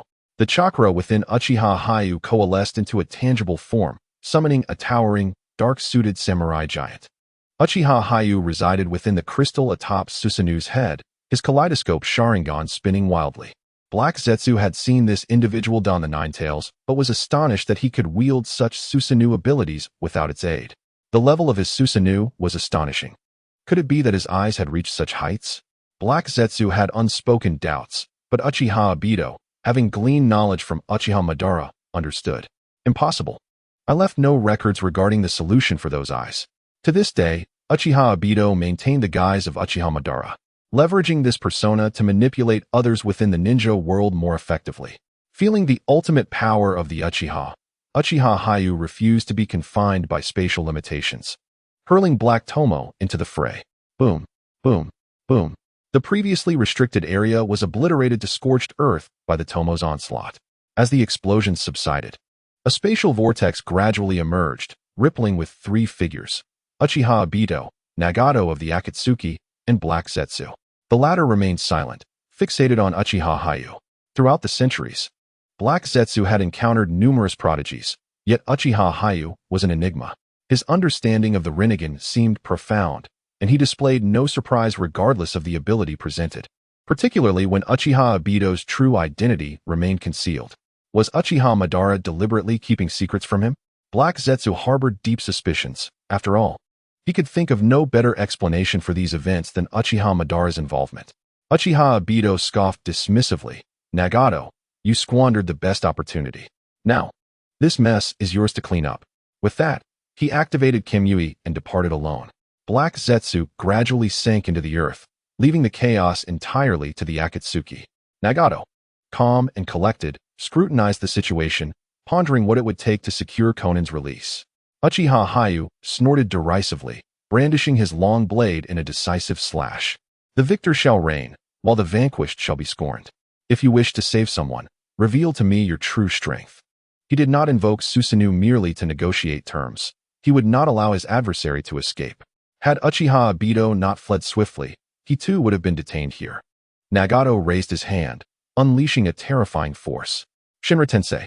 Boom. The long sword descended straight down, kicking up clouds of dust. Nagato's pupils constricted as he stared incredulously at the colossal sword, which shockingly withstood the force of Shinra Tensei. This is impossible. The technique had never failed him before. Those Rinnegan are not yours. Do not delude yourself into believing you are the savior. Uchiha Hyu's mocking voice echoed from above. The Susanoo's chaotic spatial energy surged forth. Nagato, realizing the imminent danger from the massive sword, quickly employed Shinra Tensei for protection. The very space it touched twisted violently, rendering Shinra Tensei ineffective against the spatial annihilation. In an instant, the sound of shattering glass echoed as Shinra Tensei was torn apart. God shall not falter. Nagato, in a frenzy, continued to unleash Shinra Tensei, desperately trying to fend off the spatial force. Unwilling to accept defeat, he recklessly employed the abilities of the Rinnegan. However, the continuous use of the Rinnegan inflicted severe damage upon his physical form, revealing the repellent nature of the Rinnegan against its host. Uchiha Hyu was acutely aware that Nagato's Six Paths body could not endure much longer, and he struck down with another long sword. Let us see how long you can withstand this. Nagato's true body should be nearby, but without locating it, Hyu could not seize the Rinnegan. His eyes gleamed ominously as he unleashed his terrifying ocular prowess, launching Tomo like lasers. Within the progress bar, his Sharingan had reached full capacity. The pinnacle of the Sharingan was the eternal Mangeki Sharingan, distinct from the Rinnegan's evolutionary path, which required external forces akin to the Sage of Six Paths. I have said it before, God shall not falter. At the center of the explosion, Nagato's furious roar resounded. Summoning Jutsu, Outer Path Golem. Boom. The Ten-Tails Husk. The Outer Path Golem was forcefully summoned by Nagato, crashing to the ground. Devoid of the active chakra of the tailed beasts, the golem was but a vessel. Yet, as the shell of the Ten-Tails, it possessed formidable vitality and ample dormant chakra, incapable of manifesting the Ten-Tails itself. Empowered by the Outer Path Golem, Nagato commanded the Deva Path to launch a black sphere skyward. True deity Starfall. Perish. Nagato believed that if he could eliminate Uchiha Hyu, he would effortlessly retrieve Konan, who had been taken by Hyu's subordinates. Uchiha Hyu cast his gaze skyward, where the black sphere loomed ominously, obscuring the sun and drawing forth a powerful sealing force. All objects on the ground began to ascend into the air, and even Uchiha Hyu could distinctly feel the gravity dissipating around him. Is this the deity's starfall? Impressive. He mused, his attention fixed on the Deva Path below. Unable to locate Nagato's true body, he resolved to eliminate the Deva Path. Should the body crafted from Yahiko be destroyed, Nagato would surely be enraged, providing Hyu with an opportunity to find Nagato's true form. The surrounding environment began to deteriorate, as if being absorbed by the black sphere. Uchiha Zetsu, unperturbed by the chaos, turned to Uchiha Buotai, expressing concern. Will our clan leader be all right? Uchiha Buotai, lacking confidence, shook his head. He will be fine. Our leader's rise has only just begun. Uchiha Shin retrieved a specially crafted kunai from his attire, unwaveringly confident in their leader's safety. I trust our leader will be fine, especially since he entrusted me with this kunai bearing the Flying Thunder God seal. Uchiha Buotai glanced down at the kunai in Shin's hand, reproaching him. Why did you not mention this sooner? With the kunai in hand, they believed that should their leader falter, he could utilize the Flying Thunder God technique to escape danger. We must leave now. In the next moment, Uchiha Buotai's expression changed dramatically as he snatched the kunai from Uchiha Shin and dashed towards safety. The power of the deity's starfall had become perilously close. Uchiha Shin and the others hurriedly carried the sealed Konan away, racing from the site, which was fracturing into pieces and soaring into the sky. A slight delay in departure would result in being seized by the gravitational force, soaring into the sky, and ultimately becoming sealed. Chapter 60. The strong have no weaknesses. In the epicenter of the Earth explosion stars, Uchiha Shio deftly dodged the obstacles that incessantly ascended from the ground. His languid movements seemed to pose a rather pragmatic question to Nagato, the leader of the Akatsuki, below. Is the power of a deity truly this trivial? Uchiha Shio understood that the crucial component of the Earth explosion stars was not merely the sealing, but the catastrophic damage inflicted upon the ground by the descending massive sphere. If the caster had been Uchiha Madara, perhaps Uchiha Shio would have felt a modicum of trepidation.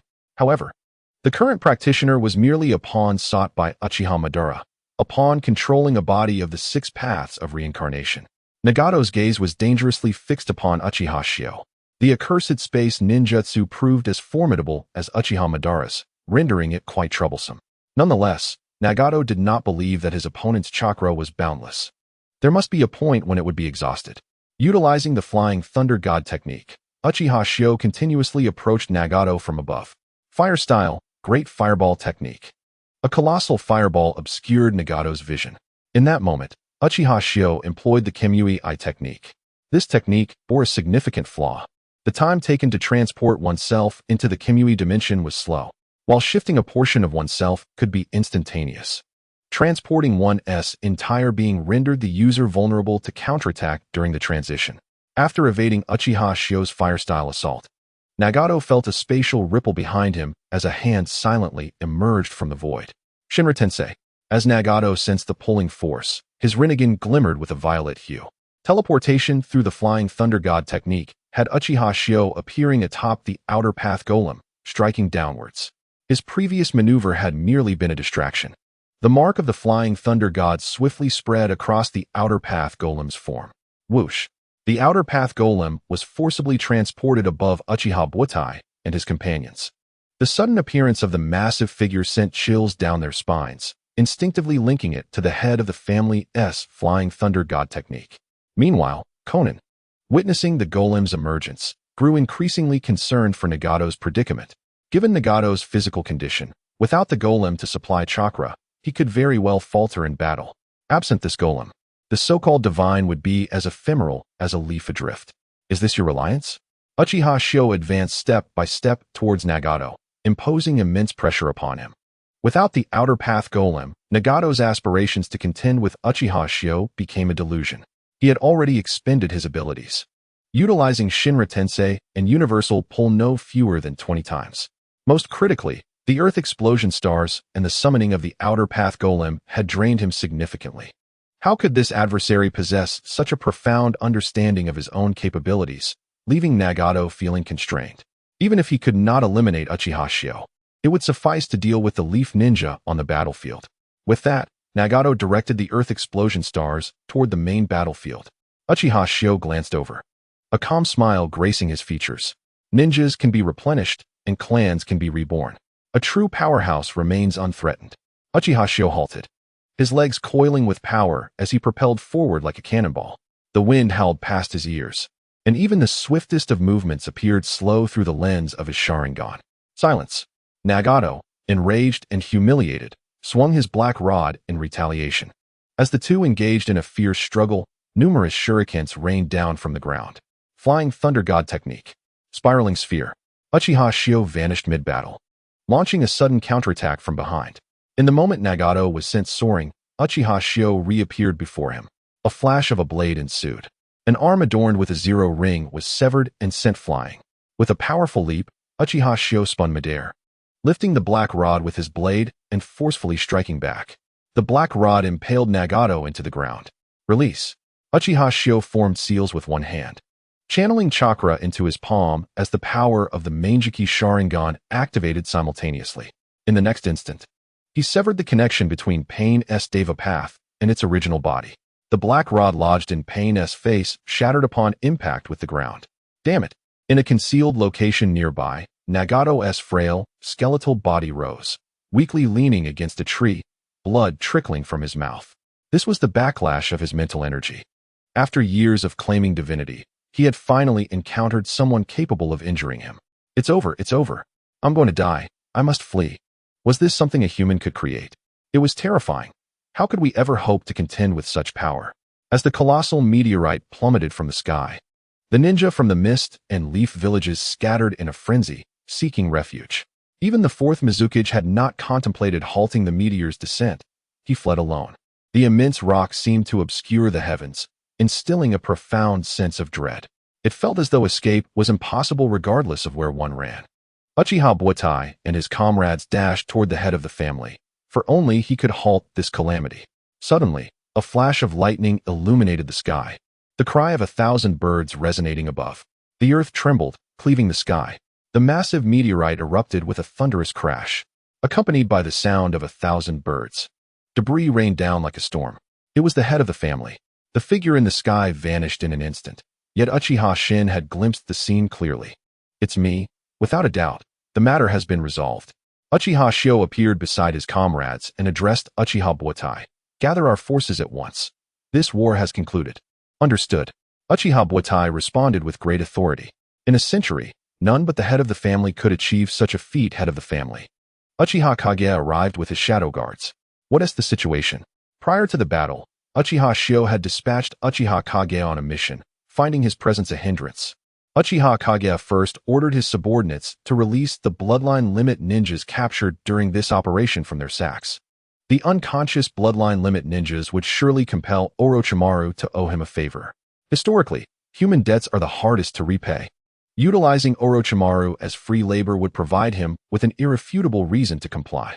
Please, take a seat, head of the family. Uchiha Kage produced a chair from a sealing scroll. Uchiha Shio sat, observing Uchiha Shin and others relentlessly striking the falling debris, his mind in deep contemplation.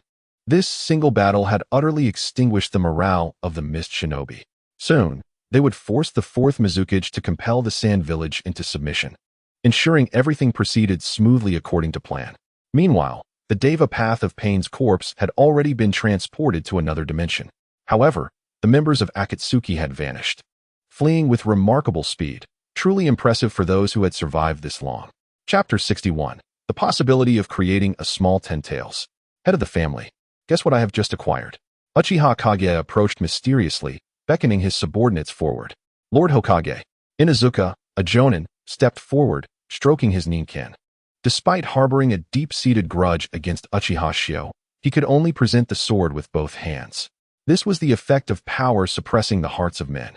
Without the dominance of strength, human hearts would inevitably change. Uchiha Shio's gaze shifted to the sword in the subordinate's hand, a flicker of astonishment crossing his features. It was the decapitating sword. Was it not supposed to be in Jizong's possession at this time? Could it be that Uchiha Kage had eliminated Jizong? Uchiha Ing received the decapitation blade from his subordinate and explained, "This is the decapitation blade." At that time, the mist ninjas, upon seeing Shirzong, were filled with murderous intent and immediately surrounded him. Ultimately, I took advantage of the situation. My subordinate wished to present this blade as a gift to the clan leader. Uchiha Shio took the decapitation blade and swung it casually.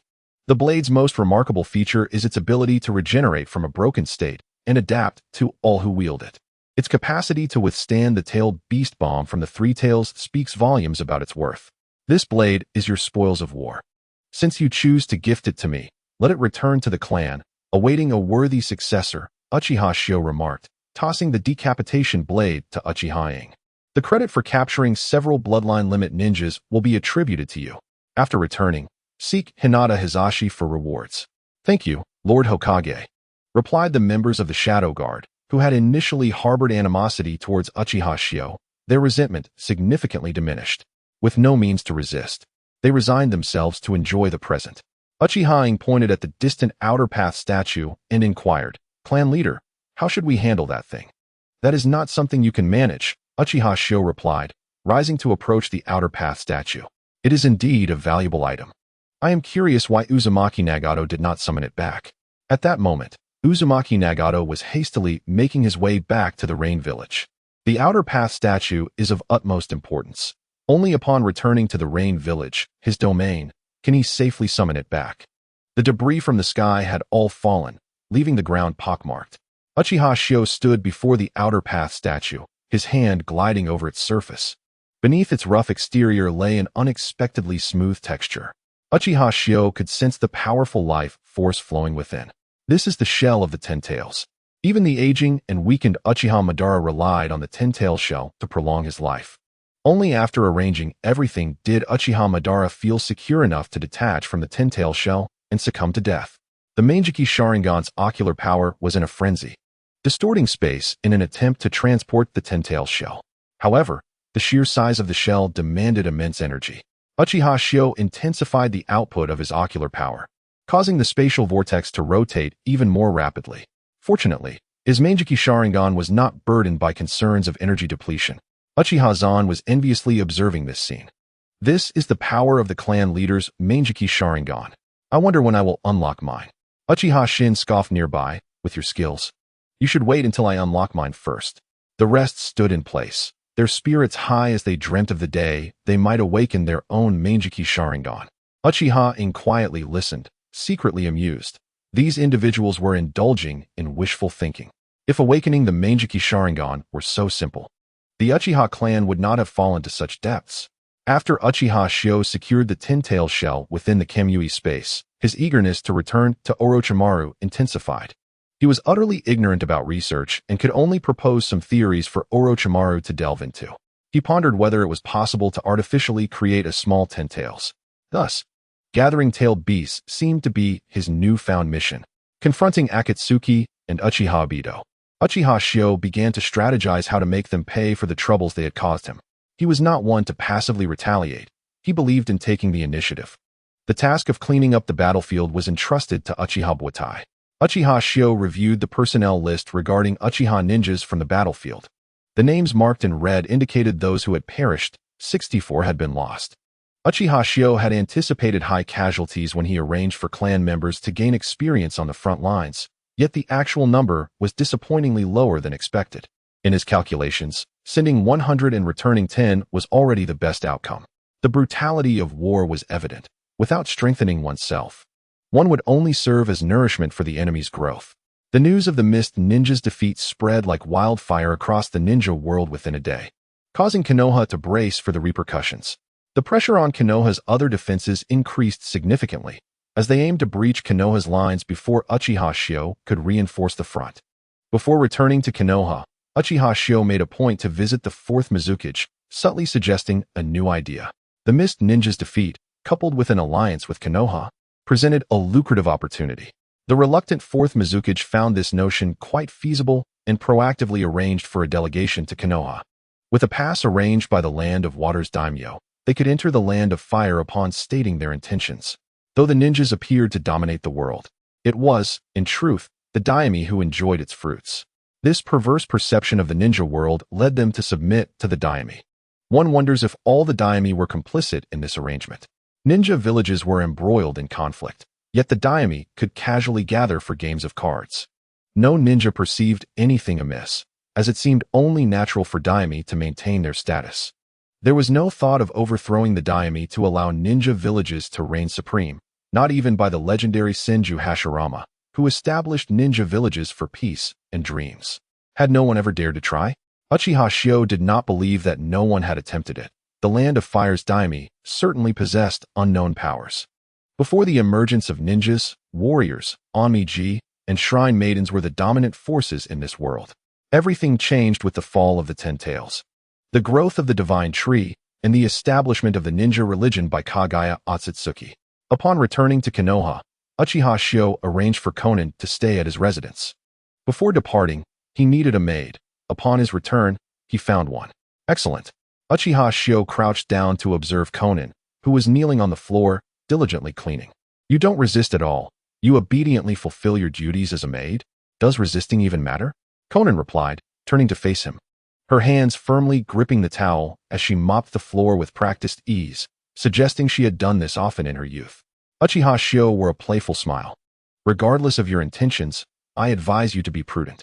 Although I am unaware of why you have become so compliant, it undoubtedly serves some ulterior motive. Am I not being prudent enough? Konan retorted, wringing out the towel with an expressionless face. Chapter 62. Unifying thought begins with the young Uchiha Shio stood before Konan, looking down at her resolute and stoic face. He bent down, gripping her chin, and a hint of amusement appeared on his face. You don't still hope that Uzumaki Nagato will come to rescue you, do you? Konan's expression hardened, her pouted lips contradicting her defiance as she retorted. He is the god of the Rain Village. Gods do not fall. Nagato possesses those eyes. He is the savior of this world. You, living in a prominent family, cannot comprehend the plight of us orphans ravaged by war.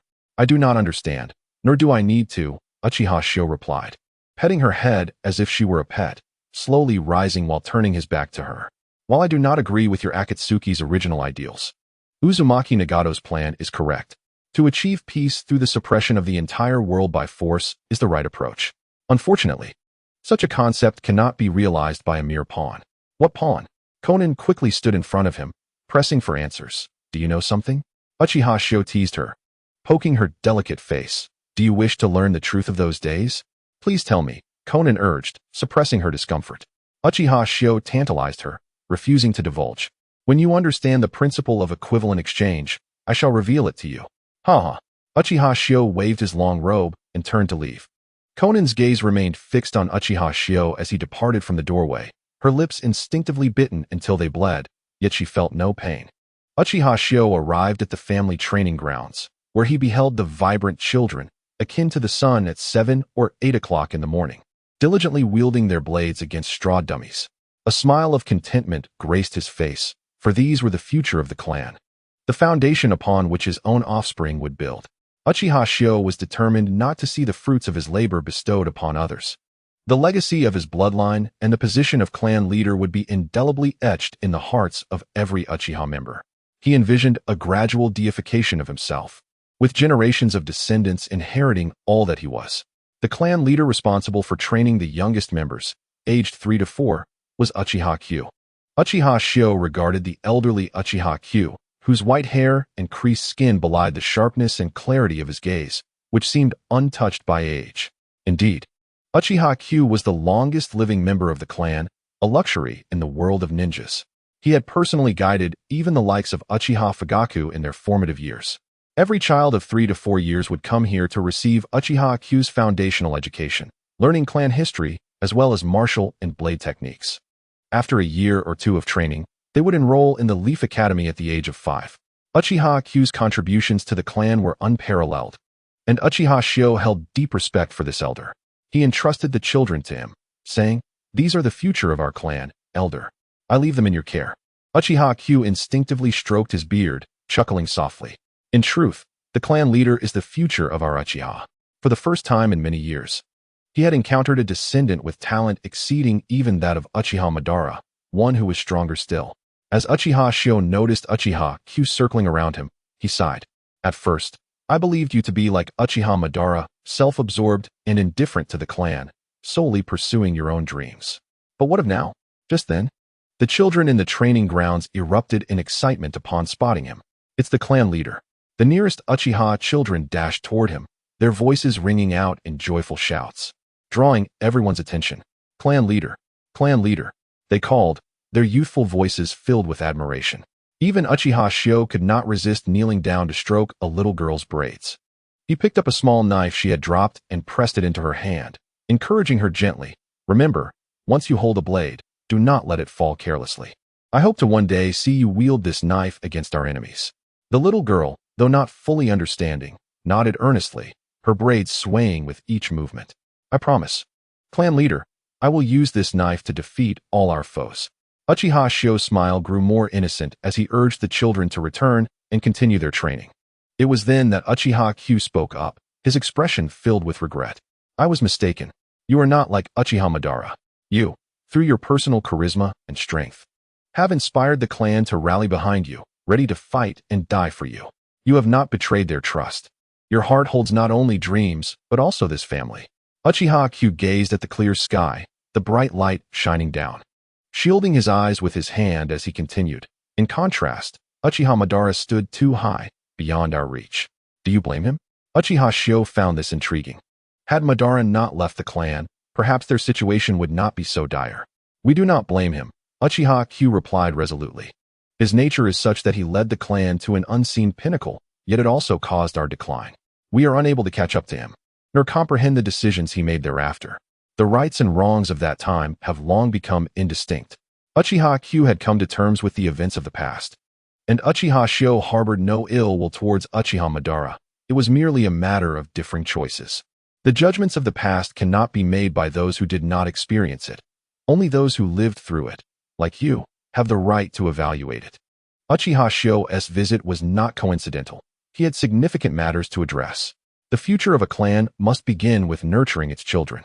If a large clan fails to raise its young properly, it risks falling into disgrace, much like the original tale where betrayal ensued among its members.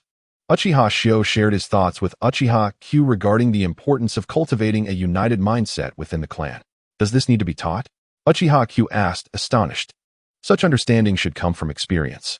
The Uchiha clan had never emphasized this before. It was only through personal experience that one could comprehend it. The clan lacked this before. But now we must unify our thoughts and intentions. Only then can we prosper, and the ninja world will become our Uchiha's backyard. Chapter 63. You are responsible for birth. The clan for nurturing reforming the Uchiha clan begins with the mind. If the mindset is misaligned, the number of clansmen who betray the family will only increase. Even without Uchiha Itachi and Uchiha Obito, other members could bring about the clan's downfall. Philosophically speaking, the true destruction of the clan lies not within its members, but in the absence of a strong ideology to harness the terrifying power of the Sharingan. Power without the mindset to control it will ultimately lead to a loss of self, becoming enslaved by that very power. During this visit, he aimed to prepare Uchiha Q psychologically. Once he organized his thoughts into a coherent form, it would naturally fall to Uchiha Q to execute. After bidding farewell to Uchiha Q, Uchiha Shio sought out Uchiha Fugaku. He was eager to know how Fugaku had fared with the tasks he had assigned during his last departure. Since stepping down as clan leader, Uchiha Fugaku had become more ambitious. Upon Shio's arrival, he promptly handed over a meticulously organized manual. "Clan leader, I have compiled the family situations of all members. Here is the directory. The records are in the office. If not for the cooperation of the clan members, I would have been at a loss as to when I could complete this. This is of great importance. I must return now, Uchiha Shio said as he took the directory and turned toward the office. His visit was swift, and by the time Uchiha Mikoto approached with tea, he had already left. Seizing the opportunity, Uchiha Shio intended to resolve the family's pressing matters. The tasks he had assigned to Uchiha Fugaku were preparations for the clan's population. A large clan would never disdain the birth of numerous members. In fact, the more children born, the greater the contribution to the clan's prosperity. As a clan known for producing prodigious ninjas, the Uchiha should strive for greater numbers. Over the years, the clan had remained around 3,000 members for specific reasons. Firstly, financial constraints hindered larger families. Secondly, the Uchiha clan participated in every major ninja war, suffering countless losses. Thirdly, as a combat-oriented clan, their personal emotions were often subdued, leading to less enthusiasm for procreation. In general, the act of begetting offspring serves as a means of perpetuating one's lineage. Having two is already considered an extreme. This situation is unacceptable to Uchiha Shio, who resolutely refuses to permit any form of incapacity within his family. You shall bear children, and the family shall provide for them. The more, the merrier, the family will foot the bill. Uchiha Shio intends to increase the family size to 10,000 within a decade. Regardless of the methods employed, both unmarried individuals and married couples must be mobilized. Uchiha Shio remained in his office until nightfall, diligently reviewing the circumstances of every household. Fortunately, with the Sharingan, his eyes were spared from fatigue. Rubbing his eyes, he wearily turned the final page. Knock, knock, knock. A sound echoed from the door. Upon granting entry, he was surprised to find Konan, who had brought him a bowl of chicken soup. Uchiha Shio scrutinized the soup with suspicion. This woman was no saint. Surely she wouldn't have poisoned it. Konan quietly served herself a bowl and drank it in front of him. Rest assured, no poison here. I wish to know what you mean by the truth of those years. After assuring her innocence, she served him a bowl as well. Uchiha Shio glanced at her, then looked down at the aromatic soup. After gently blowing away the layer of grease, he took a sip. Even if she had not tested the soup, Uchiha-ing, stationed outside, had already conducted a thorough inspection. Flattery without merit is often a guise for deceit. As for the truth of those years, I can disclose a fragment. Uchiha Shio planned to have Uchiha Obito pay some interest first. After all, he had been prancing about in front of him, as if he had no temper at all. Konan watched him intently, fearful of missing even a single word. Noticing her tension, Uchiha Shio gestured for her to sit beside him. It was late, and with delicious food at hand, how could a beautiful companion be absent? Beauty at one side while savoring culinary delights. What a splendid notion. Konan hesitated for a moment, but eventually took a seat beside him. Uchiha Shio picked up a piece of chicken and, while chewing, began regarding Yahiko's death. At the mention of Yahiko, Konan's expression shifted. While it appeared to be a suicide, the truth revealed that he had perished due to Uchiha Obito's machinations, known to many as Uchiha Madara. Uchiha Shio leaned back in his chair, chuckling as he patted his belly. Uchiha has produced a romantic at heart. Are you certain? Konan's voice turned icy, like the depths of winter. Indeed, I am certain. Uchiha Shio pinched her cold cheek. Do not wear such a frosty expression. You are in no position to eliminate him now. Konan turned her face away, refusing to let him continue his inappropriate advances. Uchiha Shio, unperturbed, took another sip of soup. As for other matters, your performance will dictate our next steps. Uchiha Shio picked up a pen and began drafting thoughts on the Uchiha clan. Unity, camaraderie, mutual assistance, a love for family, and the protection of the young. He pored over the knowledge he had acquired in his past life, striving to adapt it to the current circumstances. It would not do to copy verbatim. Times have changed, and certain things must remain unsaid. After tidying up, Konan stood beside him for a while before quietly departing. Late into the night, Uchiha-ing stood guard outside, observing the light within. Only he understood the immense dedication the clan head had invested in the family. Uchiha Shio stretched, his joints cracking. It had been a long time since he had pulled an all-nighter like this. The essence of the ideological transformation he was crafting had been captured in his notes. Further refinement was necessary. Patience is essential in producing quality work. Thus, Uchiha Shio continued his nocturnal endeavors for 3 days, scarcely returning home. Eventually completing a third of the content. He tucked the notebook into his drawer and stepped outside. Go get some rest. You have worked hard these past few days. Noticing Uchiha-ing still on duty, Uchiha Shio yawned and waved at him. Upon returning home, he began to catch up on his sleep. Konan quietly entered, silently taking away the clothes Uchiha Shio had changed out of. At this moment, a rare visitor arrived in Konoha. Hinata Hisashi, upon receiving the news, immediately dispatched someone to inform Uchiha Shio that a delegation from the Mist Village had arrived. Chapter 64. Proceeding according to plan. In truth, this was merely a formality, yet an indispensable one at that. This world is replete with astute individuals. There is no pretense. It is common knowledge that you can control the shadows, and thus, a coalition may arise against you. As long as you lack the absolute strength to suppress the shinobi world, why leave yourself vulnerable? Uchiha Shio, known for his meticulousness, would never allow himself to be beset by enemies during his time of growth.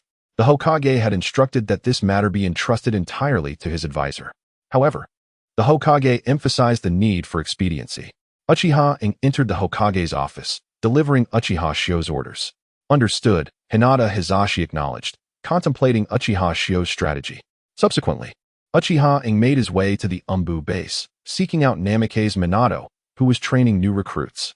Upon seeing Uchiha, Minato promptly invited him into his office with utmost seriousness. But does the Hokage have a command? Uchiha, as the captain of Uchiha Shio's shadow guard, was always by Uchiha Shio's side. He frequently traversed various departments, primarily to relay the Hokage's directives. The Hokage has ordered that you, Namake's Minato, will be responsible for the upcoming negotiations with the Mist Village to compel the Sand Village to surrender. Furthermore, future operations are entrusted to you. This is a scroll containing the Hokage's commands regarding subsequent actions.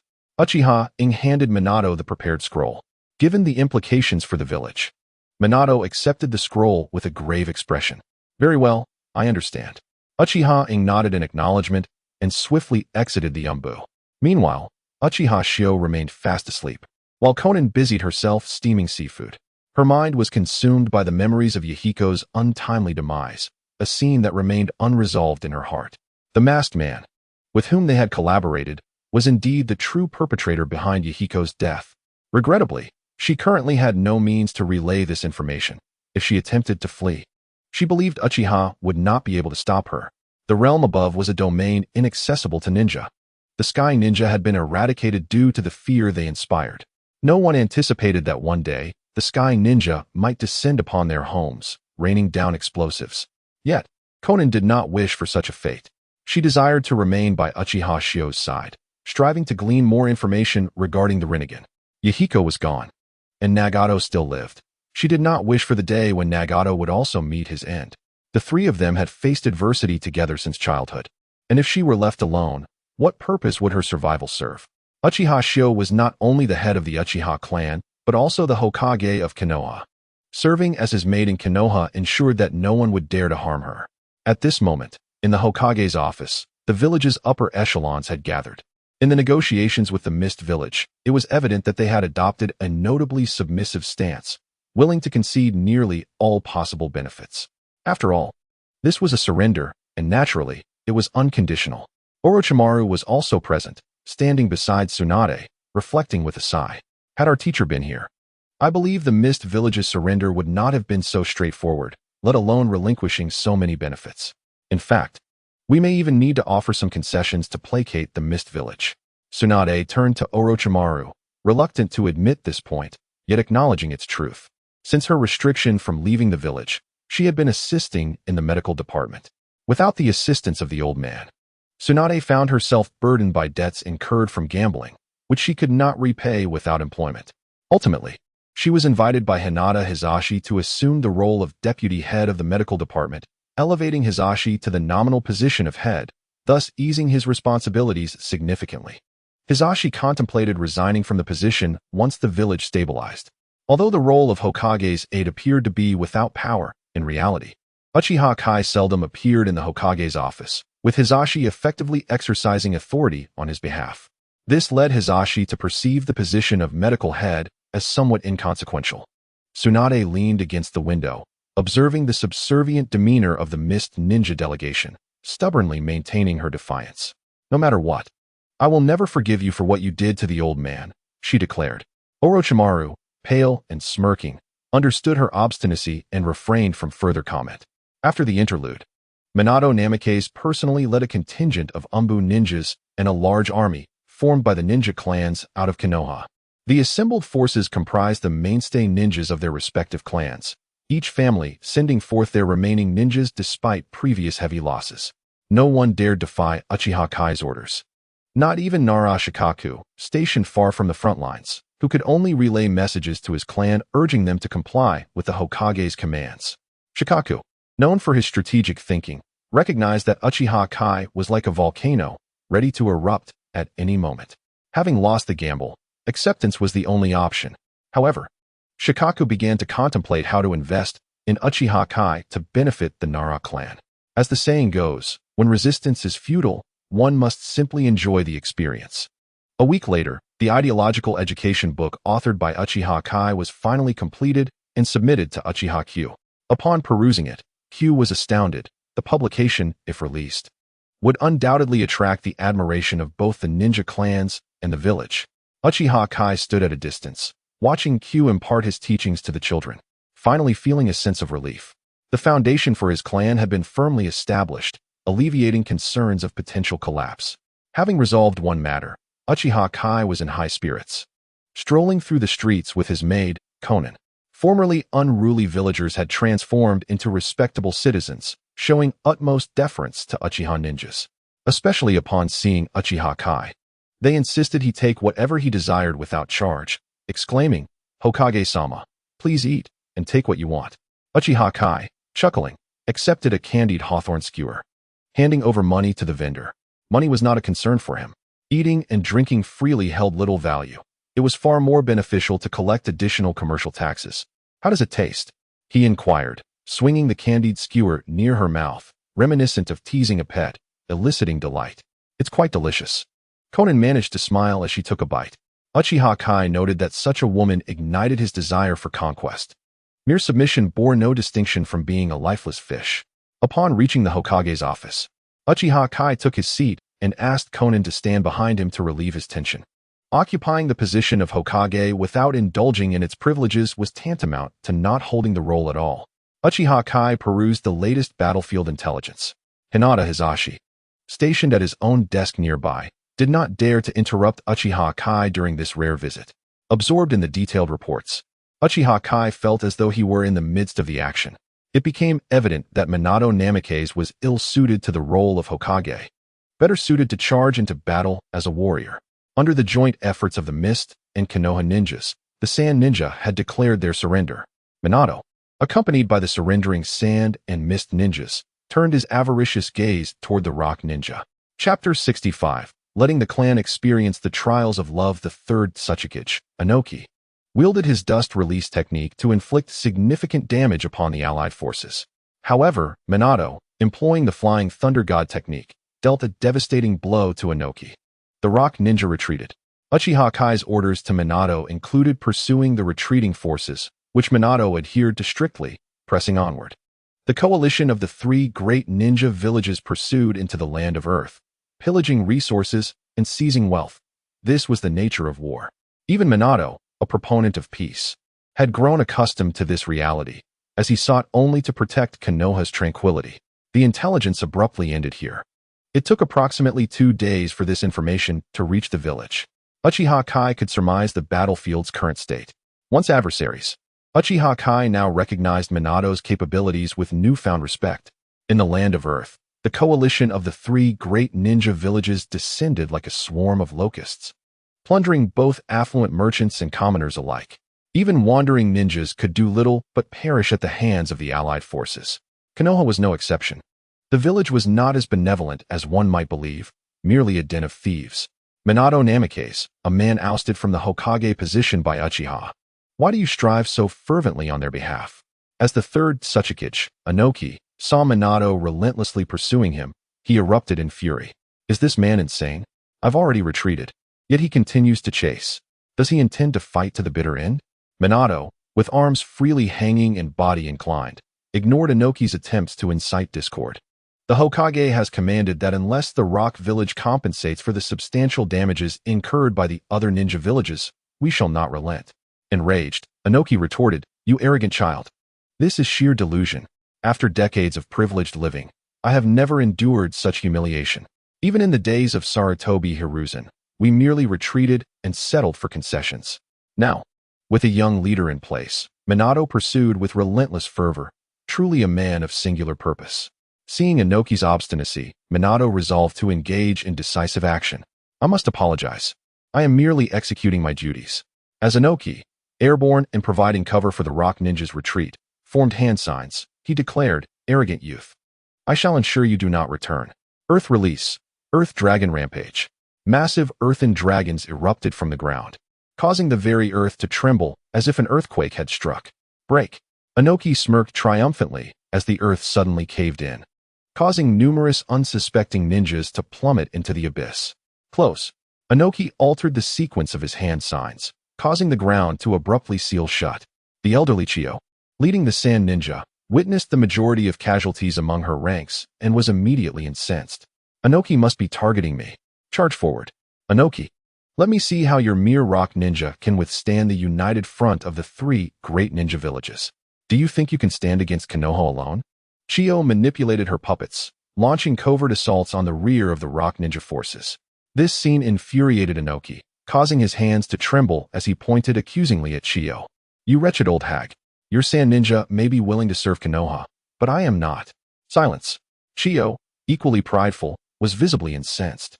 Kakashi, lead a team of Umbu to delay the main forces of the rock ninja. Buy us 20 seconds. Understood. Kakashi immediately disengaged from the main forces, hastening to pursue from the flank. 2 days later, Uchiha Shursui personally delivered frontline intelligence to Uchiha Kentucky. Upon noticing Konan had paused, Uchiha Kai raised his foot to shake off excess water, urging her to continue. Konan, expressionless, resumed washing his feet. Uchiha Shursui instinctively activated his Sharingan, glancing at her before promptly closing it, respectfully presenting the intelligence. Head of the clan, news from Minato has arrived. Uchiha Kai accepted the intelligence but did not open it immediately. Instead, he inquired about Uchiha Shursui's recent circumstances. Are you adjusting well in the intelligence department? Uchiha Shursui, taken aback, hurriedly spoke, head of the clan, I cherish this fulfilling life and have rediscovered myself. Previously, Uchiha Shursui had tirelessly endeavored to alter the family's circumstances, living solely for the clan. Now, having cast off the burden of the family, his perception of the world had transformed entirely. As long as you are content. Your unique Jinjutsu is exceptional, and after careful consideration, I deemed you suitable for the intelligence department. Uchiha Q specifically instructed him to send someone to investigate the hidden rain village. He cast a glance at Konan, upon mentioning the rain village. She exhibited no reaction. Her acting skills were commendable. Did she believe he had not discovered the Akatsuki's hideout, thus refraining from revealing any flaws? Understood. Came the reply from his subordinate, as Uchiha Shursui left in a state of confusion. Upon exiting, Uchiha Shursui was intercepted by Uchiha Kage, who handed him a scroll. The head of the clan asked me to deliver this to you. Uchiha Shursui, with a perplexed expression, took the scroll and departed. After returning to the intelligence department, he examined the contents of the scroll, his expression growing increasingly grave. The Akatsuki, the Rinnegan, Uchiha Obito, Uchiha Madara, everything regarding the Akatsuki, even the full capabilities of the Rinnegan, had been meticulously recorded by Uchiha Q in this scroll. Memorizing its contents silently, Uchiha Shursui recited them in his mind before destroying the scroll to prevent any leaks. Accompanied by a few trusted aides, he issued his instructions and left Konoha. Meanwhile, Uchiha Q reclined in a rocking chair. Mouth agape as a plump grape was fed to him by a delicate hand.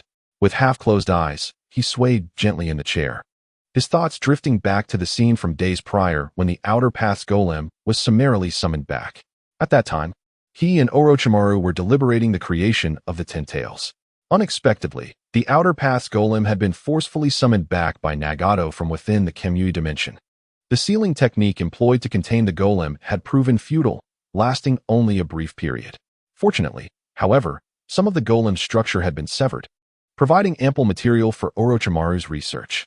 As dusk fell, Uchiha Q strolled leisurely through the clan grounds.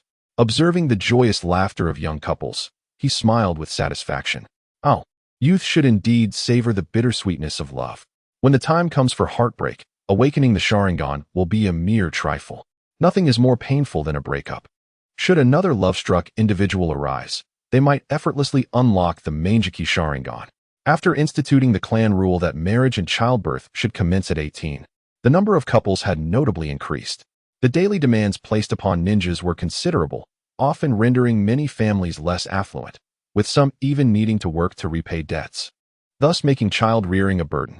Uchiha Q had effectively alleviated this burden by transferring it to the clan. Such expenses were trivial for the Uchiha clan in its current state.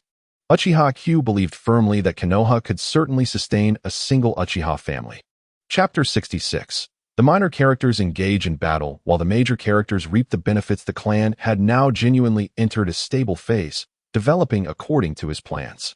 At last, Uchiha Q could momentarily shift his focus toward the ninja world. The Hidden Rain village had been entrusted to Uchiha Shursui for intelligence gathering. The trajectory of the entire Hokage narrative had been entirely obliterated by him. Relying excessively on the narrative's rhythm had become a foolish endeavor. Apart from the various abilities of the characters depicted in the original work, Uchiha Q no longer placed faith in anything else.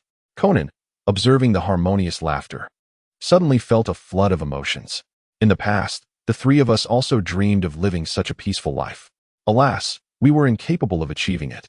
Those ninja villages would never heed our pleas. Because we lack power, we are inconsequential, and the lofty ninja villages remain oblivious to us, the war orphans ravaged by conflict. Uchiha Q, witnessing her lamentations akin to those of a scorned woman, offered a disdainful smile. The world you perceive is reality. The weak are destined to be ruthlessly humiliated by the strong. If you wish to alter this fate and cannot do so on your own, there exists another method. What method? Conan turned to him, her expression urgent with curiosity. Uchiha Q grasped her chin, his gaze piercing as he uttered the cold, harsh truth. That is to cling to the strong. Utilize your meager abilities to assist the powerful, enabling them to reshape the world. Conan, under his intense gaze, could not help but avert her eyes, her heart racing audibly in their ears. Uchiha Q erupted into hearty laughter, playfully tapping her forehead a couple of times. You seem quite captivated by my words. I am not. Conan, her cheeks flushed, awkwardly retorted, turning her head away. To me, you are merely a fleeting amusement in life. True strength does not require the assistance of the weak. A gentle rain began to fall silently, and upon noticing the downpour, Uchiha Q turned, audaciously patting Conan's back twice as he swaggered away. Summer rain falls endlessly, and peaches ripen. Uchiha Q gazed down at his hand, soaked by the cascading rain, and remarked, So wet, so wet. The IWA ninja's main force was successfully halted for 20 seconds by a covert team led by Kakashi. The allied forces, under the command of Minato Namikaze, voraciously consumed the IWA ninja's combat strength. Do they truly wish to engage in a battle to the death with our IWA village? The third Tsuchikage, Inoki, watched as IWA shinobi fell one after another, his heart pained to the core. At that moment, reinforcements from IWA village were en route, and Inoki was acutely aware of this, hence his efforts to stall for time. Yet, he had not anticipated being caught up in the fray. Nara Shikaku rushed up from behind, anxiously warning, reinforcements from IWA will arrive shortly. We cannot afford to prolong this any longer. If we push deeper into enemy territory, we will lack any logistical support. Minato, what orders are we receiving from the Hokage? Nara Shikaku inquired, his worry evident. Minato, gazing at Nara Shikaku, countered with a question. How many days can our provisions sustain us? 3 days, Nara Shikaku replied, raising 3 fingers.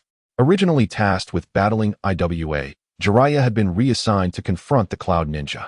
Meanwhile, Nara Shikaku had been liberated from the battlefield, having spent recent days managing logistics, fretting over the prospect of being trapped in enemy territory.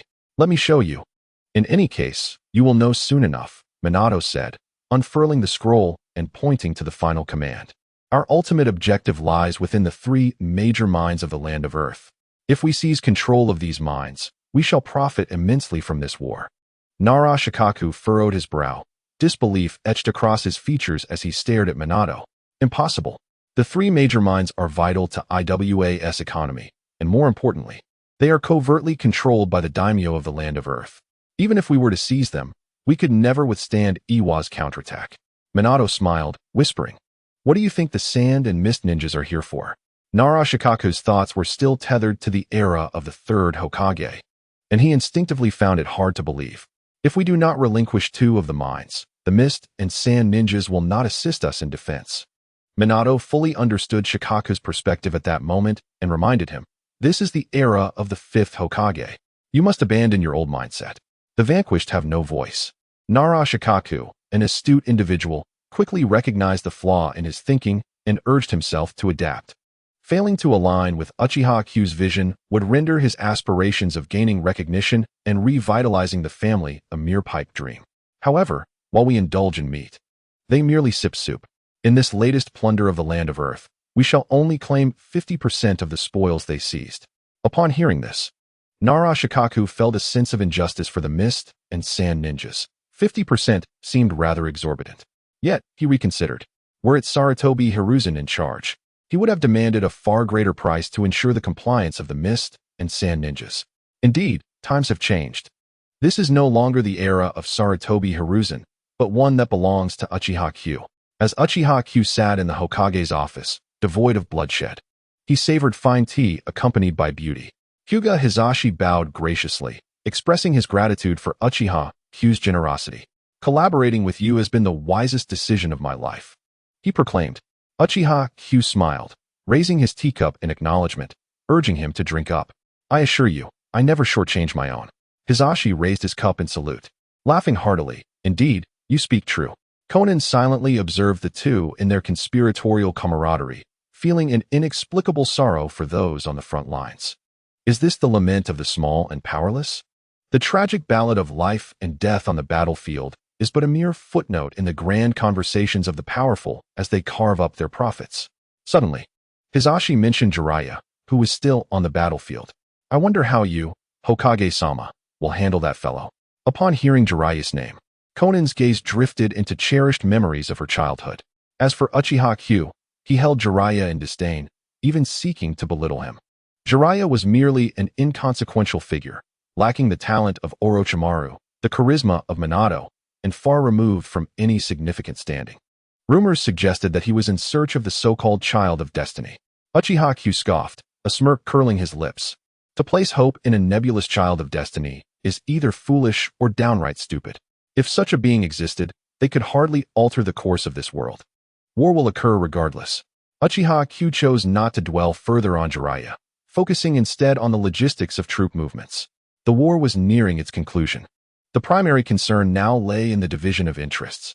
This was a victory for Konoha, a grand banquet for the Uchiha clan. War is the most advantageous means of acquiring wealth. Even monopolistic ventures cannot compare to the swift profits of conflict. The defeat of the Rock Village had nearly become a foregone conclusion. Even Inoki could not thwart the united assault of the three great ninja villages. Meanwhile, on the battlefield overseen by Jiraiya, the Raikage's offensive grew increasingly fierce, with defenses being breached multiple times before Jiraiya led a counteroffensive.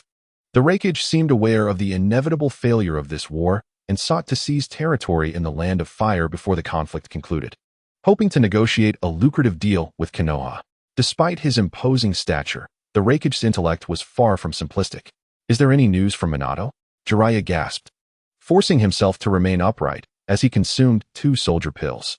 Lord Jiraiya, we should receive news from Lord Minato within the next couple of days. Inoki is nearing his limit, replied the intelligence ninja, bowing respectfully. Just 2 more days.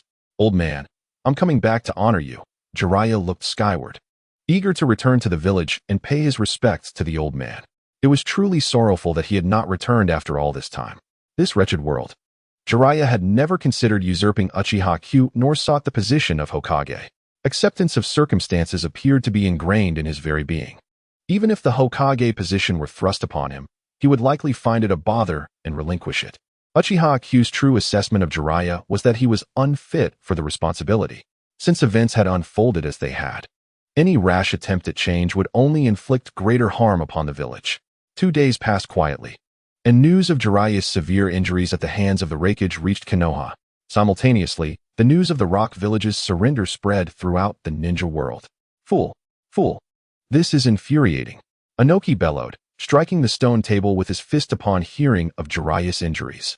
Enraged, Inoki's outburst left the higher-ups of the Rock Village too frightened to speak, their heads bowed in silence. Had Jiraiya been injured earlier, Inoki might have garnered the support of the Land of Earth's daimyo had he persevered for just one more hour, thus prolonging the conflict with Konoha. Yet now, with Inoki's surrender, the entire defensive system of the Rock Village had collapsed. The morale of the Rock ninjas plummeted, and they were no longer inclined to fight. The news of the three great mines being occupied left Inoki utterly indifferent. These were the daimyo's mines. The Rock Village had only rights to dividends. The daimyo of the Land of Earth remained unconcerned. As before, a mere token of goodwill towards the daimyo of the Land of Fire would suffice to reclaim what was lost. There was no need to expend exorbitant resources to wage war over something that could be regained with a little favor. Unfortunately for the Land of Earth, they encountered Uchiha Q, who was not one to relinquish what he had claimed.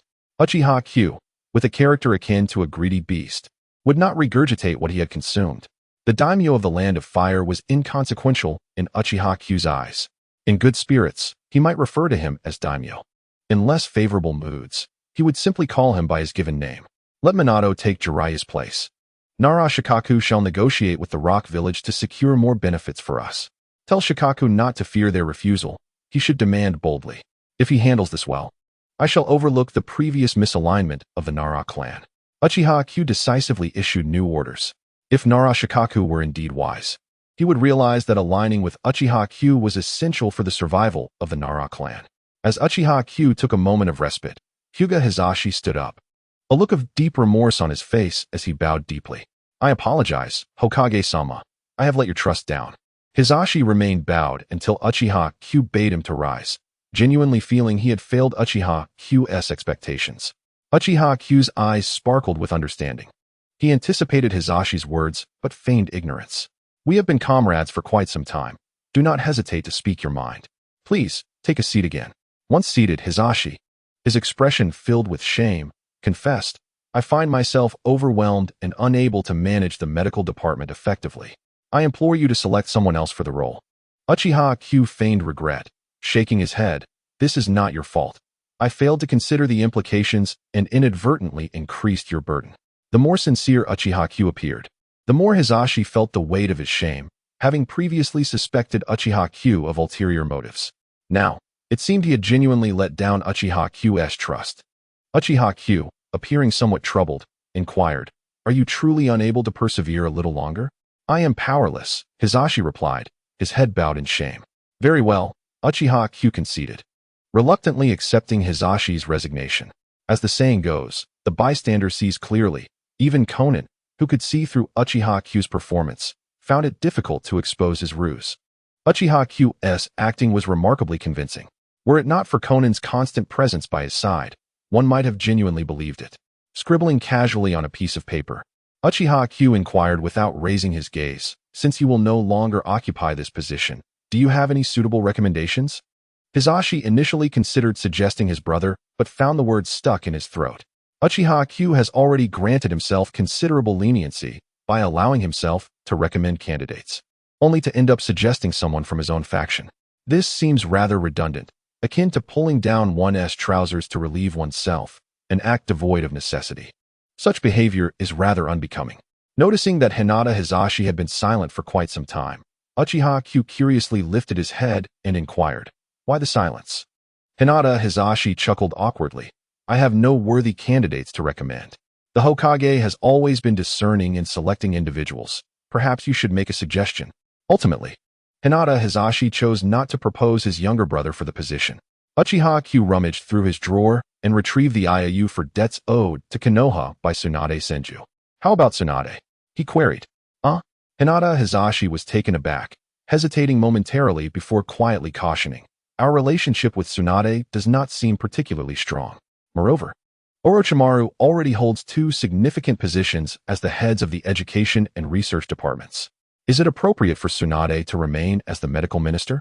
Upon reaching this point, Hinata Hizashi believed he had conveyed his message clearly. Very well then, let Uchiha Yato take the position of medical minister.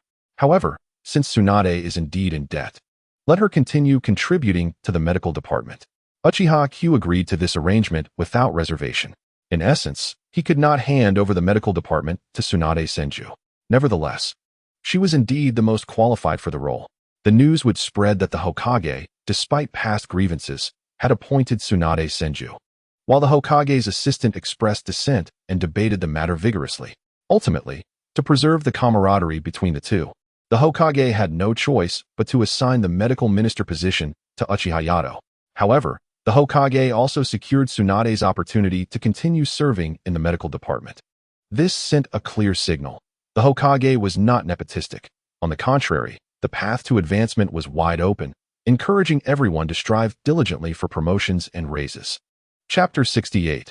Love and Peace. The war concludes it is essential for these ordinary ninjas to perceive a vast potential for growth to ensure their unwavering loyalty.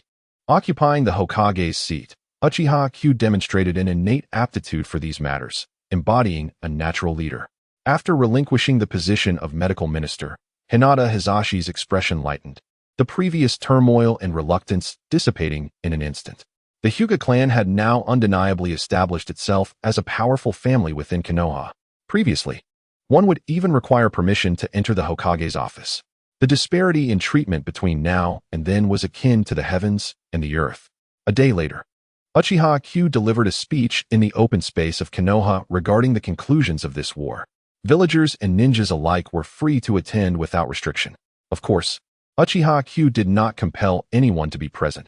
Attendance was entirely voluntary. However, one should take this statement with a grain of salt. Should they interpret voluntary too literally, they might find themselves facing unforeseen consequences. Being remembered by the cold-hearted 5th Hokage could spell disaster for them.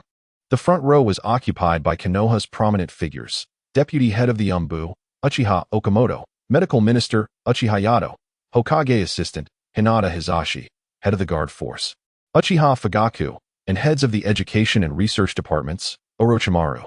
These individuals, who seldom showed their faces, were now present, eliciting astonishment from onlookers. Tsunade stood in the corner, arms crossed, a frown upon her brow, pondering what scheme Uchiha Q was concocting this time. Uchiha Q tapped the microphone, producing a cacophony of noise that echoed loudly. The purpose of this speech was to ensure that the entire world heard his voice. He traced the narrative from the Warring States period to the founding of the ninja villages, highlighting the myriad struggles endured. With particular emphasis on the contributions of the Uchiha clan to Konoha, there are certain truths that, when left unspoken, remain unknown to many. Some remain oblivious, feasting while plotting to undermine the very vessel that sustains them. With Uchiha Q's compelling rhetoric, the audience was transported back to the chaotic times of yore, witnessing the formidable Uchiha Madara as he vanquished various ninja clans and villages. As for Hashirama Senju, Uchiha Q blurred the lines of his legacy, not mentioning his grandfather's deeds in the slightest. Tsunade expressed her dissatisfaction to Kata Shizun beside her. Perhaps the Hokage simply forgot, Shizun hastily explained, glancing around anxiously to ensure Tsunade's words were not overheard. Forgot? Tsunade scoffed, but she prudently fell silent, not wishing to embroil Shizun in trouble.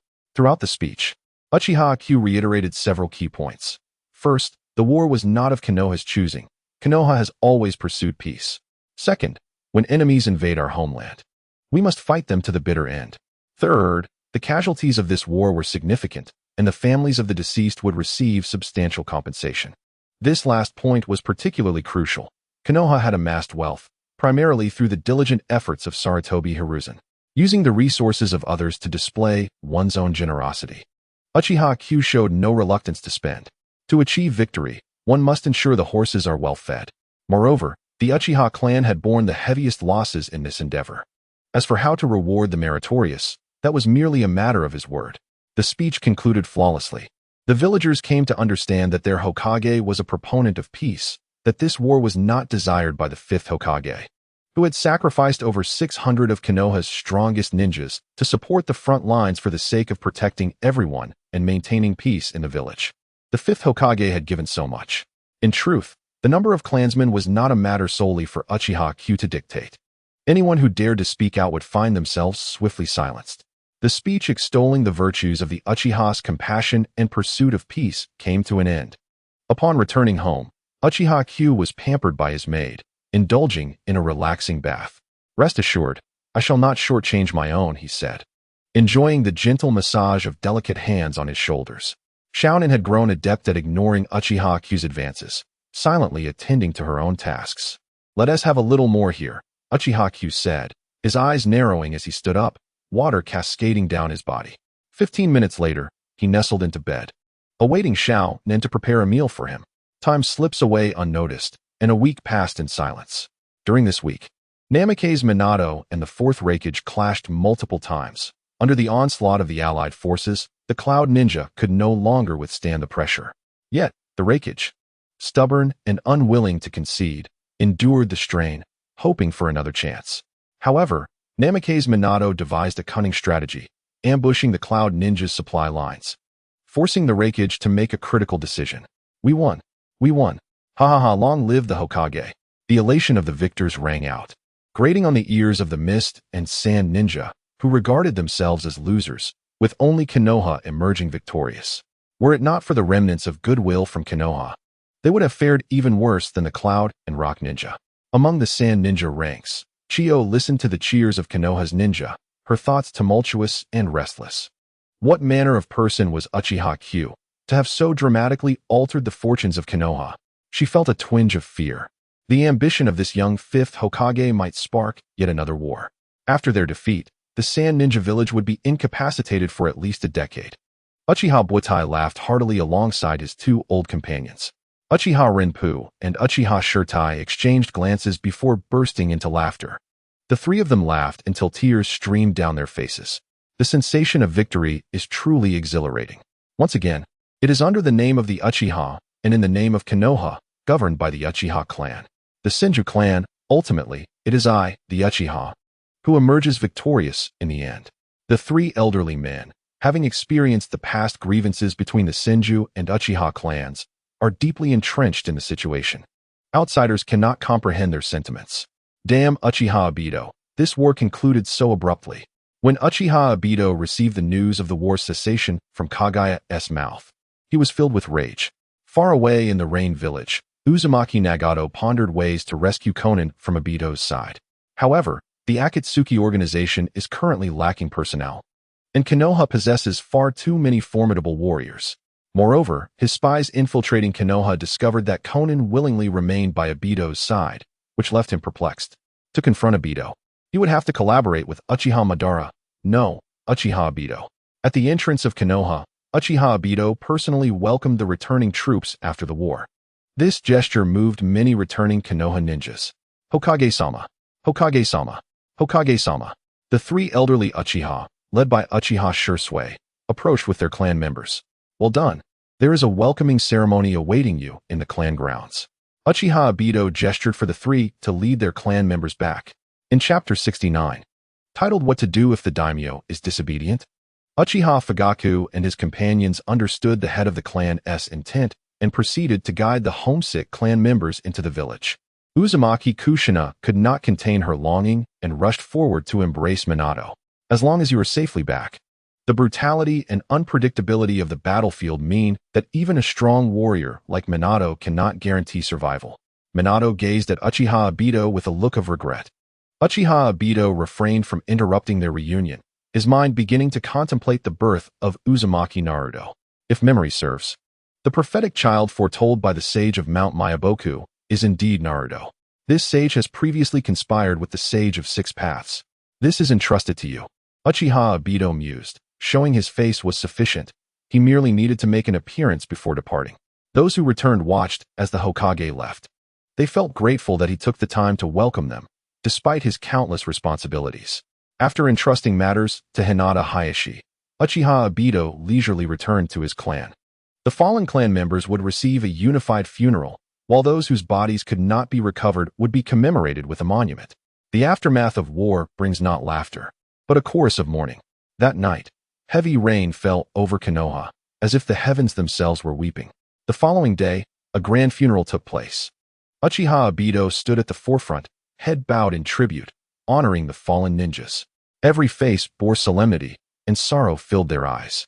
After the moment of silence, Uchiha Obito solemnly declared, "For those who have departed, it is upon us, the living, to strive for a better existence." A meeting would commence shortly. The war may have concluded, but the thoughts within Uchiha Obito's mind would never cease. In the Konoha office meeting, Uchiha Obito repeatedly emphasized the errors made during Sarutobi Hiruzen's tenure. The daimyo demanded the surrender of the mines and offered financial compensation. At this juncture, Uchiha Obito's gaze swept across the faces of those present, his fist striking the table with emphasis, his tone growing heavier. You tell me, should we surrender the mines?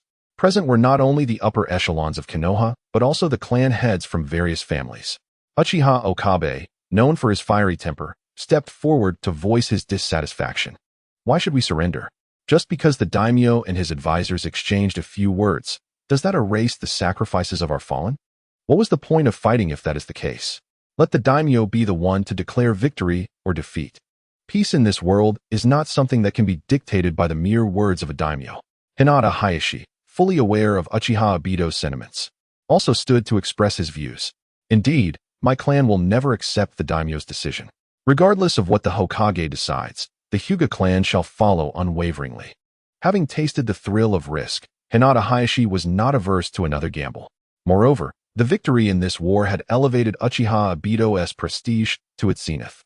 His authority had spread throughout Konoha, with most of the upper echelons being his supporters, rendering dissent virtually non-existent. Orochimaru inferred that Uchiha Obito was preparing to take action against the daimyo and expressed no objection, as long as his research department remained intact. Uchiha Fugaku naturally supported Uchiha Obito, especially as Itachi had undergone significant changes lately, largely due to Obito's influence, at least as members of the defeated faction.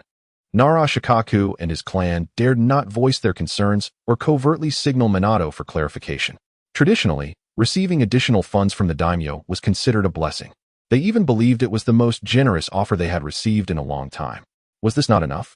The moment Minato stepped forward to inquire, several pairs of Sharingan fixated on him. The pressure intensified.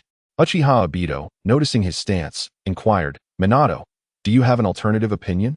Minato quickly shook his head, gesturing frantically. No. The pressure from those Sharingan dissipated instantly.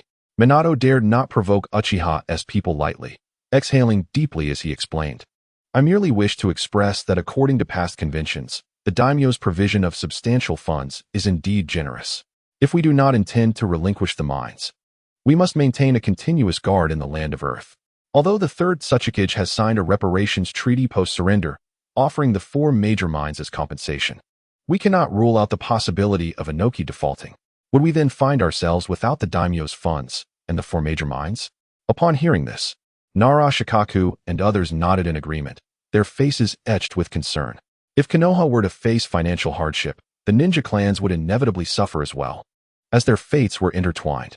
Not to mention that Uchiha Obito had effectively cleared the upper ranks of Konoha, leaving no one behind.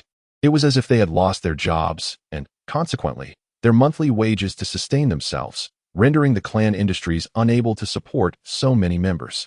Nara Shikaku, anxious, stood to relay the outcome of discussions held with the leaders of various clans the previous night. Regardless of what decisions the Hokage makes, we will steadfastly support you. Even against the daimyo, we shall stand at the forefront, becoming the sharpest blade in the Hokage's hand. Those following Nara Shikaku quickly echoed his sentiments, adopting a humble demeanor. Uchiha Obito felt a surge of joy and laughter.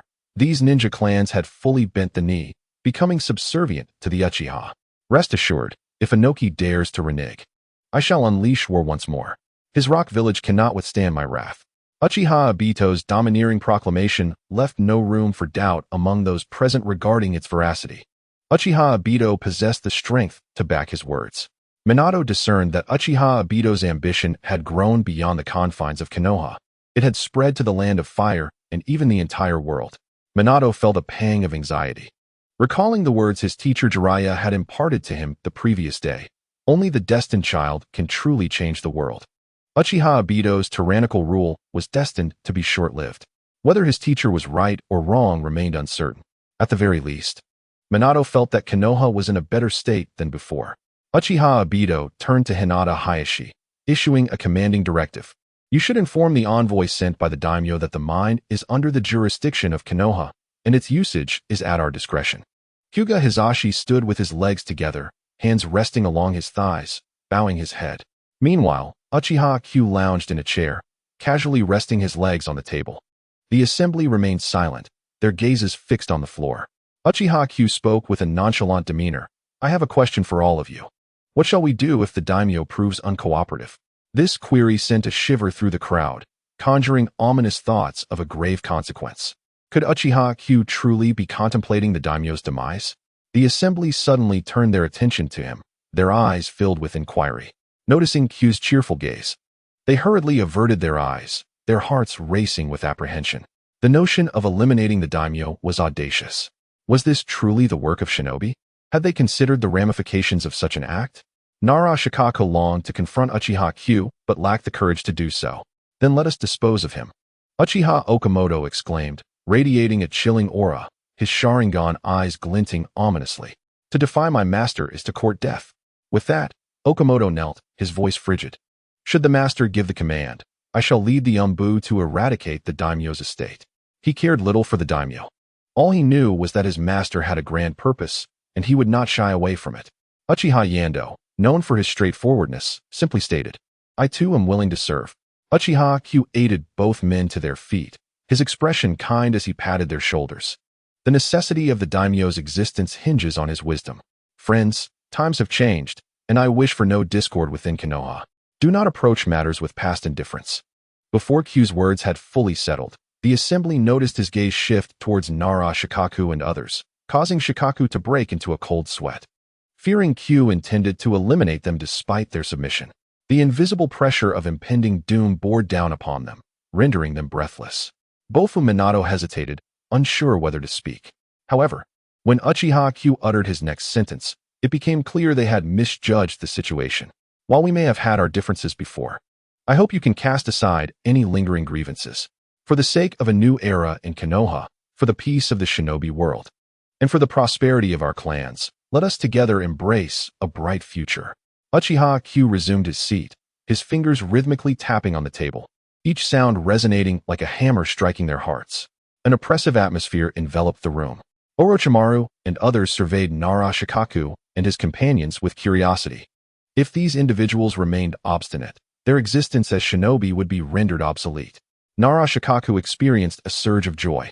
Bringing this matter to light signified that Uchiha Q was granting them an opportunity to survive.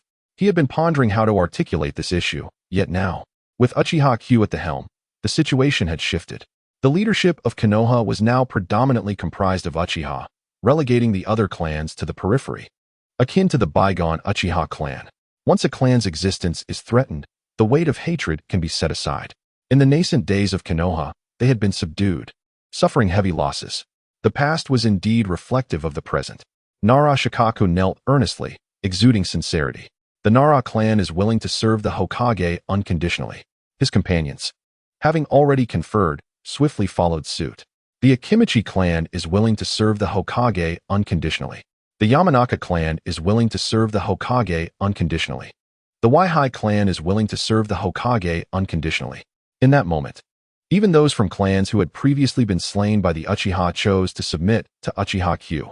Dismissed, with a heart full of contentment. Uchiha Q said nothing further and exited the meeting. Nara Shikaku and the others exchanged glances, unsure whether to rise, wondering if they had earned his approval or not. The once proud clan leaders appeared somewhat at a loss, their expressions fraught with confusion. Orochimaru, indifferent, departed, his mind preoccupied with matters pertaining to his laboratory. The ninja from the clans that Uchiha Q had cast into battle had been mostly retrieved, their physical condition intact, and they were now subjects of Orochimaru's experiments. For the sake of Konoha, their sacrifice would not be in vain, nor would the lineage of their families suffer in vain after having drawn sustenance from Konoha for so many years. In the office, only Uchiha Fugaku remained. Nara Shikaku and the others continued to kneel, fearing that this rare opportunity might vanish if they stood.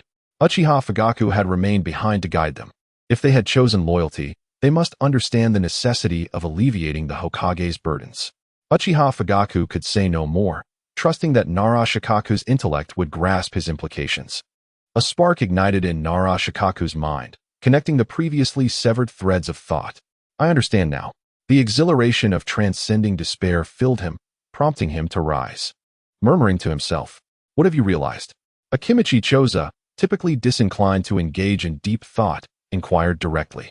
Yamanaka and Oichi and others comprehended Uchiha Fugaku's message. The prospect of undertaking such a drastic action filled them with both trepidation and exhilaration. To gain Uchiha Q's true acceptance, they must eliminate the daimyo's estate.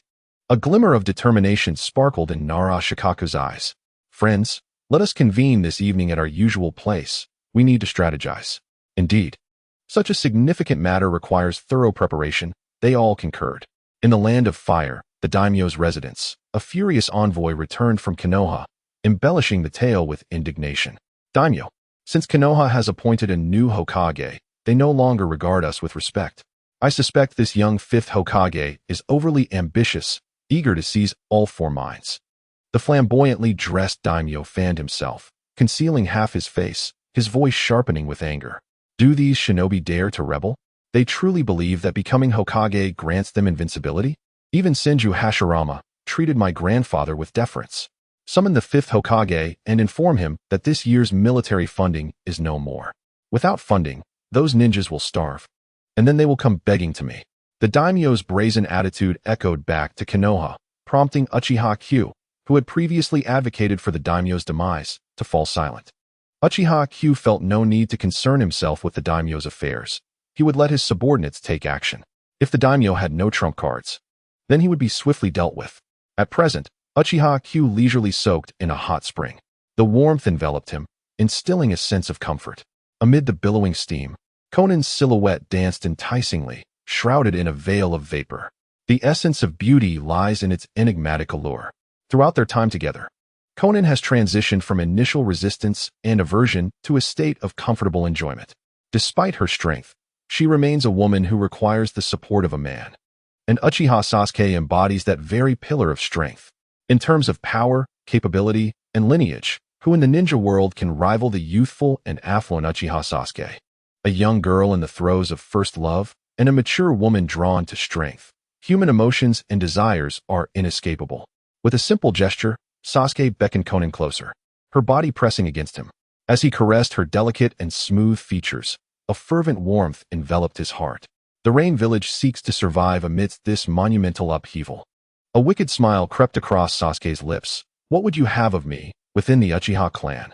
Conan instinctively furrowed her brow in a cold demeanor. "Oh, that very frosty expression. How delightful. I find it appealing." The hot springs transformed into a realm of tenderness, the gurgling waters concealing any peculiar sounds. Draped in a bathrobe, Sasuke embraced Conan and utilized the Flying Thunder God technique to return home. Once alone, the two confided in each other about their inner torment. The following day, outside the village hidden in the leaves, Nara Shikaku and others gathered swiftly and made their way towards the capital of the Land of Fire. They traversed the forest with remarkable agility. Nara Shikaku surveyed the three elite J-nin at his side, feeling resolute. With three elite J-nin and the clan leader leading the charge, victory against the daimyo seemed assured. Having chosen to fully align with Uchiha Sasuke, they could no longer conceal their identities when confronting the daimyo. Sasuke's stance suggested he wished for everyone to be aware of the daimyo's fate. Traditionally, a warning was given through the punishment of an example. This time, however, it would be the opposite. Eliminating the daimyo posed a challenge that would shatter the worldview of every native ninja, defying the ironclad order upheld by various nations. The first to challenge this order would undoubtedly face a catastrophic backlash. Nara Shikaku reminded his companions gravely, "We have no retreat. I hope everyone is mentally prepared." A robust Akimichi Choza chuckled heartily, displaying a carefree demeanor. "What have we not faced regarding life and death? This is all for the clan. If we perish, I am certain the Hokage will extend special privileges to our kin." He glanced at the Hyuga clan, reflecting on how Hyuga Hayashi's wise choices had significantly improved their circumstances. A single choice by Hayashi outweighed countless decisions made by them. Choza envied the Hyuga clan immensely, had they been in their position. The Hokage's advisory role might have been his. Regret, however, was futile. Yamanaka and Noichi quickly examined the map, suggesting a route to avoid premature exposure. For this mission, we will take a less conspicuous path. At our current pace, we can reach our destination within a day. Nara Shikaku frowned, asserting no. We must present ourselves in peak condition to ensure the complete annihilation of the daimyo's estate. The others in the mountain remained silent, acquiescing to her words. In the shadowy recesses, within the confines of the cycle of reincarnation, Uchiha Obito plotted against the hidden location of Uchiha Madara. Seated in Madara's former stone chair, Obito adopted a haughty posture. Obito, aren't you going to step outside? Kagaya's dark manifestation emerged slowly from the ground, its voice dripping with sinister laughter. Obito retorted coldly. What is there to see outside? Having faced repeated setbacks, he was disinclined to confront Sasuke again. Each failure echoed a mocking voice in his mind, berating him for his perceived ineptitude. Despite awakening the Manjiki Sharingan, he still felt like a failure in the presence of someone as truly gifted as Sasuke. Kagaya, sensing Obito's despondency, felt urgency. If this pawn faltered, it would spell disaster. However, I bring you good news, Kagaya announced hastily. Obito perked up, his demeanor brightening. But Sasuke's eyes are in trouble? Kagaya shook his head. The outside world has entered a complete ceasefire, and the fifth Hokage's name reverberates across the ninja realm. This was indeed good news. Obito eyed Kagaya suspiciously. Sasuke seems quite displeased with the daimyo. His wrath could incite a fierce battle. Kagaya chuckled ominously. A fierce battle? Don't underestimate the daimyo's estate. Those who have survived since the era of samurai must possess some hidden cards. Obito narrowed his eyes, a malicious grin forming. Interesting. So we are in for a spectacle. Yet should the daimyo truly possess hidden power, what of our plans? Contemplating a future adversary, Obito regained his composure. It would be best if both sides suffered equal losses. No. Obito leaped from the stone chair, exhilarated yet unsure where to begin. They must indeed be left in tatters. Yes, they must be. He hurriedly donned a light blue robe and grabbed a white mask from the wall, exiting the cycle of reincarnation. Though dubbed a cycle, it was merely Madara's lamentation over his current plight. For Obito, this was merely a resting place. Having exposed his identity, he still instinctively wore the mask. He did not wish to linger in a world rife with deceit. The moment he removed the mask would be when he reunites with Rin. 2 days later, news of the Leaf Village's attack on the daimyo's estate erupted through the ninja world. At that moment, no tidings could rival the explosive nature of this revelation. As the fifth Hokage, to orchestrate an assault against his own daimyo was unprecedented. This event sent ripples of anxiety among the daimyo of both large and small nations, fearing that their own ninja villages might follow suit. In light of this unprecedented action by the fifth Hokage, the daimyo unanimously wished for Sasuke's downfall. In the Rock Village, the third Tsuchikage, Inoki, immediately contacted his daimyo upon hearing the news to assert his innocence. That detestable Uchiha Sasuke had, with this one act, thrust all ninja villages into opposition against the daimyo. The daimyo pondered, if the fifth Hokage could commit such an act, did it not imply that other ninja villages might do the same? It was not only the Rock Village, the Sand, Mist, and Cloud villages hastily sought to clarify their positions with their respective daimyo. Sasuke's name swiftly transformed into a symbol of hatred among the ninja villages. Meanwhile, the instigator, Sasuke, merely delegated the matter to Hyuga Hayashi, allowing him to handle it. The daimyo of the Land of Fire possessed some self-preservation capabilities, which did not surprise Sasuke. He weighed the piece of refined iron in his hand, surrounded by a considerable amount of it in the warehouse, where Umbu guards stood watch. Refined iron was indispensable for ninjas. A weapon of quality was crucial in combat. Forge these exquisite iron weapons for me. Each clansman must possess at least 3. Uchiha Kai instructed his companion, Fugaku, as he gestured towards the iron. It was only fitting that such fine goods be prioritized for the clan. For this was the very essence of his ambition to become Hokage. The mere thought of his clansmen rejoicing over these weapons brought an involuntary smile to Uchiha Fugaku's face. Rest assured, head of the clan, I shall see to it that this matter is handled with utmost care. After Uchiha Kai departed from the warehouse, 2 Umbu ninjas promptly secured the large doors, dutifully guarding the premises. Uchiha Kai glanced at the progress bar on his training template, feeling a swell of satisfaction. Thanks to the powers of the training template, he had thoroughly mastered every jutsu of the Hidden Leaf. Notably, he had diligently studied every forbidden technique within the Book of Seals. It could be said that his only shortcoming lay in his chakra reserves. His current body was at full capacity regarding chakra, and to acquire more, he could only rely on the Dragon Vein or the Nine Tails. The nearly limitless chakra of the Nine Tails was an essential need for Uchiha Kentucky. The Dragon Vein, located in the ancient kingdom of Lulan, possessed the ability to traverse the threads of time and parallel dimensions, a mysterious force he was not yet prepared to engage with. In contrast, his understanding of the Nine Tails was far more profound and accessible. With the Nine Tails providing an almost infinite chakra supply, even the Ten Tails would be easily vanquished. Uchiha Kai believed that Minato Namikaze would be more than willing to free Kushina Uzumaki from her role as the Nine Tails Jinchuriki.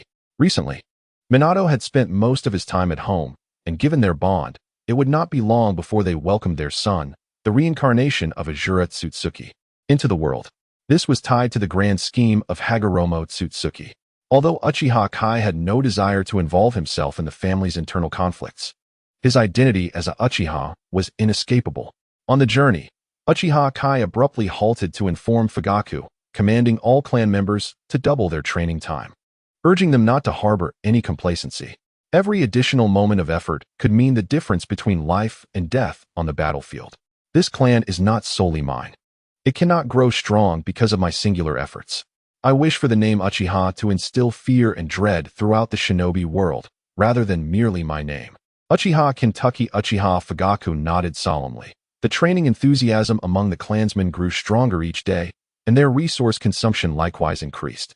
If it were not for the head of the clan becoming Hokage, many eager clansmen might have lost their drive to improve due to a lack of resources. Uchiha Fugaku sighed, reflecting on the family's past and feeling a wave of shame as he recalled his time as clan leader. A ninja's consumption extended beyond mere sustenance. It also encompassed the wear and tear on weapons, training equipment, and explosive tags, among other invaluable resources. Each type of training resource bore a hefty price tag. Even a single indulgent meal could leave a ninja feeling the pinch for quite some time. Uchiha Kai was acutely aware of the hardships of training during resource shortages. As for the issue of resources, he reassured them, "Do not worry. The clan will allocate ample resources to each member every month, ensuring abundance rather than scarcity." In his early days of training, although he consumed fewer resources, Fugaku had always managed to procure what he needed. This was among the reasons Uchiha Kai entrusted the security department to Fugaku. Reciprocating kindness was Uchiha Kai's principle. He would repay any favor and avenge any grievance. Uchiha Fugaku smiled, with the head of the clan's assurance, "I believe the clansmen will forever cherish your kindness." Uchiha Kai smiled silently, for his debt of gratitude was far from settled. Perhaps this kindness could extend to future generations. For him, there would be no opportunity for repayment. Destroying the feudal lord's estate, relying solely on those fools from Narashikaku? How foolish would it be to employ such incompetence against the feudal lord? Uchiha Kai thought, realizing the folly of being blinded by ambition. Upon learning of the failed assassination of the feudal lord, Uchiha Obito indulged in a couple more bowls of rice. Black Zetsu, bewildered by Uchiha Kai's decision, shook his head in confusion. "I am not quite certain." However, Uchiha Kai remained in the hidden leaf, while White Zetsu dared not approach, limiting their access to information. Uchiha Obito's eyes gleamed with intent as he pondered how to stoke the flames further. It seems he is intoxicated by his victory. I am eager to see how this unfolds. Outside the now ruined estate of the feudal lord, he was heavily guarded. The feudal lord, witnessing the destruction of his beloved residence, erupted in curses, entirely losing his previous composure. "These damn ninjas, this accursed leaf. After all the years I have invested in nurturing my shinobi village, they dare to turn against me?" Even a dog would understand gratitude. Enraged, he commanded, "Mobilize the army. I shall annihilate the leaf. Announce to the entire shinobi world that whoever aids me in vanquishing the leaf shall earn the opportunity to establish a shinobi village in my land of fire." The feudal lord truly believed that if the hidden leaf rejected him, countless ninjas would be eager to align with him. Chapter 73. A few words nearly reveal identity in the feudal lord's estate in the shinobi village. Uchiha Kai had inadvertently provided Uchiha Obito with a new strategy for depleting the shinobi world's resources. Why hadn't I thought of this before? Uchiha Obito lamented, striking his palm in frustration. "What is it?" Black Zetsu inquired, noticing Obito's agitation. "Have you devised a way to expedite the plan?" "Indeed," Uchiha Obito exclaimed, snapping his fingers in triumph. "I have conceived an excellent plan. I must take my leave." The former Hokage's cliff in the hidden leaf had now been transformed into a grand statue of Uchiha Kentucky. Particularly striking were the eyes of the statue, which exuded an air of indifference towards humanity, masterfully sculpted by Uchiha Okamoto. Had Uchiha Okamoto not chosen the path of a ninja, he would undoubtedly have become a renowned sculptor in the future. Behind the statue, Conan, now free to roam the hidden leaf, released a paper crane into the sky. Nearby, Umbu member Kakashi leaned against a tree, observing her actions intently. He meticulously recorded his observations for the Hokage's review, hoping that all was well. After watching the crane vanish into the heavens, Conan exhaled a sigh of relief. She had refrained from writing anything about the hidden leaf in her message, focusing instead on conveying her reassurances to Nagato, urging him not to worry about her well-being. Should any changes arise, she would be able to monitor Amigakure and the Akatsuki from within the leaf. Time had passed, and she wondered how the Akatsuki was faring without her oversight. After Conan departed, Kakashi, who had been tasked with monitoring her, followed suit. The Umbu's tracking methods were beyond Conan's detection. Uchiha Kai was not a man easily distracted. Even with Conan as his partner, he would not allow personal matters to hinder his grand ambitions. A man of purpose would always find women aplenty. Conversely, a man who achieved nothing would only find himself cast aside as a mere backup. Meanwhile, Uchiha Shursui, dedicated to gathering intelligence in Amigakure, suddenly looked up to see a paper crane soaring through the gentle rain towards the tallest structure in the village, a location revered by the villagers as the dwelling of a deity. Through his investigations over the past few days, Uchiha Shursui had learned that this so-called deity was merely a powerful ninja following Hanzo. Before leaving the village, Uchiha Shursui had gathered all available information regarding the Rinnegan. It was precisely for this reason that he hesitated to approach the highest building. Fearing to disturb the Master's plans, he tread lightly. Yet, he had made some progress, particularly with the masked figure in the blue robe. This enigmatic individual appeared every few days in the Rain Shinobi village, exuding an aura that suggested he was no ordinary person. With great anticipation, Uchiha Obito arrived at the village, dined, and then sought out Nagato of the Uzumaki clan. Meanwhile, Uchiha Shursui quietly observed Obito from a distance, deep in thought. The matters discussed between Obito and Nagato remained known only to them. As Obito strolled through the streets, he sensed something amiss and turned to look behind him. Uchiha Shursui was pressed against a wall, his expression calm. Little did Obito expect that this individual could be so perceptive. He had nearly been discovered after merely following for a short distance. Once he left the Rain Shinobi village, Obito could no longer contain his frustration and cast a cold gaze around him. He challenged the hidden observer to reveal themselves. Unmoved, Uchiha Shursui remained concealed. In the presence of true genius, even Obito, with his awakened Kimui, could not shake the prowess of a genuine talent. After a prolonged silence and seeing no one emerge, Obito cursed under his breath, knowing he could not leave without identifying the hidden presence. There had undoubtedly been someone tailing him, and his instinct would not betray him. Who are you in relation to the deity of the Rain Shinobi village? A stranger's voice suddenly echoed from behind, startling Obito as he quickly turned to face them. Uchiha Shursui, clad in a white animal mask, was unrecognizable even to those familiar with his stature. You have yet to answer my question. Obito slowly drew his blade, his tone growing colder. Since the pursuer was aware of being followed, a return to their lair was out of the question. It would be more efficient to employ Genjutsu to extract the truth, saving time and effort. Obito's voice brimmed with lethal intent. Are you from Konoha? The very thought of Konoha filled him with disdain, as his greatest enemies resided there. Shursui's eyes scanned the area, and upon confirming their solitude, he prepared to act. It seems you have no intention of speaking. Shursui's figure darted with agility, appearing before Obito in the blink of an eye. A flash of the blade followed. In the next moment, Shursui's expression changed dramatically as he activated body flicker technique, leaving only an afterimage behind. Obito's kunai struck nothing but air, and a flicker of danger passed through his eyes. This technique, it's the body flicker technique. The identity of his assailant became increasingly clear. Uchiha Shursui. Obito gritted his teeth, acknowledging the truth.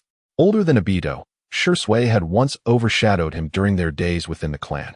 Recognizing the eyes of a fellow clansman, Shursui's heart sank. This was a familiar face, perhaps a defector from their family. With a single observation, he deduced the assailant's background. Removing the mask would reveal their identity, one with a Manjiki Sharingan and another Sharingan. You cannot have merely awakened a single Manjiki Sharingan, Shursui thought, remaining wary as he probed into Obito's identity. You know my body flicker technique and are confident in your assumptions. As far as I know, our clan has never produced a defector since my birth. Therefore, your identity must lie within this context. Obito sensed Shirsue's probing, realizing that Uchiha Kyo had likely kept his identity concealed. Yet, Shirsue's ability to nearly uncover his identity in mere moments was nothing short of genius. Chapter 74. The mightiest Jinjutsu. Obito felt a surge of wariness. Shirsue possessed a Manjiki Sharingan, and the fact that he had never witnessed Shirsue utilize his ocular powers only intensified Obito's concern. The unknown abilities could spell disaster if he were to fall victim. Words are futile. You shall die, Obito resolved, filled with murderous intent. Eliminating Shirsue would surely bring prolonged sorrow to Uchiha Kyo. With this resolve, Obito decided to unleash his full power and strike swiftly. Fire release, grand fireball technique. No longer concealing his intentions, he unleashed the Uchiha clan's signature fire technique. In response, Shirsue activated his Manjiki Sharingan, executing hand seals faster than Obito could manage. The fireball he conjured obliterated Obito's attack. What? Obito barely evaded the fiery onslaught as it whizzed past him, igniting the nearby forest. Die! Shirsue reappeared beside Obito, their weapons clashing with a shower of sparks. Sizzle! The sharp edge of Shirsue's blade grazed Obito's kunai, forcing him to release his grip. Shirsue maintained his calm demeanor, swiftly altering his stance to strike Obito's body. Die! Obito, fueled by rage, countered with a short blade that emerged from an unknown source. Not again. Shirsue executed 2 backflips, distancing himself, his expression grave. I want to grant you the time to analyze my abilities. Obito was no fool. He understood that Shirsue was still probing his capabilities. Should Shirsue discover a weakness, defeat would be imminent. The battle escalated, flames engulfing the surroundings, consuming the air and rendering their breaths labored. Minutes passed, and Obito finally identified a flaw in Shirsue's defense. Using Kamui to evade a lethal blow, he retaliated, knocking Shirsue to the ground. The short blade plunged mercilessly into Shirsue's body. You shall perish. Obito's laughter echoed ominously as he stood over Shirsue. Do you truly believe you can kill me so easily? Shirsue, beneath Obito's foot, wore a peculiar smile. His form began to dissipate, and ominous crows emerged, merging back into a pristine version of Shirsue before Obito's eyes. A clone technique? Obito's smile faltered, replaced by a surge of killing intent. He detested being toyed with, especially by someone he once despised. Die! Obito launched another deadly strike, protected by Kamui. It's Jinjutsu. As he beheld Shirsue, surrounded by crows in the sky, dread washed over him. When did this Jinjutsu take hold? Have you finally realized? Shirsue's expression remained composed as he slowly rotated his palm. Obito felt the world around him spinning, dizziness overwhelming him, nearly causing him to topple. Damn it! I'm caught in Jinjutsu. No. Stop. Obito clutched his head in anguish. His vision replaced by the swirling pattern of Shirsue's Manjiki Sharingan, while others could have used their ocular powers to break free from such Jinjutsu. The unfortunate truth was that he was not among them. He encountered the prodigious Uchiha Shirsue, a formidable genius of the Uchiha clan. Within the realm of illusions, Uchiha Obito was repeatedly subjected to haunting visions of his deepest fears, his beloved Rin, pierced through the heart by his dearest friend Kakashi with a kunai. Each time, he arrived just a moment too late, enduring the agonizing torment of life and death. Cursed, cursed, this is merely an illusion. Tears streamed down Uchiha Obito's face as he hoarsely screamed in despair. The excruciating pain threatened to unravel his sanity, forcing his chakra to be forcibly calmed by the power of his Sharingan. At that moment, the world that instilled terror in Uchiha Obito shattered like a fragile dream. Rising slowly, he looked up with a frenzied gaze as Uchiha Shirsue's attack arrived in an instant. By sheer instinct, Uchiha Obito activated Kamui to evade this deadly strike. Agile chains emerged from the Kamui dimension, ensnaring Uchiha Shirsue like maggots clinging to bone. Uchiha Obito let out a triumphant scoff, forcibly manipulating Kamui to distort space, preparing to draw Uchiha Shirsue into his realm. These chains were not ordinary. They were infused with the power of Kamui. Uchiha Shirsue, on the verge of being consumed by the space, remained utterly composed. Alas, still unable to remove your mask and behold your true visage. What? Uchiha Obito's pupils instinctively constricted as he beheld the tranquility of his opponent's face. The kaleidoscope of his Sharingan once again stabilized the chakra within him. The reality Uchiha Obito had thought to be true fractured anew. The scene shifted once more, and Uchiha Shirsue's assault came again, identical to before. This time, Uchiha Obito, fully prepared, once more phased his body to evade the attack. Retreating hastily, he examined himself and, finding no traces of illusion, exhaled a heavy sigh of relief. What a pity. You still discovered my presence. Uchiha Shirsue failed to unveil his true identity within the dual illusions, which was indeed a misfortune. Uchiha Obito harbored a deep-seated apprehension towards Uchiha Shirsue's all-encompassing genjutsu, no longer daring to meet his gaze and remaining vigilant of any fluctuations in chakra. I shall remember you. Uchiha Shirsue. A somber voice tinged with reluctance accompanied the ripples in space that engulfed Uchiha Obito. He dared not press on, faced with Uchiha Shirsue's genjutsu. He found himself utterly confounded. The terror of his illusions was such that they could ensnare him without a sound. Uchiha Shirsue stood still for a time, and only after confirming that his opponent had indeed departed did he leave. As for why he refrained from utilizing his ocular techniques, it was due to Uchiha Izumi's prior admonition to Uchiha Shirsue. His eye techniques were of great significance and should not be employed recklessly unless in life-threatening situations. Uchiha Izumi had anticipated the potential targets of his next plan and did not wish for Uchiha Shirsue to squander his abilities. Regarding Uchiha Obito, Uchiha Izumi held him in little regard. In Uchiha Izumi's forthcoming strategy, Uchiha Obito represented a valuable pawn, yet also a piece destined for defeat. After relaying the information about encountering this masked individual, Uchiha Shirsue remained in the Rain Village. Pain, within the Rain Village, had sensed his presence through the persistent drizzle of his sensory ninjutsu from the outset. However, due to Uchiha's lineage, he refrained from taking action, especially with Konin still in the hands of their clan leader. Nonetheless, the presence of Uchiha Shirsue indeed hampered him, preventing his departure from the Rain Village. This was precisely the intent behind Uchiha Izumi's arrangements for Uchiha Shirsue. Chapter 75. The siege approaches. Had Uchiha Shirsue not perished prematurely, the downfall of the Uchiha clan might have been averted. Uchiha Izumi was taken aback upon receiving news from Uchiha Shirsue. He had not anticipated that Uchiha Obito and Uchiha Shirsue would cross paths. It appeared that Uchiha Shirsue, a character fated for demise, possessed greater prowess. Without prior knowledge of Uchiha Obito's intel, he managed to drive his opponent into a corner. Truly remarkable. In the realm of Jinjutsu, Uchiha Shirsue indeed excelled. Second only to himself, Uchiha Obito, aside from his ocular techniques, was largely inept, and his consistent failures were not without reason. Yet, the Uchiha clan's bloodline limit provided a pathway for even the most unremarkable to grow stronger. Even a perennial underdog could become formidable if they were fortunate enough to awaken the Mangeki Sharingan. This exemplifies the terrifying nature of the Uchiha clan's ocular powers. Hokage-sama.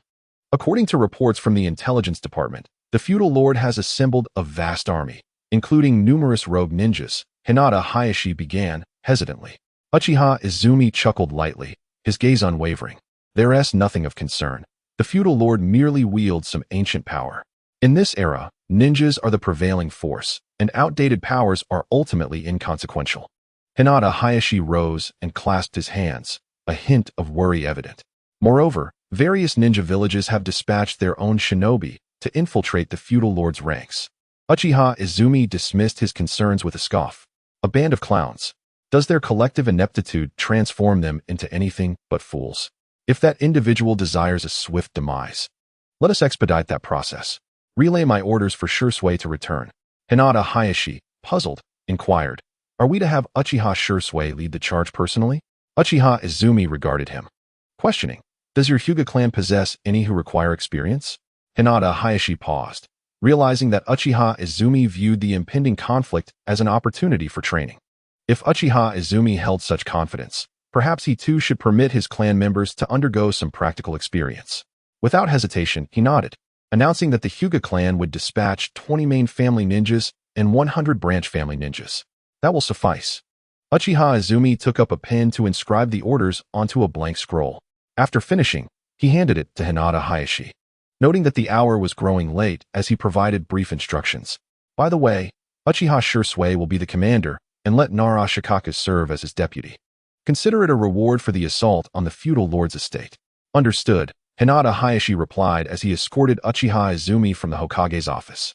"Come forth," he commanded, and an umbu appeared, kneeling before him. "Deliver this directive to the intelligence department and ensure Uchiha Shursui receives it. Additionally, summon Nara clan leader to my presence." "As you command." In the capital of the Land of Fire, the once bustling marketplace had fallen silent, replaced by an army of armored warriors. Rogue ninjas, having pledged allegiance to the feudal lord of the Land of Fire, were scattered across the rooftops. Surrounding a grand estate were devoted ninjas, trained since childhood to safeguard it. Within the estate, numerous little-known onmyoji were present. Before the emergence of ninjas, samurai represented warriors, while onmyoji served as mages. Following the establishment of the shinobi sect by Tsutsuki Kinshiki, the refining of chakra became widespread. This rapid method of power enhancement swiftly dominated the mainstream, leading to the decline of the once prevalent samurai and onmyoji practices. Yet, formidable samurai and onmyoji surpassed their ninja counterparts in strength, and their lifespans greatly exceeded those of ninjas. The feudal lord's investment in cultivating samurai and onmyoji stemmed from their inherent opposition to ninjas, as they could only find strength in unity against them. Even those more extreme ninjas would strike upon encountering samurai and onmyoji. In the early stages of development, samurai and onmyoji were merely no match for the ninjas. It can be said that the onmyoji served as the last trump card for the daimyo. The Konoha intelligence ninja, after documenting the scene, departed without a sound. The confrontation between the daimyo of the Land of Fire and Konoha naturally drew everyone's attention, commonly referred to as a civil war. However, apart from the ninja world, no one wished for the daimyo to lose. Should the daimyo be defeated, the long-standing balance that had persisted for a millennium would be irrevocably shattered. The leaders of the major ninja villages would no longer concern themselves with governance, nor would they have the inclination to manage the affairs of ordinary citizens. The economic sustenance still relied on the daimyo. The ninja villages had to maintain their identity. The ninja villages protected the daimyo, and in return, the daimyo funded the villages. This was the ideal arrangement. The sudden arrival of Uchiha Izumi stirred the hearts of all present. 3 days later, after a brief respite, Uchiha Shursui led the Konoha army toward the capital of the Land of Fire. Yet, the capital was far from peaceful. What defines a ninja is, after all, their ability to operate from the shadows. Konoha ninjas wreaked havoc throughout the capital, particularly in logistics, where fires erupted with alarming frequency. Nighttime assaults and daytime disturbances ensued. In just 3 days, the daimyo's residence was left in disarray, causing unrest even in their sleep. Meanwhile, the poised Konoha ninja army, under the command of Uchiha Shursui, stood at the gates of the city. At Nara Shikaku's suggestion, Uchiha Shursui ordered the ninja clones to advance first. Boom, boom, boom. Just 10 meters from the city wall, the ground suddenly erupted, and all the ninja clones dissipated. The defending samurai, caught off guard, felt their anger rise as they pounded the stone walls in frustration. Those damned cunning ninjas. Fire the arrows. Whoosh, whoosh, whoosh. As soon as the command was given, the archers released their arrows, creating a rain of projectiles. Nara Shikaku quickly shouted for a group of Earth-style ninjas to step forward and form seals. Earth-style, Earth Wall. The sharp arrows fell from the sky but were halted by the incredibly sturdy earthen barrier, leaving the ninja army unharmed within. Suddenly, several onmyoji appeared at the edge of the city wall, clad in their ceremonial robes, their faces adorned with onmyoji symbols. Uchiha Shursui noticed strange and incomprehensible seals flickering on the ground where they stood. This is onmyoji magic. Why was this not reported? Could it be that the enemy had prepared in advance? Fall back. Nara Shikaku's expression changed, and countless ninjas scattered like fleas in all directions. The sound of cracking ground echoed as a black hand grasped the ankle of a Konoha ninja who had not managed to escape. Thud.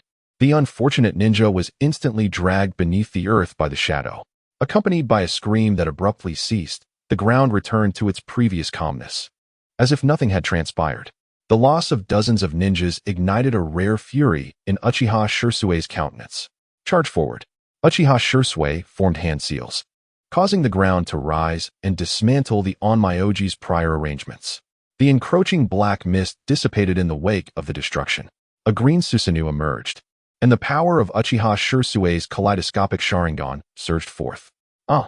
Uchiha Shursui roared, his fist crashing against the city wall. Boom!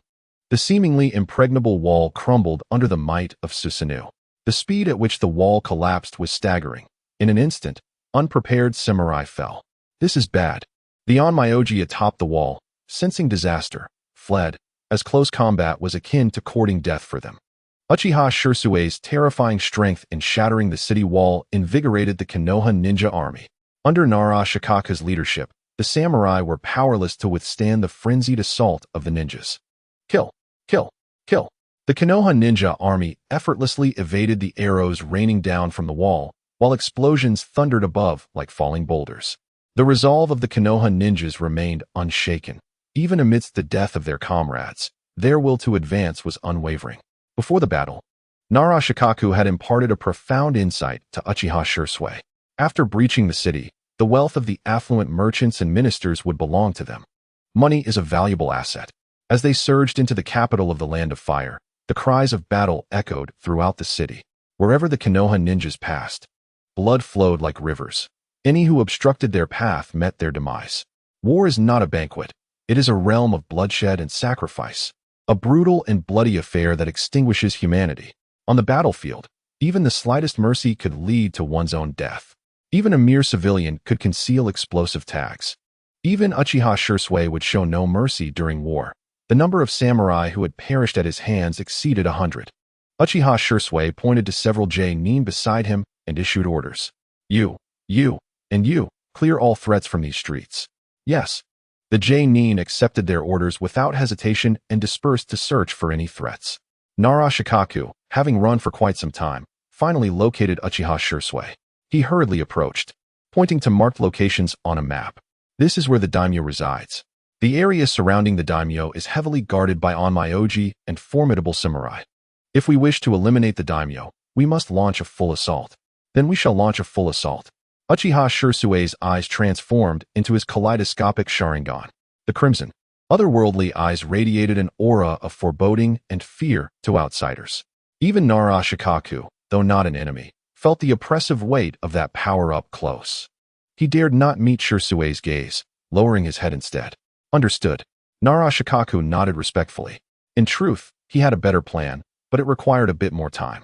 However, Uchiha Izumi had appointed Uchiha Shirsue as the commander of this mission. He could not usurp the credit. One must understand the art of concealment to survive longer. The actions of Uchiha Shirsue's Konoha army were essentially under the control of Uchiha Izumi. The Onmyoji and samurai appeared to be the pillars upon which the daimyo relied. Flames erupted from Uchiha Izumi's palm as he effortlessly incinerated the intelligence report. This report contained real-time intelligence, delivered continuously by the intelligence department utilizing summoning techniques to ensure crucial information was not delayed. At this moment, Uchiha Shirsue likely had already dealt with the daimyo. Uchiha Izumi stretched lazily, stifled a yawn, and calmly issued orders. Proclaim to the entire Land of Fire in my name, ensuring that all its inhabitants receive this message. This message shall be dispatched at the earliest opportunity once Uchiha Shirsue reports the daimyo's demise. Lord Hokage, please proceed. Hinata Hizashi stood respectfully, ready to take notes. Uchiha Izumi stood with his hands clasped behind his back, gazing out the window at the bustling streets below. The daimyo of the Land of Fire, incompetent and ungrateful, has now met his end. Henceforth, there shall be no title of daimyo, only the royal family of the Land of Fire, the Uchiha clan.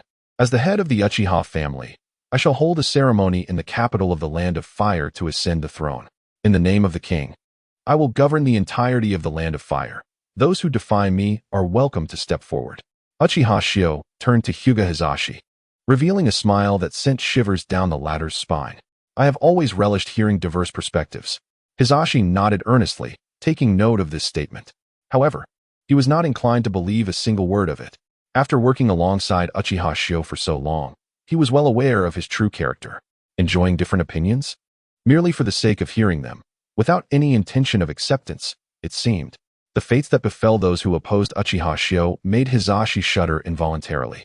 It appeared that the Land of Fire was on the brink of a bloody storm before any semblance of clarity could emerge. What a tumultuous time! Hizashi was uncertain if Uchiha Shio's actions were justified. All he knew was that he had to continue following his lead, even if the path ahead was obscured. Retreat was no longer an option as the route behind them lay in ruins. Observing Uchiha Shio gazing out the window, Hizashi mused that it seemed Shio had no intention of remaining in Konoha. This signified that Konoha was no longer tenable, and a relocation was imminent. Henceforth, Konoha might merely be a village, or perhaps even cease to exist altogether. The capital of the Land of Fire, he realized, was a place he had yet to visit. Throughout the first half of his life, he had remained predominantly within the confines of Konoha. Uchiha Shio lifted his gaze towards the ominous sky, his expression vacant, thoughts swirling chaotically as his hand unconsciously extended towards the window. Invisible raindrops fell silently into his palm. Before he ascended to the role of head of the Uchiha clan, Uchiha Shio had only aspired to change the plight of his clan. However, upon becoming the clan leader, his ambitions shifted towards securing greater benefits for the Uchiha from Konoha, even aspiring to supplant the current Hokage. With each step taken, his aspirations seemed to evolve with every passing moment. In Chapter 77, Indra and Ashura reincarnate simultaneously. The objectives grew increasingly grand, and with greater power came a more formidable grasp of authority. In the world of Hokage, bloodline limits were indispensable. Possessing a bloodline limit meant transcending the limits of an ordinary person. Even among equals, one would surpass the capabilities of an ordinary ninja. A bloodline limit shattered conventional strength, introducing an unmatched and enviable power. Now that he possessed everything, he was nearing a resolution for his chakra issues. The wife of Minato Namikaze, Kushina Uzumaki, was pregnant. Similarly, Fugaku Uchiha's wife, Makoto Uchiha, was also expecting. The destinies of Sasuke Uchiha and Naruto Uzumaki, altered by his hand, were still entangled by fate. You were born, and so was I. However, Uchiha Shio speculated that if it were not for the covert manipulations of the Sage of Six Paths, the souls of Indra and Ashura could not possibly be reincarnating endlessly, their fates intertwined. Perhaps the intent was to exploit the discord between the two brothers to escalate tensions within the ninja world. As for the purpose, Uchiha Shio could only rely on his conjectures, as the original text provided scant information. In this world, nothing is done without a vested interest, even over millennia. The architect of this was none other than the Sage of Six Paths, Akatsuki Kagaya, the one who sealed her own mother with her own hands. Such a ruthless figure could not possibly lack ulterior motives.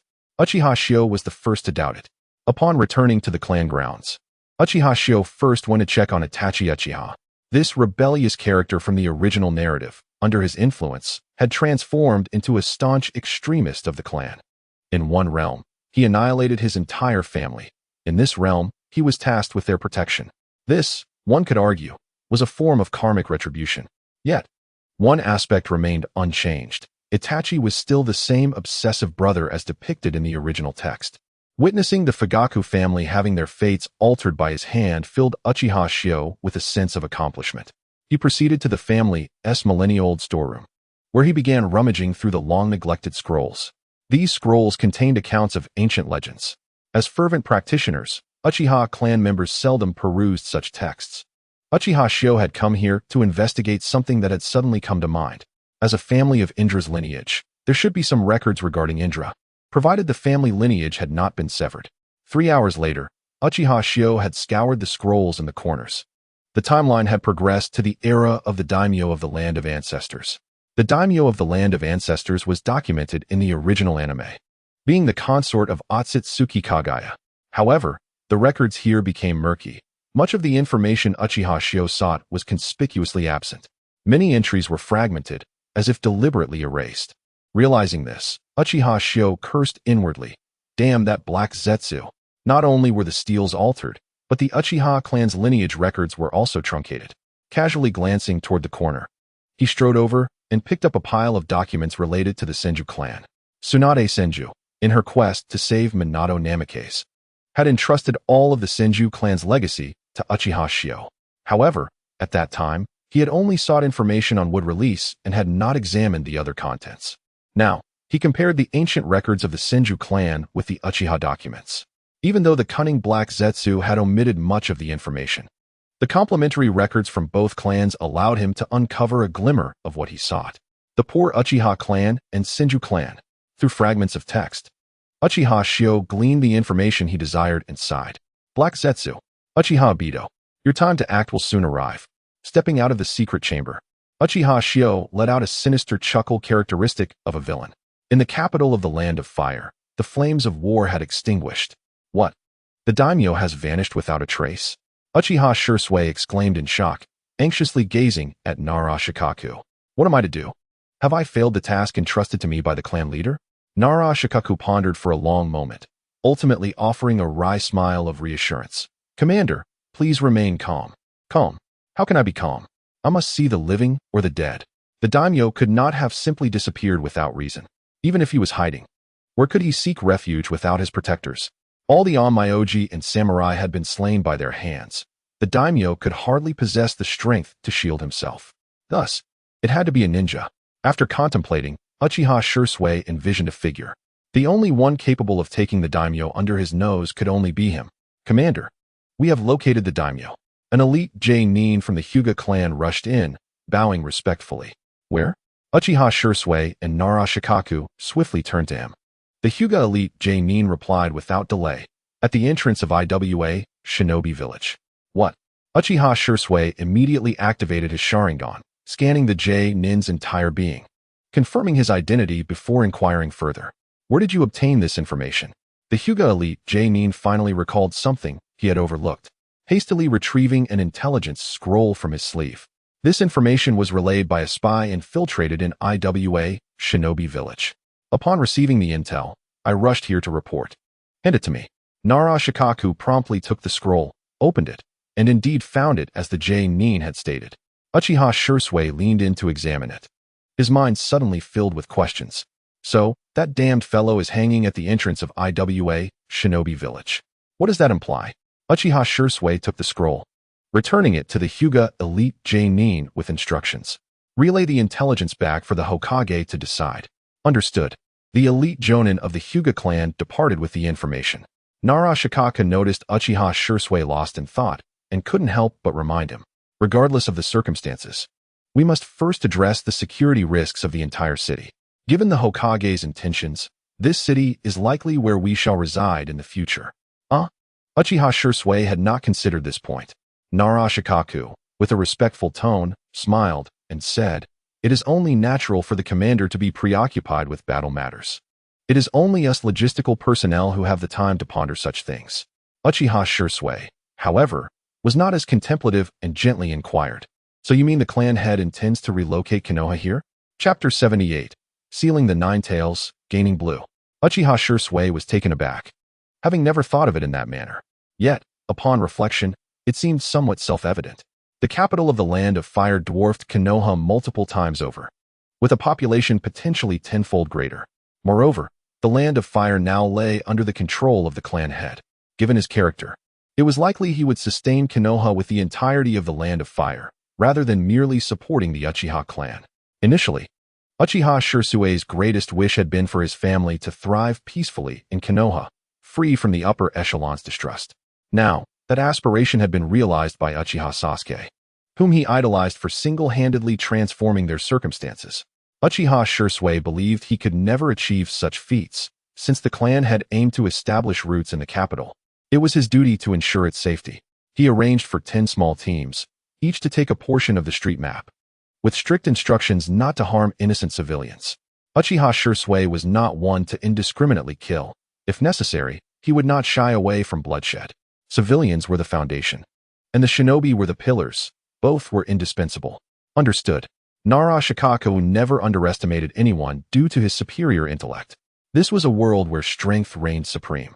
Even a fool with absolute power could extinguish you effortlessly. Additionally, gather a large number of skilled craftsmen to level the old estate of the daimyo and reconstruct it.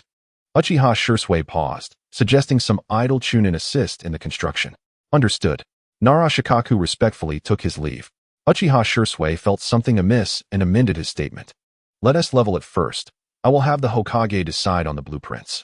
Nara Shikaku smiled, understanding. Obito, concealed within his mask, approached Uchiha Obito with a curious question. Obito, do you think your actions are redundant? After all, the daimyo will inevitably perish. Why expose your whereabouts, especially by hanging it at the entrance of IWA Shinobi Village? Meanwhile, Black Zetsu remained silent, his demeanor shrouded in darkness, as if plotting something. Uchiha Obito removed his mask, revealing his true face, with one side crafted by white zetsu. The daimyo has his own demise. Only in this manner can his glory be utterly shattered in the eyes of others. Only then will the shadow of the shinobi villages harbor different thoughts. Shinobi are inherently greedy. Only with the villages and daimyo severed ties can the world descend into true chaos, perhaps even reverting to the Warring States era. He chuckled darkly. I shall personally orchestrate this chaotic world, allowing individuals like us to navigate through the turmoil. Uchiha Obito clenched his fists, his gaze cold. Who could have anticipated that this was merely a manifestation of Uchiha Obito's lingering pride? Having repeatedly fallen to Uchiha Sasuke, he now aimed to disrupt the world before Sasuke could. Did this not imply that he had, at last, surpassed Uchiha Sasuke, triumphing over the so-called genius while occupying the lowest tier? Ever since Uchiha Sasuke confirmed certain answers, he had begun preparing for the Nine Tails. The 10 Tails required resurrection. Yet he alone was the Jinchuriki. As for whether Black Zetsu might stab him in the back, Uchiha Sasuke held no concerns. In his plans, Black Zetsu would not survive until the 10 Tails appeared. Once the 10 Tails emerged, Kagaya Otsutsuki would follow, as would Kagaya's kin. He must eliminate these threats entirely for the world to truly belong to him, leaving his own mark upon it. At the appointed time, Uchiha Sasuke arrived outside Konoha with the couple, Minato Namikaze and Kushina Uzumaki. The perimeter was under strict surveillance by the Umbu. Report to the Hokage. The sealing team is ready. Report to the Hokage. The barrier team is ready. Clan head. The shadow guards are dispersed around, ensuring no disturbances. After Uchiha Sasuke's report, Minato Namikaze, remaining in place, felt a twinge of worry. Uchiha Sasuke gestured for Kushina Uzumaki to lift her clothing, exposing her belly marked with the sealing symbol. Are you concerned for her safety? I assure you, there is no need for worry. As long as I possess the 9 Tails, she shall remain unharmed. Minato raised his gaze, a trusting smile gracing his features, and requested, Then I entrust her to you, Hokage. Losing the 9 Tails and the Jinchuriki would grant Kushina true freedom. This sentiment was not solely Minato's. It echoed Kushina's own wish as the 9 Tails vessel. Since becoming the Jinchuriki, Kushina had been unable to leave the village, constantly monitored. Stripped of her freedom, only after Uchiha Sasuke assumed power could he manage the 9 Tails with ease, thus relaxing the surveillance over Kushina.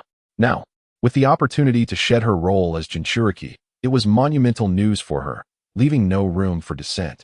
With hope in her eyes, Kushina looked up at Minato, offering a reassuring smile to convey that she was fine.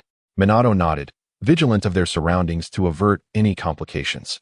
Uchiha Sasuke turned his palm, igniting a flame-like energy with his fingers, pressing it against Kushina's abdomen. Her pregnancy had caused her belly to swell considerably. Release.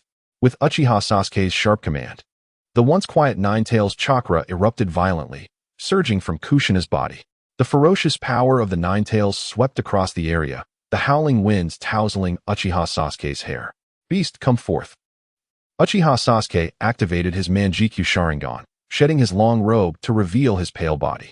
Without a shirt, the sealing technique was inscribed upon his abdomen. This was the sealing technique required to become a Jinchuriki, a legacy passed down through the Uzumaki clan.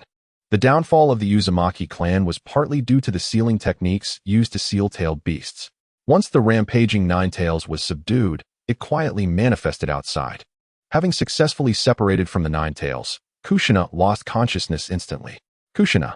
Minato swiftly caught the collapsing Kushina, calling out urgently. Uchiha Sasuke maintained his hand seal, binding the 9 Tails within himself, and seeing Minato's worried expression, he explained, Do not worry. Those who sever their connection with tailed beasts often perish. But the Uzumaki clan's vitality will allow her to survive. It is likely her chakra is in disarray, causing her faintness. She is now free. I will remove the Umbu monitoring her. If you diligently serve me, I will ensure your family's safety. Minato cradled Kushina, filled with gratitude. Thank you, Hokage. Uchiha Sasuke offered no response, his consciousness delving into the sealing space. Upon regaining its sanity, the 9 Tails furiously battered against the confines of its cage. Damned Uchiha.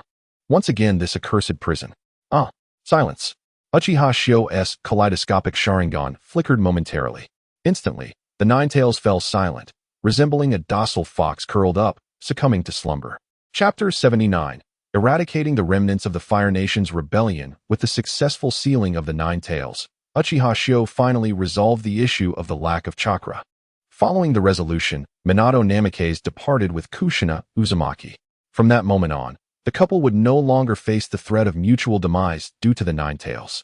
Without the tragic halo of orphanhood, Naruto could no longer embody the formidable verbal strategist of the original narrative.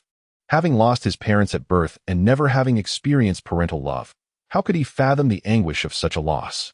Naruto Uzumaki could not comprehend the profound suffering harbored within Sasuke Uchiha's heart. Without possession, how could there be loss? After the capital of the Fire Nation fell, Hinata Hisashi prepared for the migration of Konohagakure. The decision to relocate to the capital received unanimous support from both the shinobi clans and the common folk. Konoha was simply too small. In the capital, their lives would undoubtedly improve. Even dissenting voices would not stall this resolution. The news of the Daimyo's demise at the gates of Awagakure cast an eerie silence over the shinobi world. A chasm had been forcibly torn between the Daimyo and the Kage. Despite mutual trust, doubts inevitably arose. For instance, if the Daimyo could perish so easily, did it not imply that others could emulate this fate? The wealth of the Daimyo could swiftly transform into their own riches, liberating them from the incessant need to beseech the Daimyo for funds. Particularly, Sunagakure, the most financially strained, had begun to entertain thoughts of attacking their own Daimyo. No one had dared to tread this path before, fearing the repercussions of shattering the established norms. However, with Konoha having tasted success, who would not envy that fortune? Who would not desire it? With a precedent set, if Konoha could achieve it, so could they. The Daimyo's thoughts grew increasingly complex. Would the shinobi villages under their dominion follow suit? With merely a thought, the trust began to fracture. Uchiha Shio appeared atop the Hokage building's terrace, leaning against the railing, gazing skyward. The world was on the brink of chaos. Yet, chaos was welcome. As for who had cast the Daimyo into Awagakure, Uchiha Shio could easily surmise it was Uchiha Obito. Within the shinobi realm, only Obito possessed both the motive and the means to execute such a scheme. The world was in turmoil, with many seeking to exploit the chaos, each believing themselves to be the ultimate victor. Thus, the game commenced. With the issuance of Uchiha Shio's latest directive, the defenses of the Fire Nation became lax externally, yet fortified internally. An unprecedented sweep began. From bandit dens to small rogue ninja factions, Konoha's shinobi eradicated them entirely. These shinobi primarily hailed from the Umbu. Those emerging from the Umbu possessed capabilities sufficient to stand alone against adversaries. However, Uchiha Shio mandated a trio formation for the onslaught. To govern the Fire Nation, a stable environment was essential. Any hindrance to development must be meticulously excised. The extensive cleansing of the Fire Nation also revealed Uchiha Shio's intentions to Obito. Observing the reticent Kurozetsu, Obito inquired, somewhat discontentedly, "The Daimyo cannot hinder Uchiha Shio. What other options do you propose? You speak of the Daimyo possessing hidden strength, yet you fail to mention how weak the Onmiji have become." Kurozetsu, in a tone of resignation, explained, "I am uncertain. The former Onmiji were not of such diminished capability. In their prime, they stood shoulder to shoulder with the shinobi. Only later did I choose to sever their lineage to facilitate the ninja's advancement. The Onmiji, having lost their heritage, have withered into a mere shadow of their former selves. Who could have anticipated that severing the Onmiji's lineage would inadvertently aid Uchiha Shio? This Daimyo truly is inept." After years of cultivating the Onmiji, Kurozetsu had presumed he had thoroughly severed their legacy. Having refrained from action for so long, the Onmiji appeared formidable. Yet, it turned out they were mere showmen, hollow within. Even Kurozetsu had been deceived. As Uchiha Obito watched the resistance forces of the Fire Nation gradually diminish, anxiety gripped him. Should this trajectory persist, it would not be long before Uchiha Shio declared war upon the entire shinobi realm. At that juncture, our plans would inevitably falter. With my current strength, confronting Uchiha Shio would yield a mere 50-50 chance. I could hold him at bay, but that is all. Kurozetsu refrained from contesting this assertion. What 50-50 chance? Wasn't he simply fleeing from the underlings of Uchiha Shio? After a moment of contemplation, Kurozetsu suggested, "Perhaps we should unite with other shinobi villages to weaken Konoha's influence to its utmost. This would facilitate the eradication of Uchiha Shio's forces, making it simpler to contend with him later." Uchiha Obito regretted his impulsive actions that had obliterated the trust between the shinobi villages and the daime. How could he unite these villages now? Until the daime and the shinobi villages resolved their conflicts, they would never launch an offensive against Konoha. Uchiha Obito could only shrug, resignedly stating, in the current situation, uniting against Konoha seems unrealistic. We must wait until a victor emerges between the daime and the shinobi villages before we can hope to ally against Konoha. Moreover, I suspect Uchiha Shio intends to relocate Konoha to the capital of the Fire Nation. In the immediate future, Konoha cannot expand through war. Damn it, Uchiha Obito seethed. In his view, the current predicament was a consequence of his own actions. Had he not interfered, such chaos would not have ensued. Half a month later, the migration of Konoha was nearly complete.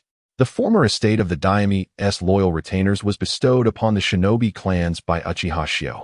The Hyuga clan, in particular, received copious treasures, and the sight of commercial properties sent the shinobi clans into a frenzy of envy.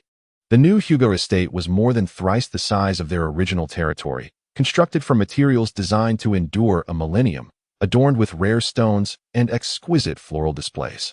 Truly, my brother possesses an exceptional eye for talent. Placing our faith in Uchiha Shio's decisions will ensure the prosperity of our Hyuga clan for a century. Hinata Hizashi gazed upon the lavish estate, feeling as though he resided within a dream. Meanwhile, Hinata Hayashi remained remarkably composed, devoid of any trace of elation. He admonished every clan member to maintain a clear and vigilant mindset. What Uchiha Shio could grant, he could just as easily reclaim. In this position, Hinata Hayashi understood the precariousness of their situation. Should the Hyuga clan commit an irrevocable error, Uchiha Shio's wrath would inevitably descend upon them. I understand, brother, Hinata Hizashi replied, suppressing his smile and nodding solemnly. The new Uchiha territory, previously part of the daime's estate, was still under construction. The Uchiha clan resided in a nearby temporary encampment. Uchiha Shursui presented Uchiha Shio with a blueprint depicting the envisioned Uchiha estate. This architectural design was crafted with the understanding that if the clan head were unsatisfied, Narashikaku would personally amend it according to his preferences. Uchiha Shio cast a brief glance at the plans. Narashikaku was indeed astute, and he nodded in approval. With such thoughtfulness, one need only adhere to this design. Chapter 80. Personally leading the assault on Amigakure, it seems that Narashikaku has genuinely altered his previous stance and sincerely wishes to ally with the Uchiha clan. Uchiha Shursui hesitated for a moment, contemplating before finally speaking.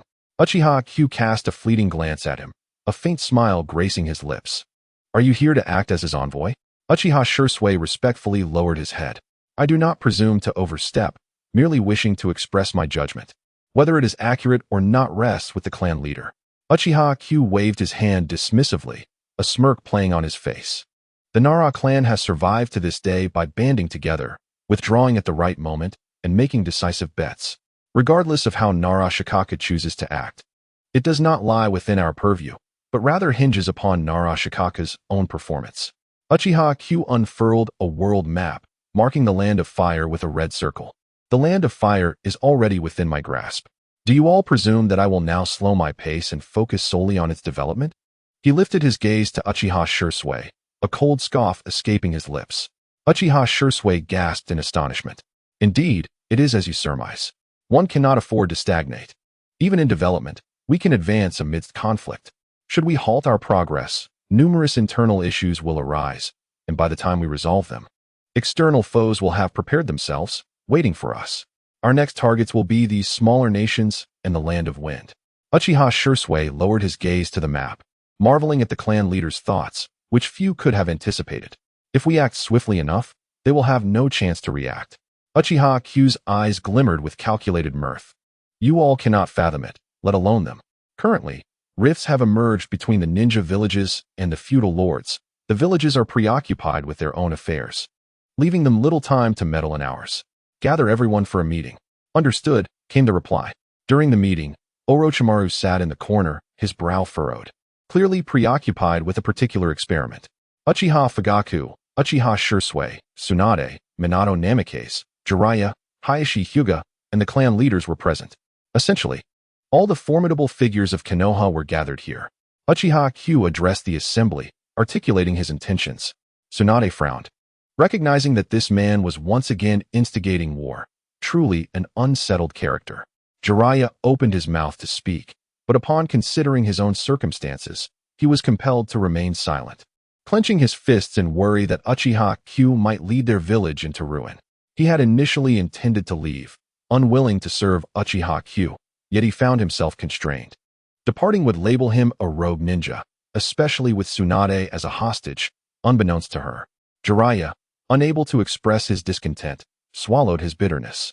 To avoid being branded a rogue ninja, to protect Tsunade, and for the village's sake, he could only choose to remain.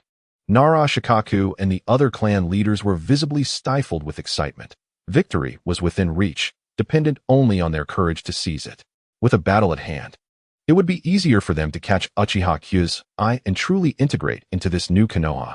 Uchiha Q distributed a detailed manual regarding the impending war, designating each individual as a crucial participant. Orochimaru perused the document, a flicker of intrigue flashing in his serpentine eyes. How fascinating. This would provide him with ample experimental material, particularly from the elite ninja. It appeared he would need to personally visit the Land of Rain. How long it had been since he last set foot there. The manual outlined the targets for the swift offensive, with the largest ninja village being Sunagakure, followed by Amigakure, Hyuga, the Land of River, and the Land of Birds. Essentially, all the forces at the rear of the Land of Fire were encompassed within. It seemed Uchiha Q intended to swiftly conquer a complete rear base in preparation for the monumental conflict to come. Yet, what truly captivated Orochimaru's attention in this war were the experimental subjects. In terms of resources and equipment, Uchiha Q had never neglected him, fulfilling the promise made. The assault on Sunagakure was secondary. The primary focus lay on Amigakure. What was it about Amigakure that warranted such significance from Uchiha Q? Moreover, Uchiha Q would personally lead the charge, reuniting the legendary three shinobi for an offensive against Amigakure. Lord Hokage, what is it that makes Amigakure so worthy of our focus? Nara Shikaka hesitated before stepping forward to voice the collective curiosity. Sunagakure was no trifling matter. To prioritize Amigakure was perplexing. Uchiha Q waved his hand dismissively, stating with undeniable authority, "Everything is outlined in the manual, my esteemed colleagues. Adhere to the plan." Uchiha Q had another objective, to severely weaken the Akatsuki organization, compelling Nagato to reveal himself, as well as dealing with the disruptive Uchiha Obito. These two chess pieces, long held in reserve, were soon to be deployed. "Now, carry out your orders, everyone." Uchiha Q's commanding tone left no room for dissent, and the assembly could only accept their tasks and prepare for departure. This time, it would be a rapid engagement. Logistical support was minimal. Participants were instructed to carry provisions for merely 3 days. After bidding farewell to Uchiha Q, Uchiha Fugaku returned home to say goodbye to his pregnant wife, Uchiha Mikoto. He turned to his eldest son, Itachi, who stood by Mikoto's side. "Your name is on the action list. Come with me." Itachi cast a lingering glance at his mother's belly before following his father.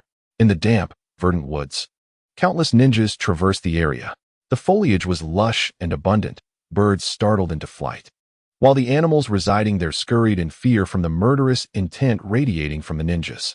Among the ninjas accompanying Uchiha Q were dozens of Uchiha clan members, including Uchiha Shin and Uchiha Toshi, all wielding the three-tomo Sharingan. The Uchiha clan's main force, combined with over 400 ninjas from various clans, amounted to 500 warriors. The Uchiha Shadow Guard, led by Uchiha Q, closely followed him, not only to match his pace, but also to remain vigilant of their surroundings. A few meters behind, Jiraiya leaned in to speak softly with Orochimaru. "What do you think the 5th Hokage is plotting?" Orochimaru looked surprised, not expecting Jiraiya, who had been silent for so long, to initiate a conversation.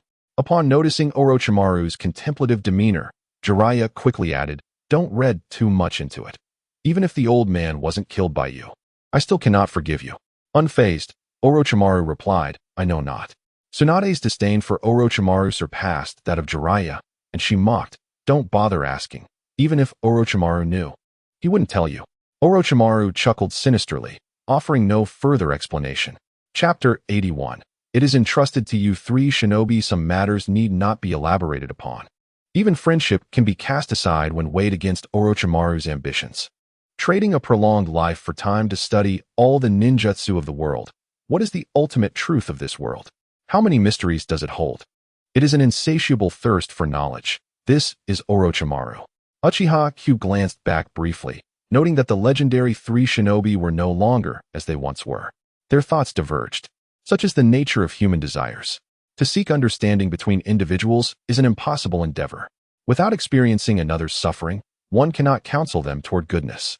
Yet, this is precisely what Uchiha Hyuga desired. The strength of these three, supported by the three great summoning beasts, was a formidable asset. Their mutual checks and balances were perfectly suited for his purposes. Uchiha Kage swiftly approached Uchiha Hyuga, holding a map as he spoke rapidly. Clan leader, at our current pace, we will enter the land of rain in half an hour.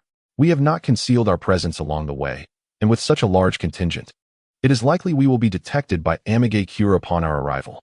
Uchiha Shio maintained an expression of calm, a slight smile gracing his lips. What of it if he was discovered? Could mere rain ninjas truly relay a warning? Perhaps the clan head had anticipated this. Uchiha offered a compliment, his figure flickering as he dashed ahead to clear the path. Uchiha Shio observed Ying's retreating silhouette, privately speculating that this fellow had yet to master the flying thunder god technique. Otherwise, given Ying's unwavering loyalty, he would have showcased that skill before him long ago. But it mattered not. If the flying thunder god technique were so easily mastered, Konoha would not have seen but a single yellow flash in all these years. At the border defense of the land of rain, dozens of rain ninjas, utterly incapable of resistance, fell to Uchiha and his shadow guard, not requiring the intervention of Orochimaru and others. The exquisite boots he wore splattered blood upon the ground. Uchiha Shio, hands clasped behind his back, gazed upward at the perpetually overcast sky, the relentless drizzle a testament to the desolate nature of this land. Surviving between two great nations was no small feat, largely attributable to the geographical advantages they possessed. Nara Shikaku approached cautiously, wary of the blood splatters reaching Uchiha Shio. Lord Hokage, all rain ninja bodies have been dealt with, he reported. Uchiha Shio's face remained impassive as he slowly raised his hand and gestured forward. Everyone, the operation commences. Leave no ninja alive. The gathered individuals bowed their heads in compliance. The village of rain ninjas was not far from the border, established by the daimyo as a protective barrier for the nation. Two chunin guarding the gates of the rain ninja village noticed the approaching Konoha ninjas, and their expressions shifted dramatically as they hastily signaled an alarm. This is bad. Konoha ninjas, run. Aware of their inevitable defeat, the two rain ninjas fled in terror into the village, shouting warnings of the Konoha invasion. Within the higher structures of the rain ninja village, Nagato suddenly opened his eyes, his rinnegan swirling with a chilling intensity. Uchiha Shio, I did not expect you would come in person.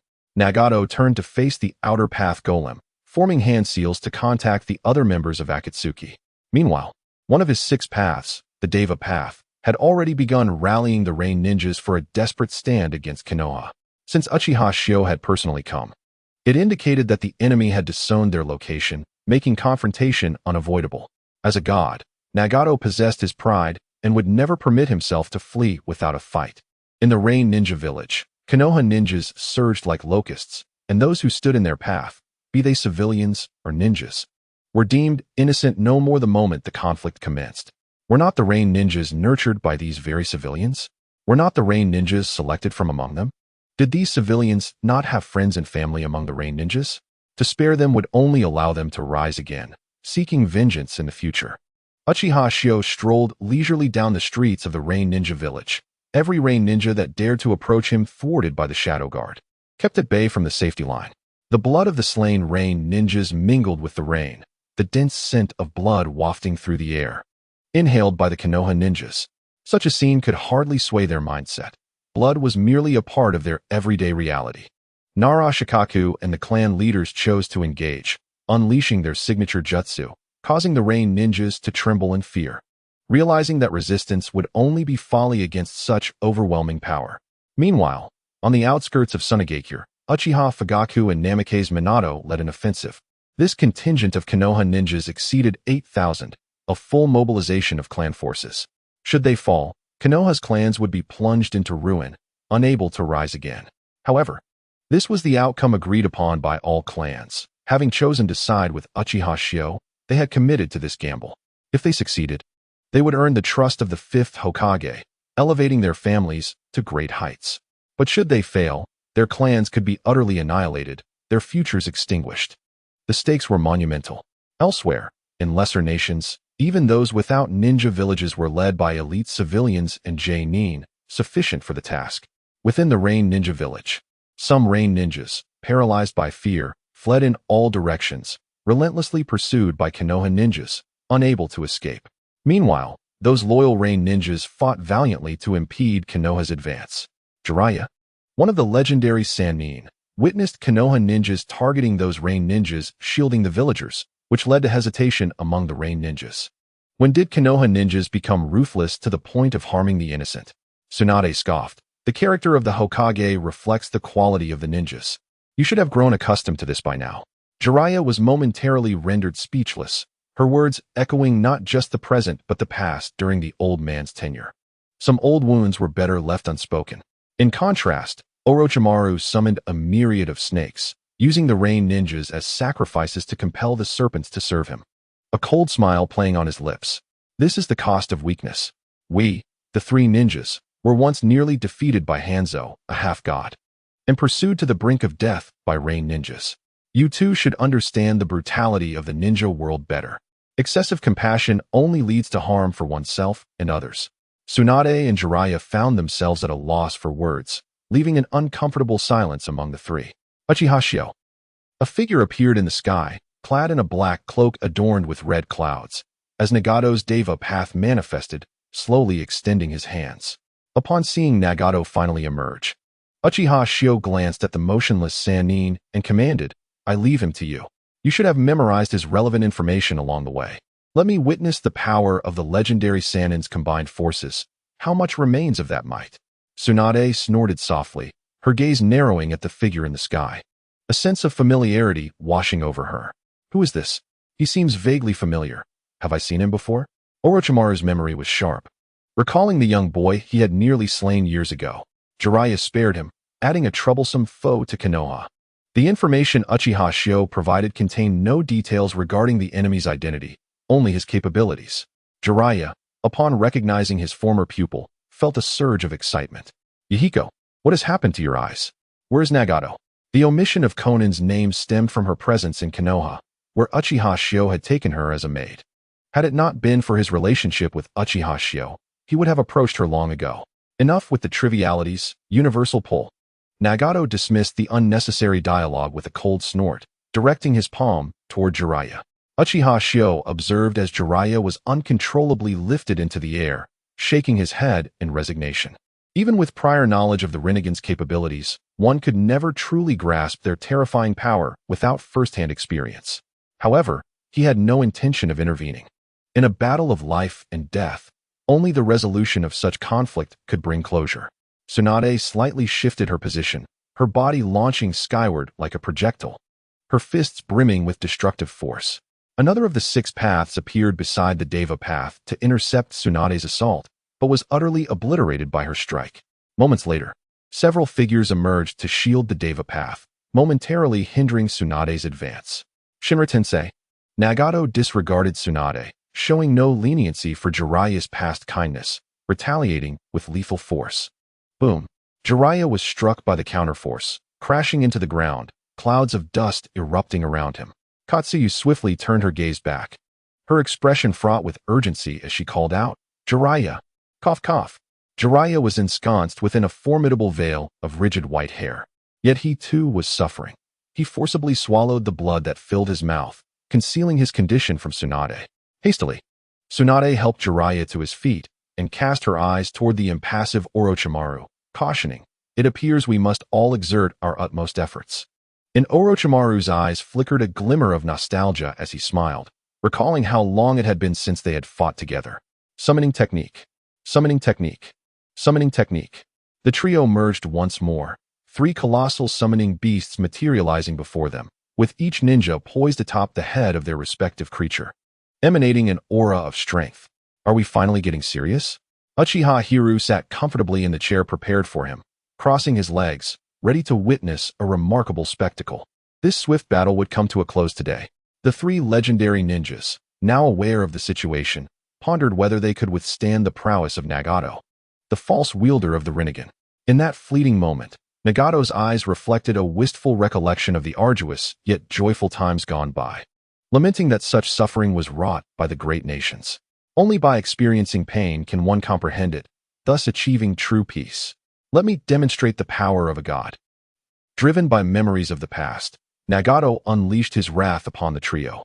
The clash between the two sides reverberated widely, prompting Uchiha Hiru to erect a dark crimson Uchiha barrier to shield his master from the ensuing chaos. Over the years, the synergy among the three ninjas had not diminished despite the passage of time and their fractured relationships. On the contrary, this very moment represented the pinnacle of their collective abilities. As ninjas age, their combat prowess inevitably wanes. In the original narrative, Jiraiya risked his life to gather intelligence on Nagato, managing to hold his own against him solely through the Sage mode. Upon receiving the latest combat updates from his subordinates, Uchiha Hiru promptly reported, "Master, the battle in the Rain Village is nearing its conclusion. The Rain ninjas are either dead or fled, with those who surrendered eliminated. Only the Akatsuki members remain in stubborn resistance." Uchiha Hiru acknowledged with a nod, instructing, "If the Akatsuki members haven't escaped, then eliminate them. If they have, let them go. It matters not. They are merely a group of traitorous ninjas, ultimately lacking the strength to stand against us. Even the most notorious traitors are but a collection of disheartened failures, insignificant in the face of Konoha's might." Boom, boom, boom. On the other side of the Uchiha barrier, under the cover of the other 6 paths of Nagato, the Azura path unleashed a fierce barrage, injuring the 3 summoning beasts. However, due to Katsuyu's healing abilities, their wounds quickly mended. One of the 6 paths, the animal path, struck the ground, summoning an array of large beasts with Rinnegan eyes to besiege the trio of summoning creatures. Orochimaru found himself ensnared by the hungry ghost path, which could absorb chakra and boasted formidable defensive capabilities. Tsunade managed to defeat one of the clones, only to be exasperated as the Hell Path revived it. Damn that Hell Path. Its ability to resurrect other clones is utterly grotesque. Nagato, exuding an air of superiority, needed not to engage physically, floating above as he verbally assailed the 3. "Do you see? This is the power of a god. I am the savior of this world." Uchiha Hiru, displeased by this proclamation, retorted that if a savior existed, it would indeed be his own master. "Master, has this fellow's mind been disturbed in the past?" Uchiha Hiru, casually crossing his legs, pointed at his head with a self-satisfied grin. He has never been quite right since childhood. After all, a pawn is bound to possess certain flaws. Yet, he pondered why Uchiha Obito had not yet arrived, questioning whether he truly intended to witness Nagato's demise at his hands. Or was it that Kagaya had planned to present Obito with Uchiha Madara's body to resurrect him preemptively? Such possibilities loomed large. To this day, you still refuse to disclose the hiding place of Madara's remains, Kagaya? I have always believed we were the best of partners. Obito, lacking the confidence to confront Uchiha Hiru, contemplated resurrecting Madara, for if strength permitted, he truly wished to avoid reviving that old relic. Kagaya chuckled ominously. "Obito, now is not the time for Madara's resurrection." Frustrated, Obito glared at Kagaya. "Not the right time? Are you content to watch as Nagato's eyes fall into Hiru's possession?" Hiru's audacity suggested he held a hidden card that allowed him to confidently eliminate Nagato, and once the outcome was sealed, it would be too late. Kagaya, ever the strategist, could not possibly overlook Hiru's intention to bide his time. Nagato could not perish. Had Hiru truly desired his end, he would have acted long ago instead of merely observing. His objective likely involved drawing out Madara, regardless of how he knew about Madara's existence. However, should they take action, they would face total defeat. The question now remained, who could endure longer? Obito scoffed, "If Nagato truly dies and the Rinnegan falls into Hiru's hands, do we still have a chance?" Kagaya did not respond, but instead let out a sinister laugh, brimming with self-satisfaction. Given Madara's intellect, it was inconceivable that he had left no contingency plan behind, simply handing over the Rinnegan.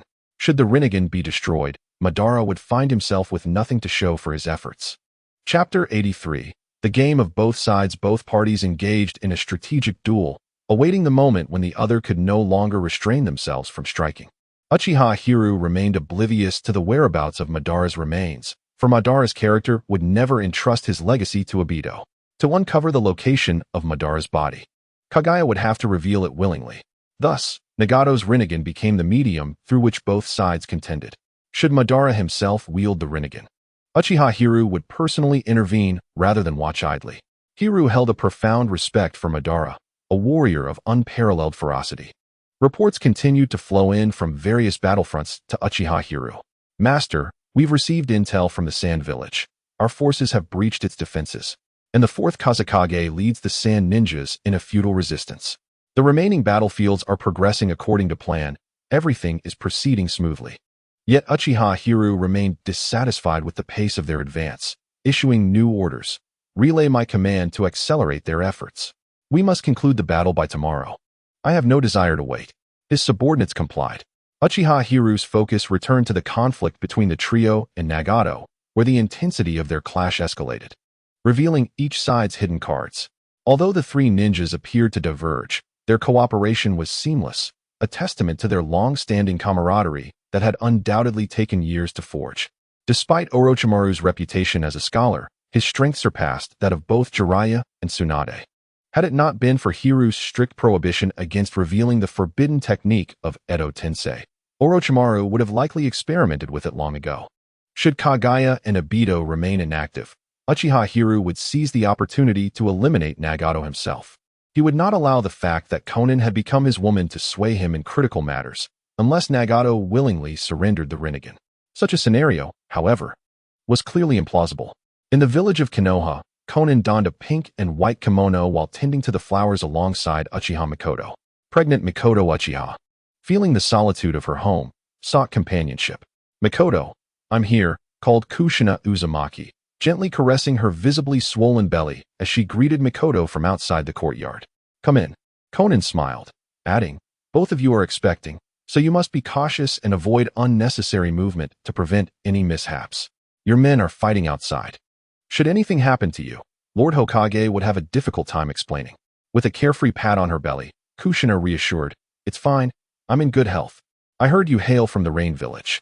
It seems Lord Hokage might spare your village from the flames of war, provided you surrender. Kushina's casual revelation caused Konan's expression to stiffen, her face paling as her watered jug clattered to the ground. Mikoto tugged at Kushina's sleeve, signaling her to refrain from speaking carelessly. Quickly covering her mouth, Kushina realized her mistake. She had merely thought of comforting Konan, not realizing the latter was unaware of the situation. Suddenly, a pair of wings sprouted from Konan's back as she soared into the sky, heading towards the Rain Village. Did I say something wrong? Kushina's face turned pale as she recognized the trouble she had caused. Yet, even if Konan was informed, it would not alter the course of the battle. Mikoto understood all too well that the strength of the Uchiha clan far surpassed that of a single woman like Konan. In Sunagakure, the order to attack was given. Advance. Hold the line. With their families behind them, they could not allow Konoha to breach their defenses.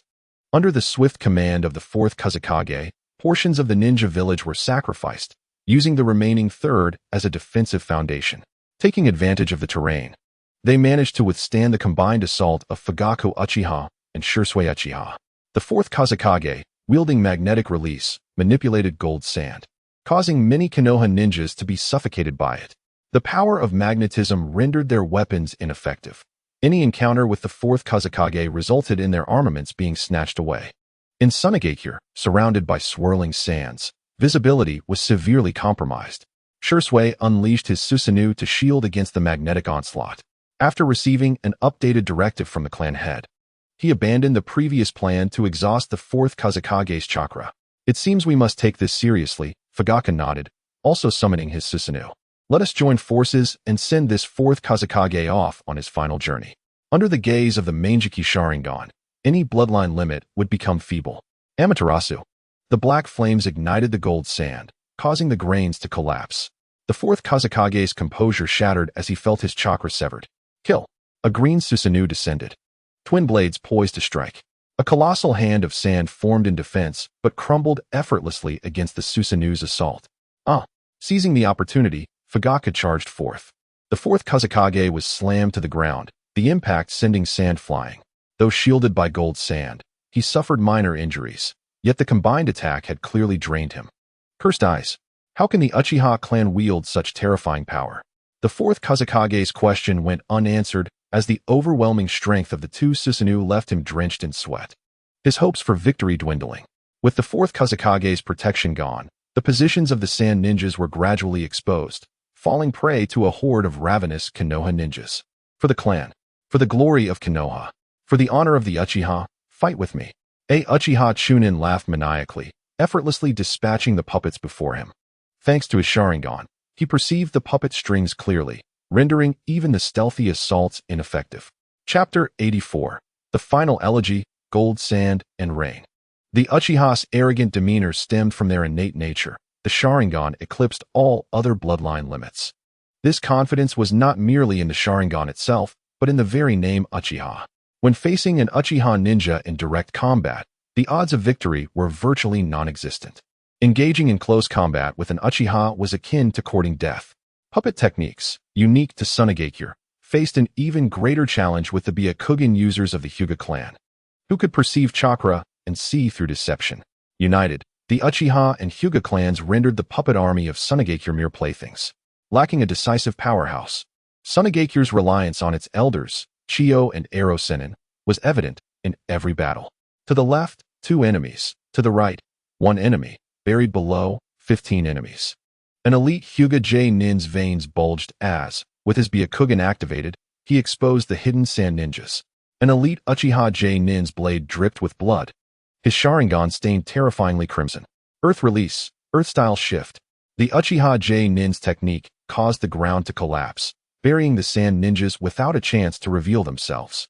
Kill. Kill, kill. Meanwhile, a throng of Konoha ninjas charged towards the exposed position of the Hyuga J-nin, shouting fervently, "Damn it! How can we fight this battle? We must flee." Witnessing this scene, the concealed sand ninjas lost their will to fight and fled in panic. Unable to win, they found themselves exposed and hunted by Konoha's Hyuga ninjas. The tide of battle had turned. The panicked retreat of the sand ninjas affected those still unaware, creating a contagion of fear. In extreme pressure, even ninjas could succumb to terror. Fugaku Uchiha's Manjiki Sharingan glinted coldly as he fixed his gaze on the fourth Kazekage. "Today, we shall bring this to an end. Fourth Kazekage, surrender. Feudal resistance will only lead to more deaths among your people." The fourth Kazekage, supported by 2 loyal subordinates, spat blood, his face marred with defiance. "Is this the power of the Manjiki Sharingan? I see now why it is legendary. Kazekage, you must escape. We will hold them off. As long as you live, Tsunagakure will not perish." The 2 devoted subordinates positioned themselves before the fourth Kazekage, forming hand seals as a violent wind howled, attempting to obscure the Konoha ninja's vision. Escape? A cold whisper, almost dreamlike, brushed against their ears. A flash of steel. Blood sprayed as the 2 fell, unable to react before Shursui Uchiha struck them down. Shursui's body flicker technique placed him beside the fourth Kazekage, his weapon poised against his throat, proclaiming victory. "You have been defeated." The fourth Kazekage gazed at his lifeless subordinate, his filthy hands raised. Blood trickling from the corners of his mouth, a bitter smile etched upon his face. "Is this how it ends? I am the Kazekage. How can I surrender?" Uchiha Shursui furrowed his brow. It appeared this man was prepared to resist stubbornly. If that is the case, then let him perish. As he swung his weapon, Uchiha Shursui sensed something amiss, and his expression changed dramatically. He leapt from the ground, employing the body flicker technique to disperse in all directions, evading detection. Magnet release, sand gold rain. The fourth Kazekage lifted his Kazekage cloak, his body enveloped in a cascade of sand gold, effectively thwarting Uchiha Shursui's lethal strike. Boom. The fourth Kazekage was a man of resolve. He utilized the sand gold he had painstakingly cultivated through years of chakra mastery, a substance of unparalleled purity and terrifying lethality. The sand gold resembled needles, and a tempest of sand rose from the ground, layers of shimmering sand gold floating upward, delicate and translucent, under the sun's illumination. The sand gold gleamed with a brilliance akin to that of the most exquisite gold. The most beautiful things often possess the most astonishing destructive power. In the name of the fourth Kazekage, Sand Shinobi, flee. Escape as far as you can. Do not allow yourselves to become prisoners of Konoha. Allow me to pave the way for you. All of you perish. The sand gold gradually enveloped the fourth Kazekage's form. It was evident he intended to sacrifice himself for the final act of the sand village. The one tail, Shikaku, was also released by the sand shinobi. A final directive from the fourth Kazekage: should circumstances change, the release of Shikaku would serve as the last line of defense for the Sand Shinobi. This was the fourth Kazekage's final lament. Everyone, brace yourselves. Uchiha Fugaku looked up at the sky, shrouded in swirling yellow sand. Once the radiant sand gold descended, they would surely suffer significant losses. Uchiha Shursui, too, gazed at the cascade of sand gold. At such a distance, evading the technique was impossible. He could withstand the onslaught. But the others were less fortunate. They should have eliminated him sooner. The fourth Kazekage proved to be a formidable opponent, truly worthy of his title as a village leader. Learning from this experience, our battle acumen is still lacking. The past oppression of Konoha upon the Uchiha clan had seldom allowed us to enter the battlefield, thereby reducing the likelihood of awakening our Sharingan. Uchiha Fugaku, awakened by Uchiha Shursui, grasped many truths he had previously overlooked. Uchiha Shursui remained silent. The Konoha of yore was a distant memory, and the Konoha of the present was the one he desired. Flee. Granny Chiyo, witnessing the torrential sand gold, felt her pupils constrict in terror as she screamed frantically. This was the final time the fourth Kazekage fought for us. Do not let his sacrifice be in vain. Sister, you must escape. However, Orochimaru found himself ensnared by the relentless Konoha ninjas. Even if it meant mutual destruction, he could not allow Orochimaru to flee. Brother. Tears streamed down Granny Chiyo's face as she gritted her teeth, leading the remaining Sand Shinobi towards the rear, where a final escape route awaited. The fourth Kazekage's self-sacrificial technique, under the circumstances, expanded its range to nearly encompass the entire Sand Village. The Konoha ninjas on the periphery had managed to escape, yet those who ventured deeper into the Sand Village were not so fortunate. The Konoha ninjas adept in Earth Release swiftly employed their defensive jutsu, shielding their comrades. The rain of sand gold cascaded down like a torrential downpour, indiscriminately claiming the lives of ninjas. Chapter 85. Unmatched might. Numerous unfortunate Konoha ninjas were pierced by the sand gold, meeting a gruesome fate, their bodies left in tatters. The indiscriminate assault inflicted heavy casualties, even on the Sand Shinobi who had failed to retreat in time. However, the fourth Kazekage's self-sacrifice had achieved its purpose. Granny Chiyo led the remaining Sand Shinobi through a hidden passageway to escape the village.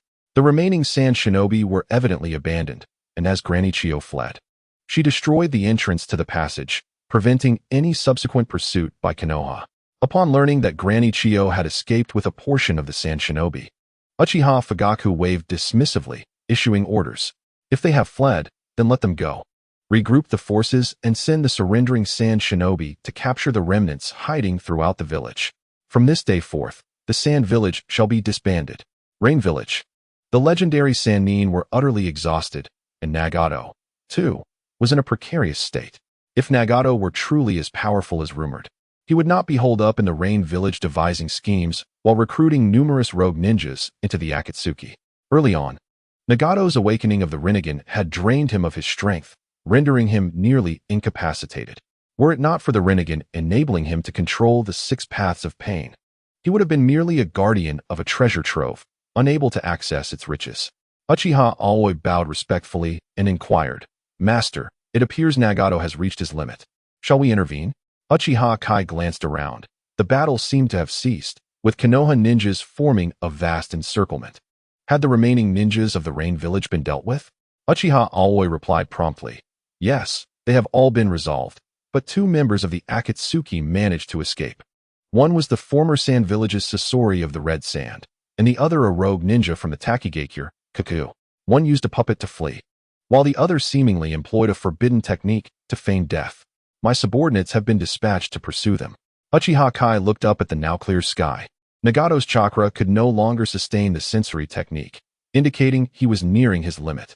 Only Black Zetsu and Uchiha Obito remained hidden. If they did not emerge soon, he would gladly claim the Rinnegan for himself. Even if the Rinnegan had been tampered with, Uchiha Kai, with his eternal Mangeki Sharingan, would discern the truth. Rising slowly, Uchiha Kai made his way towards the center of the conflict, the crimson Uchiha barrier gradually fading until it vanished. When the pieces lose their utility, one must eliminate them. Jiraiya urged Nagato, It is not too late to turn back now. Do not resist futilely, you cannot win. Nagato, battered and bruised, slowly rose from the ground. his tattered Akatsuki cloak forcibly torn away to reveal his upper body. His form was riddled with sensory black rods. Removing them would effectively neutralize his 6 paths of pain. Serpents slithered on the ground, surrounding Nagato, poised to strike. The pale-faced Orochimaru stood upright, his hands hanging limply at his sides, rasping mockingly, "Jiraiya, spare us your tedious theatrics. This man is destined to perish. What else do you know?" Tsunade inquired of Orochimaru, eager for answers. Orochimaru merely smirked coldly, offering no response. Meanwhile, Nagato seemed to find the situation absurdly humorous, laughing maniacally, his expression contorted. "You arrogant ninja villages can never fathom my suffering. A god will never surrender." Nagato spread his arms wide, slowly ascending into the sky, suddenly exuding an air of solemnity. The tumult. Uchiha Kai was gradually drawn into the emerging spatial vortex. Again with this technique. Familiar with its effects, Nagato remained alert, wary of potential ambushes. Spatial compression. However, before Uchiha Kai could reveal himself, the terrifying ocular power he emanated destabilized the surrounding space, causing it to convulse and fracture. The body of Nagato was grotesquely contorted, unable to withstand the power of the Rinnegan against the relentless compression of space. His form twisted into an unrecognizable shape, and the will within him began to dissipate, as the black rods were crushed by the spatial force. Simultaneously, the remaining 6 paths were also torn apart by the terrifying spatial ninjutsu. Jiraiya was witnessing Uchiha Kai's prowess for the first time, utterly astonished. Was this truly the end? Otherwise, one might wonder why the old man perished. Tsunade remarked with irritation. It's simply because Uchiha Kai is too powerful. Even if Watergate and I joined forces, we would gain no advantage against him. Moreover, Orochimaru likely could not contend with him, which is why he followed Kai's commands. Such devastating spatial ninjutsu. In Jiraiya's memory, spatial techniques were primarily used for ambushes and escapes. However, to see Uchiha Kai launch a direct assault with such overwhelming force to obliterate an enemy was unprecedented, a feat not recorded throughout history. Despite Nagato having expended a significant portion of his chakra at the hands of the trio, his clones were utterly helpless against the onslaught. It was terrifying. Suddenly, Tsunade recalled something, a bitter smile crossing her lips. "Oh, I forgot to mention, he also knows the Flying Thunder God technique. I didn't tell you earlier, fearing it might overwhelm you." Jiraiya fell silent. It seemed he would need to consult the Toad Sage to glimpse potential futures. He had previously contemplated this, but had refrained since the sage had been in a deep slumber. Emerging from the swirling vortex of space, Uchiha Kai directed his gaze toward the tallest structure. "Search for me. Find the true body of Nagato, and you shall enjoy a life of abundance and prosperity." The surrounding Konoha ninjas, invigorated by his words, shouted in agreement and scattered like fleas. Given Nagato's character, he would not easily escape. He would most likely fight to the death. Uchiha Kai understood Nagato's nature better than the man himself. Approaching Orochimaru, he inquired, "Do your people have any news?" As a master of grave robbing, most of Orochimaru's subordinates were skilled in tomb raiding. To locate Uchiha Madara's remains, one would need professionals. Orochimaru shook his head. Curiosity etched on his face. "There's no news yet, but that fellow has been dead for so many years. Even if we find the body, it is likely to be nothing but bones." "Are you certain it was preserved?" "That requires someone to have taken special measures after his death to ensure preservation. With his solitary nature, it's unlikely he had anyone to assist him." Chapter 86. Mutual Destruction. The appearance of Kaguya Uchiha Kai smiled mysteriously, producing a scroll and tossing it to Orochimaru while conversing lightly. Uchiha Madara's character would never allow him to face death calmly. The former Konoha was the crystallization of his dream with Senju Hashirama. Alas, with that dream shattered, Uchiha Madara would naturally seek another path to peace. Tsunade interjected. There's a possibility that Madara's body was indeed preserved. As the last scion of the Senju clan, she held many secrets unknown to most. Her grandfather, Senju Hashirama, was also preserved after death. Regrettably, he was desecrated by the third Hokage, Hiruzen Tsurutobi, and Danzo.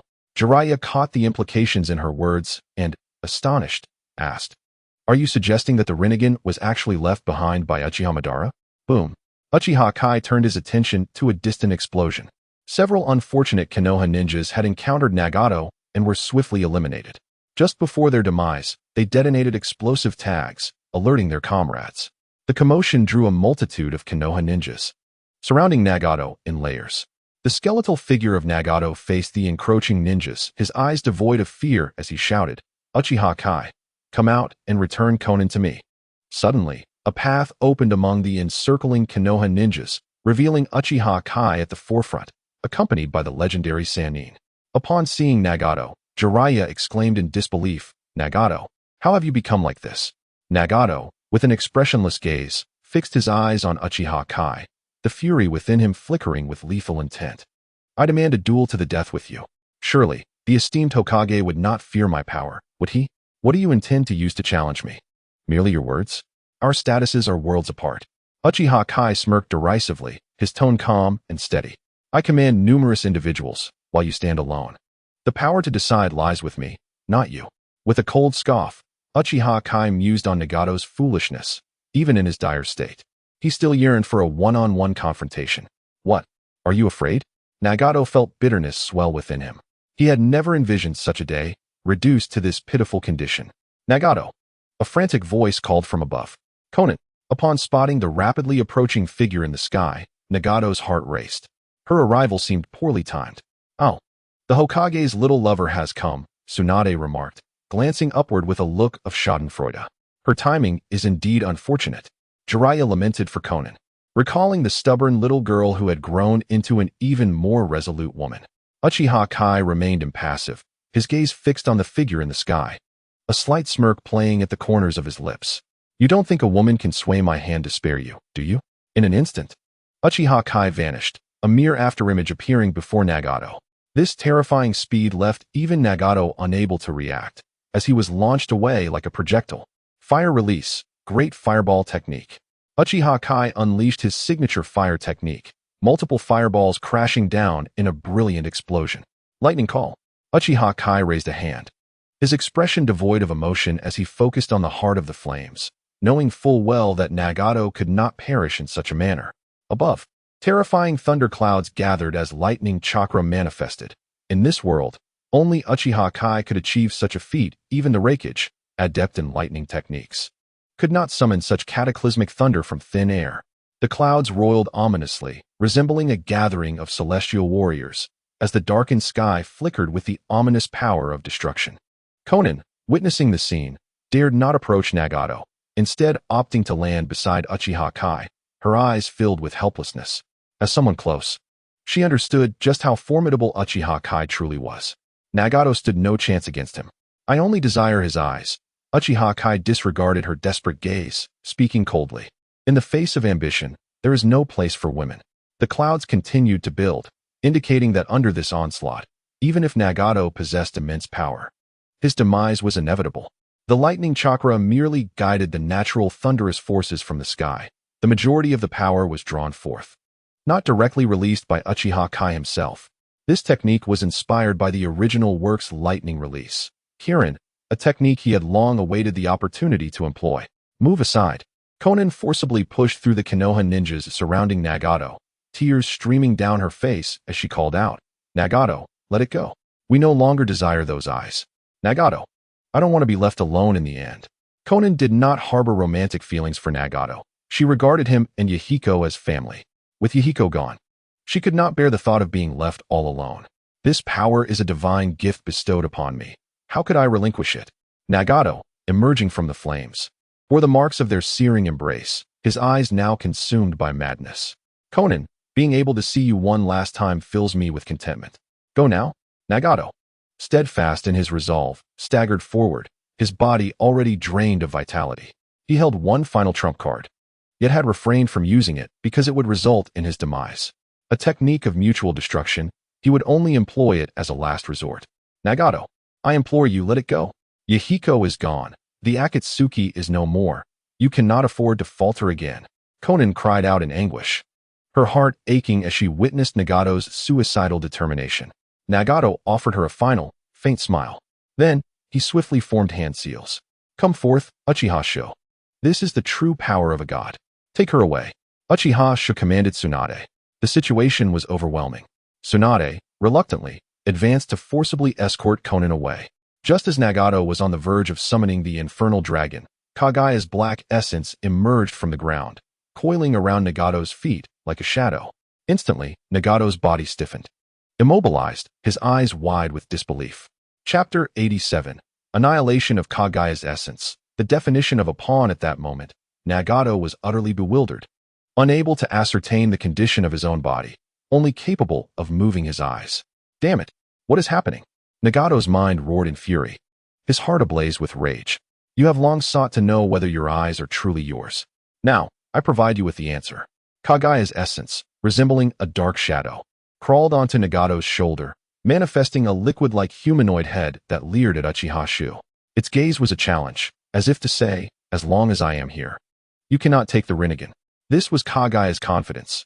Uchiha Madara had left behind a contingency plan on Nagato, enabling him to become immobile and at the mercy of Kagaya's essence. This technique was revealed to Madara only after he awakened the Rinnegan, a revelation orchestrated by Kagaya's essence itself. Madara, until his last breath, never anticipated that Kagaya's essence would wield this move against him.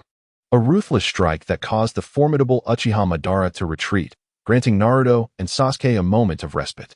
Had Kagaya's essence not been so eager to resurrect Kagaya Otsutsuki, and allowed Madara to deal with Naruto and Sasuke first, the subsequent events of Boruto may have never transpired. Instead, they would be trapped in the infinite Tsukuyomi, a world where every individual lived in a dreamlike paradise, smiling in the illusion of the infinite Tsukuyomi. Kagaya's essence, it seems, you have arrived at an inopportune moment. A subtle smile graced Uchiha's features. It was about time you showed yourself, having kept your hand raised for so long. The Rinnegan is of utmost significance to both Kagaya's essence and Uchiha Madara. Should it be destroyed, not only would Madara be unable to resurrect, but Kagaya's essence would also be powerless to revive Kagaya Otsutsuki. Indeed, I shall take the Rinnegan. Kagaya's essence cackled triumphantly, its hands slowly reaching towards Nagato's eyes. No. Nagato's heart screamed in helpless protest. He was a god. How could he be controlled by a mere shadowy creature? You are but a pawn. Kagaya's essence revealed a victorious grin, its mouth stretched wide. Taste my meticulously prepared gift. Uchiha Shu raised a hand to the heavens, and suddenly, the sky erupted with thunder, striking down without warning, offering Kagaya's essence no time to react. What? Kagaya's essence widened its eyes in terror, looking up to see the ominous clouds swirling with lightning.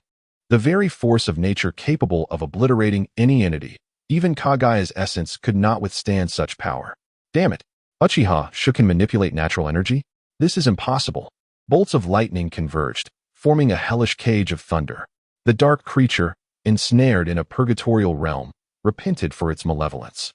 Uchiha Shu's voice resonated through the cosmos. No. Kagaya's essence was too late to flee, as the lightning struck it down. Nagato, the unluckiest of souls, could only watch helplessly as the thunder descended, unable to resist. Boom. The world transformed, rivaling the cataclysmic events of Kagaya Otsutsuki's era. Such power, now wielded by the fifth Hokage, leaves one to ponder the fate of this world. Jiraiya was drenched in cold sweat, his hair standing on end. Even Tsunade stared in shock at the apocalyptic scene, murmuring to herself, "Indeed, this is the hidden power of that individual. When they choose to reveal it, the results are earth-shattering." She even compared it to her grandfather, Hashirama Senju, and found herself uncertain whether he could overcome this force. Amidst the tempest of thunder, a figure stood resolute, embodying the very essence of destruction. The terrifying power was unfathomable, an overwhelming presence that defied comprehension. Villagers sheltering at home, as well as hidden-range shinobi, suffered indiscriminately under this colossal thunderous prison, reduced to nothingness, their bodies gone without a trace. In the Rain Village, the deluge only amplified the devastation wrought by the thunderous technique, as countless steel structures crumbled beneath the onslaught, the intense heat from the lightning rendering the steel to molten ruin. The Konoha shinobi stood in stunned silence, their mouths agape, even knowing the power would not harm them. The tingling sensation coursing through their bodies compelled them to retreat. This is the might of the Hokage, they marveled. So powerful. From this day forth, we shall no longer fear other shinobi villages. We pledge our eternal loyalty to the Hokage. Long live the Hokage. Long live the Hokage. The Uchiha, witnessing their clan leader enveloped in the lightning, felt a surge of admiration as their Sharingan flickered in awe. This was their leader, unprecedented in history. The Uchiha's brilliance was indelibly etched into their family's legacy at this moment. Nagato, Konan, unable to bear the anguish of losing her dear friend once more, fainted to the ground. The emotional debt left by this individual, TSK. Tsunade, upon checking Konan's breath and finding her unharmed, couldn't help but feel a bit of schadenfreude. Orochimaru, unperturbed by the potential danger to himself, observed with curiosity, the hair on his body standing on end. Yet his insatiable curiosity remained undaunted. He even worried that the Rinnegan might be obliterated in this forbidden technique. Uchiha Sho felt immense satisfaction at the catastrophic effects of this technique. Its first deployment yielded such results. He truly was a genius. He shamelessly overlooked the assistance provided by his training template. This technique consumed little chakra. It served merely as a catalyst, using lightning chakra as bait to harness the natural energy's stormy effects. To master this world-altering forbidden technique, one must seamlessly integrate lightning chakra. Any slight misstep would result in dire consequences for the practitioner. The duration of this forbidden technique lasts merely 3 minutes, yet for everyone involved, each second feels unbearably prolonged. Those excruciating 3 minutes pass silently. The village of Rain has nearly vanished, with only the area occupied by Uchiha Shio and the ground behind him remaining unscathed. Meanwhile, the region engulfed in hellish flames has been utterly reduced to scorched earth, crackling with remnants of lightning that dance across the ground. Anyone who stands upon this charred soil would be slain by the seemingly harmless residual lightning. The war has concluded. We shall depart. Uchiha Shio appears to have forgotten about the Rinnegan, issuing a direct order to retreat without seeking any traces of the eye. The Rinnegan, after all, is not one's own. If it is not inherently yours, it never truly can be. At the moment the thunder strikes, Uchiha Shio senses a hint of spatial energy. It is Uchiha Obito making his move. However, Uchiha Obito has died once again, paying the price of a single 3-tomo Sharingan to execute the forbidden technique Izanagi. The Rinnegan has successfully returned to Uchiha Obito's possession, which is precisely why Uchiha Shio has kept him around for so long. As for Kaguya, there is no salvation for her. Under this cataclysmic force, her survival is inconceivable. Chapter 88. The Union of Yin and Yang. All things manifest Uchiha Obito, whether in the presence of Uchiha Madara or Uchiha Shio, serves merely as a vessel for the Rinnegan. Uchiha Shio does not covet the power of the Rinnegan to that extent. The Sharingan and the Rinnegan do not belong to the same power system. They cannot merge. Utilizing the power of the Sharingan precludes the use of the Rinnegan's abilities. This is evident from Uchiha Madara's battle against the 5 Kage. Only by transitioning from the Sharingan to the Rinnegan can one wield its capabilities. The power of the Manjiki Sharingan has never been inferior to that of the Rinnegan. Rather, its abilities are diverse, unmatched by the Rinnegan. The two are essentially evenly matched. One cannot fully master a power that does not belong to them, even if it is seized. The Rinnegan is the result of Uchiha Madara absorbing the cells of Senju Hashirama, merging the two attributes of chakra, thus generating the power of Yin and Yang, which gives rise to the Rinnegan. The power of Yin and Yang can manifest all things. The information Uchiha Madara obtained from the stone tablet was deliberately altered by Kaguya to mislead the descendants of the Uchiha clan. There are 2 reasons for initiating this multi-location lightning assault. First, to clear a safe and stable rear base, laying the groundwork for the Uchiha clan's dominance in the ninja world. Even in the extreme geography of the Land of Wind, he can turn adversity into advantage. Second, the pawn Nagato has become irretrievable. Only someone as extreme as Uchiha Obito can truly unleash the Rinnegan's potential, allowing Kaguya to resurrect Uchiha Madara. Everything in the future is under control. These matters will inevitably erupt. It is better for them to unfold when one is prepared. Uchiha Shio has always preferred to take the initiative, orchestrating the entire situation. On the journey back to Konoha, as dusk descended, Uchiha Shio instructed his comrades to find a secluded spot to set up camp, resting for the night before resuming their journey. In the battle against the village of Rain, many Konoha ninja sacrificed their lives, yet all fallen comrades were carried by their companions, for they must not be abandoned in the wilderness. Even Uchiha Shio, who is often indifferent to human life, cannot bear the thought of heroes shedding blood and tears. By the campfire, the group sat upon the ground. Some lay carelessly to the side, sound asleep, while others silently replaced their blood-soaked bandages, burying the crimson remnants in the earth. One might wonder if the Rinnegan has been destroyed. Observing Orochimaru's hesitant demeanor, Uchiha Shio could not help but chuckle, realizing that only something like the Rinnegan could so thoroughly preoccupy Orochimaru's mind. Orochimaru nodded, curiosity keeping him awake. The other two by the fire, Jiraiya and Tsunade, looked up at Uchiha Shio, skeptical that he would so easily relinquish the legendary Rinnegan. It will reveal itself again. You will know in due time, Uchiha Shio teased, deliberately withholding the reason, inviting speculation from the three. Head of the clan, the skewers are ready. Uchiha Kage approached from the side, holding a plate of freshly grilled beef skewers. You should eat too. Uchiha Shio casually grabbed a handful and signaled for Uchiha Kage to distribute the remaining skewers among the three. Jiraiya, without hesitation, took 2 skewers and devoured them, relishing the flavor. Only the Hokage knows how to enjoy life. In the past, even I could only nibble on military rations. Uchiha Shio smiled calmly, savoring the spiciness bursting on his palate. Even in battle, one should not suffer the loss of flavor, especially in a fight where victory is assured. Provisions should be ample. Only with sufficient meat and logistical support can the frontline ninjas fight with confidence.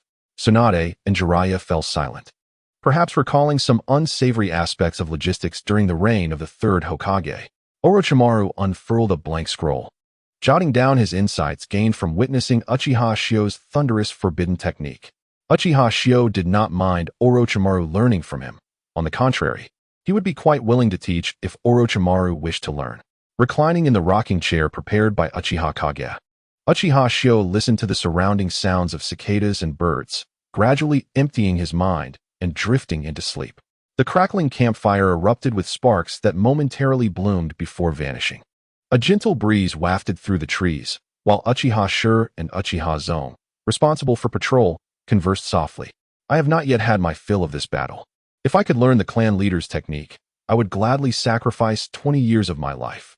Uchiha Zone reminisced about the earth-shattering scene he witnessed today, his admiration for the clan leader overflowing. Uchiha Shur chuckled, prideful of his own lightning affinity. Not you. Don't even think about it. You lack lightning affinity. How could you learn lightning release ninjutsu with only fire affinity? As for me, with both lightning and fire chakra, I certainly can. What of it? Uchiha Zone retorted, feigning displeasure. Who knows, the clan leader might create a fire-based forbidden technique in the future, and then I could learn it as well. That does sound plausible. Uchiha Shur chose to believe this seemingly fanciful notion. But seriously, Uchiha Zone raised an eyebrow and smiled. Once we return, I hear the clan leader plans to thoroughly implement clan reforms. Uchiha Shur nodded in agreement, having heard the same. Stabilizing the rear allows for the long-delayed reforms to finally be executed on a large scale. Uchiha Zone's eyes burned with fervor, filled with dreams of the clan's future glory. I believe we could even remove the name Konoha. In the land of fire, the name Uchiha alone would suffice. The name Konoha was originally bestowed by our ancestor, Uchiha Madara, yet it nearly became a burden for the Uchiha clan. Were it not for the clan leader's emergence, given Fugaku's temperament, the clan would not have fared well. Mind your words. Uchiha Shur quickly hushed him, signaling him to be quiet. Once he confirmed that no one was around, he cautiously warned, such thoughts should remain unspoken. Even if Lord Fugaku made mistakes, in that era, even if he wished to change things, it would have been futile. Back then, even before you and I awakened our Sharingan, any ordinary clan member could sense the oppressive atmosphere within the family. Do you think Lord Fugaku was unaware?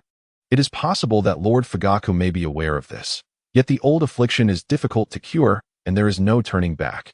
We can only walk down this path to the end, much like a gambler with no way out, who must grit their teeth and proceed. Let's not dwell on this.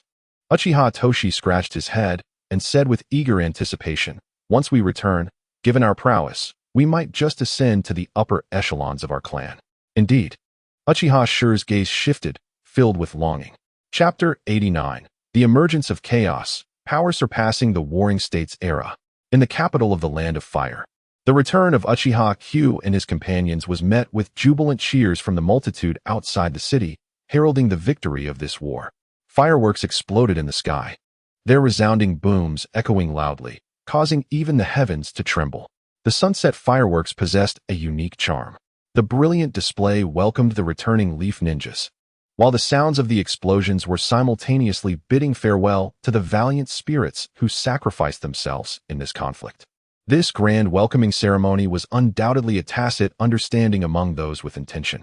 It marked the era of the fifth Hokage, belonging to formidable individuals like Uchiha Q, who surpassed even Senju Hashirama and Uchiha Madara. If not now, when? If they don't take the initiative, how can they expect to make progress? Their ambition to rise was palpable. Though their strength was modest, they harbored the desire to climb higher. Even a minor official position could bring them joy and elevate them above others. The Land of Fire was in a state of disarray, not merely limited to the established positions in Konoha. In such a vast territory, any official post could lead to substantial gains. Opportunity favors the prepared.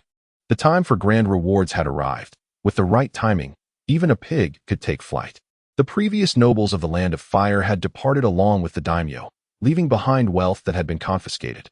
This wealth could essentially be regarded as belonging to Uchiha Q, who could utilize it as he deemed fit, with no opposition. Fugaku and Minato have yet to return. It seems we are indeed quicker. Uchiha Q chuckled upon learning they were among the first to return, gesturing for the three shinobi to disperse. I shall take my leave. Do not summon me unless necessary. Orochimaru was preoccupied with research and managing the academy. Jiraiya looked at Tsunade beside him and invited, "How about we grab a bite together?" Tsunade rubbed her hands together, feeling a surge of excitement as her gambling addiction resurfaced. "If you lend me some money, I'll go with you." Jiraiya sighed, patting his thin wallet, reluctantly agreeing. "All right, my manuscript payment has come through, though it likely won't amount to much." The publishing houses in the Land of Fire have been forcibly consolidated. Uchiha Q first visited the new Uchiha clan grounds, sketching a rough plan. The interior would require time for construction. Upon returning to his temporary residence, he found Konan standing at the door, hesitating, her eyes red, likely having cried in secret. Upon seeing him, Konan remained silent. Uchiha Q understood the unspoken sorrow related to Nagato, but death cannot be undone. Words were futile in the face of such loss. He approached her, recalling their past bond, and offered comfort. "The deceased are gone. You merely saw Nagato alive, while I only see a shell of his former self." Konan did not look up as Uchiha Q shook his head and entered. "Aren't you coming in?" She silently followed, closing the door behind her. Attitude matters. If his comfort proved futile, Uchiha Q had no obligation to coddle her. There were plenty of women in this world. No man would favor a woman lacking understanding. Seeing Konan naturally remove her shoes for him brought a smile to his face as he stroked her soft hair, offering solace. His body was already worn thin. Despite sustaining his life with the outer path, pain lingered. "He never shared these burdens with me." Konan looked up, her sorrowful gaze revealing her helplessness. "Some things you realize, yet you are unwilling to confront." His suffering had been alleviated with his death. His soul would journey to the realm of the departed. Konan fixed her gaze upon him.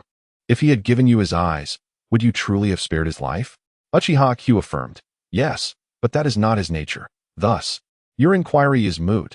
There are no what-ifs in this world." Konan smiled, finding solace in his words. "That is sufficient for me. I can see that he had accepted death and would not yield. I have known his temperament all these years. I do not blame you. It is merely fate that preys upon the unfortunate. Are you hungry? I will prepare dinner." Wiping her tears, Konan resolved to continue living, carrying the memories of the departed with her, striving to witness the world they had once envisioned together. "I will take a shower." Uchiha Q entered the bathroom, scrubbing away the unpleasant odors. Half an hour later, dressed in casual attire, he was eating when Uchiha Itachi hurriedly entered. "Head of the family, there is news." Uchiha Q did not set down his bowl, but commanded, "Speak." "Subordinate Uchiha Fugaku has executed your orders. Sunagakure has fallen into our hands. Chiyo and several sand ninja have fled, whereabouts unknown. Some sand ninja have surrendered. I took the liberty of leaving a contingent behind to secure Sunagakure and prevent any unforeseen incidents. The main force is en route back and is expected to arrive by the third day after you receive this message." Uchiha Itachi finished reporting and stood silently, awaiting orders. "Enough, no reply is necessary." Uchiha Q set down his bowl, wiping the remnants of grease from his mouth with a piece of paper. "You may withdraw." Uchiha Itachi departed respectfully. The news of this sudden war only reached the other ninja villages after its conclusion. Even the normally indifferent daimyo became anxious. dispatching more personnel to monitor the internal dynamics of the Land of Fire.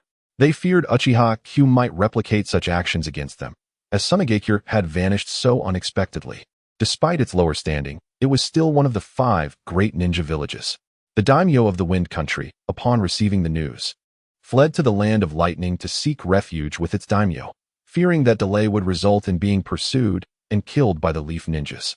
The Land of Fire had now entirely fallen under Uchiha Q's control, while the Wind Country was effectively in ruins, awaiting inevitable annexation.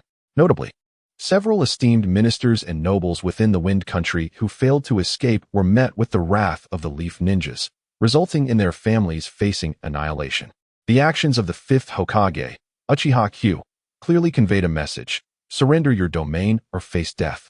Yet, those accustomed to being parasites of their countries, the daimyo and nobility, would not relinquish their immense wealth and power without a fight, regardless of the slim chance of survival. A week later, the daimyo of the Earth Country and the 3rd Tsuchikage, Noki, had a fierce argument, parting ways in discontent.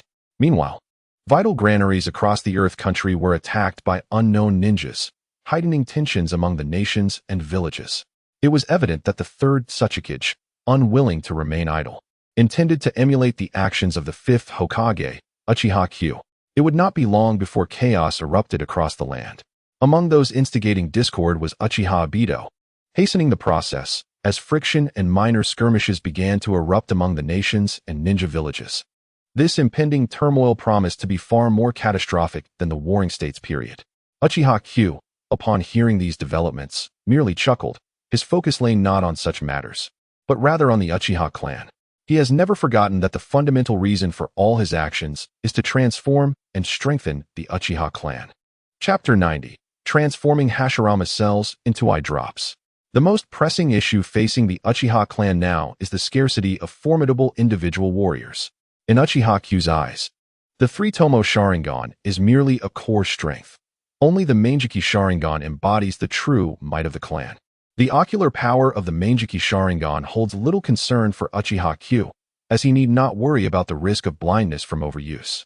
Uchiha Fugaku and Uchiha Shursui have already begun to experience blurred vision with their Manjiki Sharingan, yet even in this state, their sight remains far superior to that of an ordinary person. To resolve this dilemma, efforts must be focused on Hashirama's cells, which is the only solution Uchiha Q can conceive. The impurity of the bloodline prevents the Manjiki Sharingan from achieving its eternal form and restoring ocular power. However, the Yang Chakra from the Sage Body can precisely address this issue. Presently, no one possesses the Sage Body, a trait unique to the deceased Hashirama Senju. Before seeking out Orochimaru, Uchiha Q distributed the authority to appoint officials across the Land of Fire to others. Let Fugaku, Hinata Hizashi, Nara Shikaku, and others gradually allocate positions. As long as the power is sufficient, anything that displeases Uchiha Q can be overturned and restarted. Thus, Uchiha Q never fears his authority being undermined. Power derives from strength, and authority only manifests when backed by power.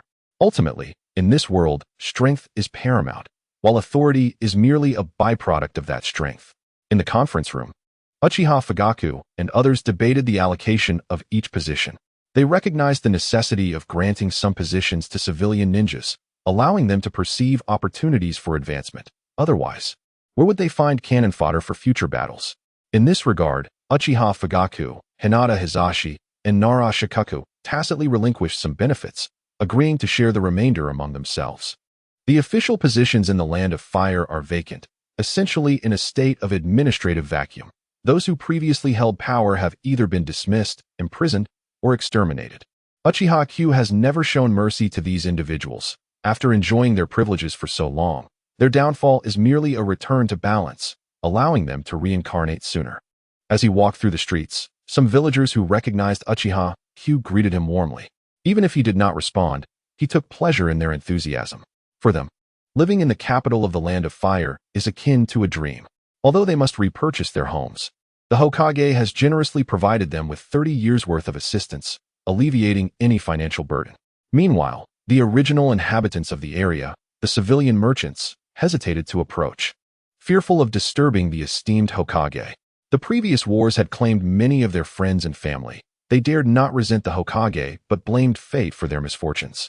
The former school for the nobility has now become the Konoha Academy, where Orochimaru observes the students running on the playground, maintaining an air of calm.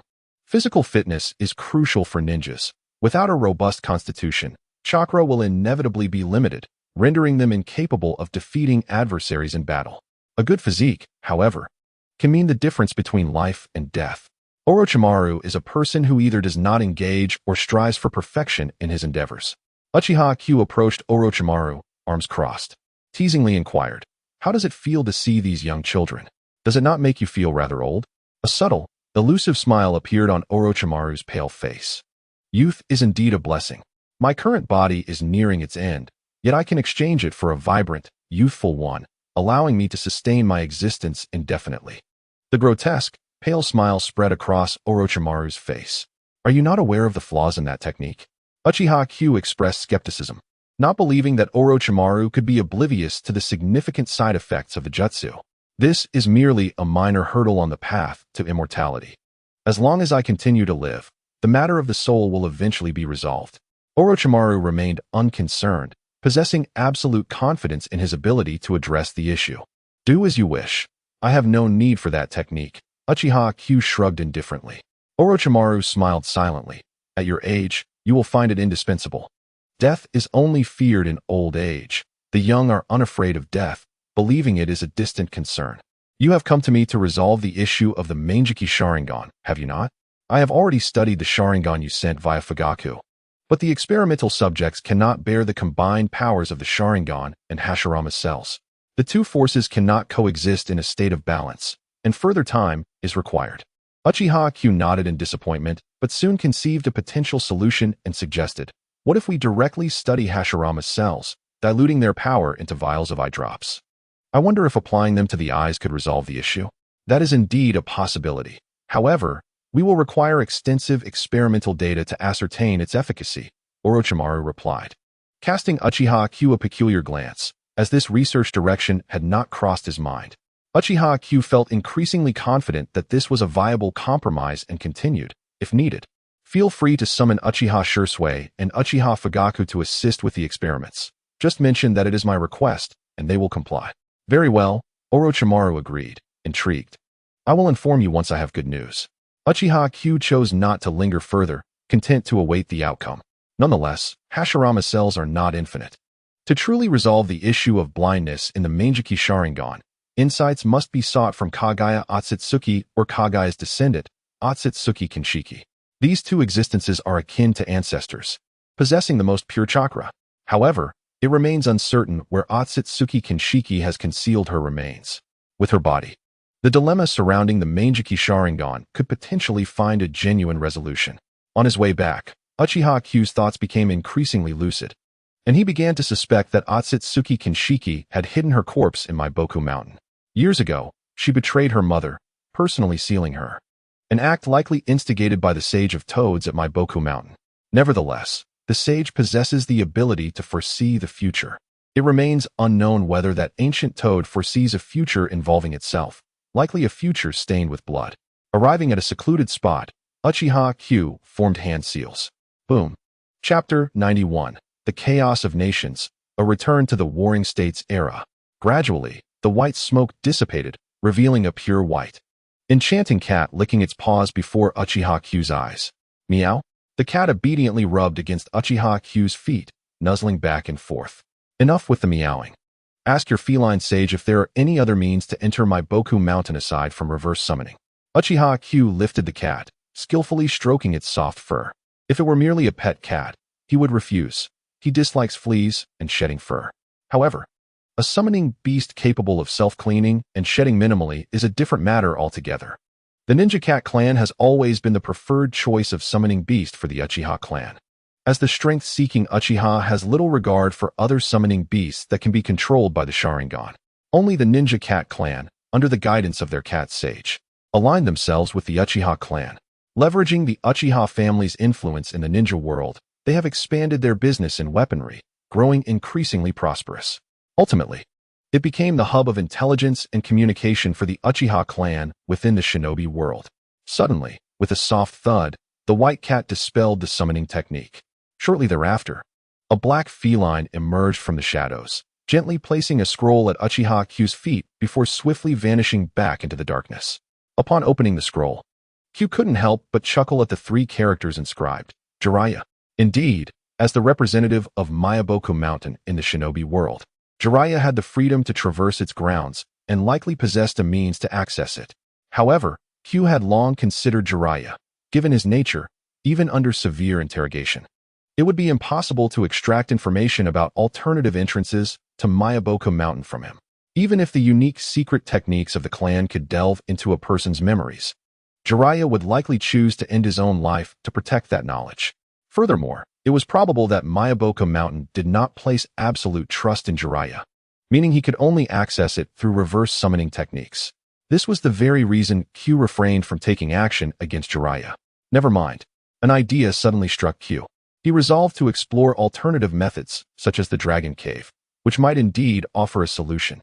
After all, serpents consume frogs. And there was a history of conflict between Mayaboku Mountain and the Dragon Cave. This suggested that by entering through the Dragon Cave, one could reach Mayaboku Mountain, potentially enabling a large army of shinobi to assault it.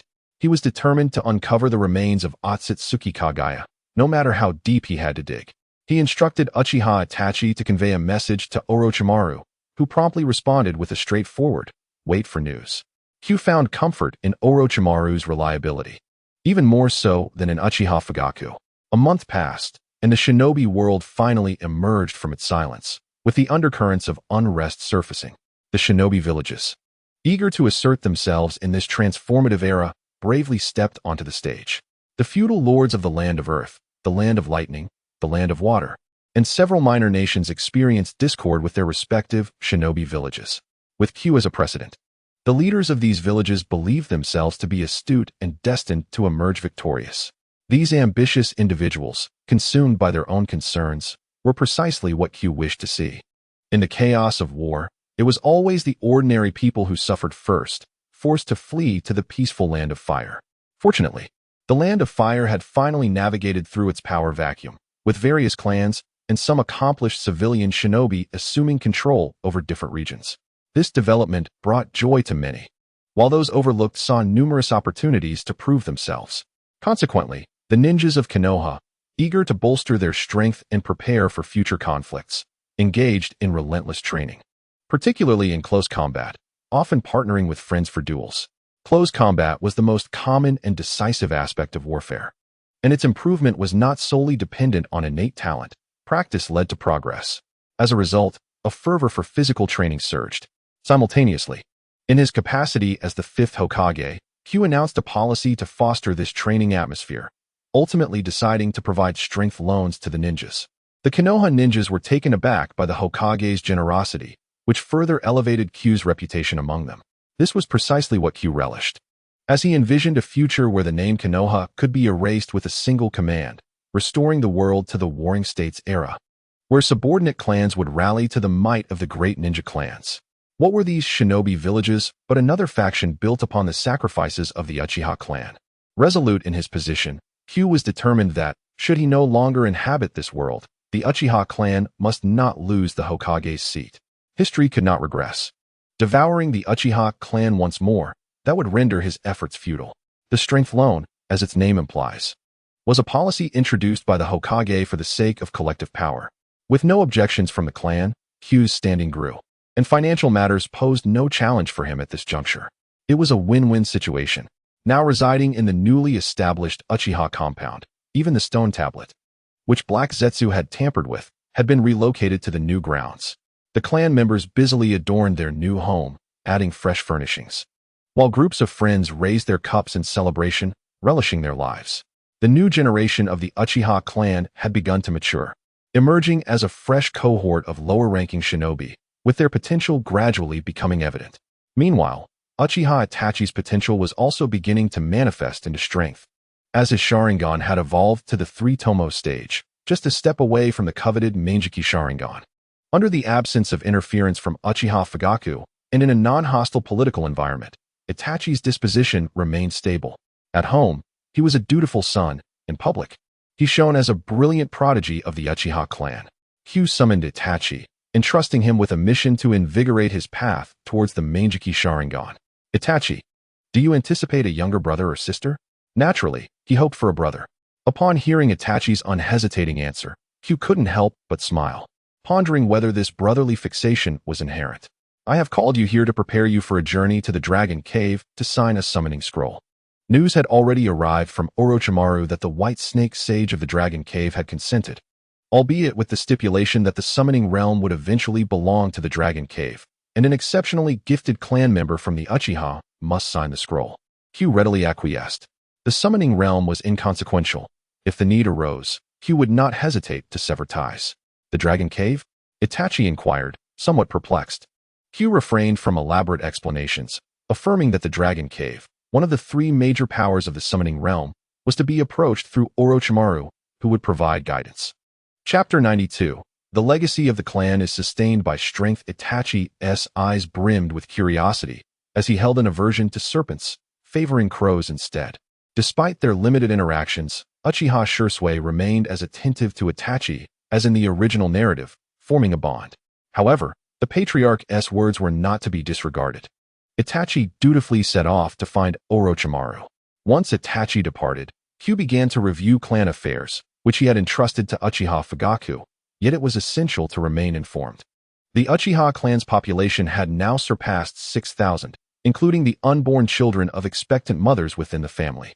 The clan was progressing towards the vision he had long desired, charting a path yet untouched, each step leaving a novel imprint.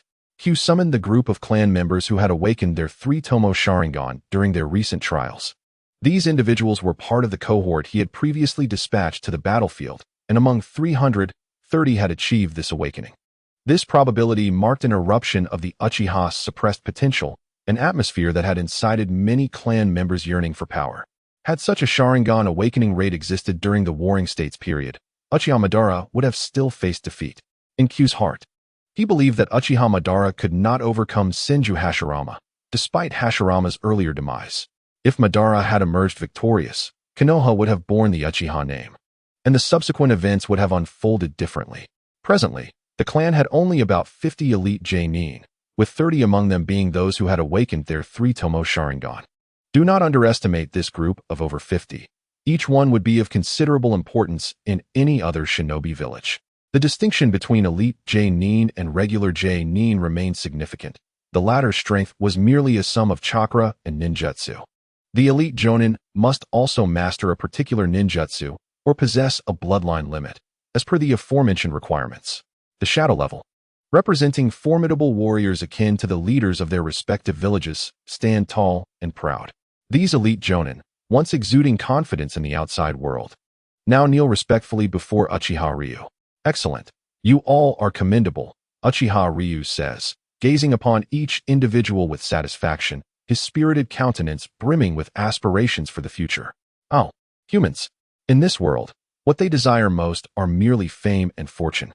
Receiving praise from Uchiha Ryu, the faces of the gathered individuals light up with relieved smiles. To earn the commendation of the clan head is an honor they have long yearned for. The glory of the clan rests upon your shoulders. This family does not belong solely to me, Uchiha Ryu asserts, pointing at the young and powerful clan members. We share the same blood, and the future of the Uchiha clan is not just mine, but also yours. Build your legacies, so that your kin may hold their heads high before their friends and family, proudly boasting of your strength and accomplishments. Your deeds will be etched upon the annals of our clan's history, for posterity to revere. Uchiha Shiz and others feel a surge of pride and satisfaction. Now, I command you, Uchiha Ryu continues, from this day forth, you shall ascend to become the pillars of our clan. I shall issue orders allowing you to select ninjas as your team members. You may choose from within the clan or from the entirety of Konoha's ninjas, with each team comprising 30 members. Thank you, clan head. Uchiha Shiz and others respond in unison, their voices filled with respect. We shall dedicate our lives to strengthening the clan, unafraid of life and death in its defense. The authority to lead a team comes with real power. In the current Konoha, even Hokage Minato lacks such authority to mobilize personnel. Not only do they ascend within the Uchiha clan, but their standing among all Konoha ninjas soars as well. Servants present drinks that had been meticulously prepared, delivering them into the hands of the gathered. Uchiha Ryu raises his cup, and Uchiha Shiz and the others quickly lift their cups high in response. Uchiha Ryu memorizes each youthful face, expressing his hope that at the end of their journey, he will see each of them arrive at their destination. Haha, refreshing, Uchiha Ryu exclaims, the strong liquor igniting a sense of exhilaration within him. Uchiha Shiz and others beam with enthusiasm, eager to follow their clan head's lead towards their goal. Even ordinary Uchiha clan members are not overlooked. Uchiha Ryu has arranged for the 3 former elders to serve among the high-ranking officials of the Land of Fire, allowing them to enjoy their twilight years. While there may have once been personal conflicts, such differences were limited to familial ideologies, devoid of any deeper grievances. Every Uchiha member, even those without ninjas in their family, shall live free from want under Uchiha Ryu's care. When one ascends, all rise. The promise of familial glory shall be shared among all clan members, and Uchiha Ryu has not wavered from his word. In the Uchiha clan, non-ninjas comprise a small fraction. Most possess the potential to become ninjas, a testament to the clan's enduring legacy. Their strength lies in their numbers, their formidable fists, and their prowess. Boom, boom, boom. In the surrounding regions of the Land of Fire, a group of ninjas rampages, seizing resources, disrupting order, and slaughtering civilians who dare to resist. Hurry, damn it. More remnants of the Sand Shinobi. They truly have no regard for their lives. If they return, we shall ensure they come back in body bags. An elite Uchiha Jonin seethes, watching the fleeing ninjas with disdain. A Konoha ninja surveys the chaotic scene and furrows his brow. Captain, what should we do? Will we be held accountable? Should we report this?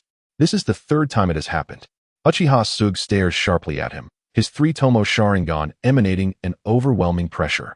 What accountability? Is this my fault? The Konoha ninja, sensing his superior's displeasure, quickly falls silent. Uchiha Sug turns his gaze towards the helpless civilians, his mood growing increasingly irritable.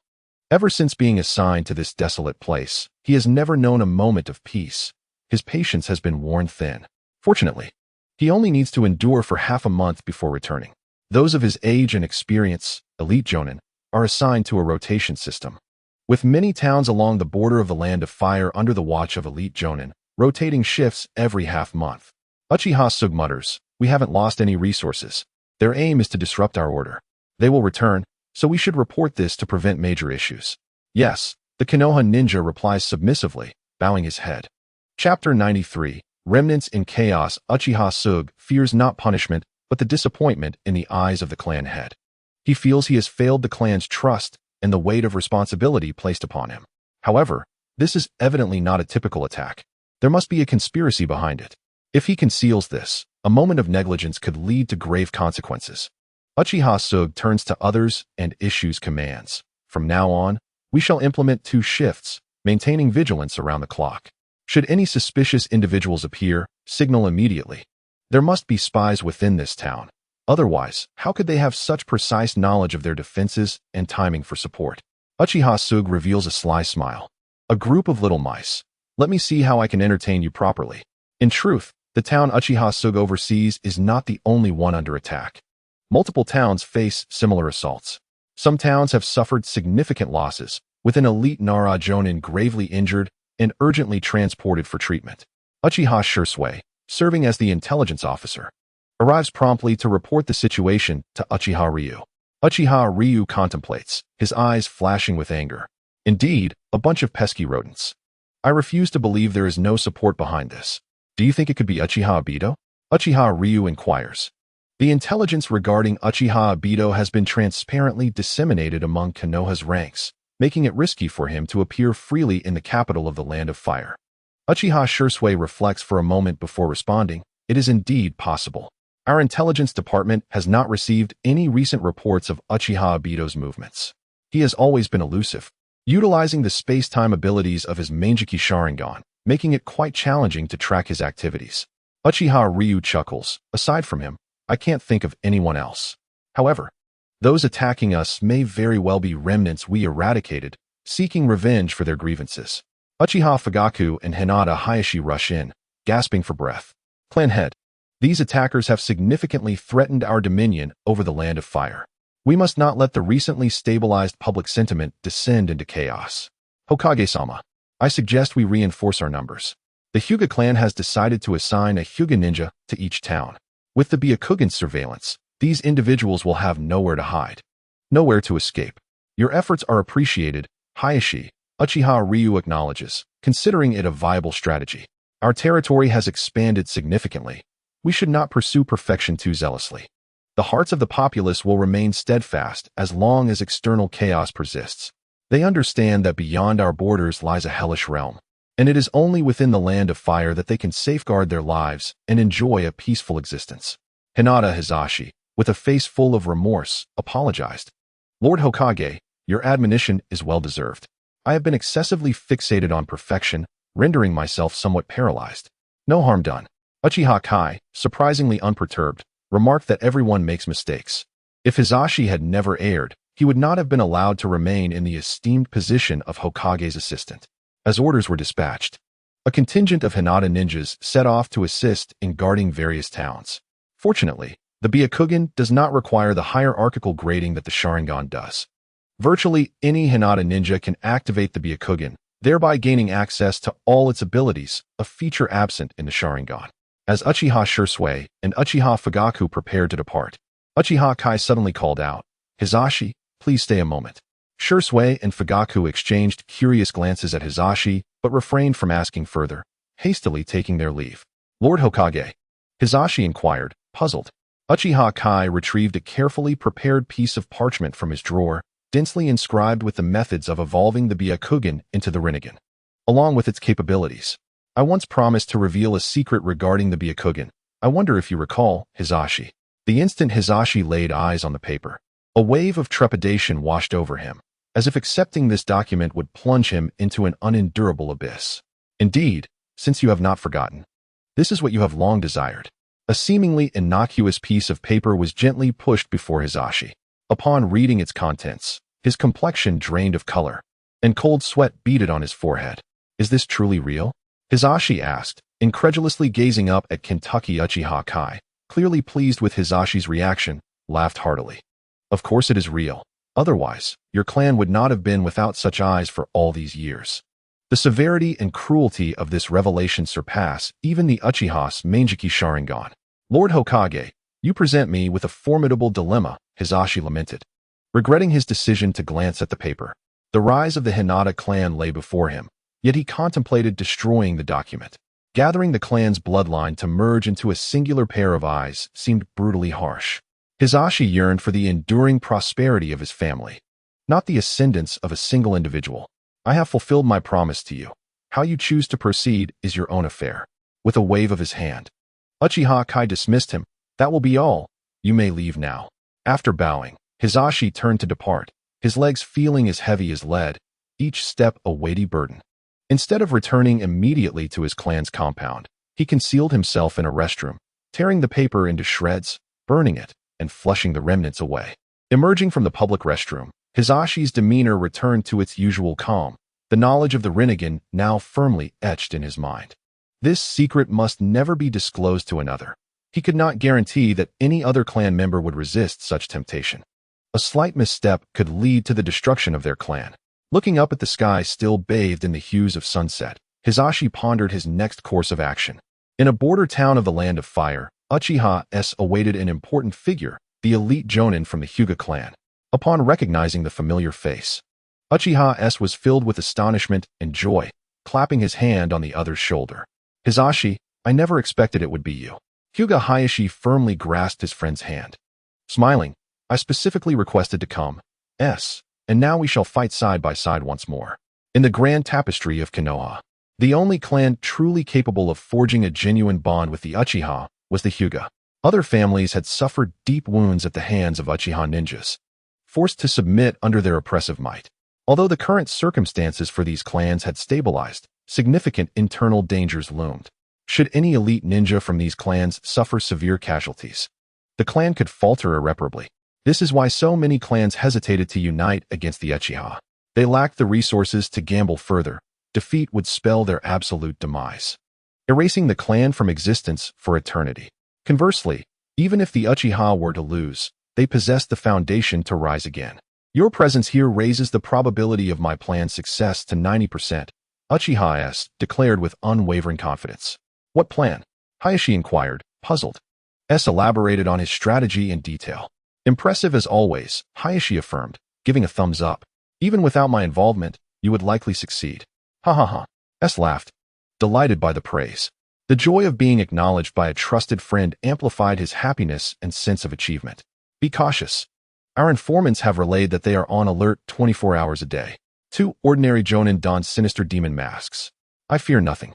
My entire family perished at the hands of Konoha. If I must die, I shall take Konoha ninjas with me. One of the Chunin's eyes burned with murderous intent. Even in death, he vowed to claim a piece of flesh. Let the operation commence. The enemies lurking on the outskirts of the town infiltrated silently, akin to stealthy fleas. Unnoticed even by the patrolling guards, an evident flaw in the patrol's oversight. 1 minute later, boom. The pre-placed explosive tags detonated suddenly, stunning the assailants.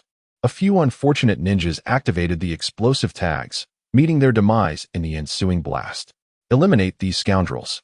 The previously timid civilians transformed into fierce warriors, attacking the Konoha ninjas who sought to perpetrate chaos. A group of remnants daring to wreak havoc in my town.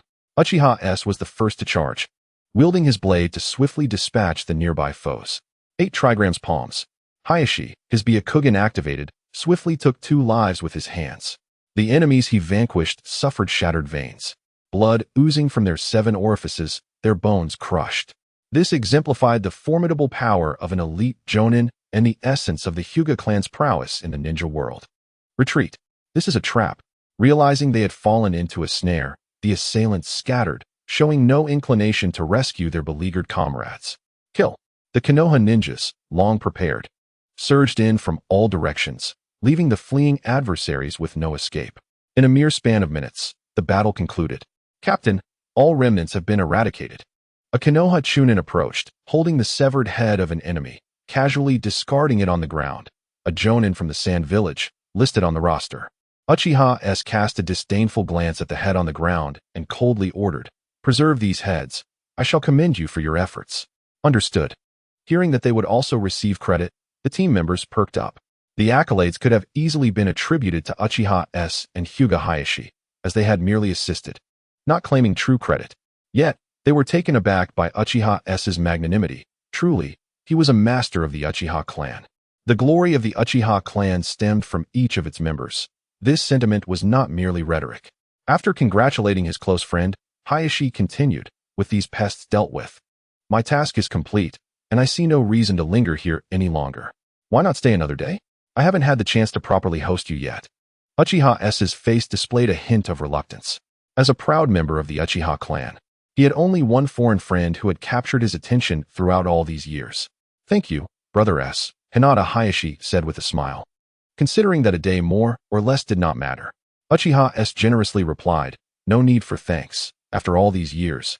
You are my only recognized friend outside the clan. Tonight, we shall drink until we are inebriated. Indeed, we shall not return sober." Hinata Hayashi laughed heartily from the depths of his heart. In a few days, Uchiha Shursui reorganized the intelligence he had gathered and approached Uchiha Kai to report. With the assistance of the Byakugan from the Hyuga clan, the guards of the small towns along the borders of the Land of Fire sent back messages indicating that they had quelled the remnants of the malicious disturbances. Most of these remnants were the surviving factions from the villages we had eradicated, with a few originating from various ninja villages. "Master, these ninja villages are truly despicable.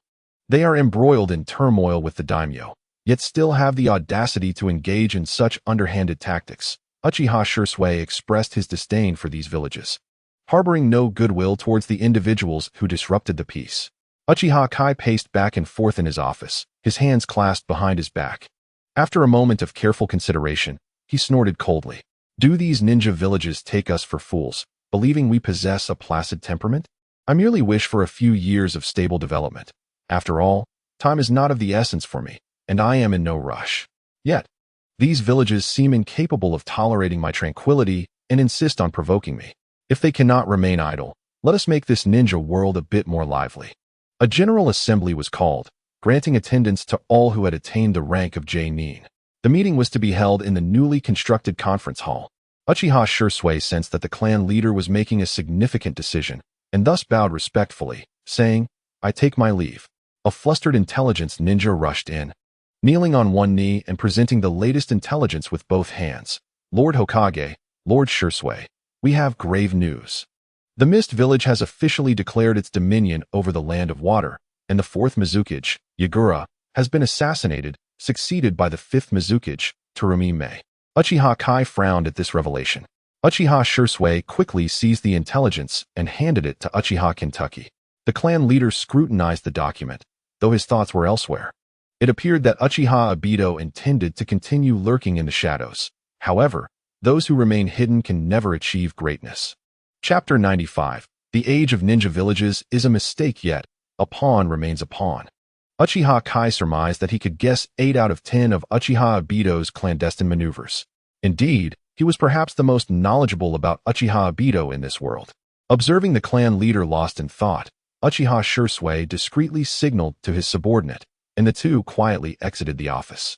Once outside, Uchiha Shursui commanded his subordinate, "Notify all personnel who have reached the rank of J-nin to assemble in the conference hall within an hour."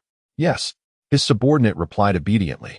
Uchiha Shursui gazed up at the serene sky, his Sharingan transforming with unwavering determination. "I have glimpsed the path to peace, and I shall not permit any individual to become an obstacle upon this road. Since these ninja villages cannot coexist and have become stumbling blocks, they must be eradicated, and only then shall peace descend upon this world." Within half an hour, all who could attend had arrived. Those who were absent were undoubtedly occupied with missions. The moment Uchiha Kai entered the conference room, everyone rose in unison to greet their supreme ruler, the fifth Hokage and Uchiha clan leader, Uchiha Kentucky. It seemed that everyone was eager for this assembly. Uchiha Kai wore a relaxed smile, even finding the leisure to jest. Seeing this, the crowd exhaled in relief, recognizing that no crisis had emerged. Thus, good fortune must be at hand. The faces of Hinata Hayashi and others brimmed with anticipation. "What do you believe should guide the course of this world?" Uchiha Kai posed a profoundly philosophical question from his seat of authority. Noticing the puzzled expressions of those present, his gaze fell upon Hinata Hayashi. Unable to remain silent, Hinata Hayashi stood and, drawing from years of experience in conjunction with the current circumstances, spoke slowly. "I believe this world requires only one ninja village. If we remain the sole survivors, as long as we do not fall apart, peace will naturally prevail." Uchiha Kai responded with a soft hum, leaving it unclear whether he agreed or disagreed, and then turned his attention to Uchiha Fugaku. Understanding the unspoken cue, Uchiha Fugaku articulated his perspective. "Unlike clan leader Hinata, I believe that peace resides within the hearts of people. Each individual harbors personal ambitions, and where there are people, conflicts will inevitably arise. As long as the ruler is adept at resolving issues, the hard-won peace can be maintained. This is merely my personal opinion. I hope you will forgive my presumptions." Uchiha Fugaku settled back into his seat. Uchiha Kai proceeded to inquire of Tsunade, Jiraiya, and Minato Namikaze, who all shared similar views. Unfortunately, their notions were excessively lofty and impractical, especially Jiraiya and Minato, who seemed to embody an idealistic legacy. "I hold a differing opinion," Orochimaru began, propping his chin with both hands, his long hair cascading elegantly. Were it not for his overly somber demeanor, he might have been considered quite handsome. "Speak," Uchiha Kai said, his gaze filled with anticipation. Orochimaru continued, "The so-called peace is destined to be fleeting. Human desires will inevitably lead to various ambitions. Thus, as long as ninjas exist, everlasting peace shall remain unattainable. Are we to believe that our current pursuits are fated to fail?" Jiraiya frowned. "Then what are we doing here?" "I have yet to finish." Orochimaru replied, unperturbed by the interruption, and smiled faintly. "The fifth Hokage must suppress the ambitions of the ninja world, wielding his strength to render all ambitious ninjas powerless. Only then will peace arrive." Jiraiya stood firm in his beliefs, asserting that peace forged through force is not true peace. Did the first Hokage truly establish peace solely through words? Orochimaru's piercing gaze struck at Jiraiya's fragile heart. Jiraiya yearned to counter, but was restrained by Tsunade's firm grip, her eyes silently urging him to remain silent.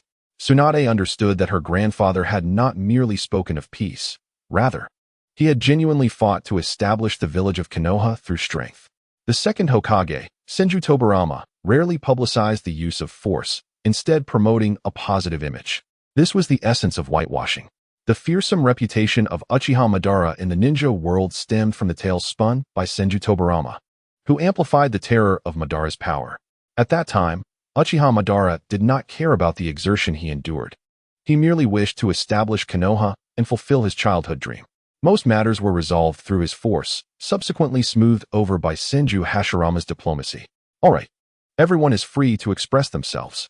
Let us not allow this matter to disrupt our harmony, Uchiha Kai said with a benevolent smile, skillfully diffusing the tension in the atmosphere.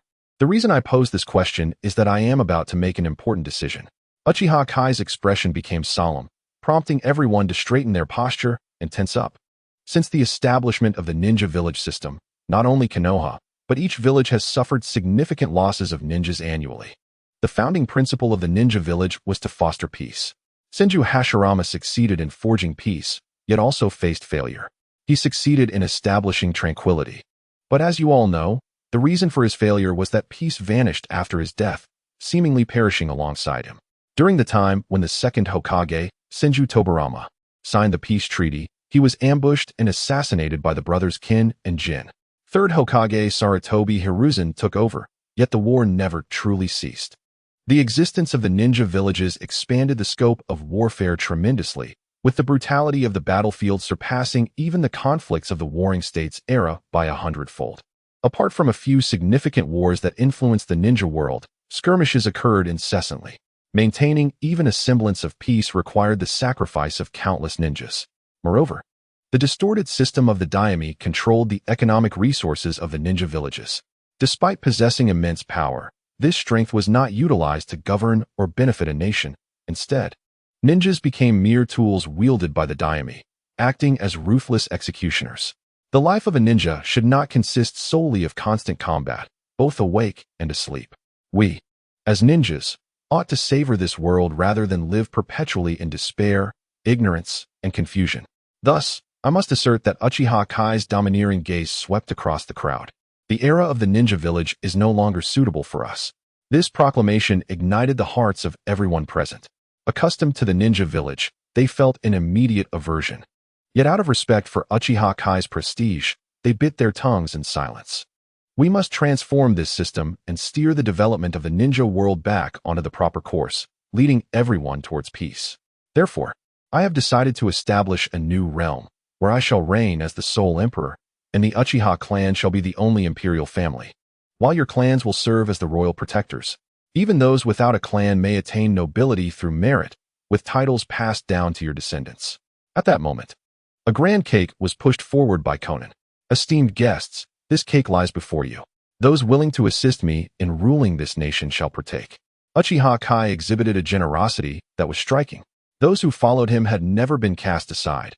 His previous verbal promises were being fulfilled one by one. I shall take a piece first, Uchiha Fugaku, Kai's cousin, declared, naturally choosing to support him. I would like one too. Me as well. One by one, the Uchiha clansmen, all of whom were elite shinobi, hurriedly squeezed their way to the front for their share. Excluding those dispatched on missions, over 100 individuals gathered, and a portion of the three-tiered cake was quickly divided. The majority were Uchiha clansmen, while a few loyal ENBU remained. Kakashi, save me a piece, my guy urged, pressing beside Kakashi. Here you go. Kakashi, ever adaptable, remained indifferent to who held the title of Hokage and readily enjoyed his slice. Upon tasting it, Guy beamed with delight, giving a thumbs up, exclaiming it was delicious. Delicious, but moderation is key, Kakashi advised, pulling him aside for what was to come next. Kai's words were incredibly advantageous for the commoners without the support of the ninja clans. There was no reason not to back the Hokage. As long as they could achieve merit, they could elevate their social standing. With effort and a few more children, could they not aspire to become a ninja clan themselves? They did not dare to overly wish to become a prominent clan like the Nara, but at the very least, they sought to improve their status for the sake of future generations. Tsunade, puzzled, wondered why she voluntarily offered a piece to Jiraiya, considering her considerable discontent towards Uchiha Kentucky. I wish to see what a nation beyond the ninja village truly entails, whether it can genuinely bring about peace. Hearing is one thing, seeing is believing. One must experience it firsthand, she mused, wiping the cream from her lips with a smile. Is that truly the case? Jiraiya pondered, gazing at the cake in his hand. Still uncertain. Eat quickly, Tsunade urged, turning away with a hint of bitterness. She could not simply watch him march toward his doom. Uchiha Kai had made it clear that there was but one path for those present. Those who did not partake in the cake would find it impossible to leave unscathed. Some steadfast traditionalists clung to the ninja village. Tsunade glanced at the open door, having already seen several older shinobi discreetly slip away. Alas, to step outside is to enter hell. She astutely noticed that Uchiha Kage, who usually remained close to Kai, was conspicuously absent.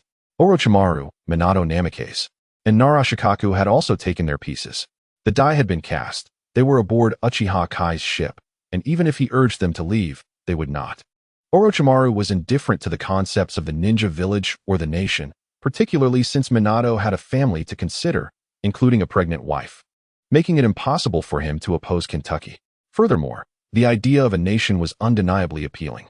As for Hisashi Hyuga and Shikaka Nara, the leaders of their clans undoubtedly chose to walk the path alongside Uchiha Kentucky. The true decision rested upon the usually inconspicuous elite shinobi. Uchiha Kai did not wish for those who opposed him to enjoy the benefits that the nation could offer. Just then, the long-absent Uchiha Kage entered, covered in blood, followed by shadow guards, each carrying a severed head. Head of the clan, we have executed these traitors. The scene was gruesomely horrifying, but for seasoned shinobi, it was nothing new. Yet, witnessing this tableau filled their hearts with dread. The owners of those heads had just been among them, now lifeless and decapitated. Very well. Since they are traitors, let us eradicate their families to prevent future retribution against those present. I truly did not wish to witness this, but they have forced my hand. Uchiha Kai sighed, leaving as if compelled to act. The severed heads lay upon the conference table, starkly contrasting with the consumed cake. Those who had partaken in the cake would witness this scene, while those who refrained would become mere heads for others to gawk at. How can he do this? Jiraiya's face contorted in anger. One of the victims had been a close friend. Just like that, he was gone. Tsunade, with a complex expression, remarked, "Enough, Jiraiya. Can't you see? This has become his dictatorship, and these ninja clans are merely his instruments. I cannot allow their families to suffer. They are innocent." Jiraiya, unable to bear the thought of his longtime friends' families facing ruthless slaughter, turned to intervene. In the next instant, darkness enveloped him, and he collapsed, unconscious. "My apologies, Sensei." Minato expressed regret as he supported the fainted Jiraiya. "Tsunade-sama, I shall escort him home. Let him rest properly. We must ensure he does not wander off, or I cannot guarantee his safety." Tsunade gazed at Minato's eyes, and a subtle change flickered across her expression. It seemed that change was an inevitable part of life. The Minato of the past had transformed. Was it the presence of a child that brought about this complexity in humanity? Chapter 97. The fateful encounter after Uchiha Izumi's departure. The invisible weight that burdened the hearts of the gathered dissipated, and hushed whispers began to hum throughout the room. However, the discussions were not centered on who would tend to the deceased family members, but rather on the nobility and the bestowal of titles. The remnants of traitors, soon to be eradicated, were of little concern. There was no pressure in addressing them, let alone any psychological burden. Our esteemed Hokage had previously shared no information, making a rather abrupt decision. Yet, the term emperor inherently suggested a status above that of nobility, indicating that this course of action was anything but impulsive. Hinata Hisashi approached Nara Shikaku, initiating the conversation. "Lord Nara, barring any unforeseen circumstances, we shall all ascend to nobility." This was a prospect once deemed unimaginable, a prerogative reserved solely for daimyos. Indeed, I cannot afford to let such an opportunity slip away. A glimmer of avarice sparkled in Nara Shikaku's eyes. It was a temptation no one could resist. As for the ninja villages, they would soon be consigned to the annals of history. Nonetheless, this situation bore a significant divergence from the tumultuous Warring States period. At the very least, the Hokage had likely conceived this plan long ago, waiting only for the opportune moment to unveil it. The trajectory from becoming the fifth Hokage to launching an offensive against the daimyo's estate seemed almost preordained. "Lord Fugaku, you must possess some insights." Nara Shikaku suddenly directed his gaze towards the silent Uchiha Fugaku, respectfully inquiring. "Me?" Fugaku pointed to himself, chuckling and shaking his head. "I only learned of this today. The Hokage has kept us in the dark." Both Hinata Hisashi and Nara Shikaku, upon realizing that Uchiha Fugaku was equally uninformed, silently exhaled a sigh of relief. Their earlier concerns about a potential trust crisis were alleviated. It appeared that they were all in the same boat. Then there is no issue. Uchiha Fugaku found the expressions of the two men rather peculiar. If there is nothing more, I shall take my leave. He intended to return home to check on Mikoto. The 10 months of her pregnancy had been a tormenting ordeal, even for a ninja. The civilian ninjas, recognizing that the Hokage's last remarks were not directed at them, discreetly exited the conference room following Uchiha Izumi's departure. Perhaps we should each send a representative from our clans to eliminate the lingering threats. After all, those with nothing to lose are often the least fearful. The Hokage's final words were clearly aimed at them.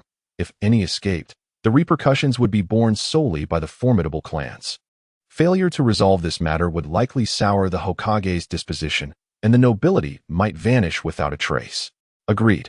Nara Shikaku looked to the other clan leaders, and upon seeing their nods of agreement, he consented. The ninja clans swiftly became serious, executing their tasks with remarkable speed, leaving no traces behind. The participating nin, though merely of intermediate rank, were more than sufficient to deal with the families of the traitors. These nin were genuine ninjas, devoid of any inclination towards mercy. In their eyes, these individuals were nothing more than true remnants of treachery. Some truths would remain buried within the hearts of the nin and could never be revealed. One more word, and heads would likely roll. What is wrong with following the Hokage? Why would one choose to betray? In a barbecue restaurant, Might Guy devoured his meat heartily, casually remarking, "Kakashi, what do you think?" Kakashi removed his mask and took a swig of sake. Considering that differing ideologies alone might justify the sentiment that perhaps the corrupt and stubborn ninja villages ought to be consigned to history. For reasons unknown, thoughts of his father suddenly surfaced. Had the fifth Hokage been in power back then, perhaps his father would have survived. Kakashi absent-mindedly touched his forehead protector, contemplating Obito. Had I erred in my actions back then? Since learning that Obito had not perished, Kakashi had been plagued by nightmares. The haunting memories of having slain Rin replaying endlessly in his mind.